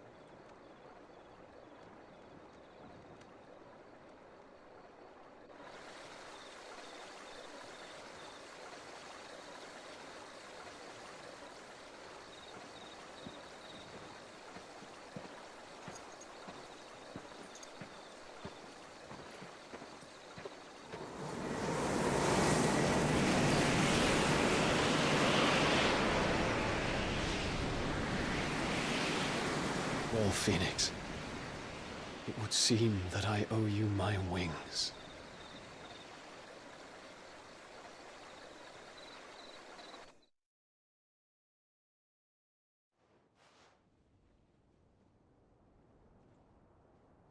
Perhaps he can find an answer. You will be returning to Waloed soon, I gather. I see no reason to wait. Then neither do I. I can think of a few, but I doubt they'll stop you. You will take your medicine. Of course, Lady Daya. Set on leaving already, are you? How long will it take us to get back to Ash? Dunno, about the same amount of time it took us to get here. Maybe less, if your uncle can find someone trustworthy to patch up the Enterprise. All depends on where we're putting into port, mind. Yes. It's not as if we can put ashore wherever we choose. We have to assume that the whole of Ash is hostile, and that we'll be attacked on sight. Then we must find a place they won't think to look. And I have an idea who might know of one. The Professor! I'll go and tell you coming! While you're plotting our course, I'll be in the shelves with your lawsman. I wish to pick his brains about Ultima. Then I'll talk to Karen about supplies for the journey. They may not be easy to come by in Ash.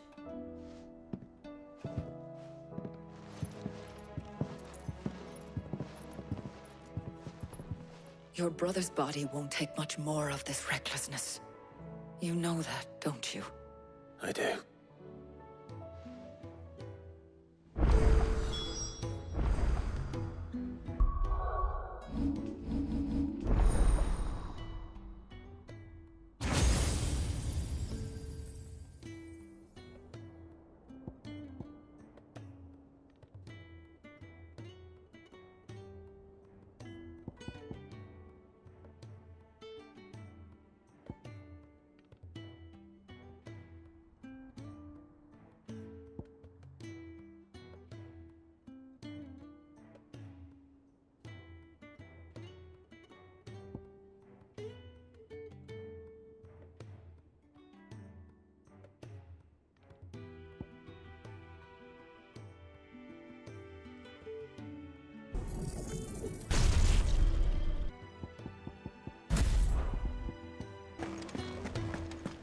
I still say it were a compliment.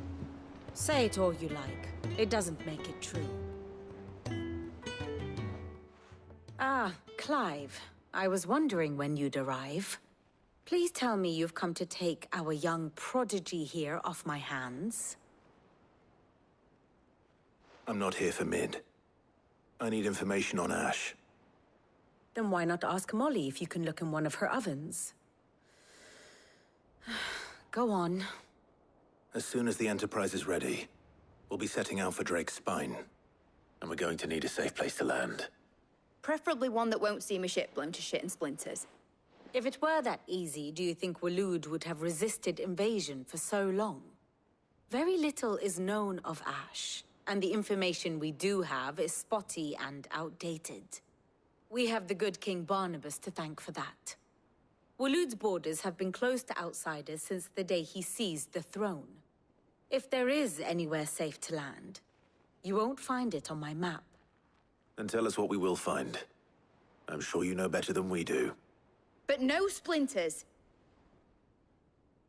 All right. If it will get you out of my hair. But interrupt me, and it's over. Understood?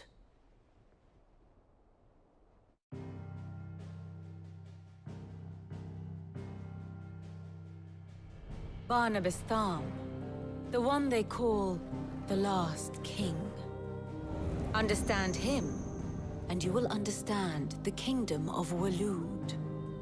Barnabas was only a boy when he arrived from beyond the southern seas, and barely a man before he united the ragged tribes of Ash. And having unleashed them upon the formidable Veldemark, he set his throne upon the ancient kingdom's ruins. The victory sent shockwaves around Valisthea, tales of Odin's might spreading through every court, parlor, and drinking hole in the realm.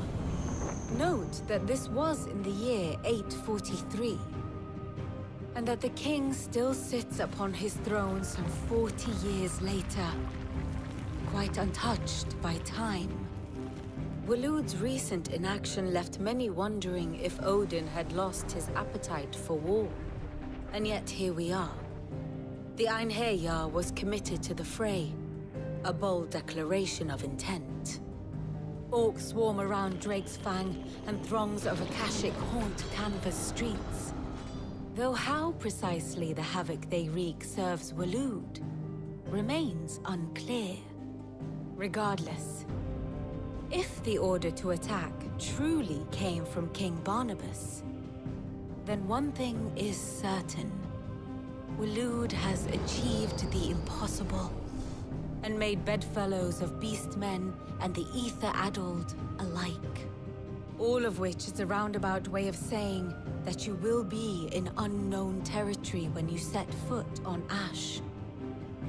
Much of the continent has already been lost to the Blight, and what few ports remain will be fiercely guarded. And that is to say naught of its natural defenses. Offshore currents will cast an ill-equipped ship out to sea one moment, and dash it against the rocks the next. But then the Enterprise is anything but ill-equipped. And Mid has made land there before. Now, if only there were someone with an intimate knowledge of the Shadow Coast, and where a daring gentleman might put ashore.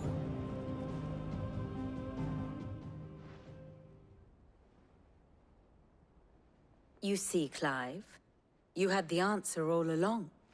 Do you think you can get us back to that beach, Mid? Picked you up from it, didn't I? Not that it were easy. The currents were a right bastard. But then, if it wasn't hard, it wouldn't be worth doing, would it? Well said. Thank you, Lady Vivian. If a few morsels of common knowledge and a sprinkling of tavern talk are worthy of your thanks, I wonder what genuine intelligence might earn me. Probably more visits. Mid, I need everyone in the ale hall now. I'll fetch Joshua from the shelves. Aye, aye, Captain.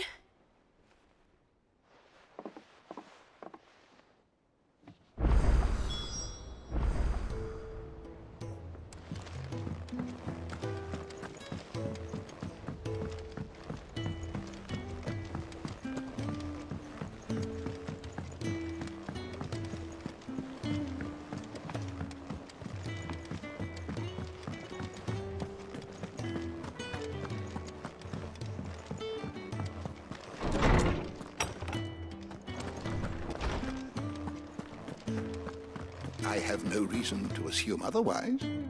Well, then that changes everything. Clive, you must listen to this.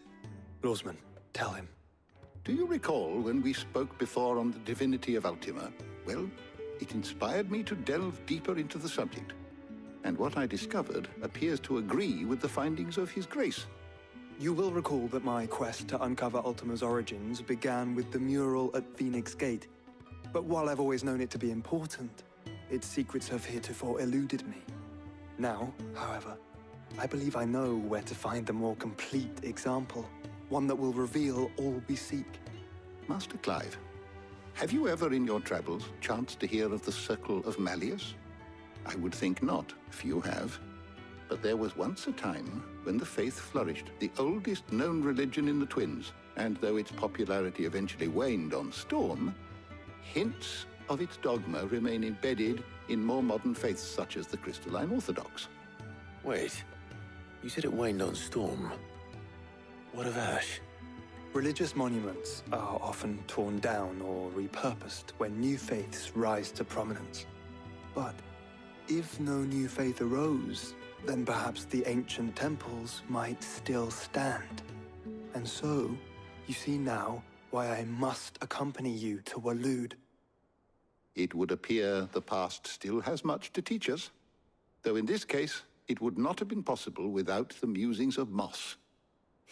To think that you carried a copy of my old mentor's chronicles all along. I am relieved to discover it in good hands. I shall guard it with my life. Joshua, if you're finished here, join me in the ale hall. I need to speak to everyone before we leave. Right away.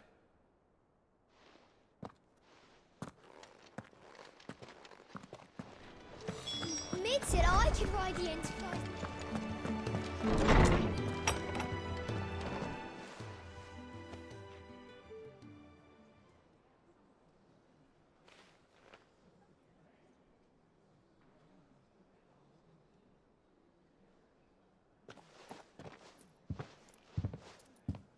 My apologies. By now you've all heard where we're going and why.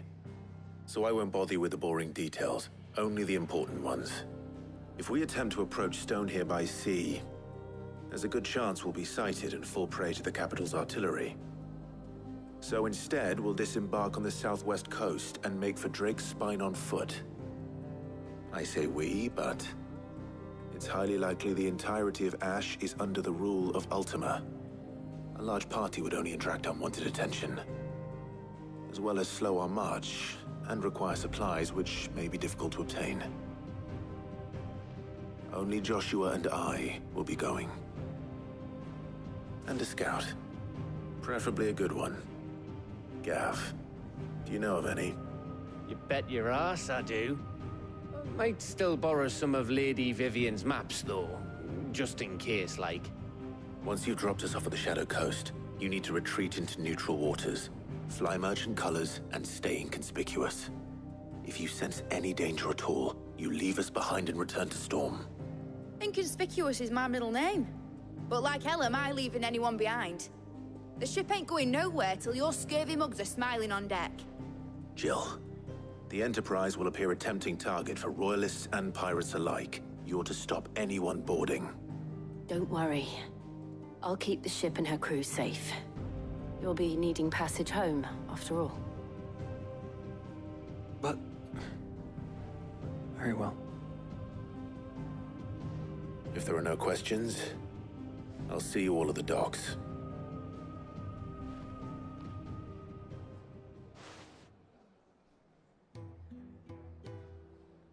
Let me know when you're leaving. I want a word before you go. Of course.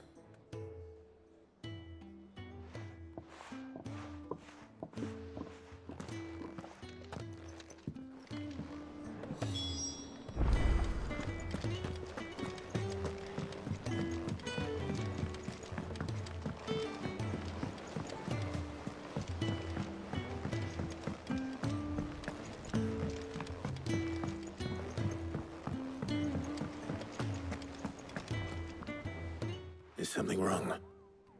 Not at all. Honestly. Can't a man wish his friend farewell?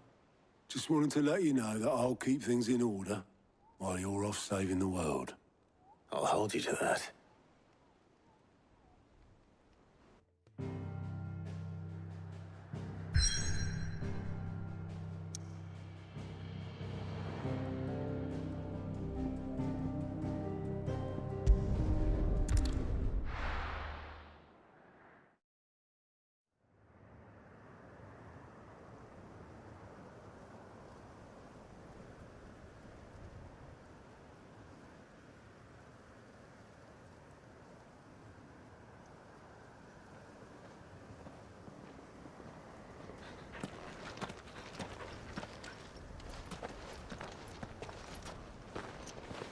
Reckon it'll be a long walk to the capital if we follow the cliffs. I'll scout ahead, see if I can't find us an inland route.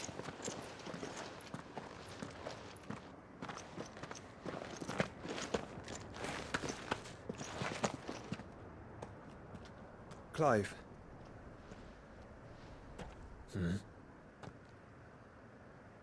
There's something I've been meaning to ask. You took her icon, didn't you? Yes, I did. She understood.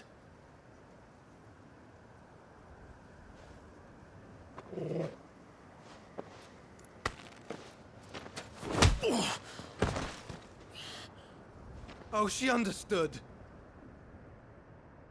Understood that you decided to save the world all on your own, and that you'd die without her power. How dare you make her choose? You knew damn well she'd never refuse you. But I will. You can't keep pushing us away, Clive. The world is ours to save, not yours.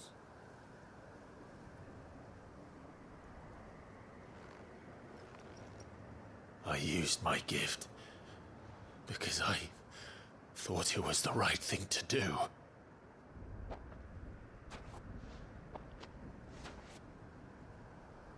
And you truly believe this will save you? Will save us all? I do.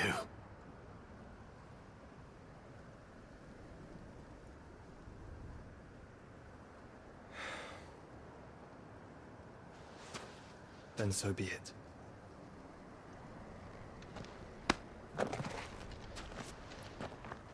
Just don't forget, you're not alone.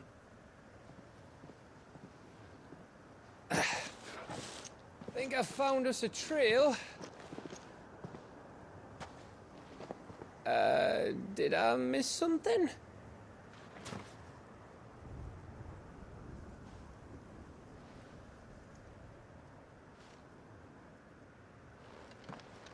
Only that Joshua didn't.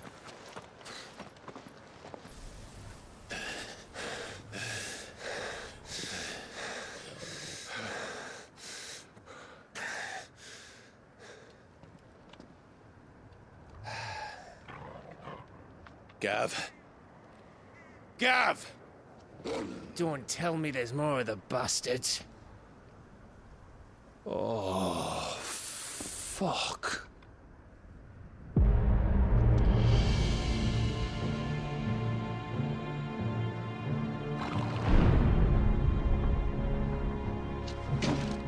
Have you come to watch, Odin? Bound for Stonehill. Good. My master awaits you in the capital, though I cannot allow you to attend him in your present state.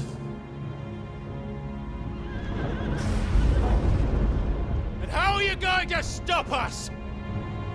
Why, with this!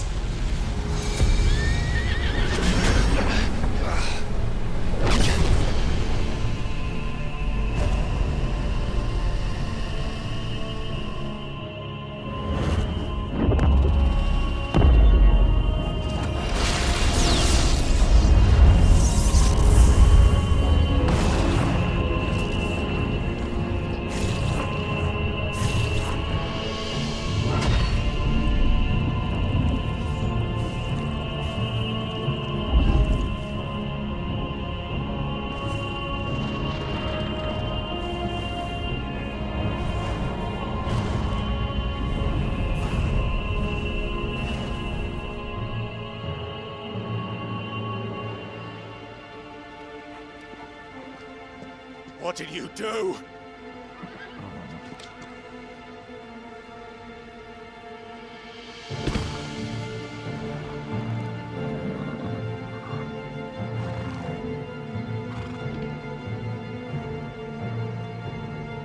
If the vessel would see the path opened, it has but to ask. I shall see that my master's prize is made presentable.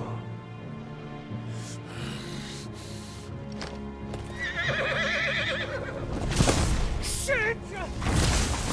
No!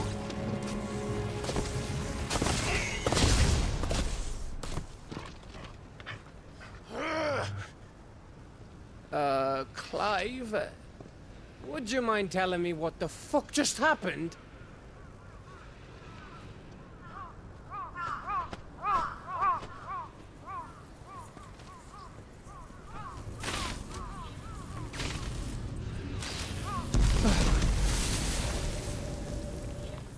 Oh, you've got to be. How are we supposed to get through that? We seek an audience with the king.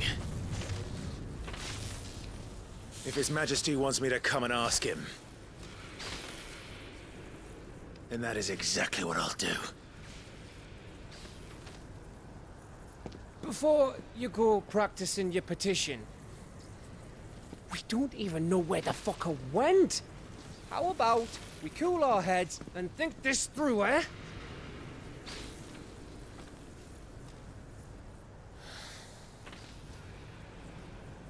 All right.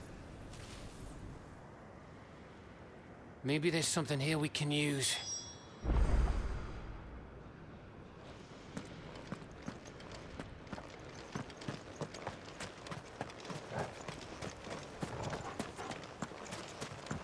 I thought we got them all.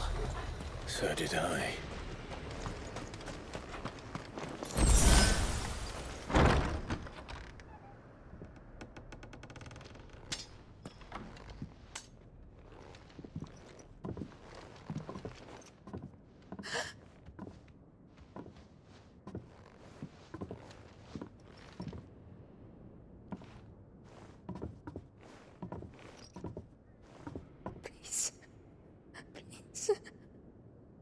Please, no.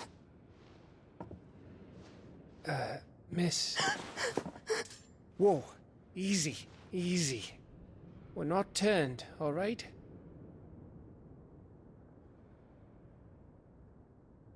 Who?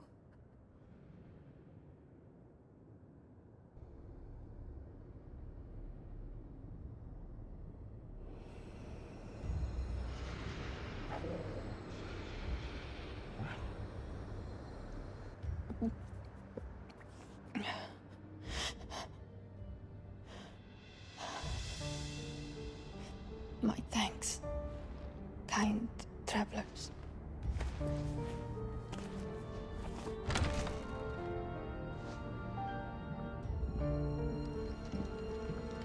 Edda, forgive me for asking, but what went on here?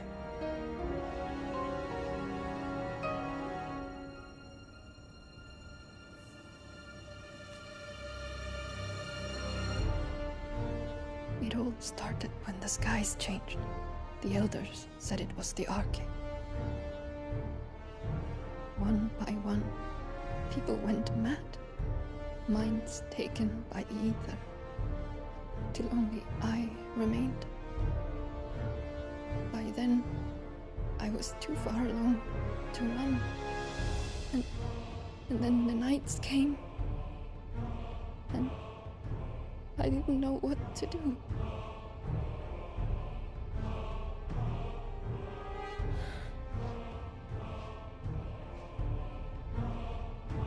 And this, Arcade is... Just a story. Something our grandparents told us when we misbehaved. About how the heavens would grow dark before the land took her last breath. The end of the world. You said the others went mad. But where did they go?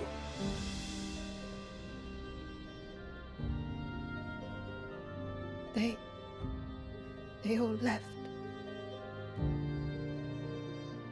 Drawn east to the tower, to Reverie.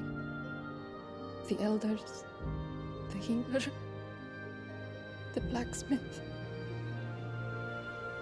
my husband.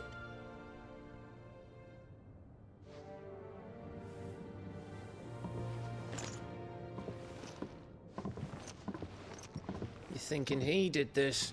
Of course. Who else could it be? You were in Canva. You saw what he did to the people. But then what about her? How come her nut hasn't cracked? The baby, perhaps? Could be protecting her from the ether. I can't think of any other explanation. You mean... it's a bearer? It won't matter what it is once Ultima's magic takes hold. Time's running out.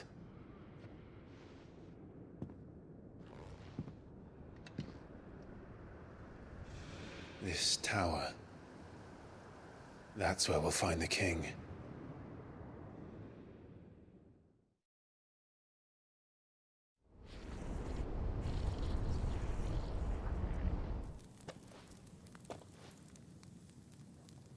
I knew it. It's the same as Phoenix Gate.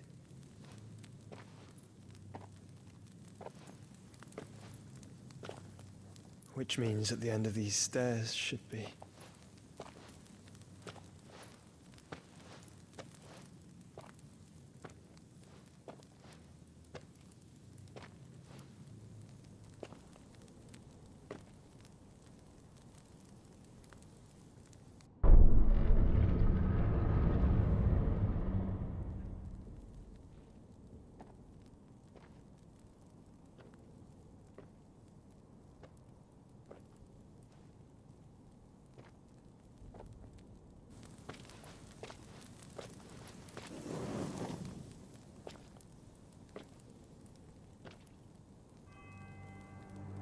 The mural is complete.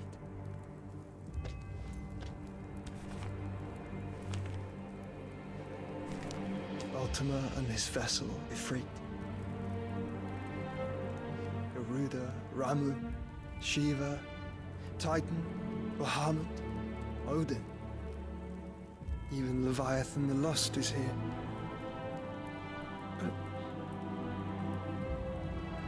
where is the Phoenix?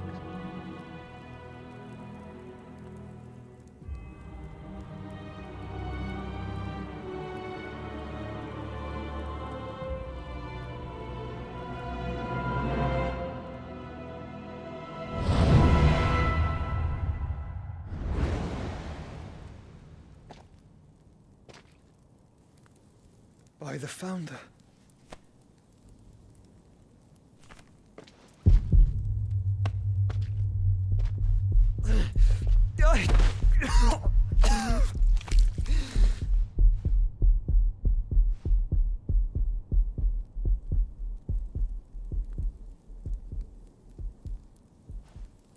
So that's what you want, isn't it, Ultima?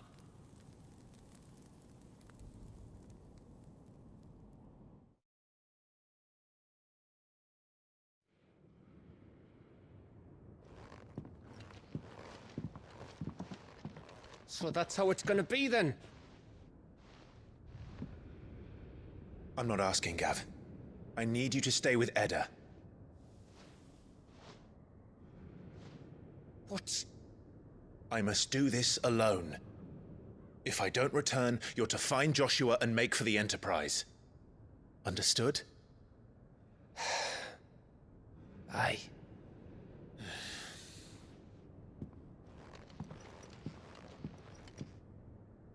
Just don't you go dying on me. Sid's name suits your miserable mug better than mine. Don't worry. I haven't finished with it yet.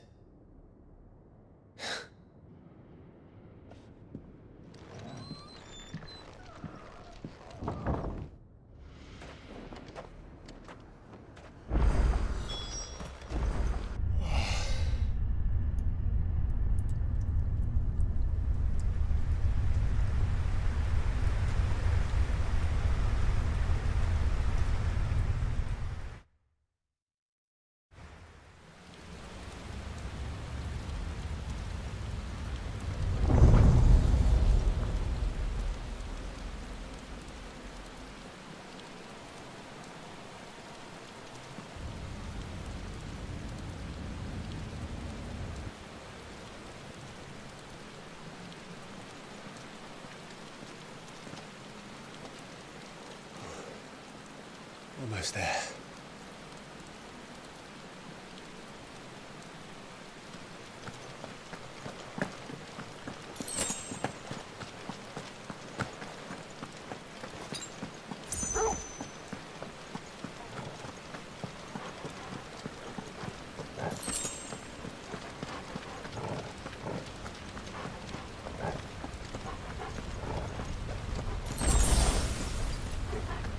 He's here.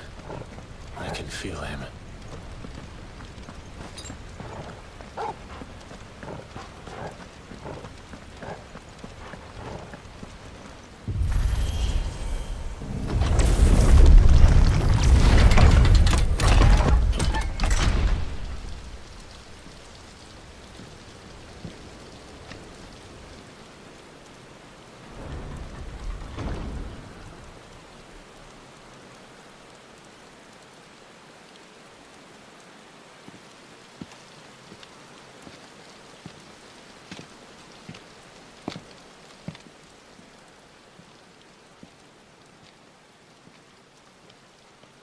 Why?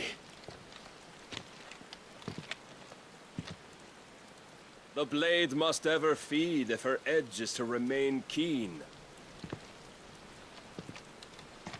Butcher. What care you for these worthless creatures? They are nothing. Weak from the moment of their conception, ever longing for power not theirs to command, they turn unfailingly upon themselves. Like sheep, they roam in filthy flocks, eager to trample those few gifted a fleece of gold. Or that they might feel contentment with their pitiful existence. Prejudice and persecution, severance and strife, every earthly wrong springs from the malice in men's hearts. Malice born of the pain and suffering that is free will. Its corruption is gnawed at your being from the very moment of your birth. You're wrong. It is no corruption. It is who I am. Every choice I make, right or wrong, gives me reason to carry on. And carry on I shall. Not as a puppet, but as a man. Which are you? There was a time I too thought those the only choices. What?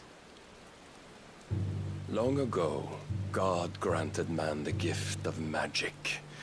And with that gift did he build great civilizations. Yet over time, man lost sight of the gift's true meaning, stepping from the path of shared prosperity to one of avarice. He abandoned his creator for sword and flame, and through his folly, beckoned the blight. Yet, there were those few who refused to turn their eyes from the heavens, and they prayed to God that he might lead them back to righteousness. And the Lord, he did answer. Before the worthy shall the gates of paradise open. And so did I spread my arms to the ether, and cast my soul upon its gentle waters. I gave myself unto him.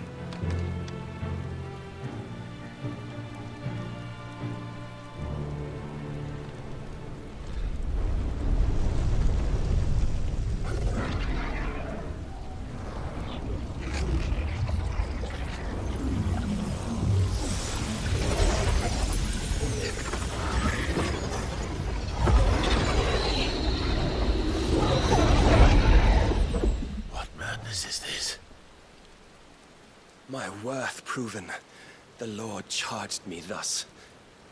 If your kind are to find salvation, they must be made to serve.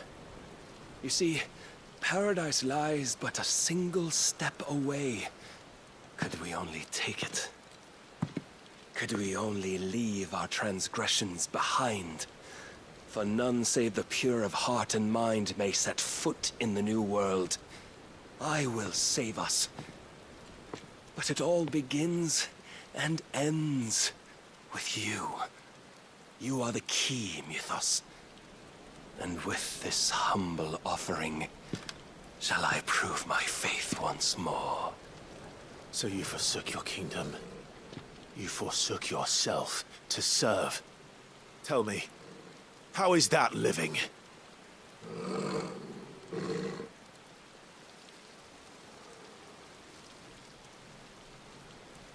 What you seek to provide is not salvation. It's anything but. Life is about always having a choice. Take that away, and we might as well be dead.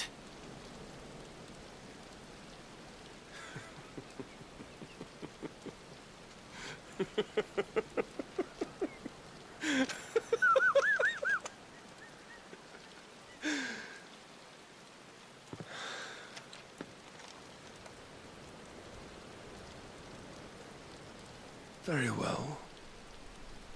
Come then.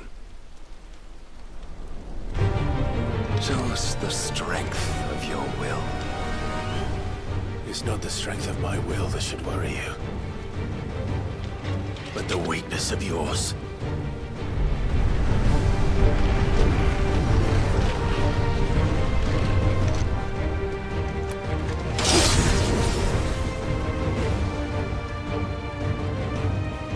What believes?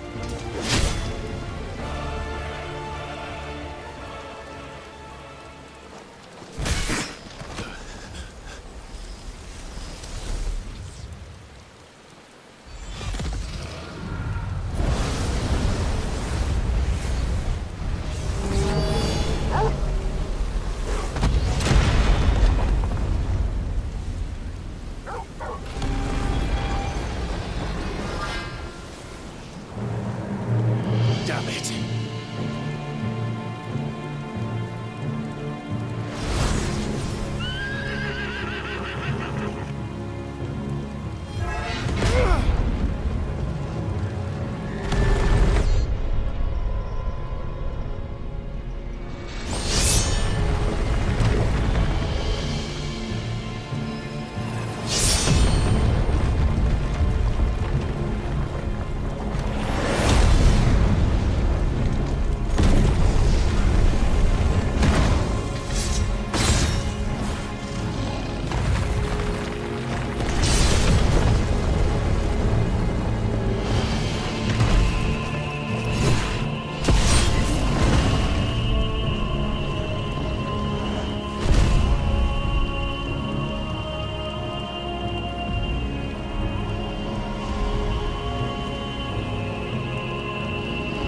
What are you waiting for? Men know nothing of strength.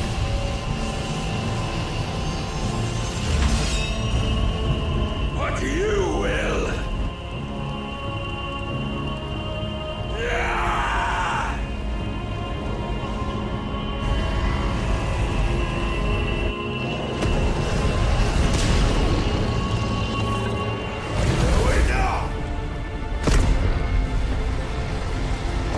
I who stand victorious.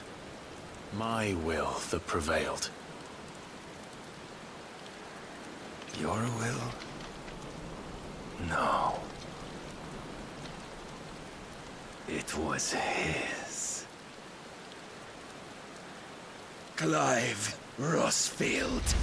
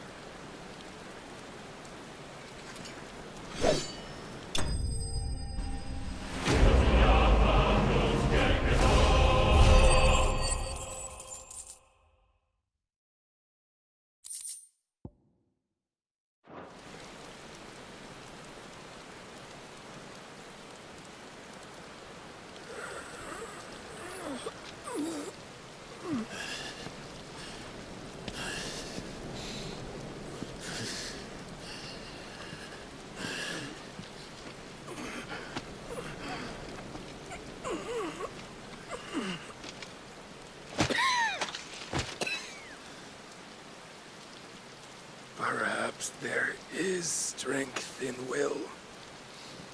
Would that I had not relinquished my own.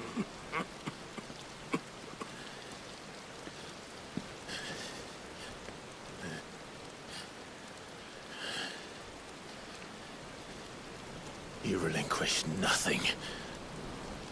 What was it, if not will, that made you strive for a new world? Strive to win your master's approval?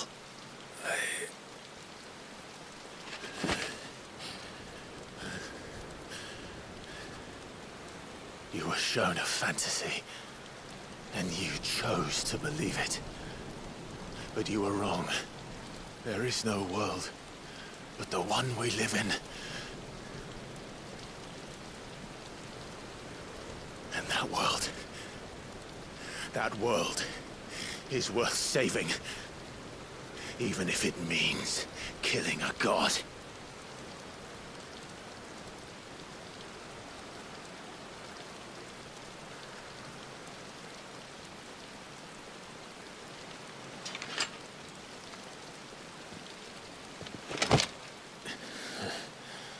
Bold words. From one who has served the Lord so well.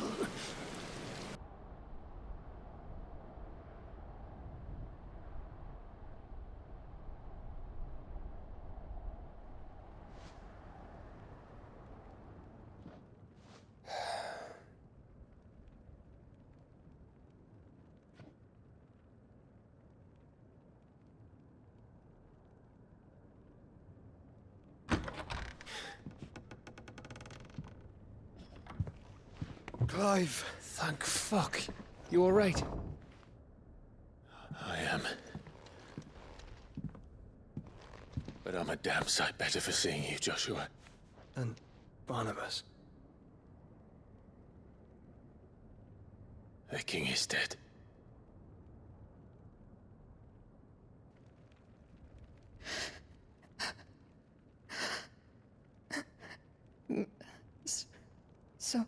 So they're all...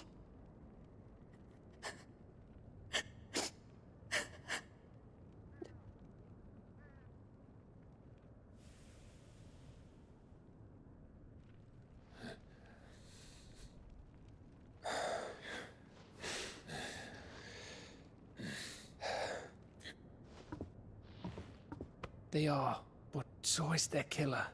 He can't hurt anyone anymore. You're safe.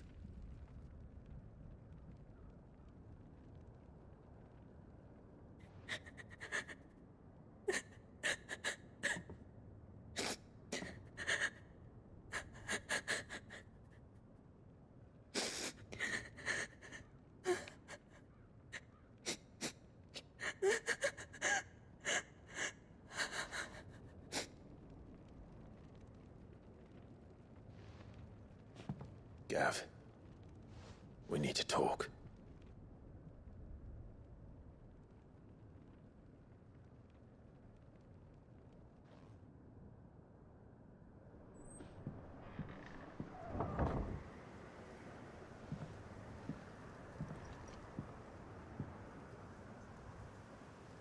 I'm sorry, Clive. You know I want nothing more than to go with you. I do. But I'm glad you're heading back to the Enterprise nonetheless. And not just for Edda's sake. Our people need to know what happened here. You can count on me. As can she, I hope. Thank you, my lords.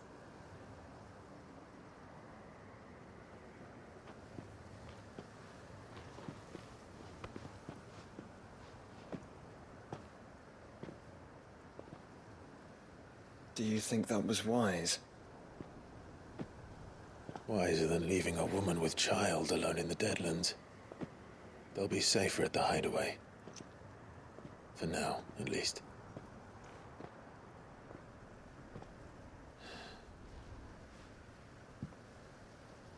This land is overrun with Akashic.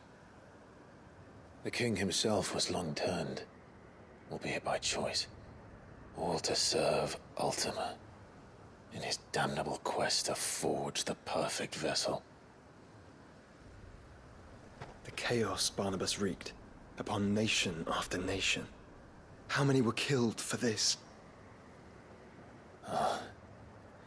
He didn't consider it killing. Or a mercy of sorts. A way to end their suffering. He truly wanted to save mankind, and ultimately use that. As he uses us. But why us? What are we? What are we? We are dominance. That is our fate. But that doesn't mean we have to accept it, which is why we fight. For the right to deny it. Is that not so? It is. For our sins.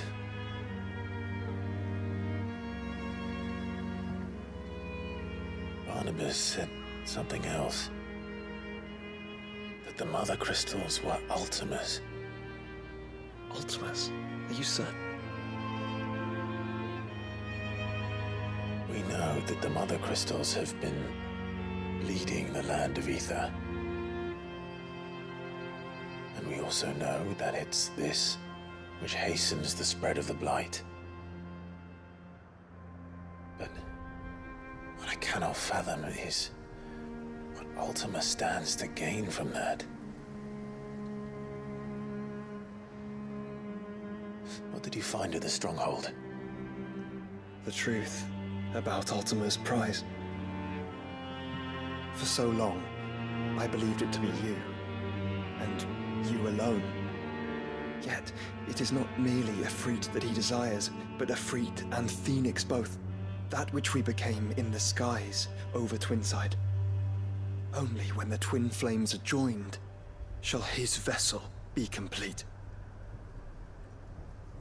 Quite why he needs a vessel is another question.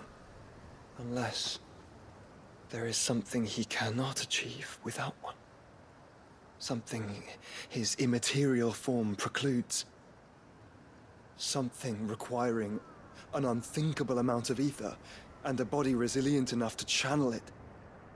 If I did not know better, brother, I would think that he meant to cast a spell. A spell 1,000 years in the making. A spell to end all spells. And he cannot do it without us. Nor without the Mother Crystals. But if we destroy them all, we will stop not only the Blight, but Ultima as well.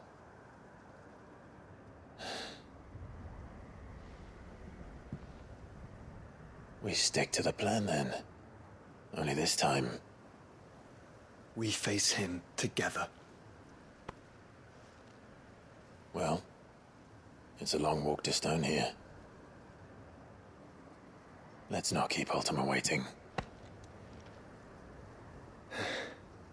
The Ether Floods made savage beasts of my companions.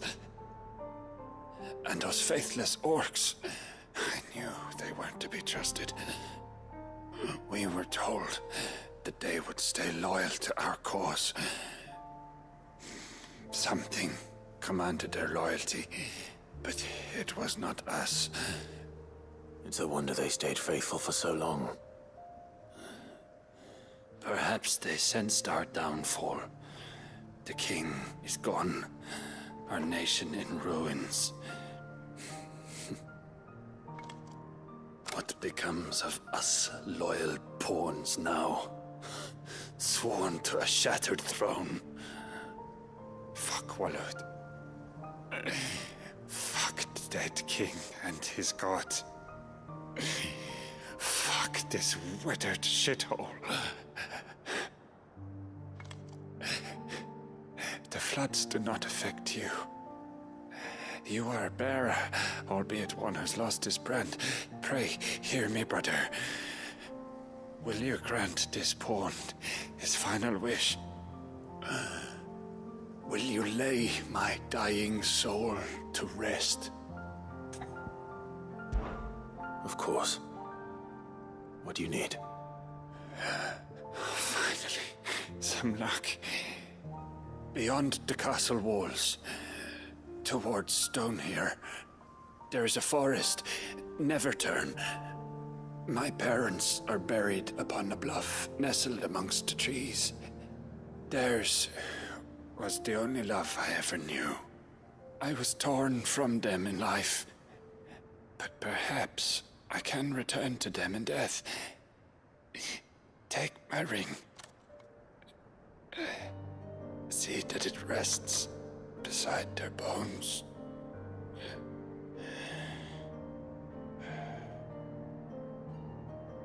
May you find peace at last.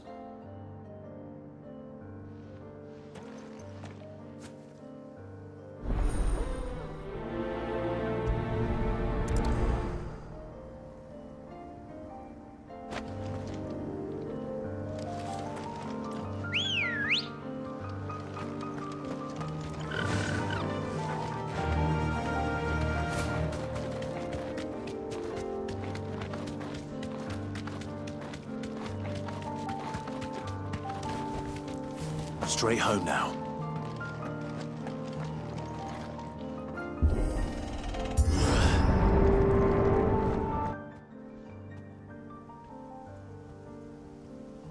Don't tell me. The only way to the capital is through that gate, just as you surmise. There's an army down there, Joshua. Yes, but I don't see any dominance.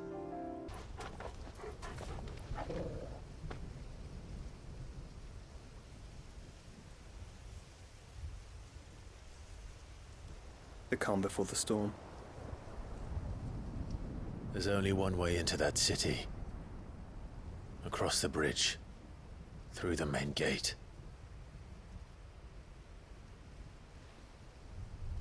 Right into the midst of whatever is left of the late King's army. Are you ready for this?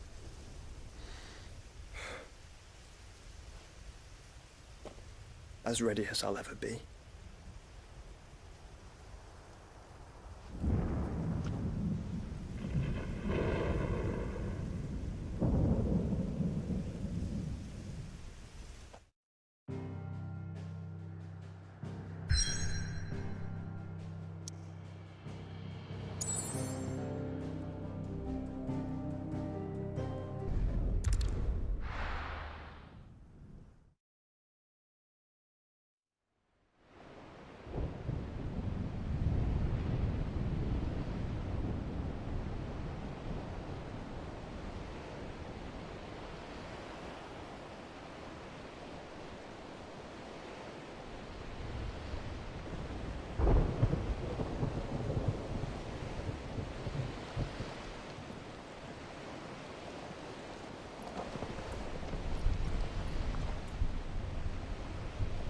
What the hell happened here? I dare not think. A stroke of good fortune, perhaps?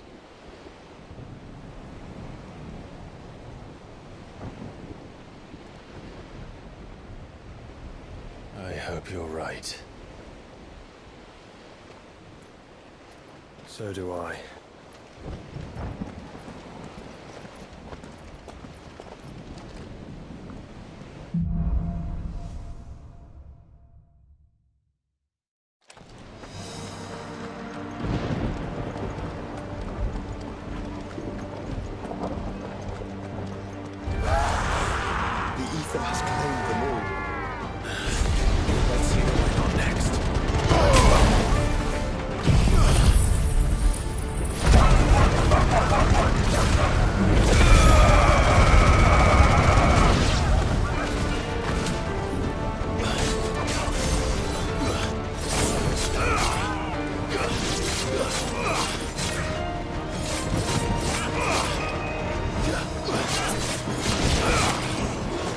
Go!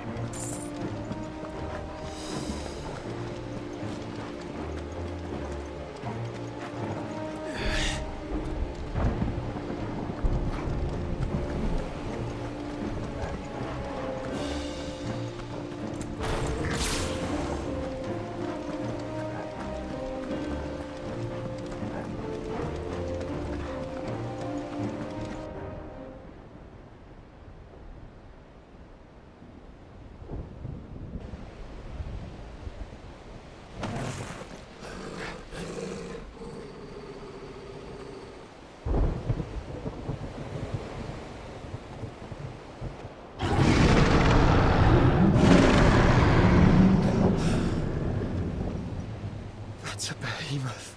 Who'd be mad enough to tame such a beast?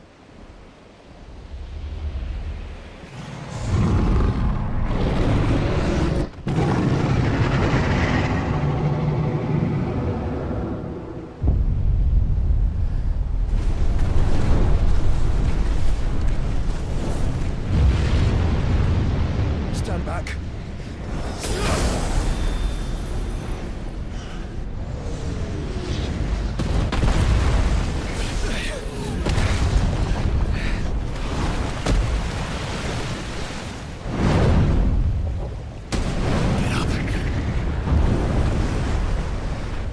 Here it comes.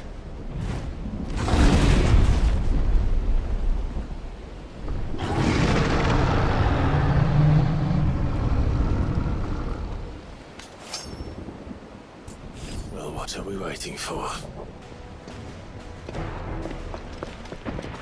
Kill!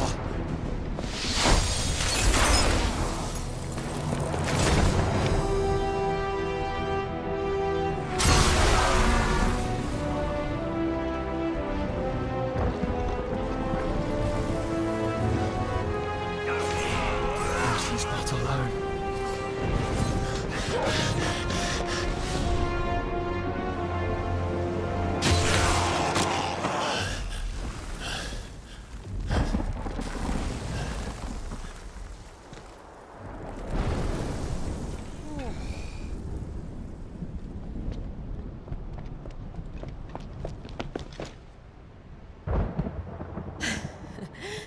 Surprised to see us. How did you? Gav. He told us exactly where you'd be. Even sniffed out a crack in the castle wall. And when we saw the heavens come crashing down, we had no choice but to believe him. It's been quite a day. To what do we owe this honor? A debt I would see repaid. Prince Dion. It's good to see you well. So, this must be Ifrit. Your uncle bade me give you a message. Listen to your heart, and guide your steel true. Your father would expect no less. That is all. Thank you. For everything, Your Highness. Dion, please. You do realize the only thing we've freed so far is this wall from its foundations, right? Now, if your lord and ladyship's quite finished. Well said, Gav. We have work to do.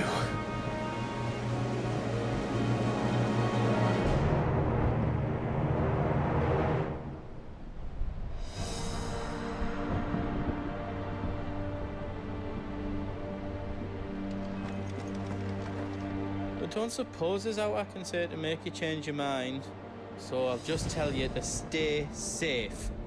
Nan won't take kindly to losing her best customer, especially after letting us carry all this stuff all the way to Ash. And we wouldn't want to anger old Nan. You mean, you'll buy some off us? Welcome to the Big Hammer.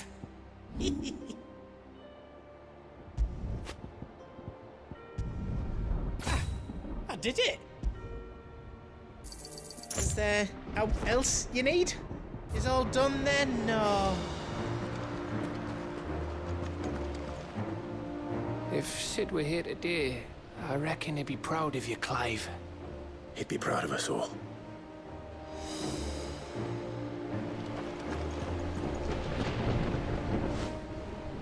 There is still much I would learn of your tale, once this day is done. Until then, all who might come between me and such knowledge shall answer to my spear. I do not envy them.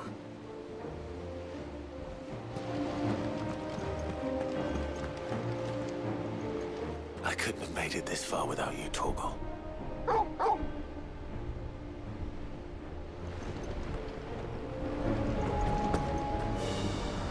Each parting brings the hope of reunion. I missed you, Clive. I missed you too.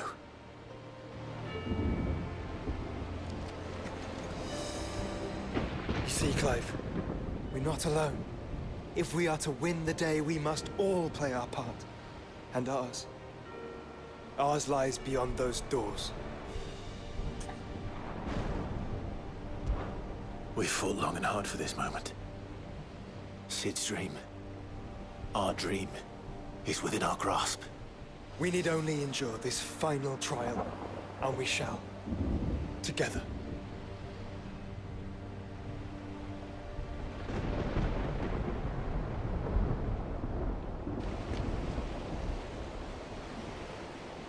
You all know what it is that awaits us beyond this gate. And we shall face it together. Aye.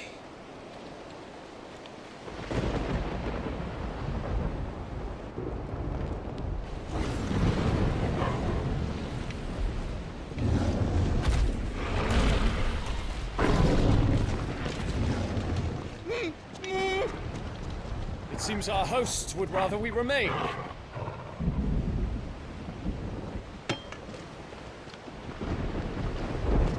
I will stay them. We will stay them. Go! Just don't keep us waiting. Thank you.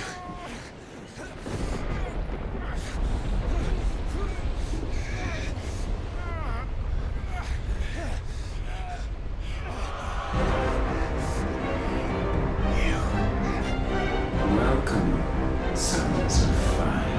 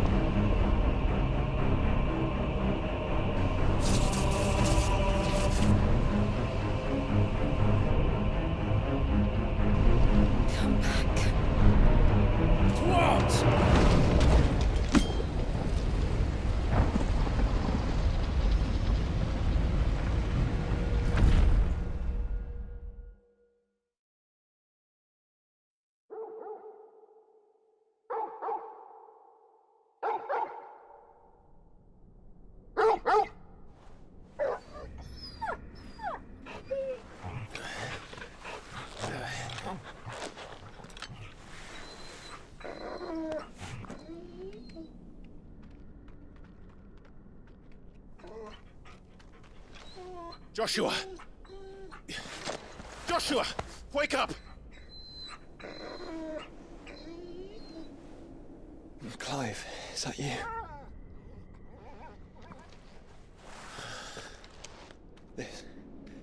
This isn't stone here.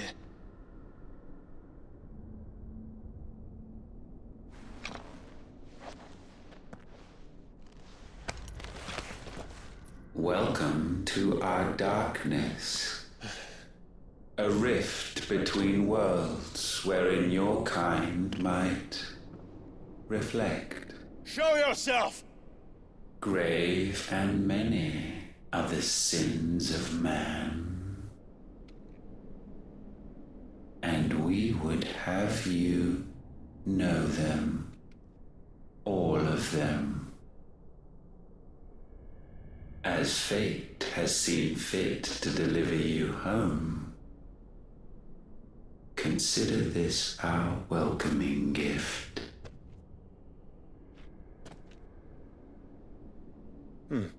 It would seem we are trapped. And the only way out is through Ultima. We find him, and we leave.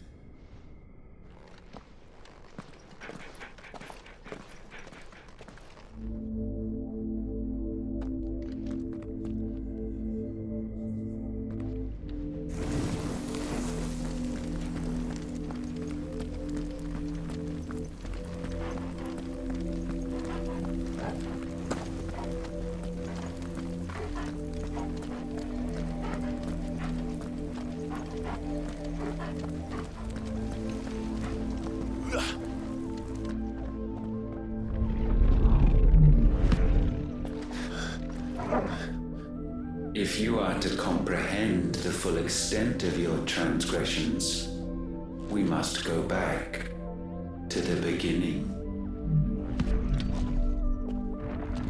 When the world was still young, we visited upon it a miracle, magic, and in its light did all life flourish.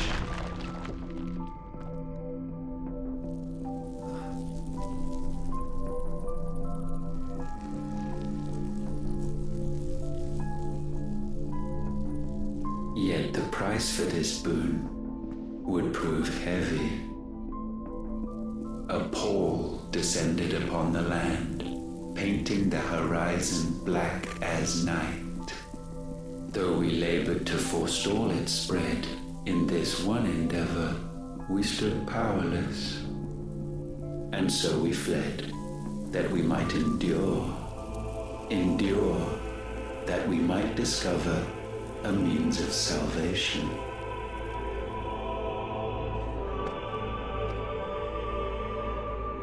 But if it was magic that caused the blight, what of the mother crystals?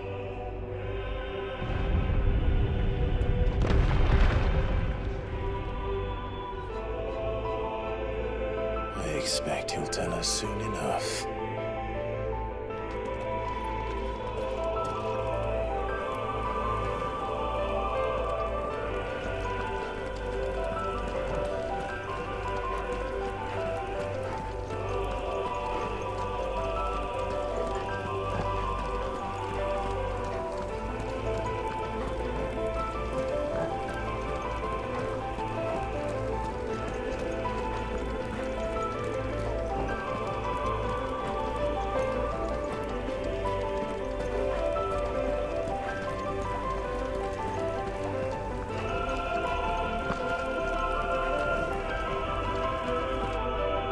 Salvation, alas, was not readily to be had. First, we would require a land unvisited by the stain of corruption. An unprecedented journey lay before us, one beyond the limits of our fleshly bodies. And so we cast them off. Thus, stripped to our very spirit, did we find our new paradise. A land as pure as driven snow, Valisthea. There would the true work begin, for the black crept yet behind us. And soon did we arrive at a solution, the illness having spread to every organ.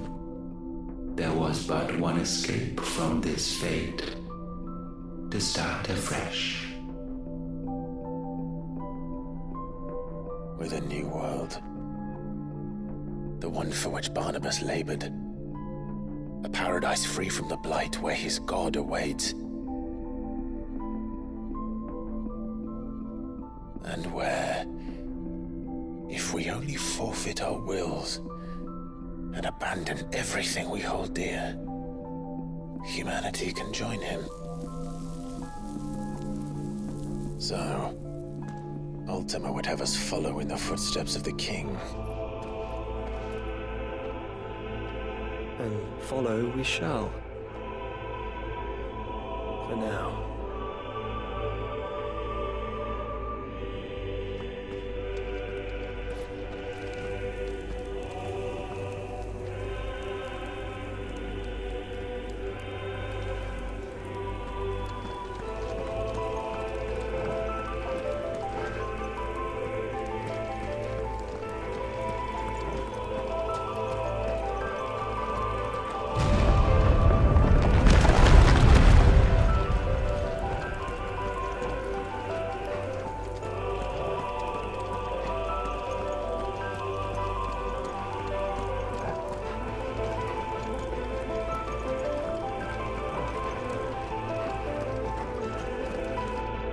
To forge a new world would require not only power, but a constitution strong enough to wield it. Acquiring the first would be simple. Untouched by the blight, Valisthea was replete with ether, and we had only to place jewels in her crown to claim it. Acquiring the second, however, demanded creativity.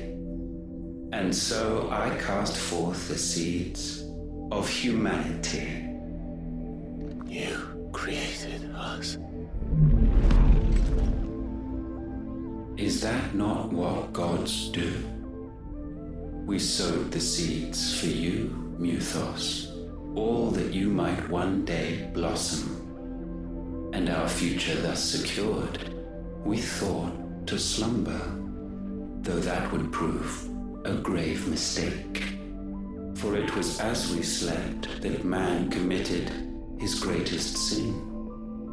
He awoke. Alone in a world bereft of his god's radiance, he stumbled blindly, desperate for guidance. Finding no light, he sought to kindle his own. And from that single errant impulse was his will born. Having discovered himself at last, man turned his eyes inward and found he desired evermore that which only magic might afford. So wars were waged and brothers slain for custody over that dwindling resource, and the land, she wept tears of black.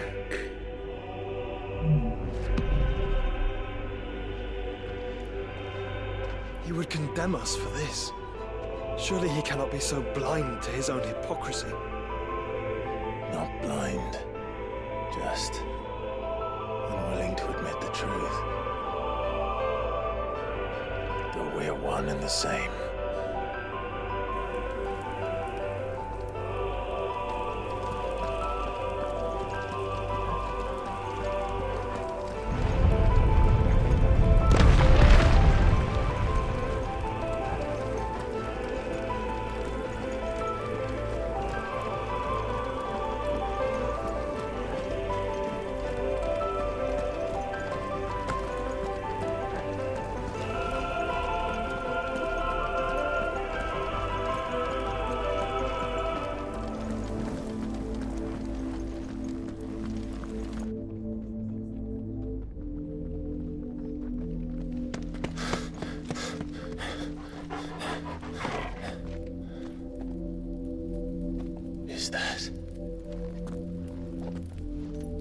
Ifrit, or what's left of him.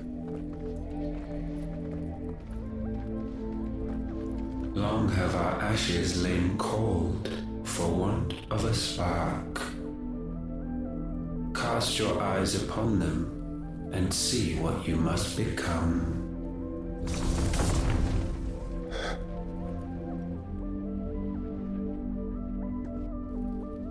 Valisthea cannot endure a second claim upon her being. The avarice of man drives her ever closer to destruction. But she may yet be saved by you. It is what you were born to do, why we nursed you and fed you as your own mother should have. And now that you are fully grown, our Mythos, it is time at last for you to serve your purpose. To right your wrongs. If our sin is wanting to survive, then you are as marked by it as we are. The fault is yours. Our wills were born because you abandoned us. And now, you would have us forfeit them. All for a place in your new paradise. Do you imagine yourselves worthy of one? Mankind has no place in our world. Is this truly so difficult to comprehend? We only ever require you, Mythos, when the time comes to bid this wretched realm farewell. None shall follow. What do you mean, none? This is our world. Once the land's rebirth is complete, humanity will have served its purpose.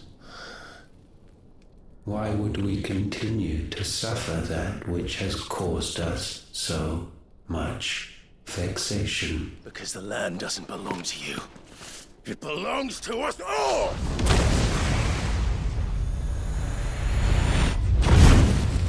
What? That is where you are mistaken. You own nothing but your precious will.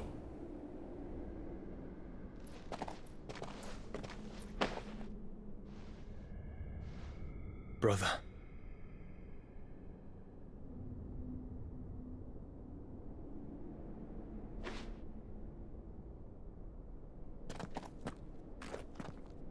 I can't do this alone. And you don't have to. I grow weary of your dissent. Now you must learn that this master will not tolerate disobedience.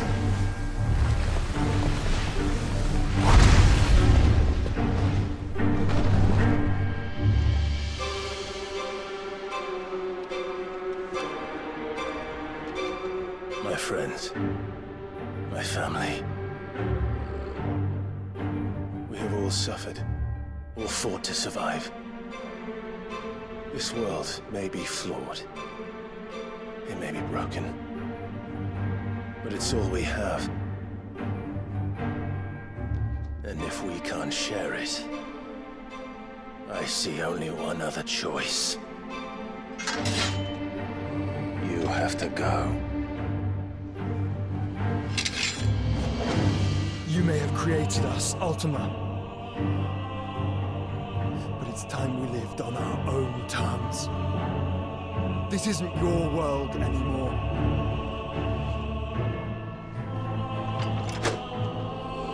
It's ours.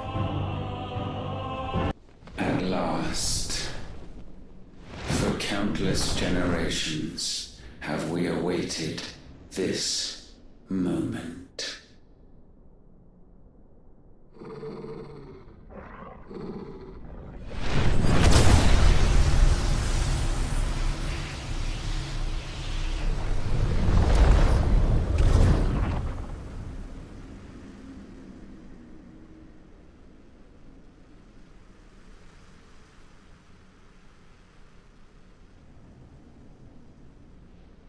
Your struggles have made you strong, yet your soul remains heavy with sin.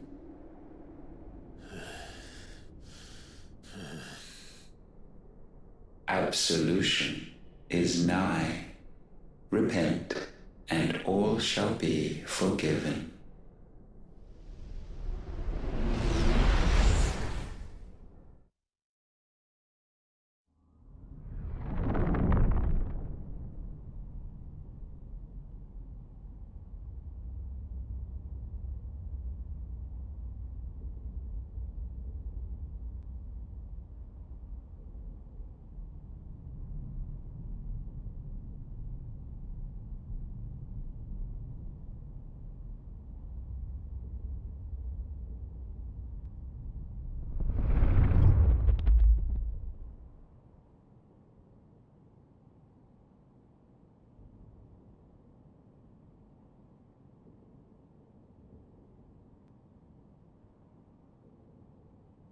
Tell me, Clive, how many lives have you saved since taking my name?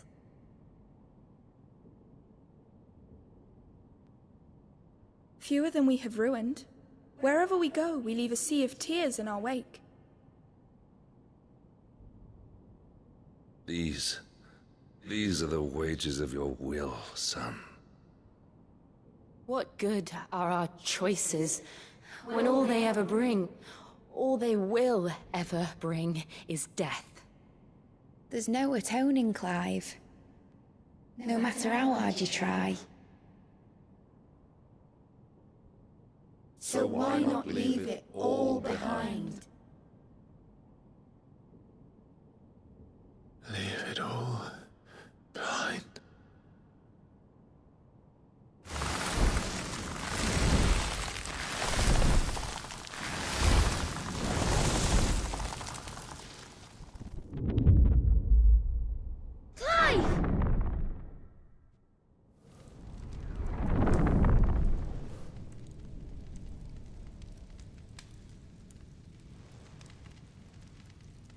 Please, won't somebody save me?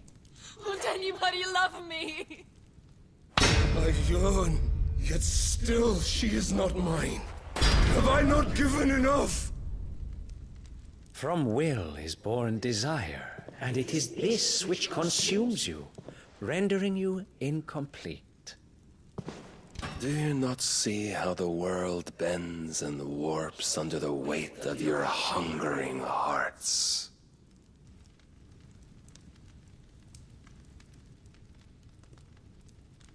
What if it could all just go away?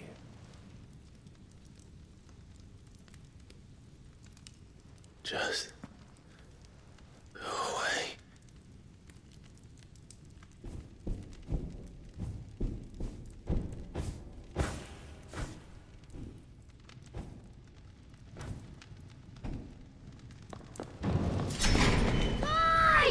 Clive!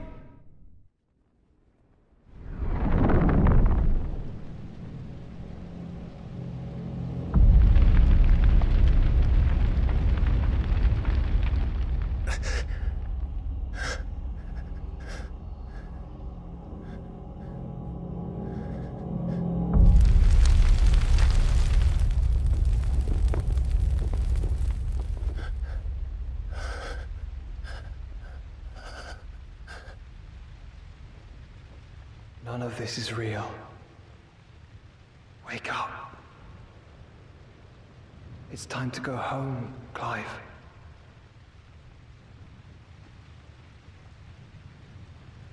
Clive.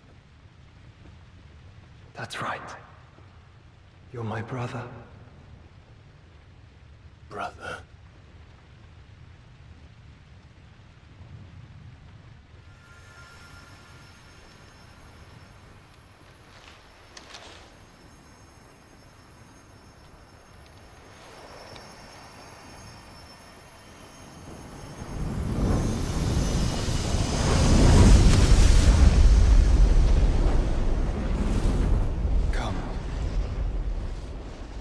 Remember who you are.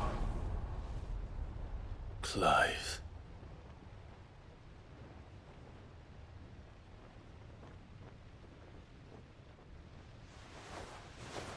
Once more, lest you forget.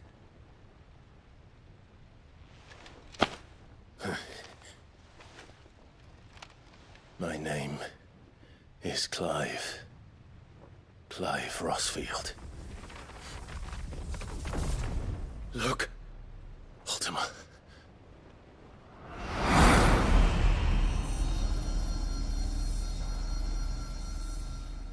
Even here, the light of the vessel's will cannot be quenched. And the Phoenix, his trespass should not have been possible. Not possible unless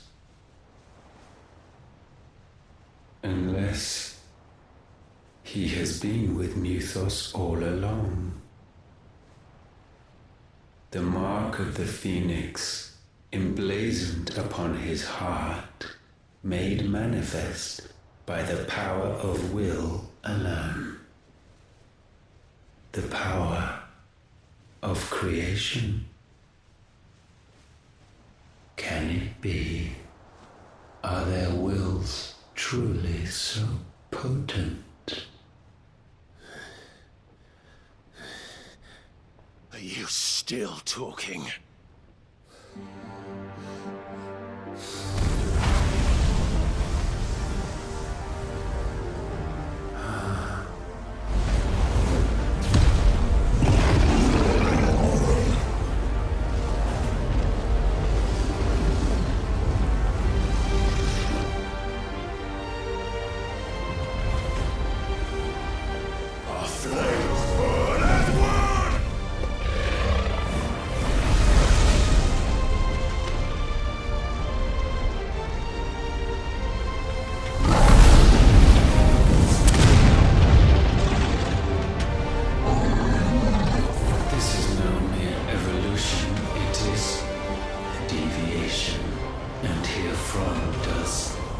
Logos rise.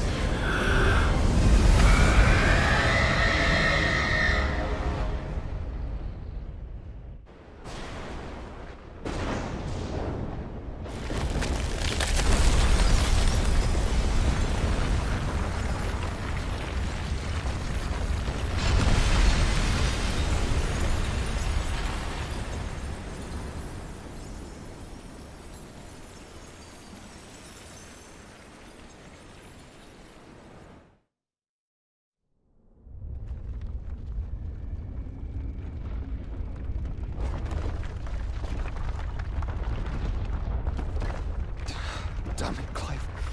Wake up.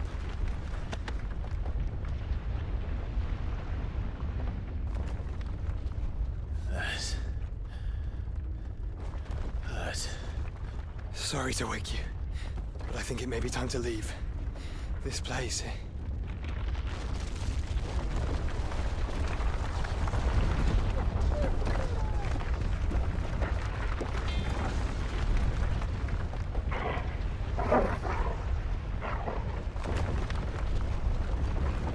And once again does my creation stray from the path laid before it. Steeped in conceit, you fancy yourself a god. You embrace Logos. But we will put an end to this hubris. What are you talking about?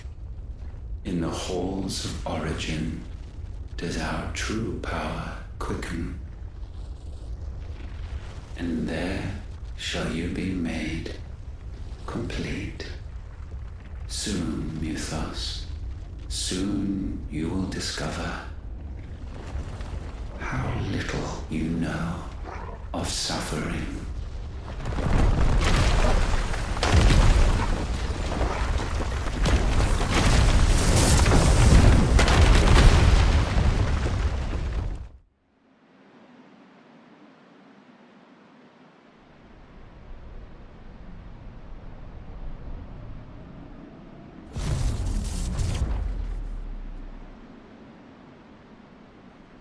And so the crystals are no more.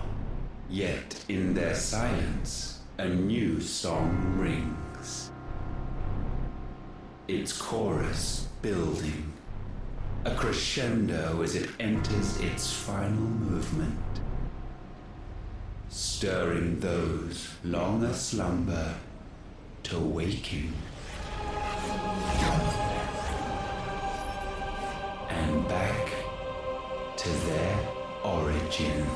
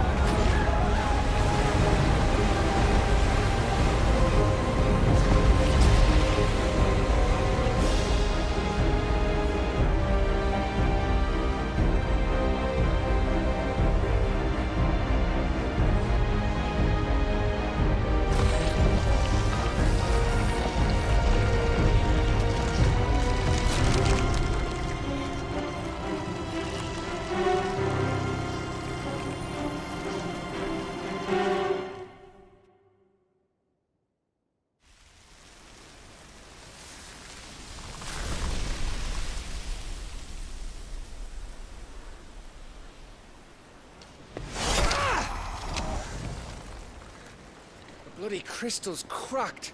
So where the hell are they?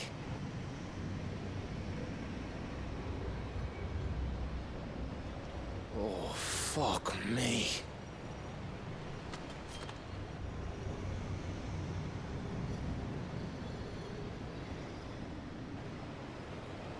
Is that ether?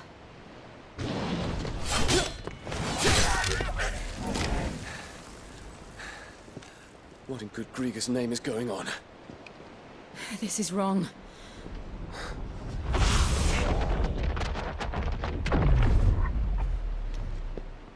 Are we back? Clive! Joshua! Jill!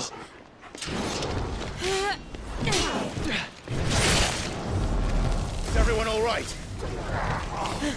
We're fine. What happened? Too much to explain here. Mate! We're leaving! Now!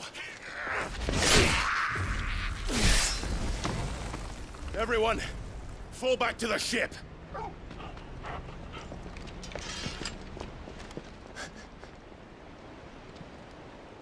I will be with you anon. Thank you.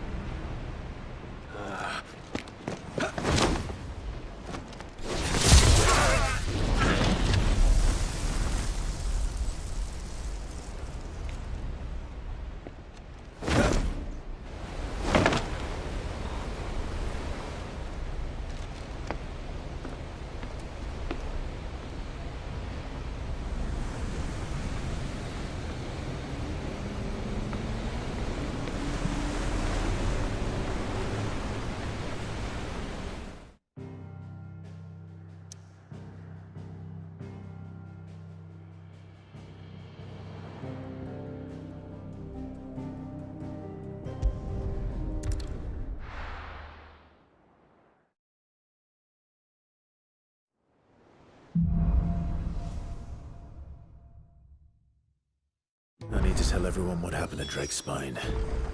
And I'm going to need Otto's help. There's something about it.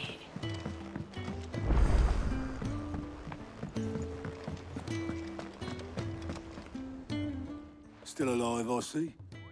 Something tells me that eyesore on the horizon is your doing. How'd you manage that? It's a long story. One that I'd rather only tell once. Right. All hands on deck, then.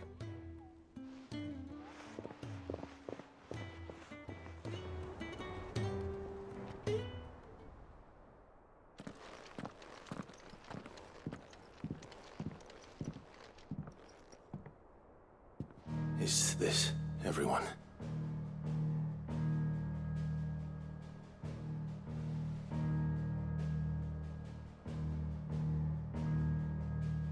As I'm sure you've all guessed, the crystal which now commands the eastern skies was summoned by Ultima. He called it Origin. Though the significance of that name is as yet unclear. What does it matter what it's called? Its emergence tore Twinside asunder and wiped my homeland from the map.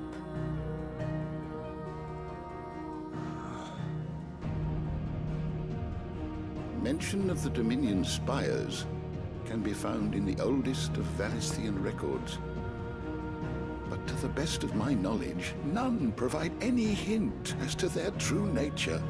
That they would prove the horns of some slumbering demon. Well, the Dominion's demise was at least quick. Elsewhere, the Republican army cannot hope to contain the chaos engulfing Randalar. Canberra is in flames, and the Empire. Our allies are crying out for answers. I've sent the Cursebreakers to give them what assurances we can, but right now that amounts to fuck all. They wouldn't be able to stop what the skies have started in any case.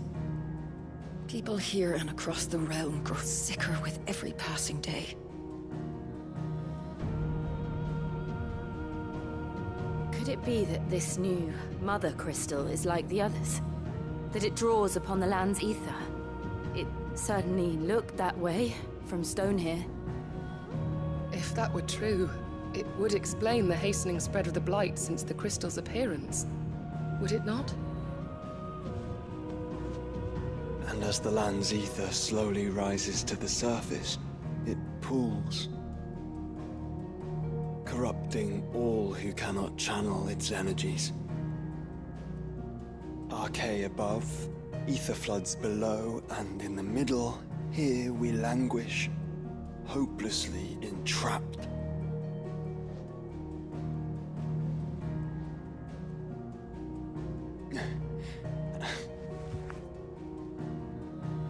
It's all right. When we faced him at Stone here, Ultima told us his true power quickens in the Halls of Origin. Needless to say, we cannot allow that to continue. If we are to stop him, we will have to find a way into the crystal. How are we going to manage that then? It's up in the sky. And fast as she is, the Enterprise can't fly.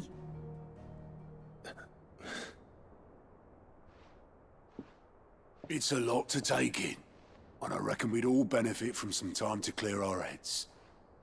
The answer will come to us. Don't you worry. Ain't that right, Clive?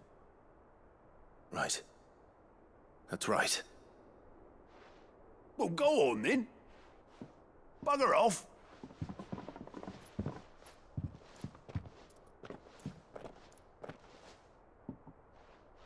Same goes for you, Clive. You won't solve anything like this. Trust me. Go and get some fresh air, eh? Thank you.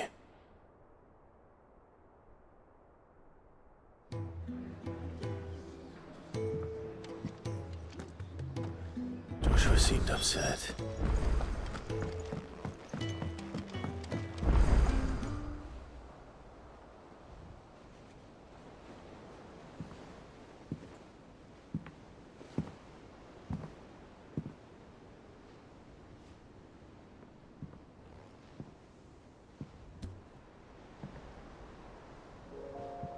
Ultima may have created us, but he doesn't make us who we are. Only we can do that. And if he would have us fight for our survival, so be it. It's what we've been doing all along.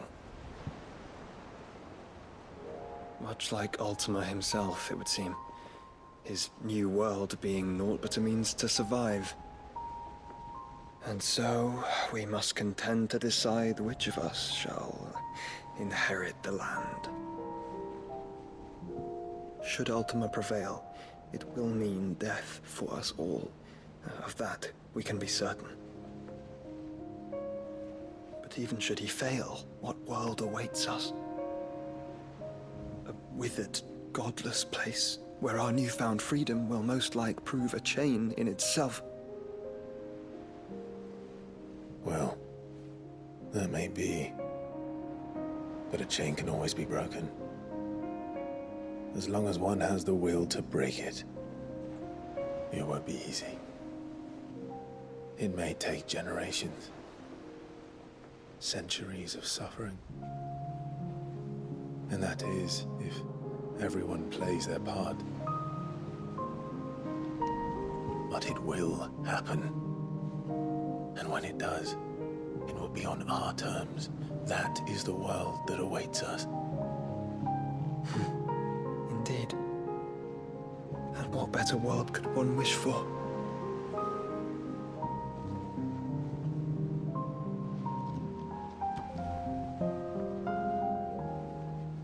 But first, we have to reach that crystal.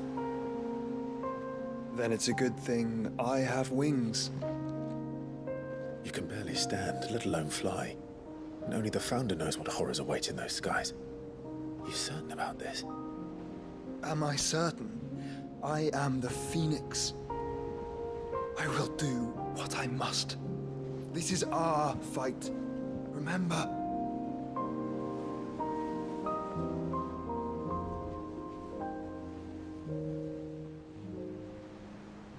All right. I yield. But only what you must, yes? I'm still your sworn shield. That you are. And what of my wings? Lest you forget, you go to stand against a god. I would not have you succumb to fatigue before the fight begins. Ifrit, your brother mentioned that some few of the dominants who had lost their power to you were still able to prime. Is that true? It is. But their icons no longer submitted to their will.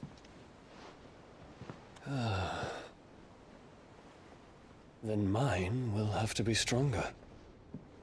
That you both might save your strength for the battle to come. You don't have to do this. If you do, there's a chance you might lose all you have left. And what have I but regret? My life ended in the Dominion. I fear death no more. Besides, I would have words with Ultima.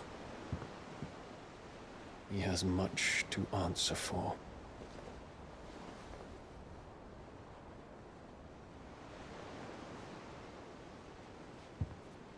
We are in your debt, Dion.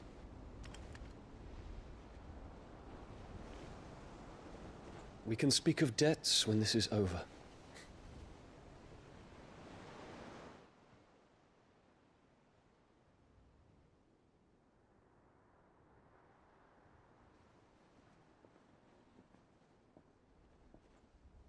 He speaks like a man who knows he's not coming back. And has come to terms with that. That doesn't mean that we have to, does it, Clive? Time to talk to Jill. I only hope she understands.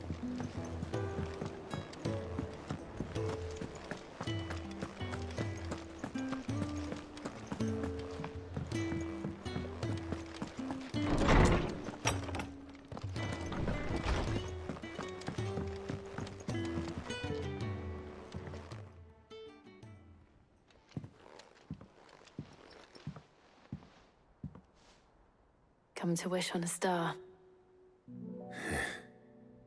That might not be such a bad idea. This is it, Jill. You know what I have to do.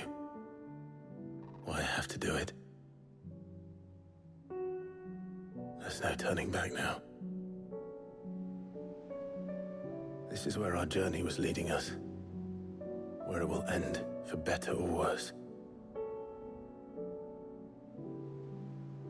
I could pray to Metia for you. But you'll be all right, won't you, Clive? You always are. I did promise we'd watch the moon together. I'll be waiting.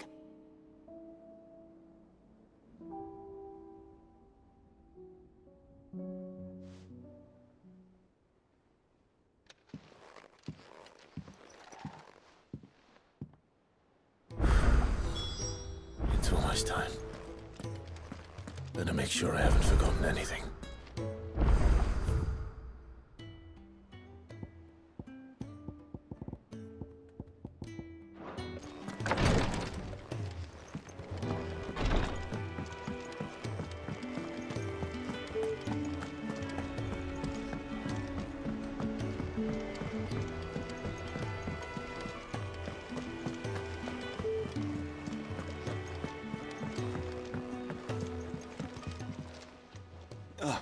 Clive. Joshua, what's wrong? And don't say nothing. It's not nothing. I've received word from Cyril. The Undying have found Father's will, or something akin to it. His will? How and where? In the crypt beneath Rosalith Castle. After Kupka was kind enough to drive out the Imperials, the Undying took the opportunity to recover what relics of the Duchy yet remained. And in the process of doing so, they found a letter from Father. I'm surprised anything survived down there. Cyril asked that I join him in Tabor at my convenience. I have been meaning to go, but... would you join me? Of course. I want to know what's in that letter as much as you do. Very well. I am ready to leave when you are.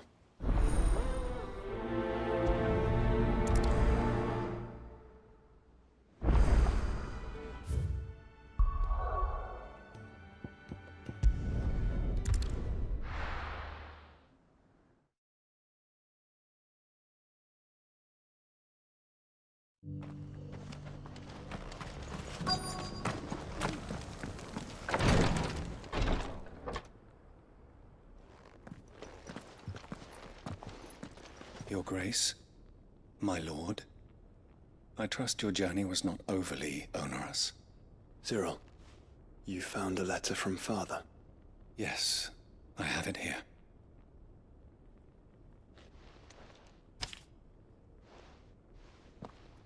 If you would do us the honor, my lord.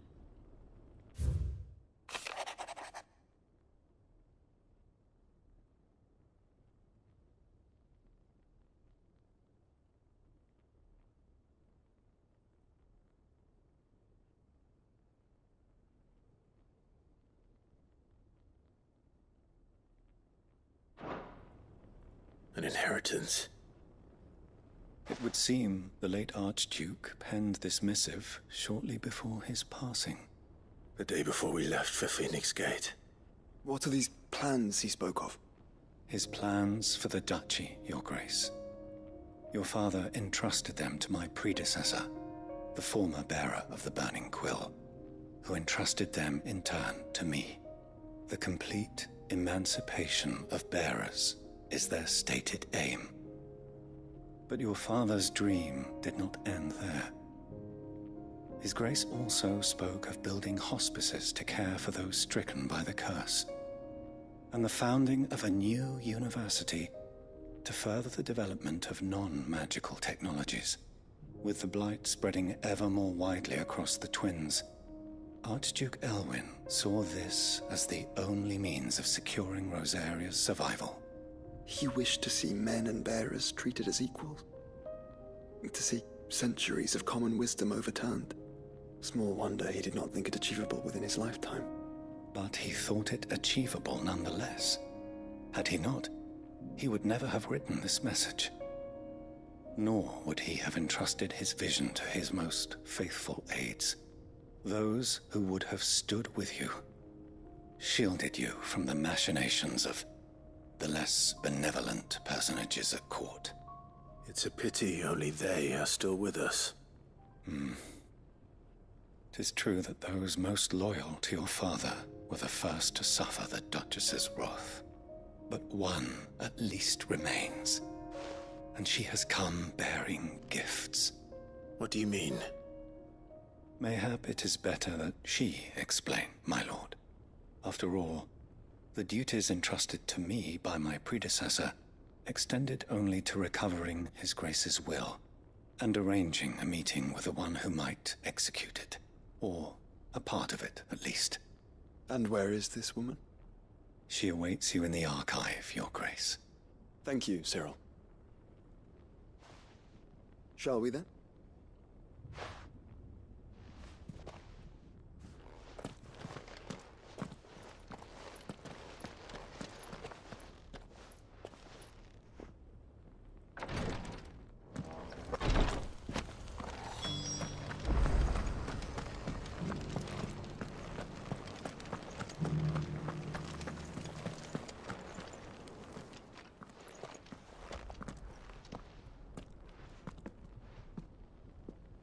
My lord, Your Grace. I hardly recognize you. I am Goditha, retainer of House Rosfield, loyal servant to the Phoenix and his shields. Your father, the Archduke Elwyn, entrusted me with the delivery of a gift. I only hope you can forgive my tardiness in bringing it to you. Lift up your head, Lady Goditha. You have our gratitude for your service to our house and to our father. I merely did my duty, as any proud Rosarian would. My lady, perhaps you could explain a little more. What exactly is the gift you bring? As I'm sure you know, it has long been the custom for the children of House Rosfield to be presented with certain keepsakes upon their coming of age. Indeed it has. Our father often spoke of the day when our turn would come. And had he lived to see it, he would have presented you with the treasures I bear. Matching armbands for you both. Alas, he did not live. Indeed, he was taken from us even before they could be completed. He had intended to claim the Heartstone with which each armband was to be finished himself, but it was not to be. And his gifts remain incomplete. I see. It saddens me to bring them before you, as they are. It was your father's wish that you be presented with the finished articles, not these works in progress. But with his grace long since gone, and the stone left unclaimed, I had little choice. You are grown men now, and his house is yours. And while I would not presume to insist upon your claiming the Heartstone in his stead, I know that nothing would have pleased him more than for you to do so. Thank you, Lady Goditha. What say you, Clive? What else? Of course, my lady. May our father's will be done. Oh, I am much obliged. Do you know where we might find this Heartstone, my lady? I do. Though it may be a matter of a good deal more than simply happening upon it. It is found in the bellies of elder griffins, you see. We do at least know where to find one. A certain specimen has made its nest in Titan's Wake, not far from here. A certain specimen? You are most perceptive, Your Grace. In answer to your unspoken question, yes. In fact, this is the very same beast your father meant to slay. I have been tracking its movements since you were but a boy. Were you to slay it in his stead, as men of House Rosfield, it would surely make your father proud. What say you, Joshua? What else?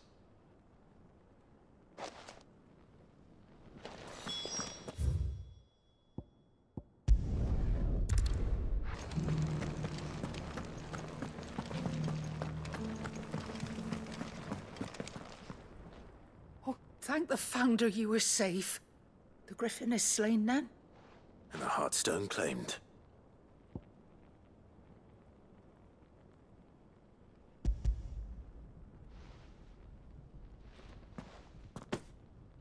Yes, this radiant luster like frozen flame. It is just as your father described it. Thank you, my lord. Your Grace. Your father would be so proud. Lady Goditha, the lapidary is ready. Thank you, Cyril. I will be with him shortly. If you would excuse me, I shall have the stone cut and set forthwith.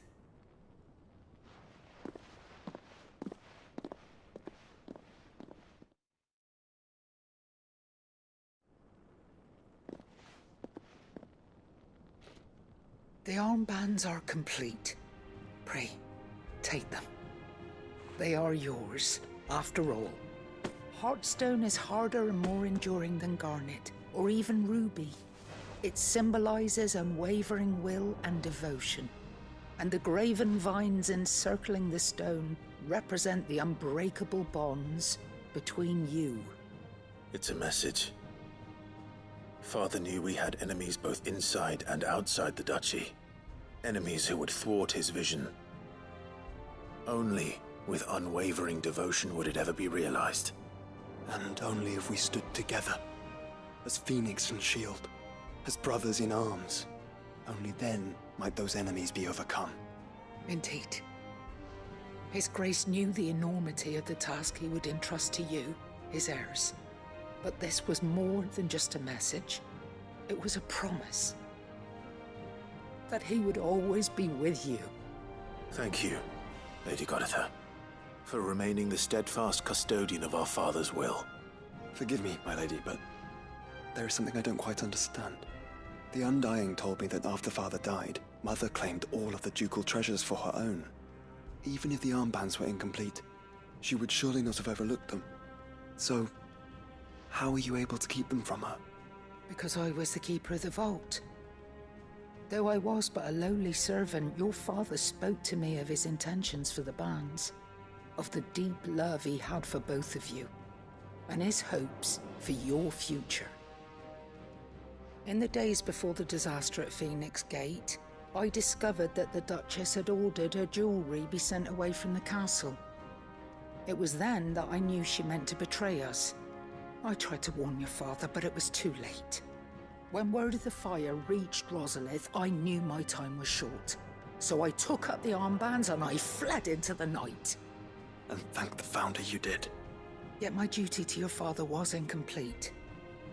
Not knowing what else to do, I followed the Griffin, thinking I might claim the Heartstone on its passing. And so my pursuit continued, until Lord Cyril appeared before me. He informed me that His Grace's will had been recovered, and that his sons were alive and well. Lady Goditha, on behalf of my father and all the people of Rosaria, I thank you for your loyal service. As do I. Thank you, my lord. Your Grace, for coming back to us, for giving my service meaning.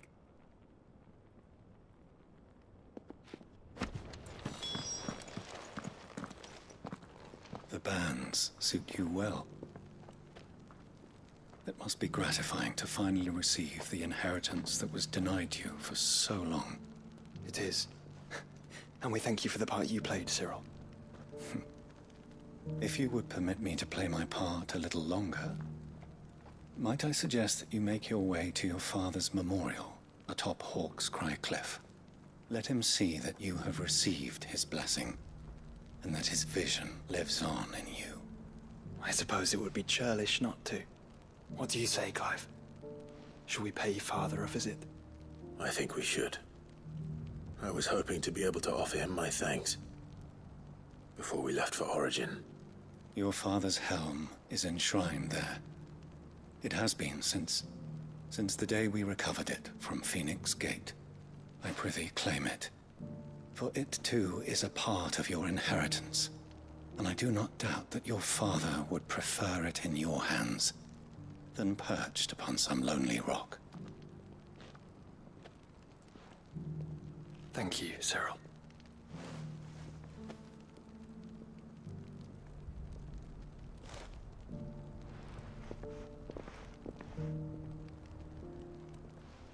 Come on, Clive. He's waiting.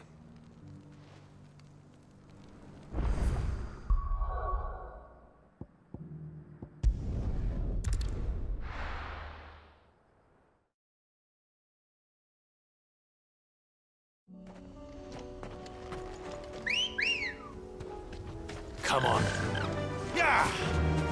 Unwavering will and an unbreakable bond. Do you really think we're strong enough? To save the world? Of course. To have overcome Father's political enemies? Of that I'm less certain. Especially knowing what we know now. What Mother was truly capable of. But perhaps these bands would have helped. Knowing he was with us would have made all the difference.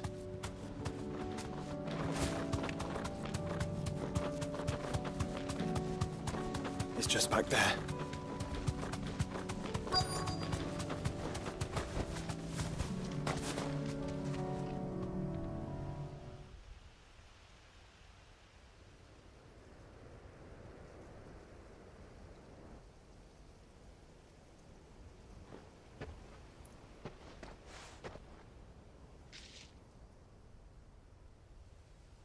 Father always fought for what he believed was right. It wasn't until that night at Phoenix Gate that I realized I had never fought for anything. I always had someone else to do the fighting for me.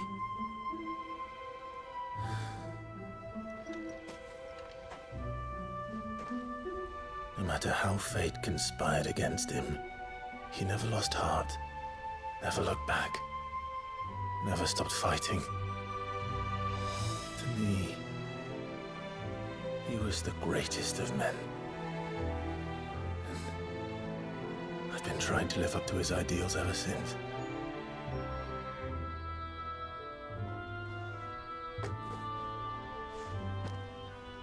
We all have, Clive. We all have. And we'll keep trying. Because that's what he would have wanted. What he would have done himself. Even if it meant standing against the very gods in the heavens. I shall be borrowing this, Father, if I may. That you might watch over us as we follow in your footsteps.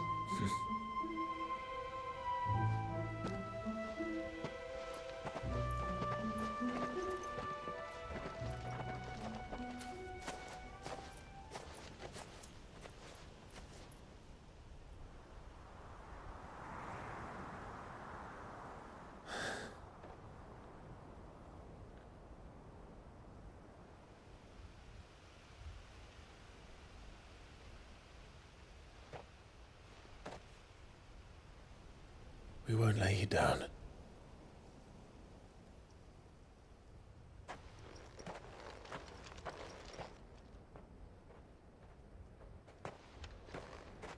Onward then. Onward. To the end. And to a new beginning.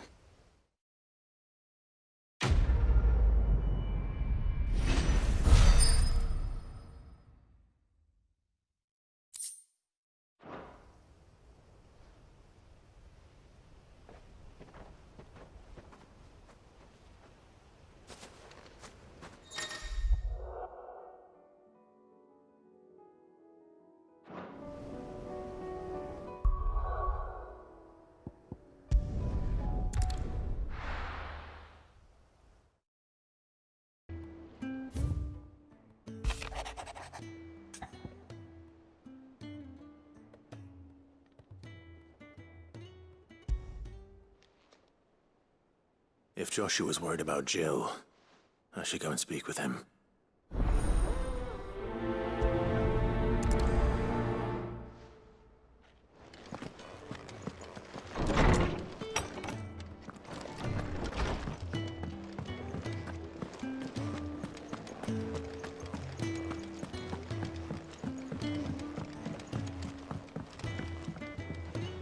Joshua, I read your message.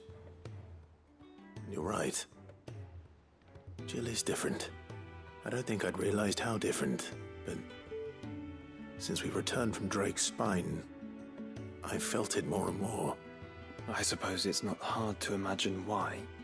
She doesn't think she belongs anymore. And that's why we need to remind her she is still one of us. To let her know that we still need her, now more than ever. That you still need her. But how to do that? When last we were truly close, we were but children. Of course. Do you remember the time we accompanied Father on his annual tour of the Duchy? And Jill and I broke from the procession to ride up Man's Hill. To see the snow daisies, I remember. It was the first time Father had allowed us to join him. And when he realized you were missing, he had the entire retinue down to the pot boys combing the countryside. In the rain.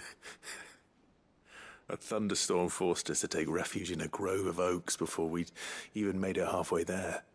It was the Lord Commander who finally found us, and needless to say, he was none too pleased. Then it seems you and Jill have unfinished business. What do you say? Man's Hill. It's not that far. Oh, true. Though I suspect it is also much changed. Little in southern Rosaria remains as it was when we were children. You're saying I should go and scout the area for bandits? I'm saying we should first go and see if there are actually still any snow daisies left. What would you do without me, Clive?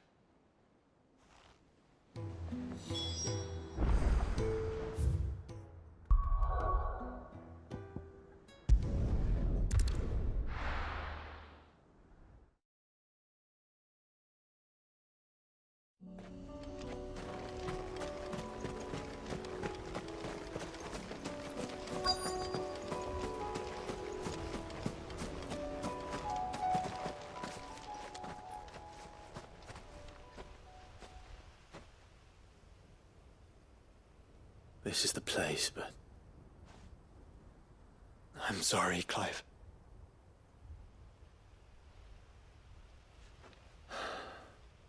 has nowhere been spared.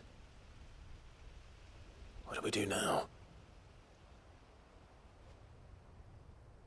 We keep looking. Man's Hill cannot be the only place where snow daisies grow. Perhaps, but it's the only place I know of. Knew of. Then why not ask someone who might know of another? Someone at the backyard? To the hideaway, then.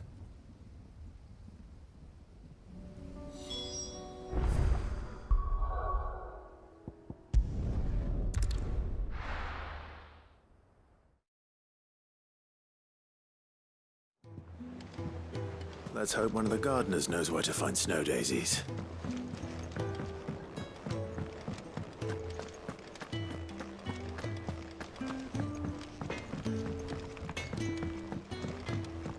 Say what you will, Lady Karen has seen her.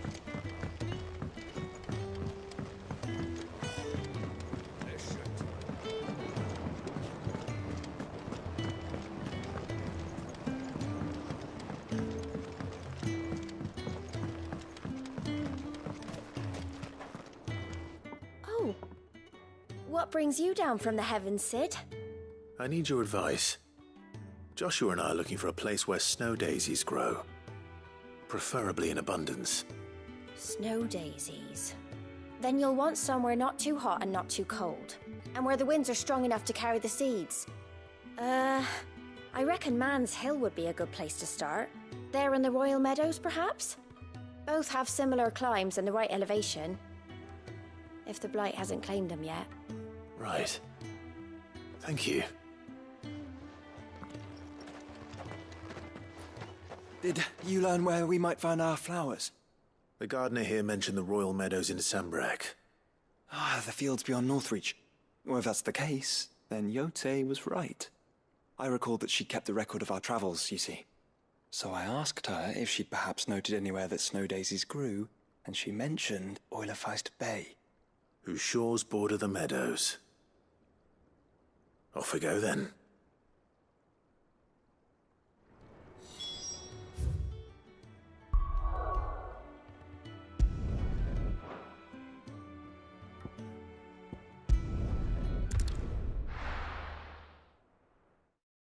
They're beautiful. Do you think Jill will like them? She'll love them. Come on. Let's go.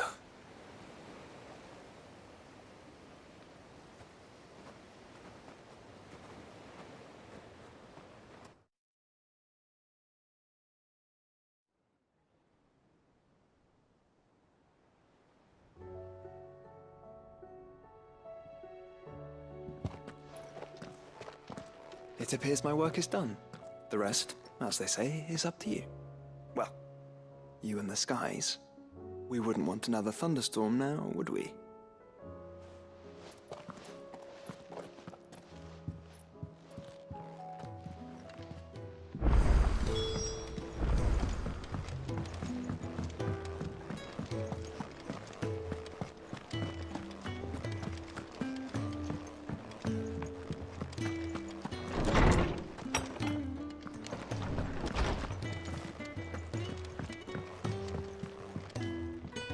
Jill, there's something I'd like to show you.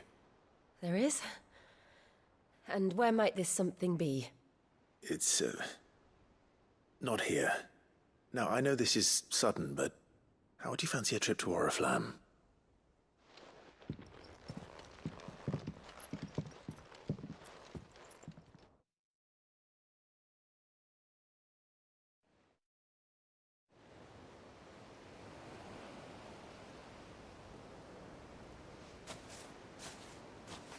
There are so many. This is what you wanted to show me.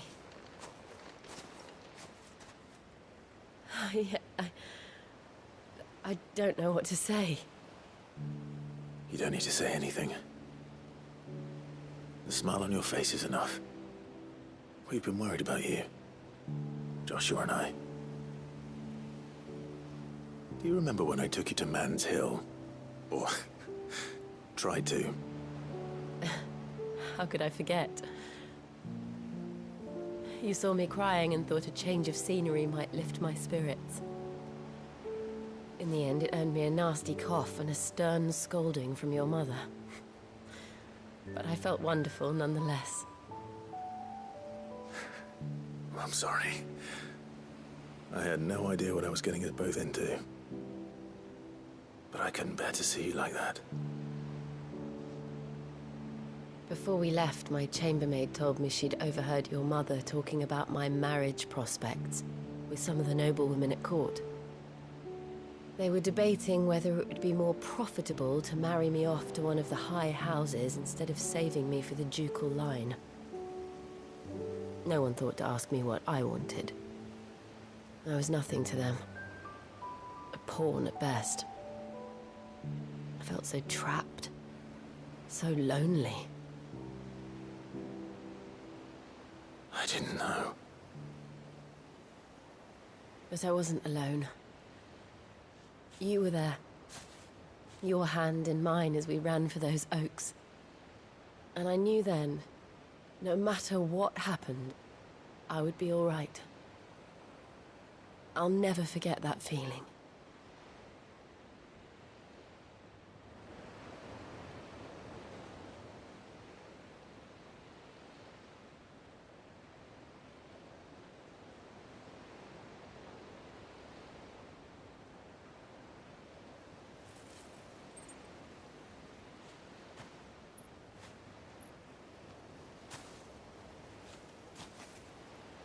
Before we broke camp, the morning after the storm, do you know what I did? No? What? I slipped away from my governess to climb the tor. And from there I saw a sea of petals, all reaching for the sun.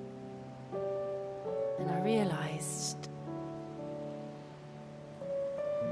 that no matter how terrible the night, dawn would always come.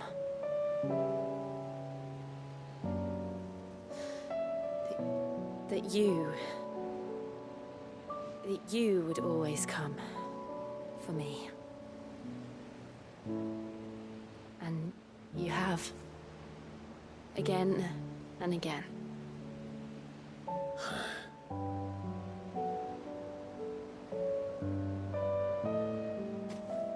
Where do you see us?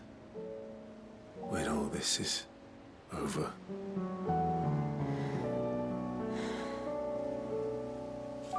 I don't know.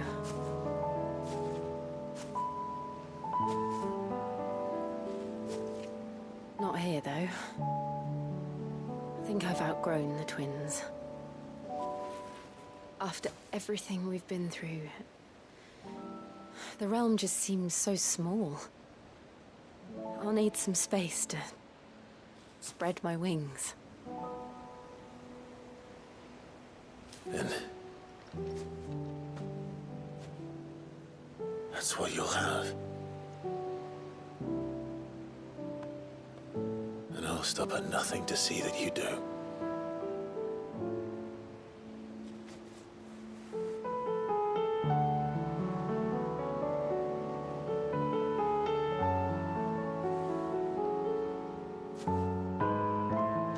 I never was much good at garlands, but it'll have to do. I'll treasure it forever. Thank you, Clive. For this, the flowers, for everything. It's exactly what I needed. You are my treasure.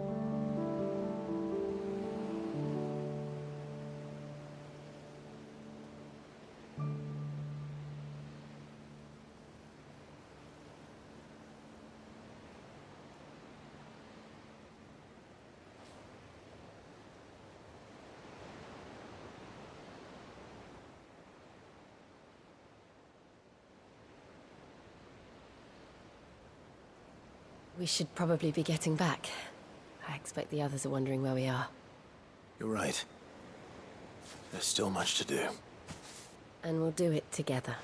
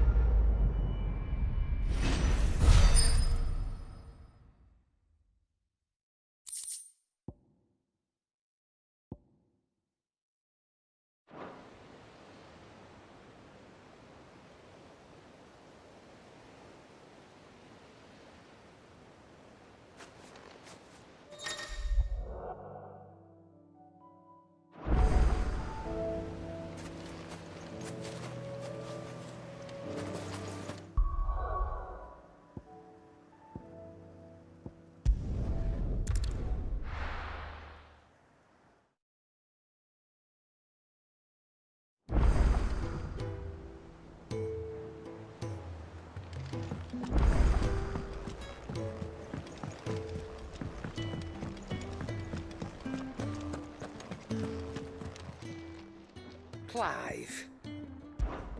If you're gonna buy something, be quick about it. It'd better all be here. You'll not find a better price than that. Finished, are you?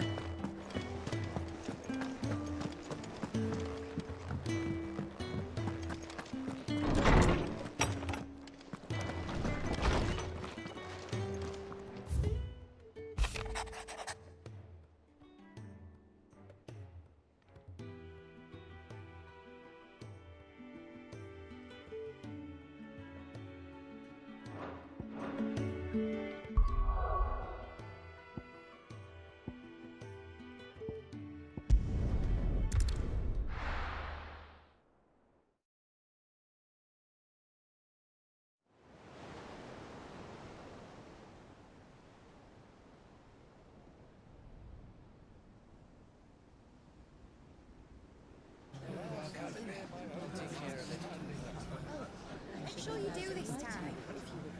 Oh, and while you're at it...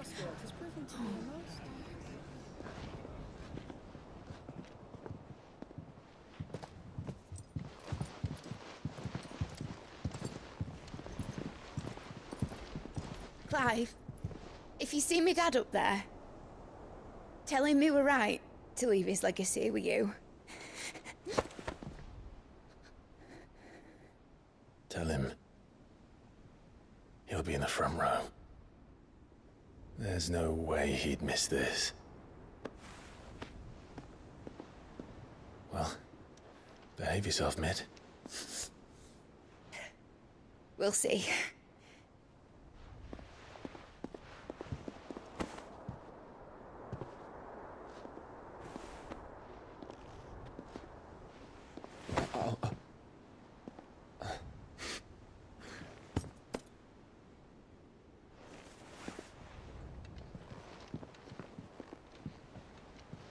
So, you're in charge now, Gav. And what does Tyre have to say about that? Come back before she finds out, eh?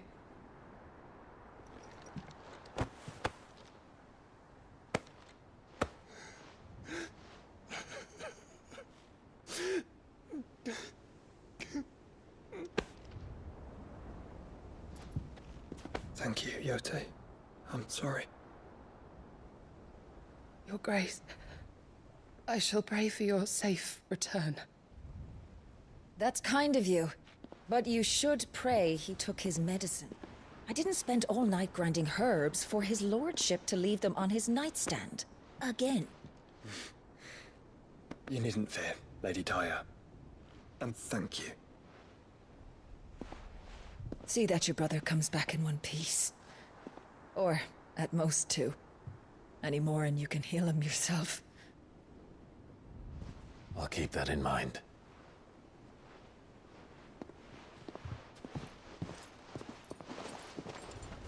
Well, there's nothing to say that hasn't already been said. But that's never stopped me before, so just you do what needs doing. And don't worry about us. We'll do our best, Uncle. That we will. If that is all? Not quite.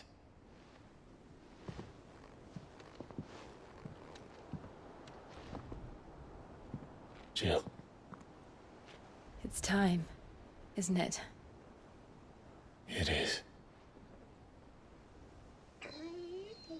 Take care of him. And you. You take care of her too, boy.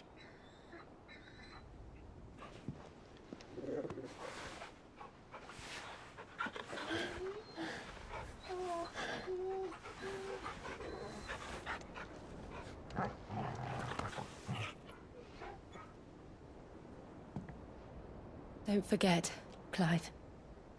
We all choose our own path. Believe in yours. I do.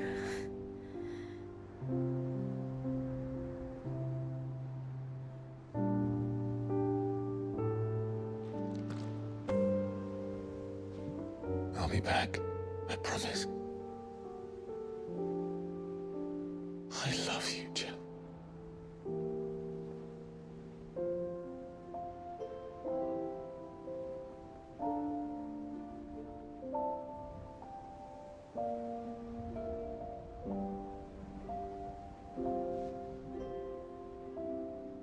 I know.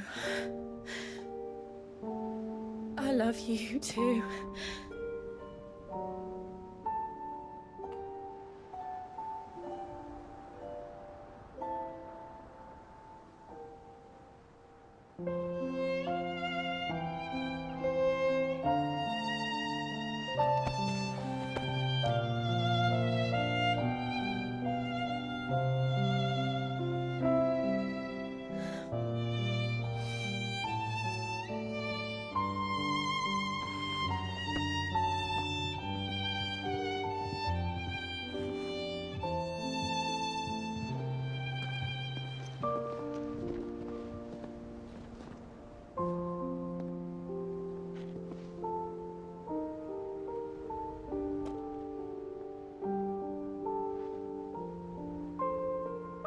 Now, we have a god to kill.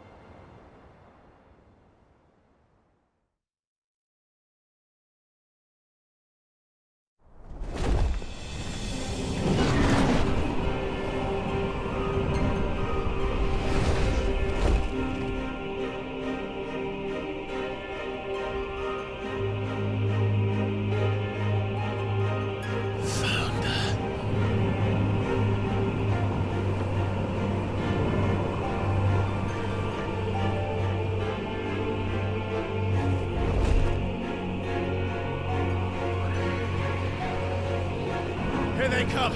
Hold on, Joshua! Already am!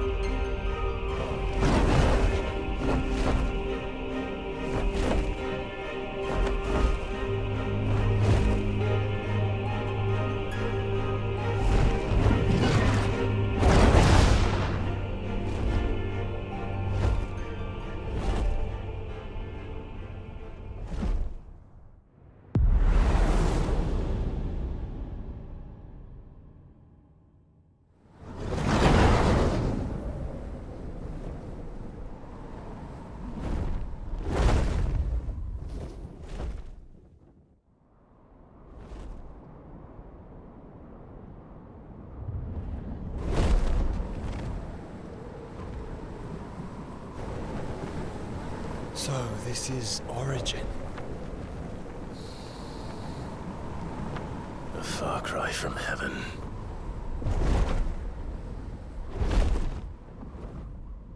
Where it all began. Where it all begins. Our ark. Your architect. There you are. It was here that we slumbered. Here that we waited for centuries, clinging to our decrepit shell, for fear that we might have need of it once again. But you have come at last. And now we shall be truly complete.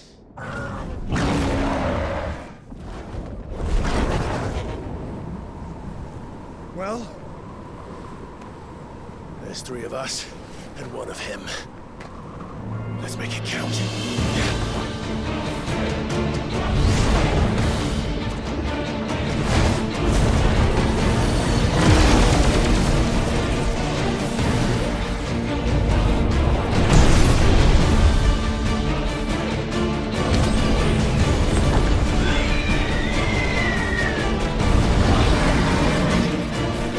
Dominance. We will show you what it means to suffer.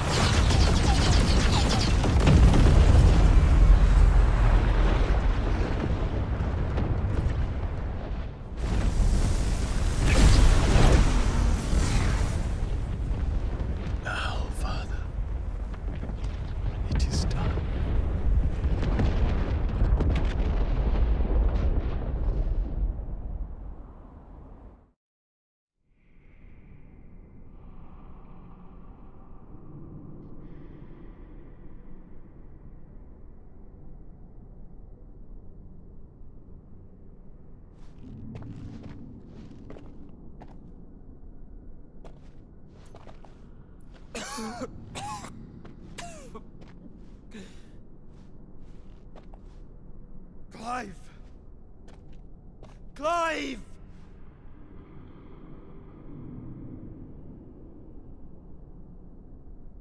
No.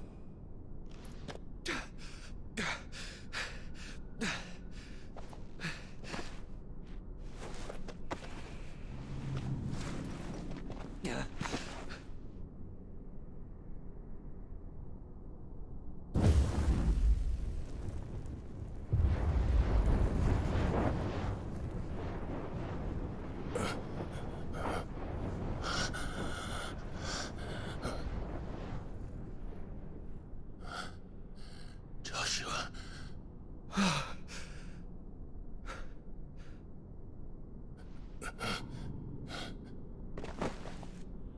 Thank the Founder.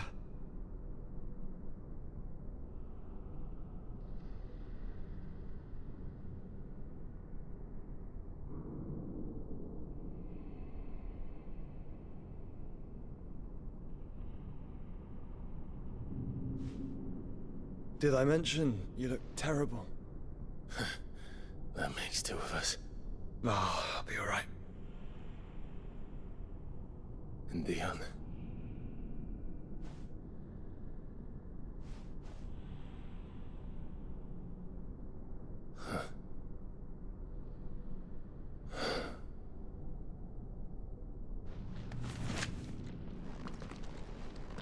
Take my hand.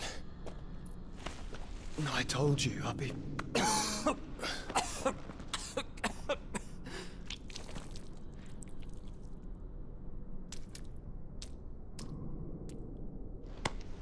Come on. Thank you.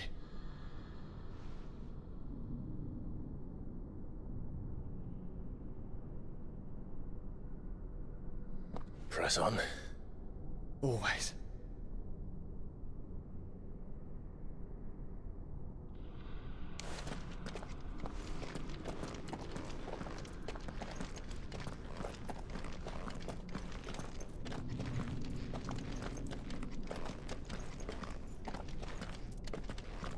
I'm sorry about Dion.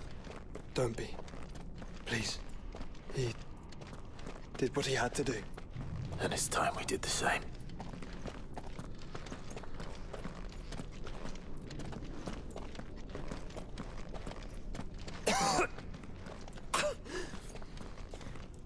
Should we stop? Because of the cough. No, I think we're past that, Clive. I suppose we are.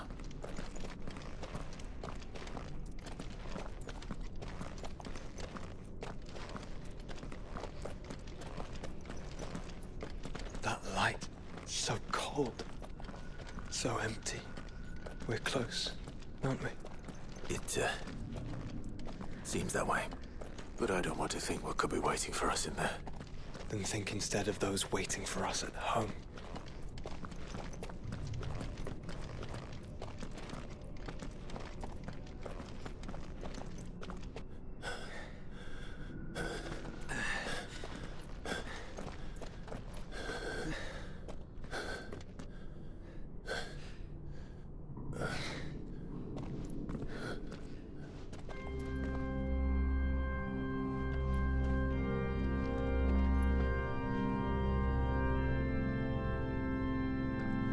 Clive.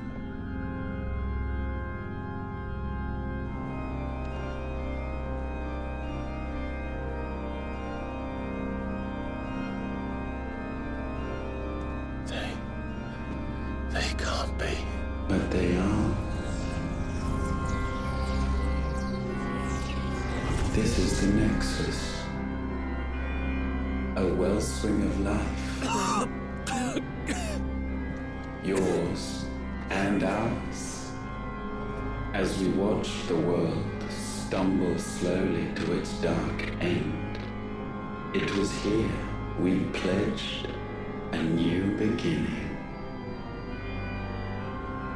And now, with the ether we have harvested, I shall raise my kin from their eternal slumber, that together we may usher in a new age of reason. This was never about creation. Only self-preservation. You condemned an entire world so that you alone might escape death. Alone? Him alone? Clive, I think I understand. He...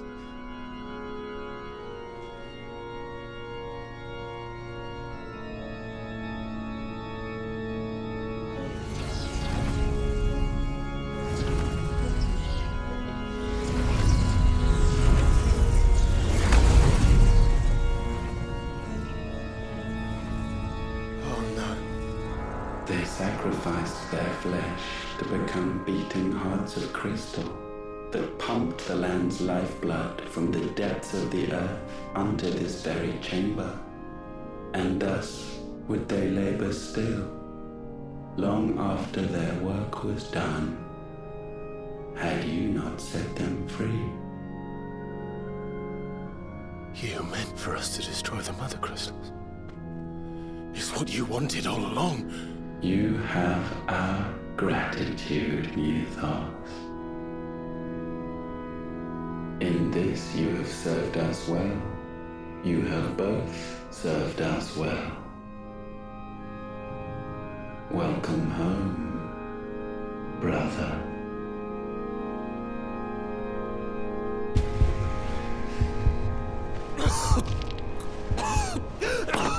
Joshua.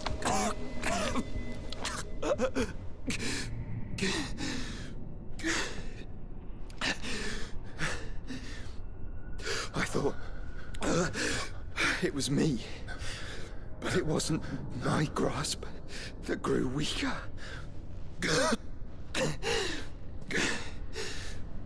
It was theirs that grew stronger.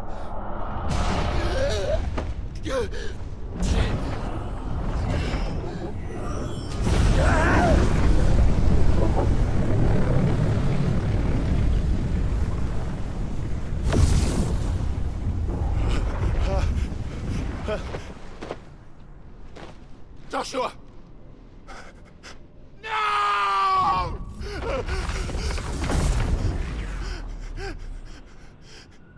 And now we can become one.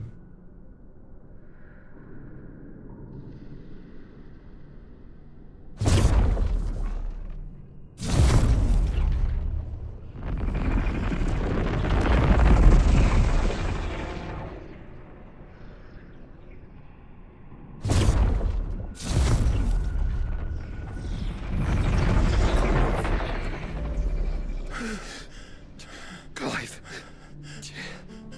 Don't speak. Shh. The one possessed of the destructive flames of Ifrit and the healing flames of the Phoenix. This, I once believed, would be Ultima's true form. But I was wrong. I see it now. Why you will never become Ultima's vessel. I don't care. Just hold on. Listen to me, Clive. You remember the murals? People once knew that Ultima was their god. That he created them. And they worshipped him, prayed to him, looked to him for guidance. In vain. In vain. For he did not listen, did not acknowledge our will, and so we strayed from his path to forge one of our own. So absorbed was he in his own desires, so driven by his own will alone, that he shunned the one thing that could have made him truly powerful. Faith. The same faith people now place in you. Faith that you will fulfill their dream, Sid's dream, of creating a better world for us. Faith that you will follow in Father's footsteps and save those who need saving most. Faith that you will answer Jill's plea to save yourself. The difference is, Clive, that you chose to listen And that is what has steeled our bonds. Bonds that helped you stand firm when Ultima's pull was at its strongest. His power may be absolute, but so is ours. And so will yours be. With my light in your heart, not even a god might stop us. Joshua!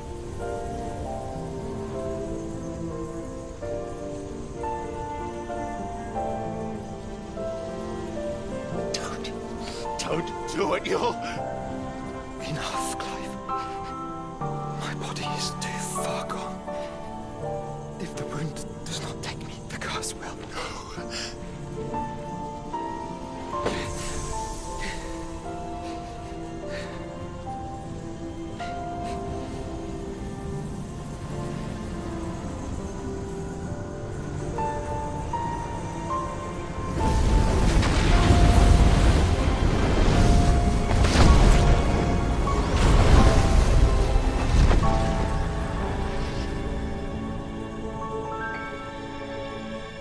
I have always been proud to call you my shield.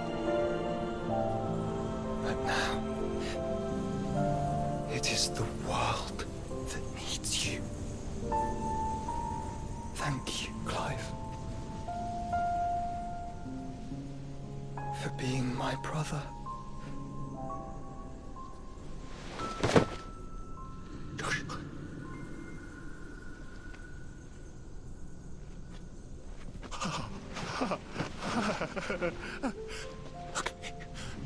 Look at me, Joshua.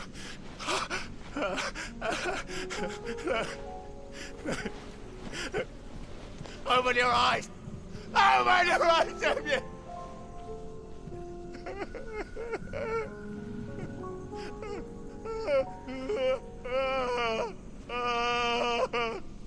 Why?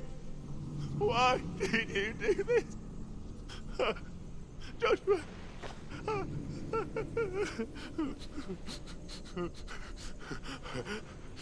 Joshua!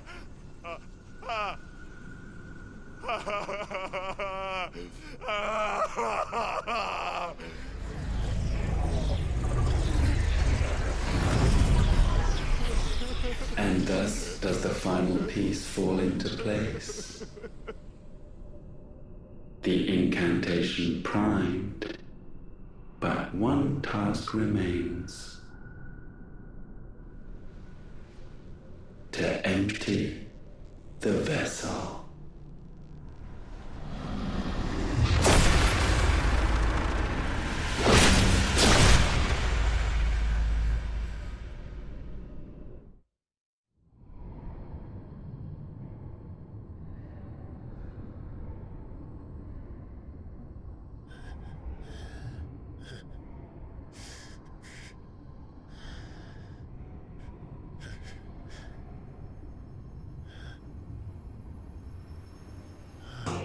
Is this Logos?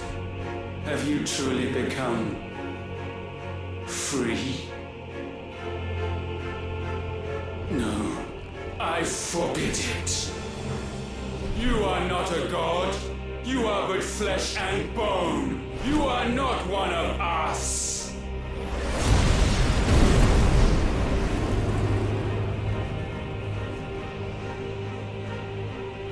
I created you, all of you. And what is mine is mine to destroy. Once, perhaps. But we are no longer yours. Our flames are our own, and they burn as one!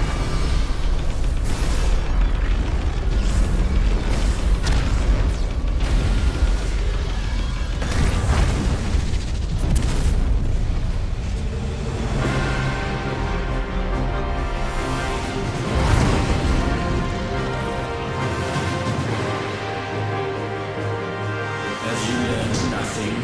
Damned is the slave who would turn the scourge upon his master.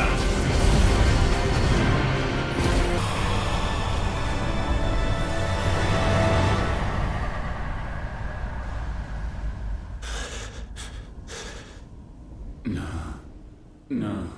No. My will is inviolable. Something is wrong. You're afraid. You always have been.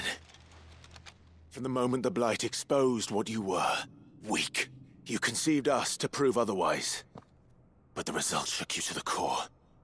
For in us you saw yourself, and realized we had the potential to be more than you could ever be, and so you turned your back on your creation. Your back on the world, like the coward you are. You think you know me? You know nothing, Logos. Nothing.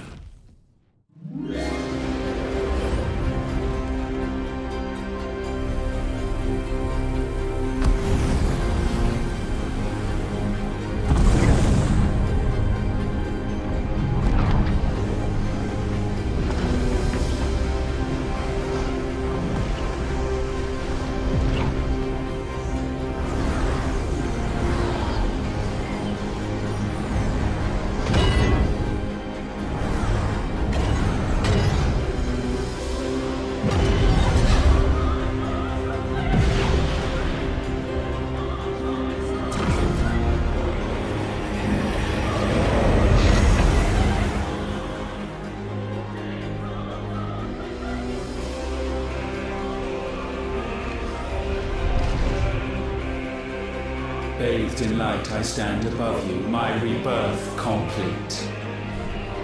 And you, for your defiance, shall pay the proper price. An eternity of anguish. Anguish. Pain. Suffering. You have known none of these. But we have. So we know what they grant. They bring us together. And that... The world you seek is but a fantasy! The only fantasy here is yours. And we shall be its final witness.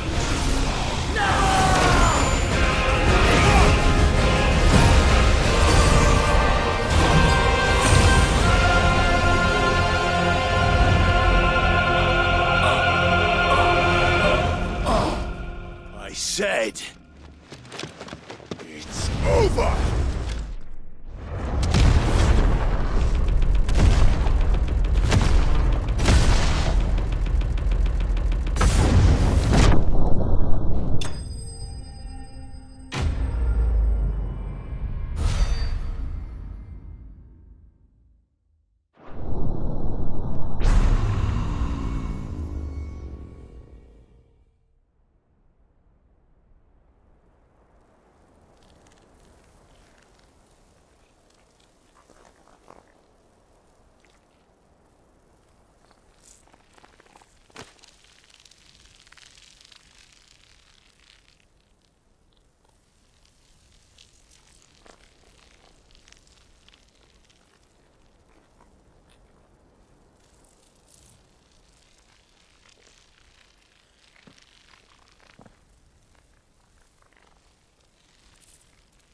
Tell me, what do you imagine will befall this world now that you have gained your precious freedom?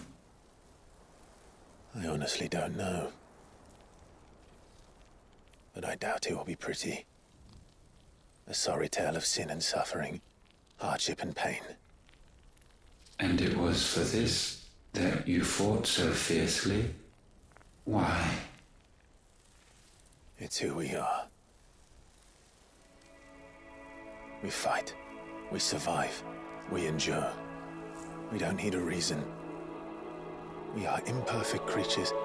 When we stumble, we reach for a shoulder to lean on. When we fall, we stand back up.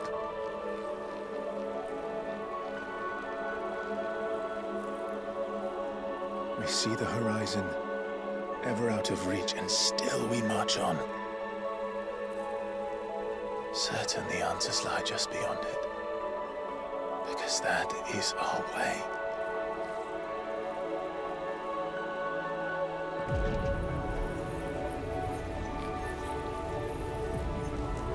My congratulations.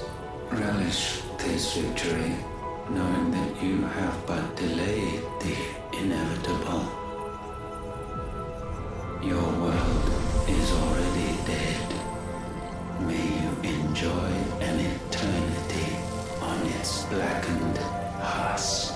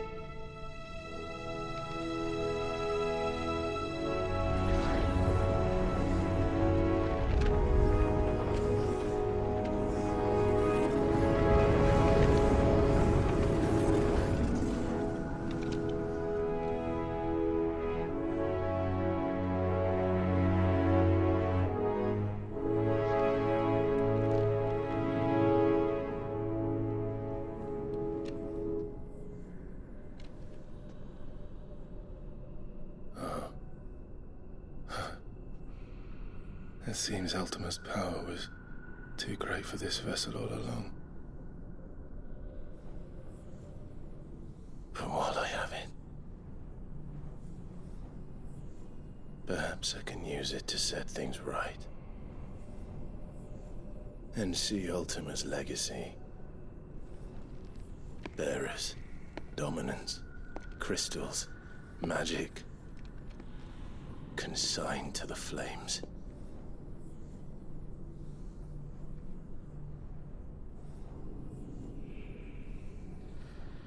Even if it means the end of me.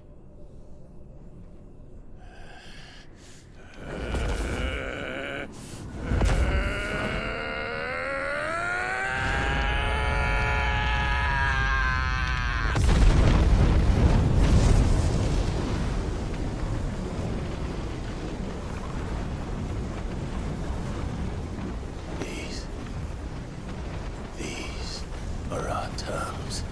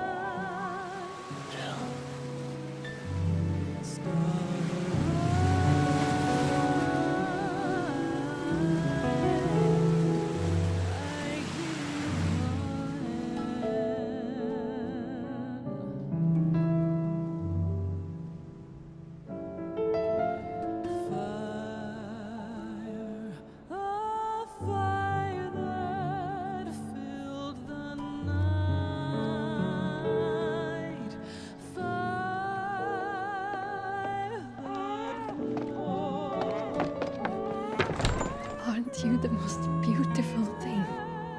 He is, isn't he? What are you gonna call him? Let me see, let me see. Oh, read little one. Got a smile for your Uncle Gav. Not so loud, you burp. What? I was only... Shh, you're scaring him. It's all right. Oh.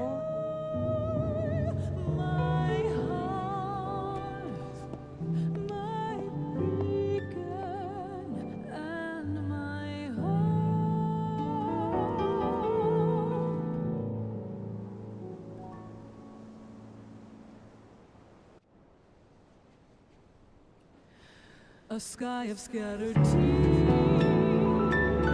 1,000 years apart.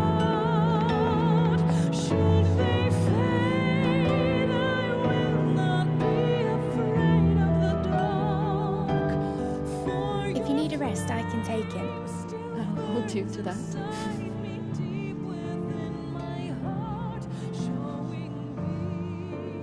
The world's yours now. Yours to do with as you please.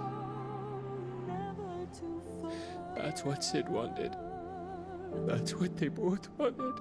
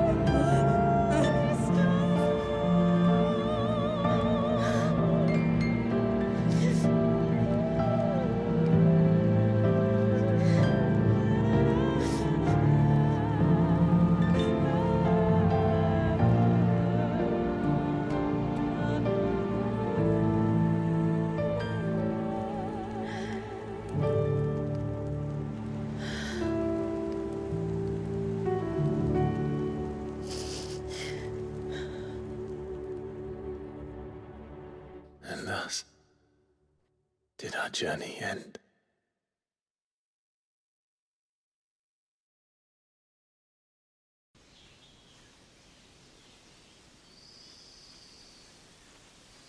Diddy.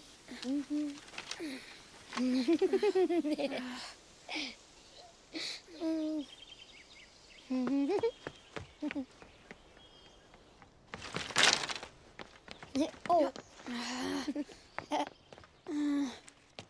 Every time. Will you light it?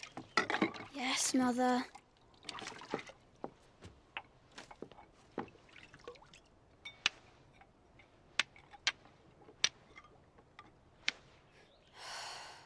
Come on. If only I had the flames of an icon. Icon? Have you been reading that silly story again? Magic belongs in fairy tales, and fairy tales don't boil kettles. You see? Well done. Now, be a good lad and play with your brother until supper. Come on, hurry. Hurry! All right.